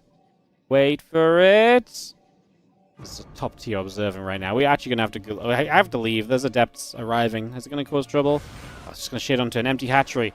Wait for it. There's also a Zergling over here, but that's not going to do much. Wait for it! And there it is! Now you can see the beauty of the Stargate up close and in person. That's what he was going into. Love it. Love to see it. Epic zoom in. Gives us all of the details, just so it really emphasizes, like I say, that Stargate choice from Hero. As we are going to go into an Oracle. So it is interesting to go into an Oracle. To be fair, a Stargate is one of the most interesting structures to zoom in on, because once this unit's built, and you can see which unit is inside of the Stargate, you can see the Oracle there. So it is kind of something that's cool to zoom in on eventually. Just takes a while. Feel like you can see the Ling is going to get pulled, have probes pull against it. It's been forgotten about by Soul. He's not going to micro that, which is fair enough. Over here, the two Adepts getting caught though, and Ling Speed finishing. The Adept shaded into an aggressive position, which means the Lings might still yet get a catch on this, and Adept 2 might go down, which would be a nice little shutdown for Solar early to stop this from coming in. Both these players got to be feeling pretty good coming in off their semifinals. Hero 4-0. Swept this up and was done for a while before before Solar and Classic were done. And Solar and Classic obviously drilled it out for a little bit longer. Going to 6 maps in the end. I think Solar's still pretty confident though. Like, I mean, he was kind of in form in these earlier games. He lost a couple, lost to some Glaive Adepts, and he lost a game to your aggressive attack going wrong, especially that drop load just goes down and everything kind of falls apart from there already. So yeah, going to see the energy recharge on the Oracle, which is just going to fly overhead. The few Zerglings are sitting tight. They're going to pull back for a moment. Nexus, Gateway, Twilight Council, all building up. A couple of probes are coming through. The Lings are going to try and get back toward the third base as the Oracles continue back down the bottom left-hand side. The Queens are going to shoot, and the Adepts are going to take some damage. One drone already goes down. Going to try and now get the drones here, so just finding some gaps between the bases. But drones are transferring more than anything. Actually going to see if we can get ourselves a queen kill. As these double oracles feel confident for it, and they are going to get it. So queen goes down, 2 drones go down. Now this step gets 1 more before the third, before it goes down itself. And then the oracles on the third base do find themselves up to 6 workers. So this is, in the end, great damage from Hero. 7 workers killed in the game before 5 minutes. Solar is going to opt for that melee upgrade, as we'll see a lot. He's going to instantly throw down the Bane Nest as well. Maybe a bit unsure about what the follow-up is. Or maybe he has some aggressive intentions himself. I mean, we have seen a little bit of both recently, so we shall see. Oracles activate, and Lings get chased away. Again, that Bane Nest coming by. 16 more Lings coming up. Just have the Lings on the top. Moving back over once again, so still trying to see what else happens for the next few moments. Again, the gate's coming by, the probes and the blink on the way through. We do see this, the Ling's just going to settle in there. A couple of drones going down again. So the Adepts on the natural this time. Man, Hero, he's only lost 4 Adepts, but I feel like we've seen them showing up so frequently. And credit to anytime you keep an Adept alive really does kind of provide that possibility of just showing back up and getting even more done. Blink over halfway done, the melee upgrade coming through again. We built that Bane Nest, so we're going to utilize it. It's a lot of Lings at the moment, only just now going Lair as well. So pretty late to the Lair to kind of get tech going there. The Blink, like I say, finishing soon. It's just, do we really gain much from kind of building a bunch of slow Banelings here? Like, we could maybe crash through the front and just run into the base. Is kind of my prediction of what we could do if we actually morph the Banes, but I just don't feel like that's what we want. Yeah, we're going to get the Lair done probably before we do much. I mean, we're still building Lings, though, so we're building Lings, but we're going for Lair follow-up. Now we do morph Banes. We morph the Banes top left, so they're at least going to be able to run at the third, which is more hopeful than the Lings on the right side. And maybe we do this just as Hero pokes and prods, and so you hope to get in there while he's distracted, create some opportunity. You're overbuilding units, so you're kind of hoping that you can defend while also being successful on offense, or at least create enough chaos on your own offense to make up for the offense of your opponent. But Hero is already striking down to the 6 o'clock base. This hatchery begins to go down. Cannon over here, going to go down. So does the battery. This base going to be open. Great Stalker warp in. Now a Sentry as well. Gotta love the Sentry because the force field is going to be massive for keeping potentially a bunch of stuff alive. We do get a bunch of probes though, and the third in the end will fall. But so will the 4th base of Solar across the map. And Hero is not done yet. He's going to step forward and try and find some additional value. And remember that Solar was on a lower drone count to start this off than he might have initially wanted to have been. He's actually dealing with this very well. Hero trying to get across this other side. Does not see much success. The Ling's now looking for a wraparound as well. And more of these Stalkers will go down. Admittedly, the Oracles are good pushback on those Lings. But hey, this overall was pretty darn good. +2 in charge still coming up. The Lings are going to run in at this Nexus. Got a couple of additional Zealots coming in. +2 attack and the charge still building. Our Lings will finish on that Nexus in a moment or so. The Zealots push the Lings back. The Nexus goes down. And we just regather ourselves for the next couple of moments. Again, +2 charge and the Temple Archives all coming in. It's going to be seen as Zergling's heading toward the upper right-hand side as Zealot Stalker gathers. It's going to blink forward once more. I mean, only 2 bases for Hero is obviously disastrous. And right now, not getting that base back up means that anything that Solar kind of took, lost to kind of get to this point feels very okay for him. Like, he feels absolutely fine and dandy right now. This game feels like a very playable position. And I just see those few Stalkers coming across. The +1 missiles and crew spines are all on the way. We do see the Lings building as well. And still staying on the map. And there's still a lot of Lings over on this side as well. They're going to actually look for us around again. Solar are going to keep on chasing, forcing the blink, and immediately just trying to capitalize further. There's a bunch of Zealots, and obviously that's what the Banelings are going to be great for. Plus the Hydra reinforcements coming through right now as we already get Lings into the natural, into the main base. This is falling apart fast for Hero. As, yeah, he's going to be very forced into attacking. The Oracle goes down. A couple of Banelings do not get through. The Lings block the Banelings from their better connections, honestly. This is really just about getting enough Hydras up, and like, we are losing units as Hero in an irreplaceable manner. A, he doesn't have a great economy, and B, he doesn't have like a prism here, so any units that warp in are across the map. So they're going to take a while to show up, which should give Solar all the time he needs to realistically be alright. It's not a super far warp in, because obviously it's base to base, forward base to forward base, so it's pretty short, all things considered, but I think overall, I mean, we'll see the couple Hydras getting involved there. We do see the Zealot Stalker Archon just going to keep pushing down the bottom. Extra Banes are morphing in. Hydra Queen going to be here to fight against these Zealots. They're going to keep on going down. And we're just going to see the drones are going to pull into this as well to try and get in after a few more of those Stalkers. The Lings are trying to make their things happen. Hydras are going to fight through. Archon's going down en masse. Going to see the sentry getting picked off as well. And now these Hydras and the Queens still chasing back over the right. The Zealots are adept, taking more damage. 6 workers have gone down already. A couple Banes coming up. Storm now producing on the Temple Archives as well. Hydras just go after the Zealots. We will see those Zealots being picked away at. The Lings get to the front. The Adepts going down also. Hero supply now down below 60. Yeah, Solo's only just staying above 100 supply himself. It's not like this is some epic maxed out Zerg army. But doubling the army supply is still doubling the army supply. Some Banes crashed in, got some Zealots and a High Templar low, but maybe they killed another one as well that we missed. But at the end of the day, it doesn't really matter because the numbers just aren't here. The pylon actually cancels the warp in as well. And all you need to do here is Solo, realistically, is kill the base, because then Hero's a 2-base Protoss still, and if he's a 2-base Protoss and you're a 4-base Zerg, you probably don't need to keep on attacking and off-creep into this. You can just pull back and basically say, hey, Hero, you're meant to be all in, right? So, you know, come at me. Unless Hero tries to expand again, but by the time Hero gets an expansion up in this game, Solo should have run away with things. And now Zerg looking to get a 1-0 lead against Hero in this final. In this best of 7. A little bit more Ling Bane morphing through. The Hydras are still producing up. The Banes are going to rally in toward the rest of these Hydras to just get everything joined together here. A few Stalkers stepping forward. The Zealots will step through. High Templar right there as well, as we do have the Ling Bane Hydra stepping up. Good Storm. Gets rid of a lot of the Banes, to be fair. The rest of these Banes coming through again. A couple of the Zealots already getting crashed into right off the bat. And now the Hydras continue to chase in as well. So again, just pushing straight on up over here. A couple of Zealots going down. Archon's going down. The High Templar being picked away from... I mean, everything's dying of Hero. He's 50 supply again. And he will say GG in the end to give Sola the 1-0 advantage in this best of 7. Sola goes up by a map in the grand finals. Very exciting because... Yeah, I mean, like, I know Sola beat Hero the last time they met, but then I'm thinking back to that Korean Royale finals, and Hero really kind of put it to Sola in that, so it's nice to see Sola getting in there, getting the map win. Nice, early, easy. Great to see. Love to see that. Alright, we'll get into game number 2 here in a couple of moments' time, guys, as we are getting closer to wrapping up this Christmas Day games. Hopefully at this point you're all well fed, and all the presents opened, and everything else that's done is done. Hopefully you guys are all having a wonderful day and everything, so appreciate you guys. And, yeah, like I said, I'm probably hanging out in the chat with you guys to some extent as well, although usually by this point of the games, I'm usually out in the evening, and I check in on my phone to make sure things haven't crashed and everything, but generally speaking, I'm not as active in the chat as I have been throughout the day, but hopefully you guys got to see me at some point through the day. As we will be diving into a game number 2 here of Solo versus Hero. We're going to Celestial Enclave, man. I don't know what it is. I think it's just because there is an in-base expansion possibility, and every time I see Celestial Enclave, I'm just like, is this the 45-minute epic? Not that that's a bad thing. I'm just like bracing myself, like it could be.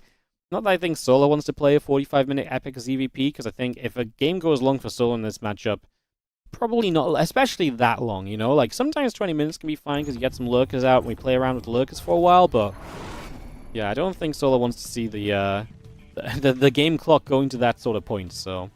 In the top right, our Red Zerg, we'll see what he has planned for Celestial Enclave, we'll see what he wants to do.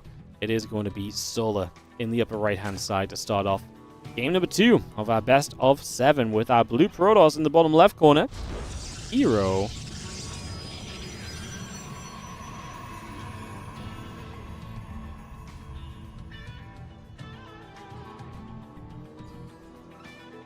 Game 2. Obviously, interesting map because of that in-base expansion. Really kind of gives you opportunities. I love what Solo did on this map against Classic, though. Opening up these rocks, create a run-by pathway as Classic. Like, because it's weird, because where do you go that's safe? I think the expansion pattern of Classic was good. You expand, expand, expand, expand, and then these rocks, if they get opened, is an access point. The problem is if you expand here, you can't wall this area off. This base very naturally, if you're defending over here, say there's units pushing in here, you have to put a bit more over here. Units run down here and just run by this direction. That's very tough, plus you're over here as well. Whereas if you take this base, then all you're really defending is here, if the rocks go down, and here, and a bit over here. But in theory, I think what Classic's mistake was is just not walling this area off. So I think that's maybe the right expansion pattern, but then just needs a little bit of additional defense to make sure it works. I think that's something we're going to look at in the near future, I would imagine, and see how that goes. Hatch gas pool coming up. Nexus and Cybercore coming into play. We get our probe in production as well for a few moments, so we get that straight into place. Again, Cybercore Nexus coming through. The assimilator building up from Hero as well. And this Overlord of Solar going to get to the front just to start spotting on what's going on at the start of this matchup. No scout from Hero yet, but he will go across the map now just to just double confirm there's not like a Roach-Roaring building or anything super crazy. Just get some light ideas of what's going on. Obviously, overall, you're going to get here the hatches then. Like, that's kind of the information, but yeah, we can just, I guess, just check on that, and then... Yeah, like I said, I don't know what else you really see with this probe at this point. The hatch is there, you know? I guess you're just double-checking, making sure you're not getting some kind of crazy all-in. There's a couple of things you can spot for, so... Zergling is going to come back around and just continue to chase after that probe. This drone pulls away to build a third hatchery. You're going to put that in position right now. Next is setting up on the natural. The Adept will begin to go across the map here from Hero. It's just taking that out straight to the other side, shading away for a couple of moments.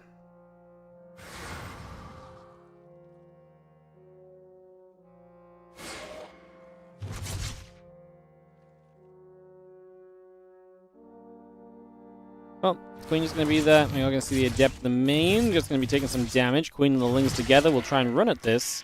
As the Adept will fight. Ling will go down.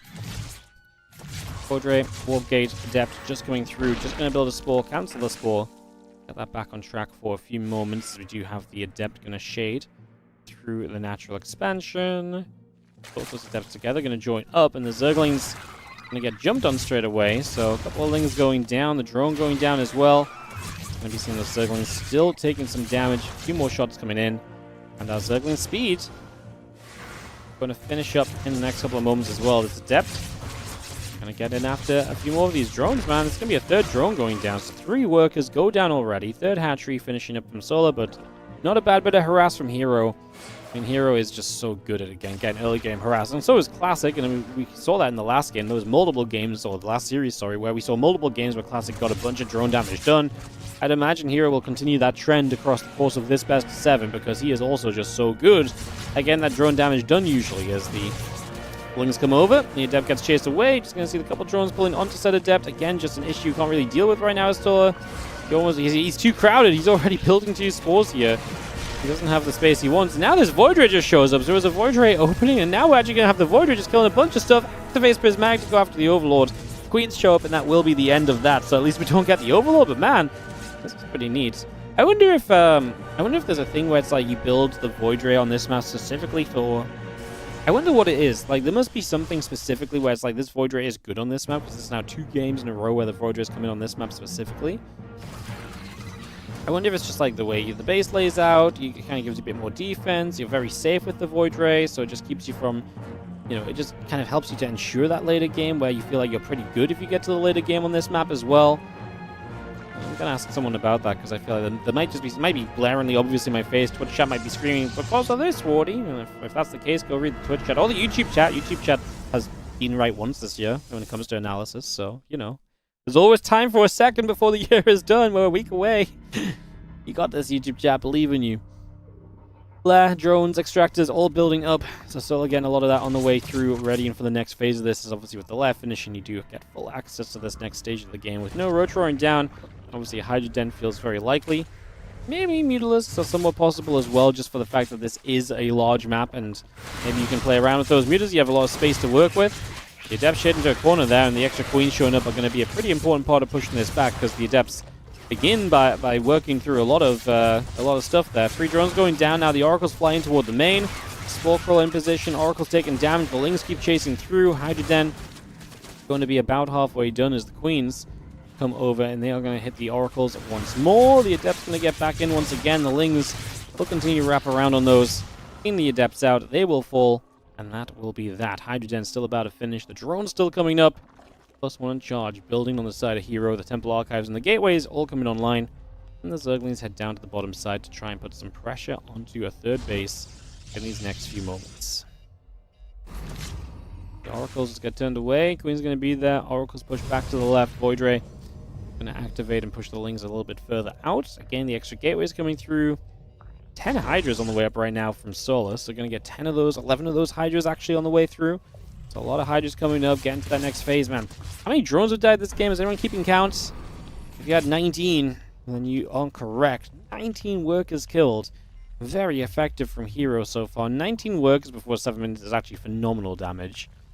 It's just been... The crazy thing is it's been split up into so many little parts. It's not just like Solar had one disastrous defense and that was it. That's, you know, mega drone damage done. It's just a couple of drones here, then the 4 drones there, then the Void Ray got a few now. These Oracles got even more. The Adepts did some work already. You know, and that adding up of the drone damage makes it to 19, which, like I say, is a pretty ridiculous number at this stage. Solar's building Hydras, Lings, no more drones, so he's just going to send this with muscular augments, and looks as though a Baneling Nest as well. This is the kind of game where I do not believe in Solar's aggression. This is the kind of game where it just feels like he shouldn't be able to succeed. You've taken a horrible amount of damage early. You're going into a pretty late commitment. He's actually going to start some drones now, so good, because like I say, if this was truly just a commitment with no drones, I didn't really believe, and even if he gets a lot of drones up, like the first waves of this should not be powerful, because Hero has done enough to slow Solar down. It's a 20 army supply difference right now, and Hero's at the point where he doesn't need to do anything but build units as well. Well, he actually needs to start Storm, or he just keeps morphing Archons, but Storm is still not a bad thing to start getting going. You know, why not? Start it now, and the further this goes, the closer you get.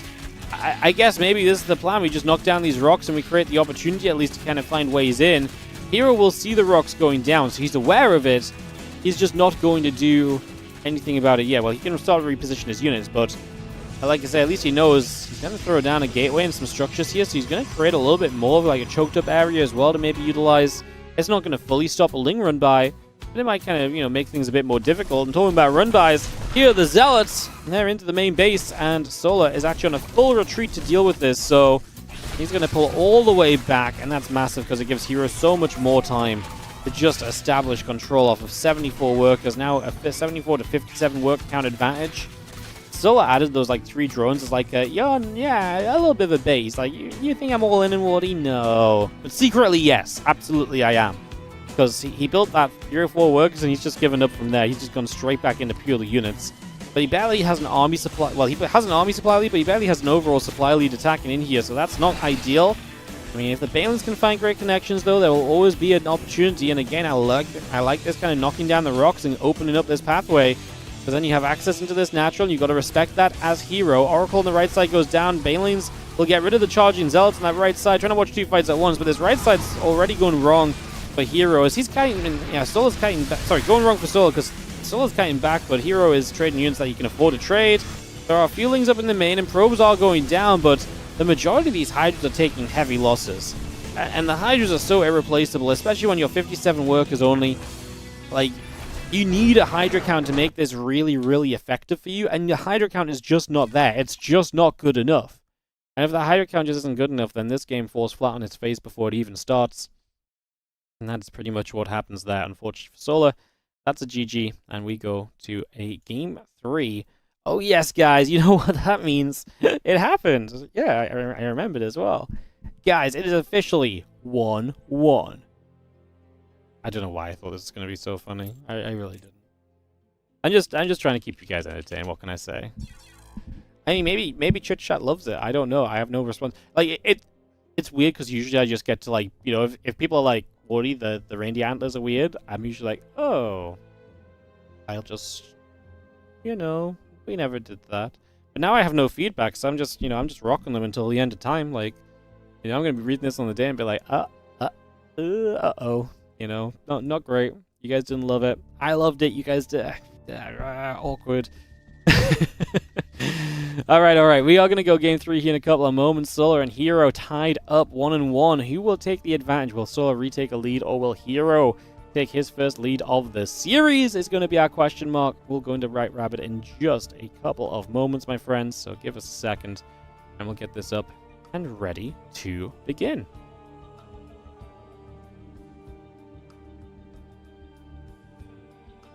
I don't know why I keep doing that tune with the reindeers. I really don't. Alright, we're going to go into our Game 3. I'm kind of like, I'm so bad at this waiting around. I'm like, I don't have anything to fill the time with. So, like I said, I usually read Twitch chat and talk about Twitch chat for a minute or two, and that's like, bam, time filled. but not really getting that opportunity right here. Let's go. Game number 3. We're all tied up. 1 map apiece. And a chance for either of these players to establish control of this series right here and now. In the bottom left-hand corner, the red Zerg player who really did just take an economic beating in the early game last time out. Let's see if he can rectify that and have a little bit of a better and a cleaner kind of early phase to get him into the later stage in a bit more of a comfortable place. This is Solar in the bottom left.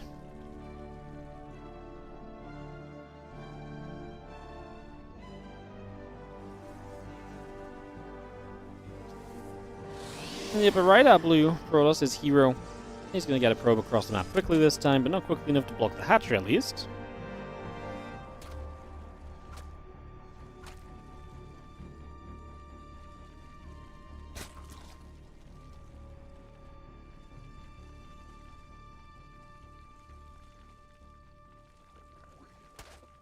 Pro nibbling, probe taking damage.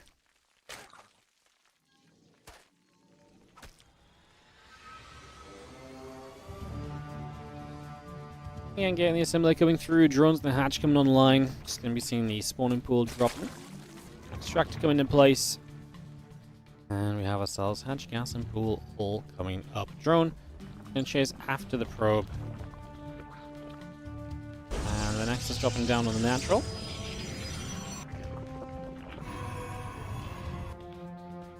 Overload of solar up into the center toward the upper right hand side.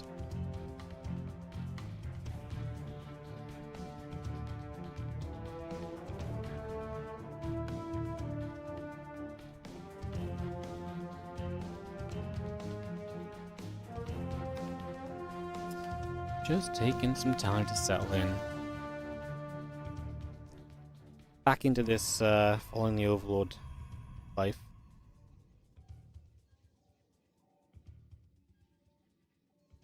We'll follow this pylon instead.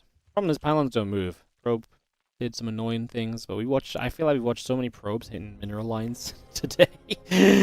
There's so many probes just hitting these mineral lines, man. We're at the interesting point, guys. We're at the 2-minute marker. We've got Stargate to talk about. Hell yeah. Stargate coming down, and we do have ourselves a chance to get established in this early game then. So Stargate coming through. The Zergling speed on the way from Solar. It's going to bring that through. The Adept is going to be shading out down toward the bottom left-hand side as well to also grab a little bit of info and more. And yeah, that Warp Gate coming up. The Adept Chrono boosting. Just going to see this Adept still shading to the bottom left for now. And just trying to see what else is going on.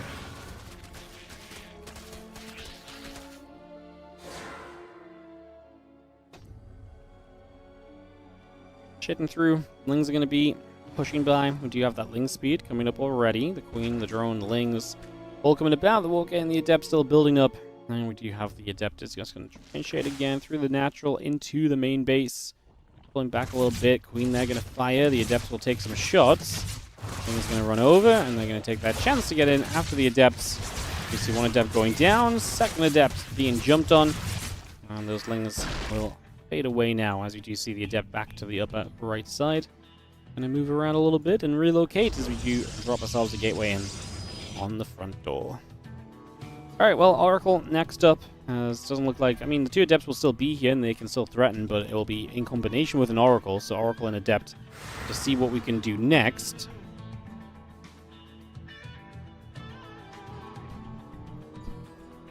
Straight down the bottom left side. The Overlord on a move over. Just gonna see the Ling's actually gonna get a good jump. The Adept's gonna go down quickly.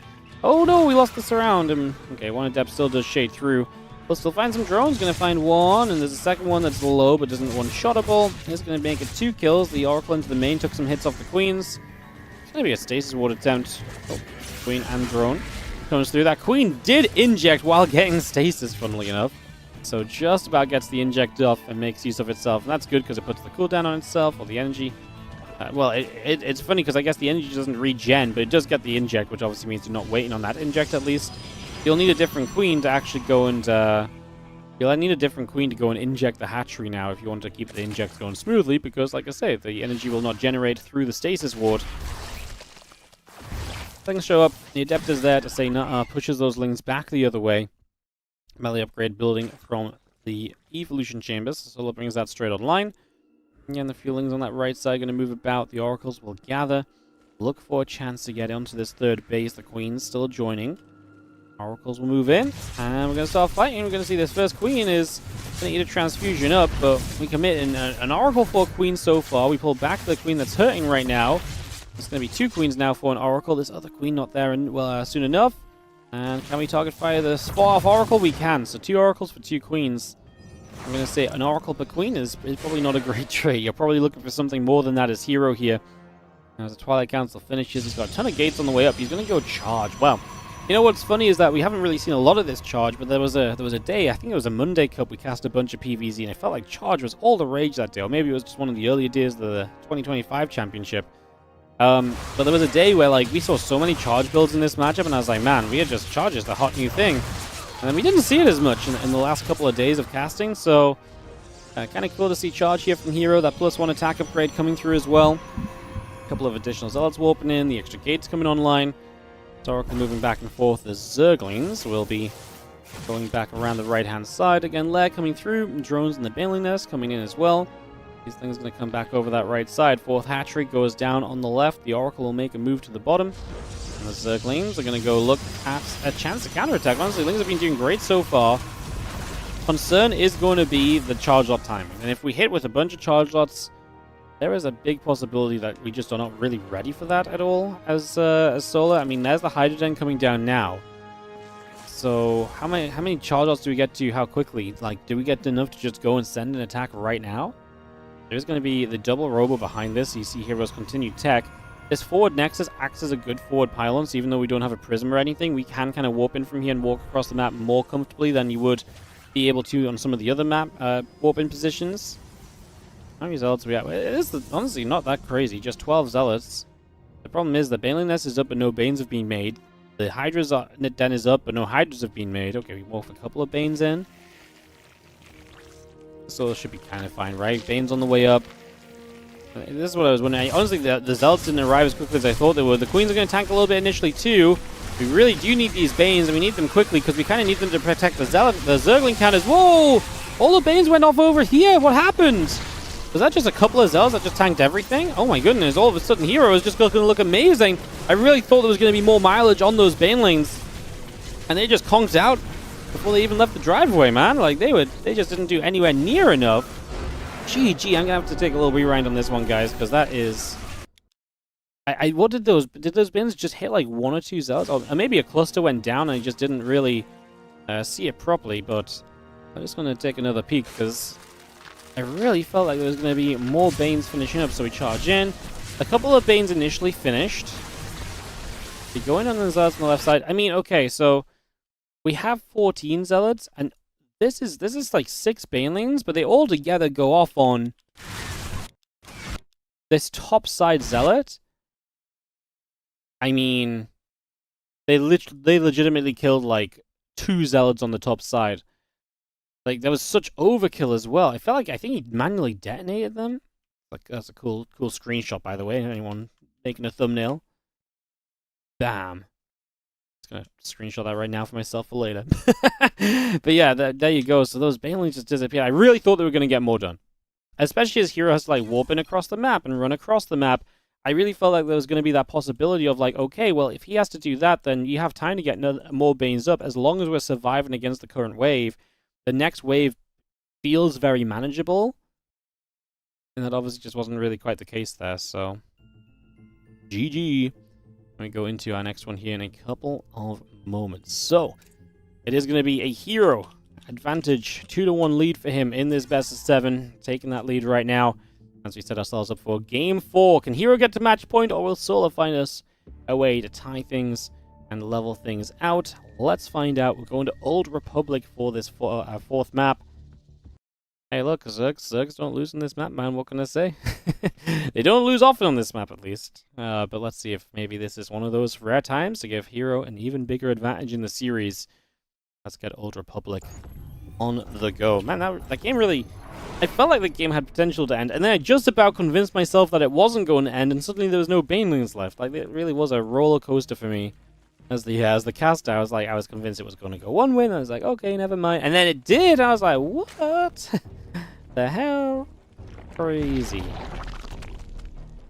Crazy business.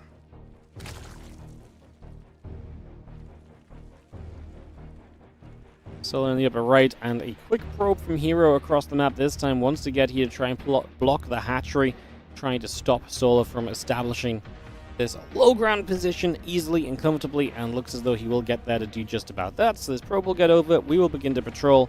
We'll set up in that position for the moment.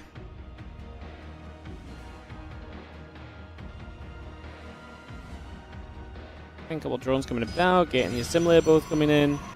Just having the hatchery on the low ground getting set up over there as well.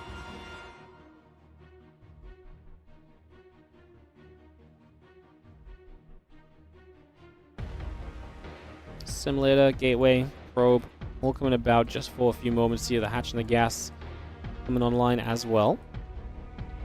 As the spawning pool also coming into play. I guess we go back to following the probe for the first few moments of the game. Just get our drone onto that as the probe gets nibbled at. Again, gate coming through, the probe coming up. Production continues for the next few moments.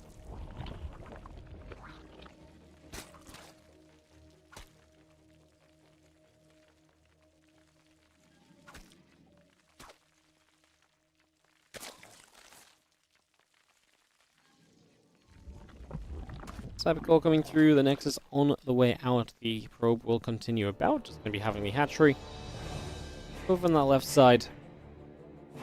Hero, hero, hero. What are we going to do? Obviously, Cybercore not done yet, but Stargate obviously is the exception. The expectation. I got excited because Classic built a Twilight before Stargate one game last series, but the reality is we're probably just going to see the Stargate, and then there's obviously kind of going from there. That will really kind of be our question point of how does this go, how does this pan out, and so on and so forth. There's Zergling speed building on the pool. Probe heading down the bottom left, the overload up the top from Solar as well. Just going to see the Adept Chrono boosting out the gateway. The warp gate will start on that Cybercore, and again the probe coming straight over back to the bottom left-hand side for now. Stargate and the Nexus coming up, the Adept and the warp gate coming by. Adept is going to Chrono Boost on the gateway.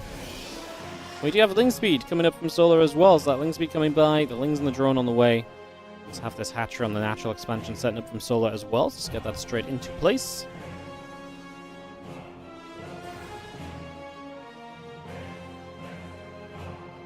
Yeah, Adept's just going to continue to shade out onto the map, the warp gate coming up, Stargate about to complete.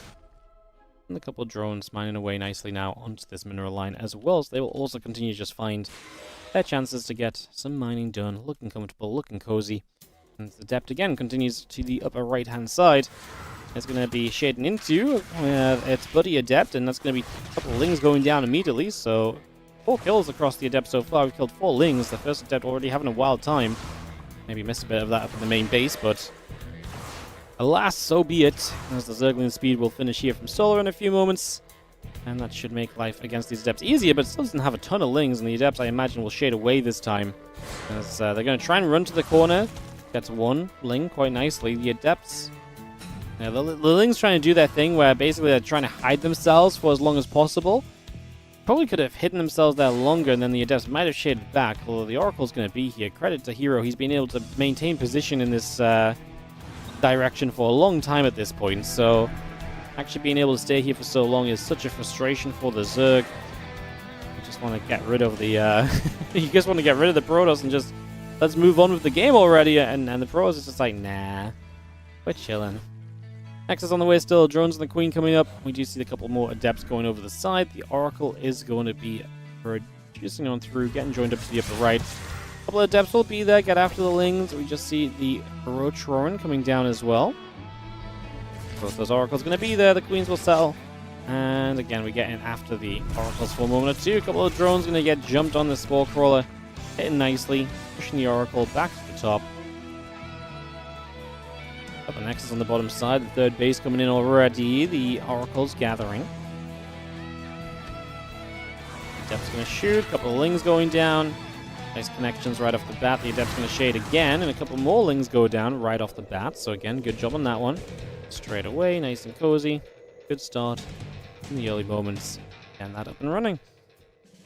The lair is going to build from Solar. We do see the Oracle's going to sit overhead as well. They're going to come back over and just move around a little bit. Queen's going to be there. Oracles take damage. Blink and that +1 both coming up from Hero. The Queen going to fire. Oracle's taking quite a lot of shots. And again, the lair and the drones continue through as well, adding on the Queen on the side of Solar for the moment. And again, a couple of gateways coming out from Hero. Things get down the bottom left-hand side. Oracle's move over. Hatchery drops into position from Solar as well. Oracle will activate. A couple creep teamers being picked away at. Adepts and Stalkers are going to be there to push the Lings back the other side. And again, the Queens will be in position too. A little transfusion coming into place. Another creep teamer dropping down on location. And yeah, these things pulling back again into the center for a little bit.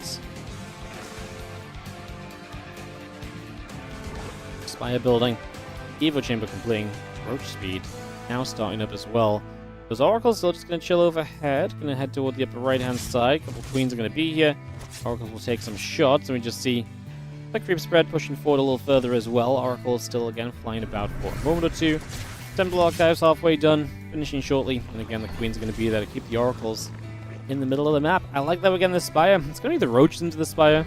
A little bit of PTSD from the Reynor MaxPax game of this earlier. Went so horribly wrong. Did not do anything, but let's see if Solar can have a better effort at this as we get a battery. Going to get into this mineral line probes galore.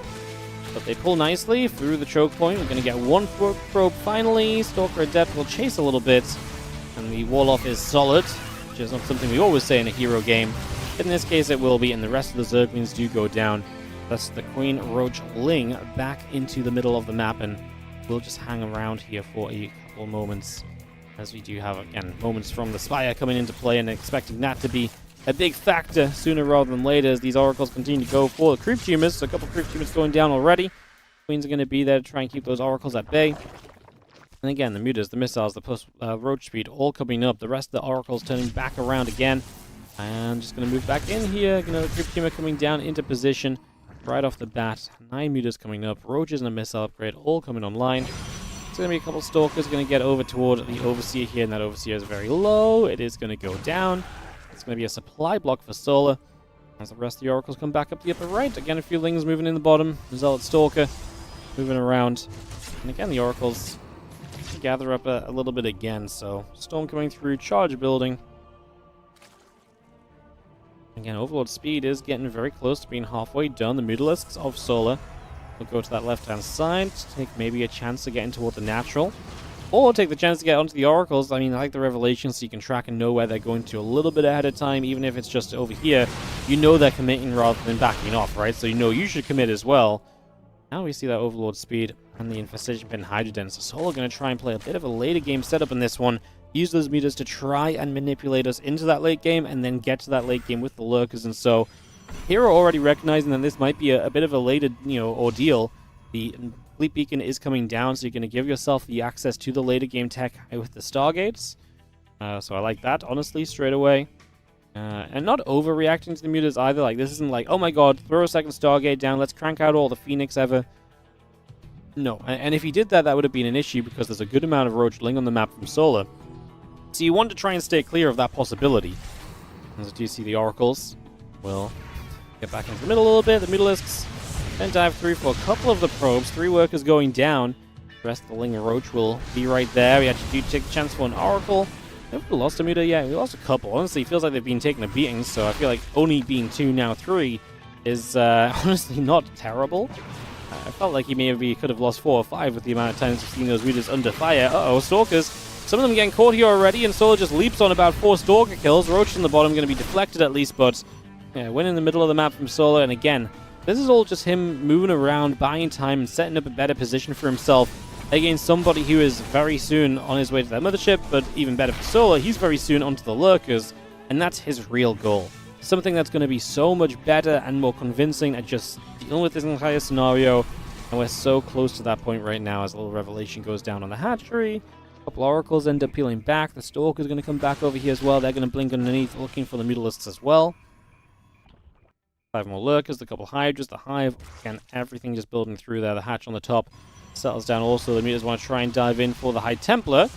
Prism loads up a couple of them. We're going to try and get the High Templar again here. We're going to get rid of one. The battery was out of energy.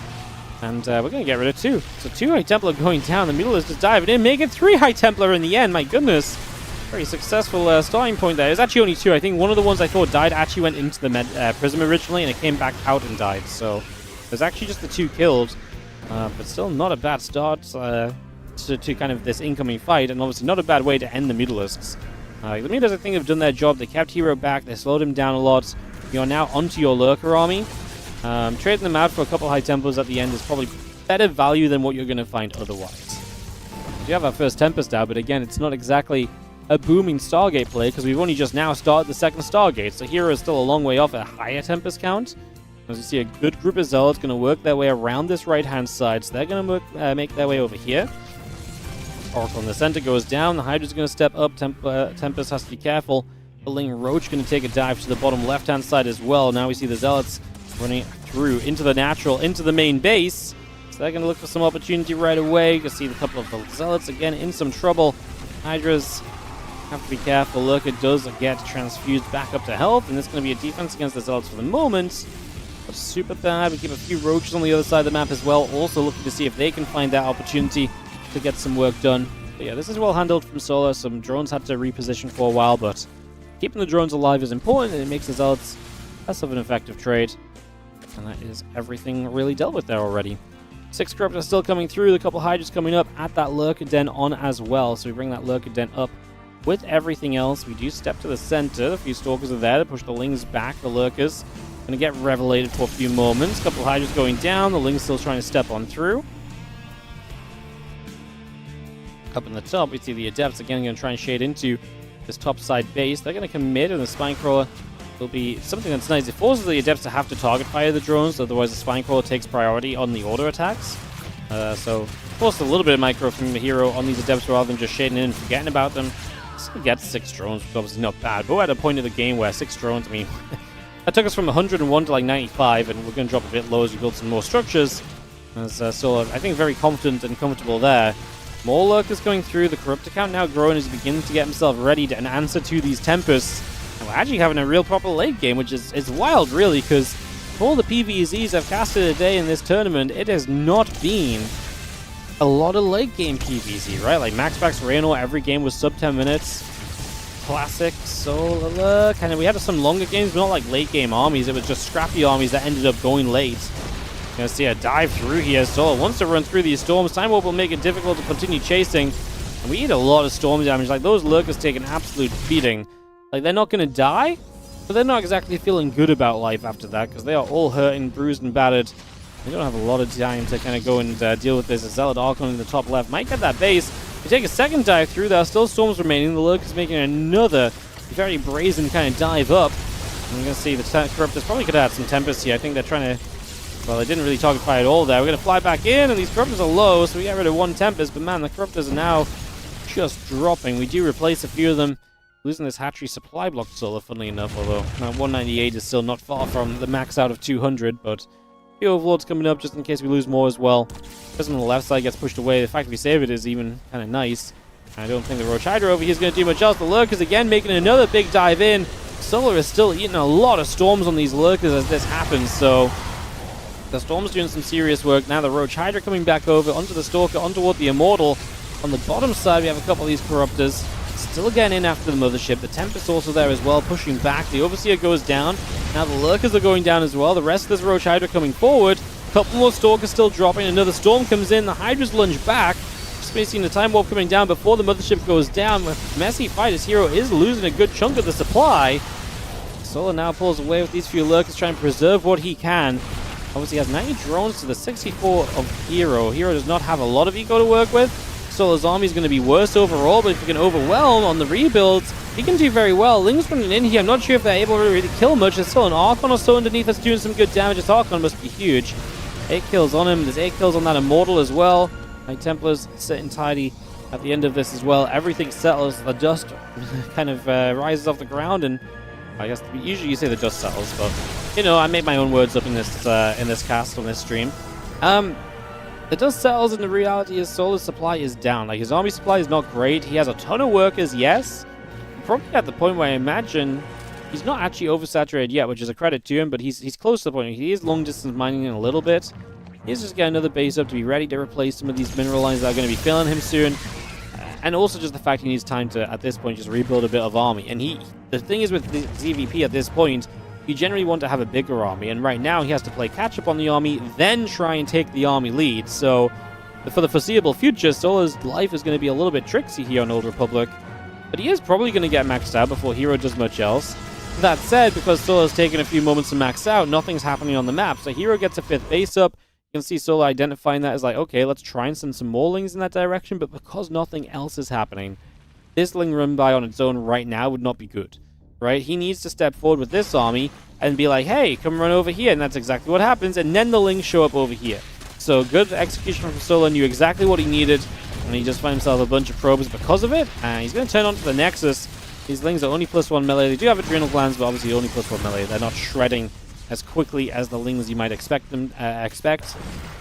Some DTs now as Sola loses the top left base again. That's base 6. We're not rushing for base 6, but for 16 minutes in game, like a 6th base is not something we just get to ignore completely as something we need at some stage.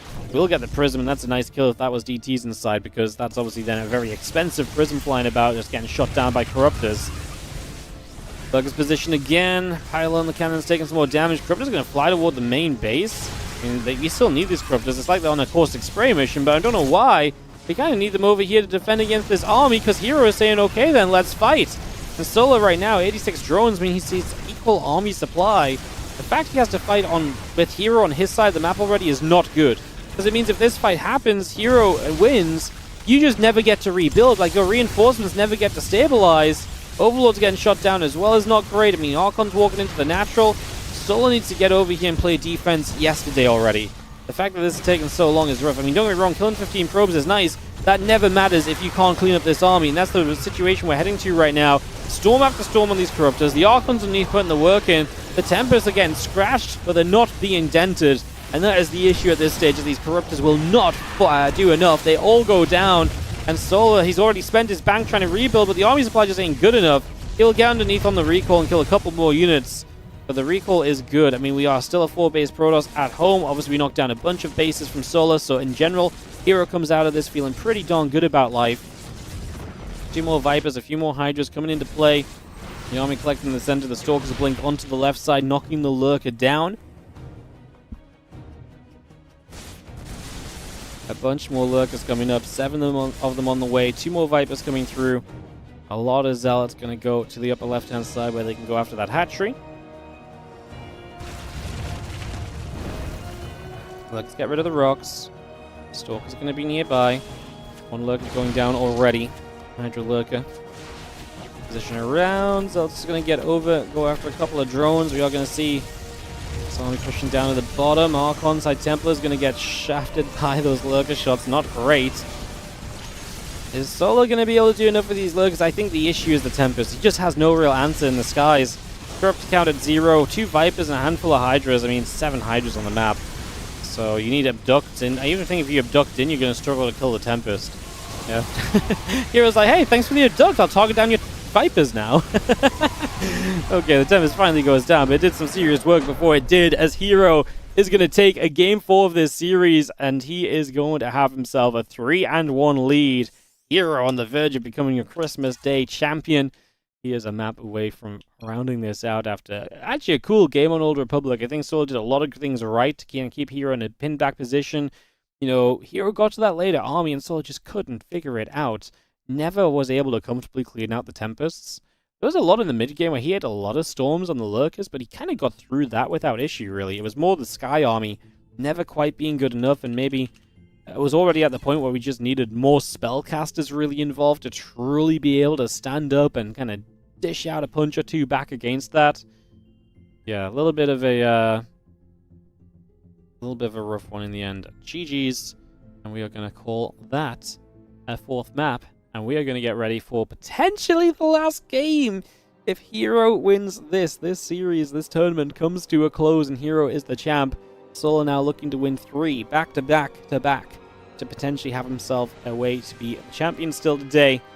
We'll see if Hero gets it done or if Solar fights back in just a couple of moments. This is going to be our last game, potentially, guys. I will take a chance just to say before we go into it that if you've enjoyed the games, again, hit the like button, hit the subscribe on YouTube. If you're on the Twitch, hit the follow, but just keep on watching. Keep on watching the tournaments in general. Something in my eye. In general, obviously, we're going to continue to do a lot more on WardiTV heading into 2026. So we're super excited about all of that. All of your support helps to make that possible. So if you have the chance to, please consider doing so.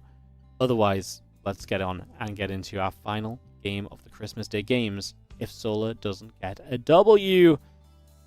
That's scary. I kind of believe in Solar a little bit to bring it back, though. I believe in Solar a little bit to bring it back.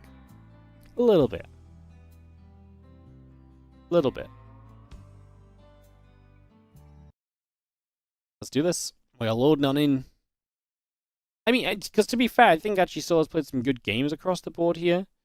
So, I can believe Solar taking a turn back into this. I can believe it. Game 5. We're going to start this 5th game in the top left corner where we do have the player who needs to win to keep it alive and to keep this going. It's going to be our Red Zerg representing Falcons. This is Solar. He's up against the blue Protoss in the bottom right corner of the map. Make some chatter noise for Hero.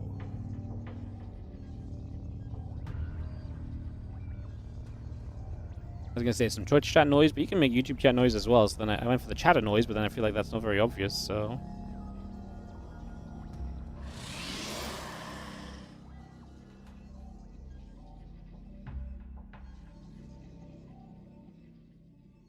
Game 5. Ruby Rock coming through. Hatch, a couple drones coming down. Solar. What do we do? What do we do as Hero? I mean, Hero's been pretty fun in this series as well. And a couple different things here and there.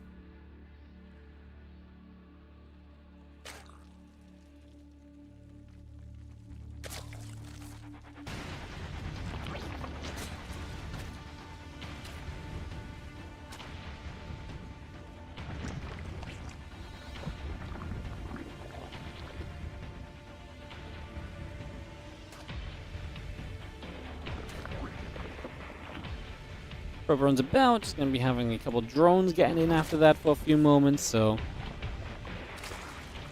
Watch out, Proby. See what we do for a couple seconds. Nothing too crazy just yet. Cybercore coming in, the Nexus on the way up. What will we do here as Hero? Stargate? More than likely, but... You can live in a dream that maybe things shift a little bit. That Overlord of Solar still heading down toward the bottom right-hand side. It's just going to get straight across here, get in position, see what we can do.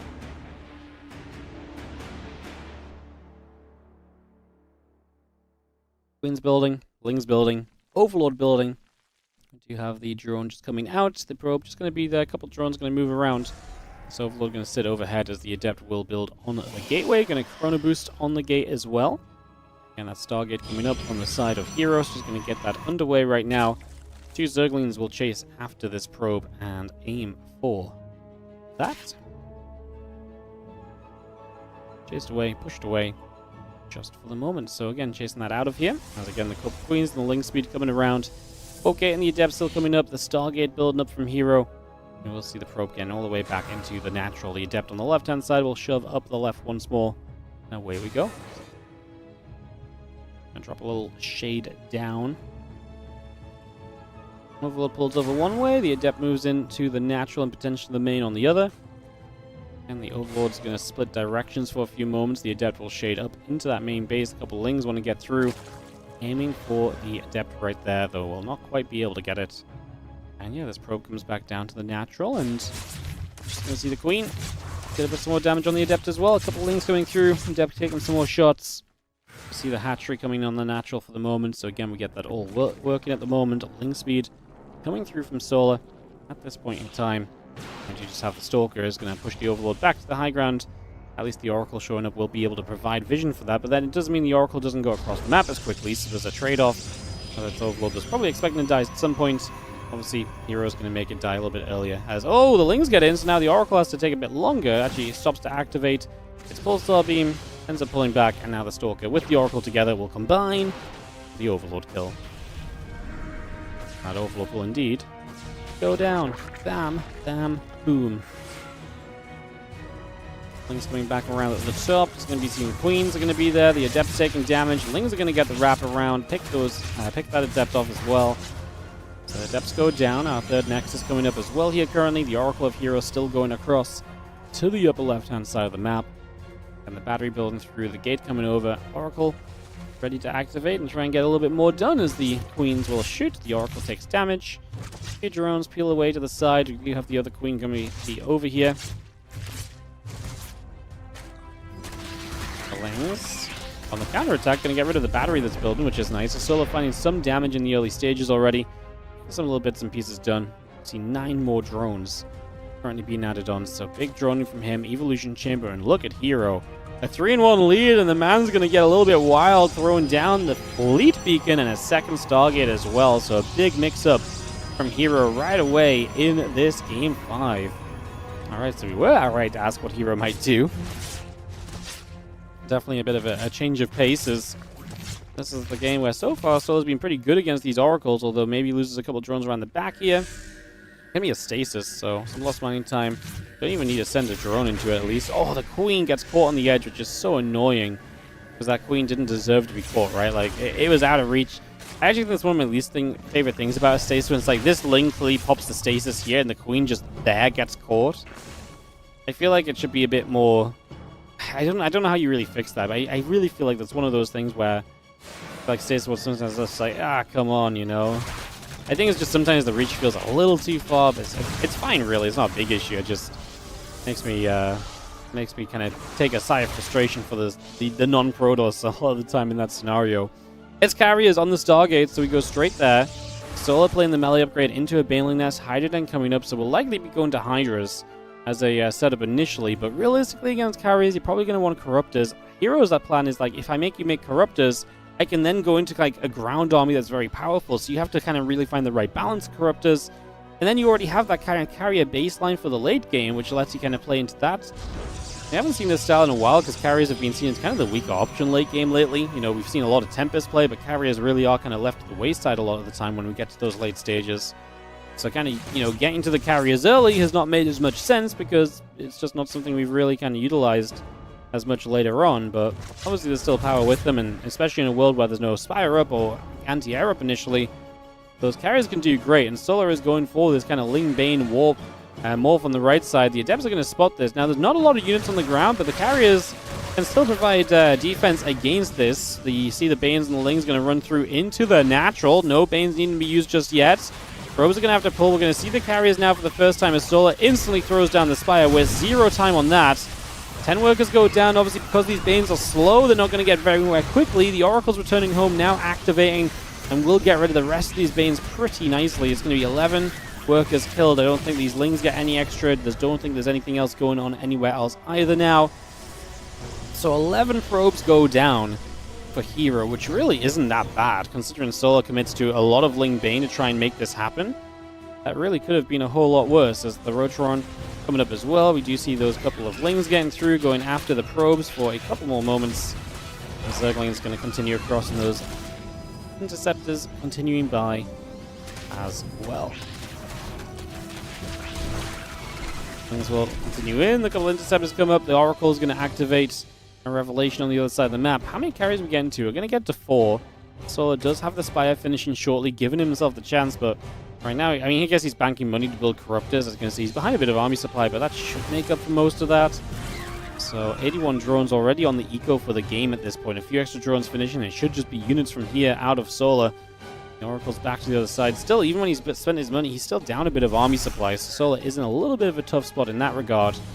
And I wonder if that's something he can draw himself out of or not over a little bit of time here. The Oracle's getting turned away.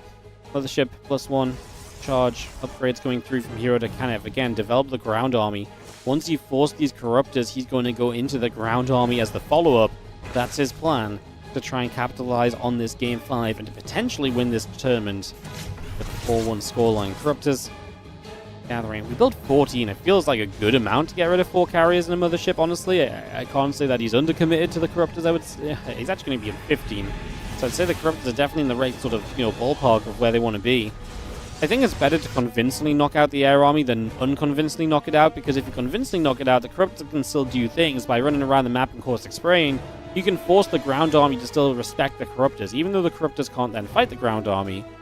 But like I say, that very easily goes too far a little bit too quickly as well, so you've got to be a little cautious across the board. And you see that bane speed coming up here from Solo, just going to get that started. The Corruptors heading down to the bottom. Going to go wrap around and figure out what they want to do. Head toward the main base here currently. Corruptors moving across. A couple of Archons are stepping over. Corruptors take a chance to move back over to the sides. But you see a cannon already firing onto the Corruptors here. Just going to caustic spray at the Nexus right off the bat. Nexus which is going to go down with instant effect. So the Nexus does fall. And the cannon's still hitting. The Corruptors getting pushed the other way. Zealot, Oracle, Sentry. Coming across the other side. The Queen's going to get there. That Oracle gets picked off, so that's going to be a nice little KO. Now the Corruptors fly in from the left-hand side over to the right. Going to see the Interceptors flying through. Another Oracle going down.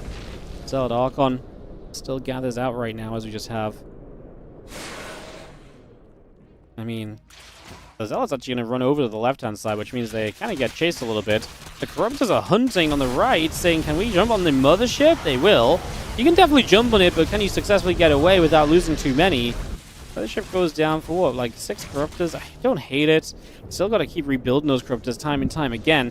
But back to carrier production right now as Hero, so he's going to build more carriers. So again, at this point, I think Hero's kind of happy with his army comp. The Corruptors have to really respect the Archons. This wouldn't be the one thing that's going to be very scary. And you've got to keep these Corruptors alive because they are the anti-air. They are the thing that will fight against these carriers if there's anything that can do it. It's those Corruptors, but so far not in good enough numbers. Still going to trade out against a couple of Archons, but I feel like he's losing a lot. At the same time, Hero's supply is only at 136, so his number's not ideal. I just feel like we've not seen any sort of convincing denial of carriers so far still, right? Like, I just feel like we've seen the Corruptors, and I just feel like I've seen them not really succeeding well enough. So I'm a little bit concerned about them, that they might not be able to do enough here. But we've also added some more just now. I mean, is it maybe just time to add some spellcasters? I get it, we're lair tech, so we can't right now, but maybe it's time to start teching up behind this. We're 83 drones, like, there's nothing stopping us from playing a longer game apart from our will to try and end this on lair tech. So, I mean, I guess that's our answer, really, is that Solo wants to end this on lair tech. So it's not a question of, like, can he? Like, yeah, he absolutely could, but that's not his game plan right now. He believes he can do this without the tech up. He's going to dive in. Corruptors actually get a better fight here, getting rid of these carriers a little bit more quickly right now. Banes, Ravagers coming through. A couple Archons still around, though. And the carriers have stopped dying anywhere near as quickly. There's still a lot of Banes in the background, a lot of drones going down as Zealots arrive across the map. They're going to do some major damage. Yes, we killed some probes, but all those drones go down equally, and reinforcements are going to probably get bullied in the next few moments because of that as well. And this last few units are going down. These Archons have played cleanup, and that's apparently just going to be good enough to get GG out of Solo, man. These last few moments, Heroes Archons just sitting here and doing so much additional damage. Like, these final Archons probably have some serious kills on them. These Banes really struggling to get through. We actually run the Banes back, and then they all ran into one single Archon. Now, these Archons, 15 kills, 14 kills. So much going on here, and this really is where Solo just loses this fight. If he runs away, I wonder if he's okay. Like, if he runs away, cleans up these Zealots, I mean, the game goes on. Burger count's not great, but it's not terrible. And he can rebuild Corruptors against the carriers. Obviously, losing these extra units over here puts them back into a pit of despair. GGs get called. And Hero is your WardiTV Christmas Day Games champion for 2025. Congratulations, Hero, on a solid performance. He looked good, man. Like, Pure 3-1, pretty solid. MaxPax 4-0, not a chance. And Solo 4-1, it doesn't really get a lot more convincing than that in the grand scheme of things. So yeah, that really is going to be just a super convincing run, and that's all you need sometimes. One convincing run is going to get it done. GG. Well played. And Hero is going to be the champ of the day, wrapping up another edition of the WardiTV Christmas Day Games. It's been a pleasure to bring it to you guys. Thank you for all of the support throughout the year, because again, without your support, we're not able to run these events. The Christmas Day Games is our way of giving back to you guys as a little bit of a bonus at the end. You know, it's a very inefficient tournament for us. It's one day. We put a lot of prize money up comparable to usual and so on and so forth. So it really is one of the less efficient tournaments we run, but I think it's just such a cool concept. We got some great players. We got some great games. We get one tournament played out on one single day, and it's just a cool little celebration. So thank you so much for keeping on supporting us to the point where we can make this happen. So we do appreciate you guys. I hope you guys have really enjoyed. Shout out to all the players. Everyone turned up on time apart from Clem, who made me have a little bit of a heart attack because after I messaged him 20 times to make sure he was awake the night before, he then showed up 10 minutes late. And yeah, on the admin day had me a little bit stressed out, but you know, apart from Clem, great job everyone for being perfect. Thank you to everyone for giving their time and playing and giving us some great games as well. Not really anything else just left to say from me, guys. If I'm home, I might pop on and say a couple of words live, but very likely I might just be ending the stream. So I'll throw you guys to the outro. If the screen goes black and the stream doesn't turn off for a little bit, guys, I might just be like driving home or something. Like if the stream is still live but the screen goes blank because the video ends, don't worry. It's probably just I might just be driving home or something. I can't turn the stream off right now. It's just a little heads up to that. Not to worry. I will be on it in the next 10 to 15 minutes more than likely. So yeah. Thank you so much, guys. I super appreciate you all. I hope you all have a wonderful rest of your Christmas, whether it's just starting or it's already over for the most part, or whether you're going to be celebrating on the 26th or whatever. I'll be back with you guys live on the 28th of December. Yep, Sunday evening. I'll be back live with you guys on Sunday evening, so I'll see you guys on Sunday. I hope you guys have a wonderful rest of your Christmas. Thank you so much to everyone. Congratulations once again to Hero, and you guys have a wonderful holiday season. I'll see you guys next year for the WardiTV Christmas Day games, or like I say, in a few days for more regular WardiTV action. Thank you so much, guys. I'll see you later. Bye. Well.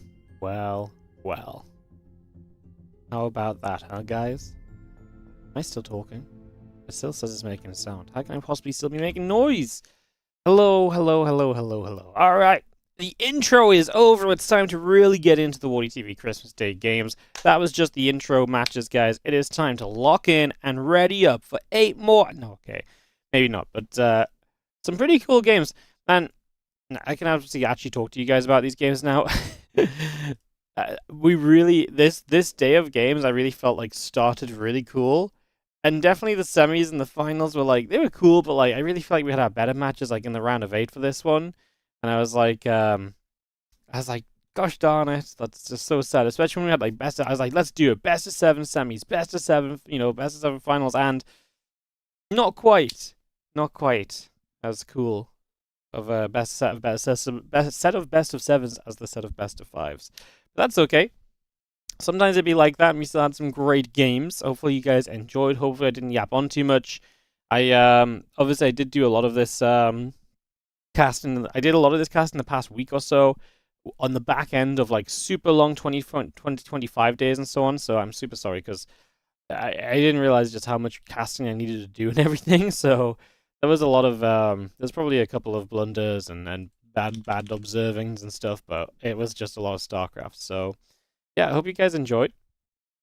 I thought I'd just come over and just say hi and thank you. We've had kind of a crazy amount of support today. Like, I'm not actually completely sure how many subs we've had exactly, but like we're at 1444. I'm not sure how many we were at the very start of the day. Maybe like, I guess I could go rewind the YouTube stream back to like 8 hours ago when I started off. 1377. So we're up a good like, nigh on 100 subs a day actually. Like kind of a crazy stat. So I think we actually started like 1316. We had some gifters already. So we're at like 80 subs on the day. So thank you so much. I'm just going to run through some of the shoutouts just to say thank you to people. So first of all, Soulman, thank you so much. 10 gifted subs. I'm not going to read out all the names, guys. I'm trying to give my voice some clear time. We also had Big Brain Ahab on the Prime sub. Thank you so much. Zelane89 on the 8-month resub on the Prime. 20 gifted subs from Kayu Kankum. 5 gifted subs from Plasmodium. 1100 bits from Soulman. 33-month resub from Foco's Pendulum. We had a new sub from Anubisfa. Milky Cat rated us. Shmoobeast with the Prime sub. Prime sub from Marine HBS. 65-month resub from True Cat Mysteries. 9-month YouTube membership on YouTube for the Mysterio2234. Ziggly on the Prime sub. Ian M7 on the 10 gifted subs. Ariautosis. I'm murdering that name. Gifted us a membership on YouTube as well.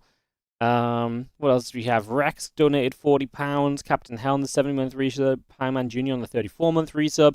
10-month resub from Legelot. We had an 11-month resub from Putrukana. I was a Fakid with 1,000 bits. We had a 3-month resub on the Prime from Oswald. A fresh new sub from Zman XD. Fantasy TY Fanboy on 58-month resub as well. Lots of follows. Another gifted sub on the YouTube. Thank you so much. 100 bits from Mind Explosion. I gifted a sub. Scorpion SD3 gifted 10 subs. Mind Explosion gifted 10 bits. 10 more gifted subs. Is that 10 more gifted? No. Oh, 10-month resub from Scorpion SC3. I can't read, guys. WardiTV bronze membership. Oh no, that's 3 days ago. Okay, we're just in the past now. But thank you so much if you decided to support today, guys. I appreciate it. Obviously, it helps us out a bunch. Allows us to keep on doing more StarCraft.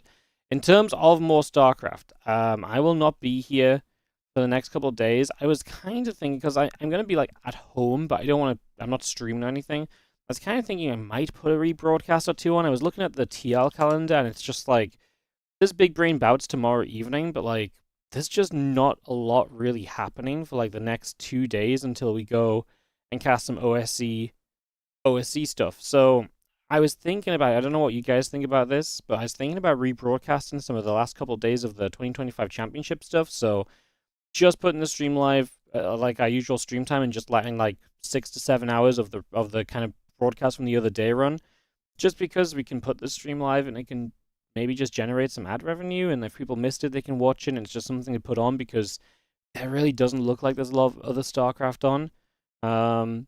Usually there's at least other events going on and stuff, but it's very empty, and I'm also, like I say, I'm not streaming, but I am at home. Usually when I'm not streaming I have a reason, and I'm not actually here. But I am at home, so maybe we just put it on and just let it run. I'm going to think about that, but I was thinking maybe that could be cool to do just for people to watch, especially because we just wrapped up end of year championship and some of those matches were awesome. So on the weekend, Hero Marines event takes place. Isn't Hero Marines event in like the 10th of January? I feel like there's nothing soon. Like tomorrow's Big Brain Bouts, and then there's a replay cast, and then the next stream after that is on Sunday, which is like the Sparkling Tuna Cup. And we're going to be live Sunday night. So basically it's just Big Brain Bouts. So the next 2 days is like nothing else really scheduled. So I think we'll run a couple. I think we'll put a couple of rebroadcasts on because why not? Treating chat like a dog turn the stream so we don't get lonely while I'm gone. No, I just like to keep you guys entertained. I'd like to give you guys StarCraft to watch, but I don't have I don't have Boxing Day games, you know. All right, thank you so much, everyone. I appreciate you all. And yeah. Appreciate you all. I hope you guys have a wonderful rest of your day. And I will see you guys live. I will see you guys on Sunday evening, okay? So you guys take care. Thank you so much for the love. This might be the last time we go live with this amount of subs, by the way, but we're at 1444. Like, the fact we're even... we're, like, genuinely, like, halfway to 2,000 from 1,000 almost. Like, that's actually bonkers. So thank you so much if you've been subbing and supporting. I appreciate you guys.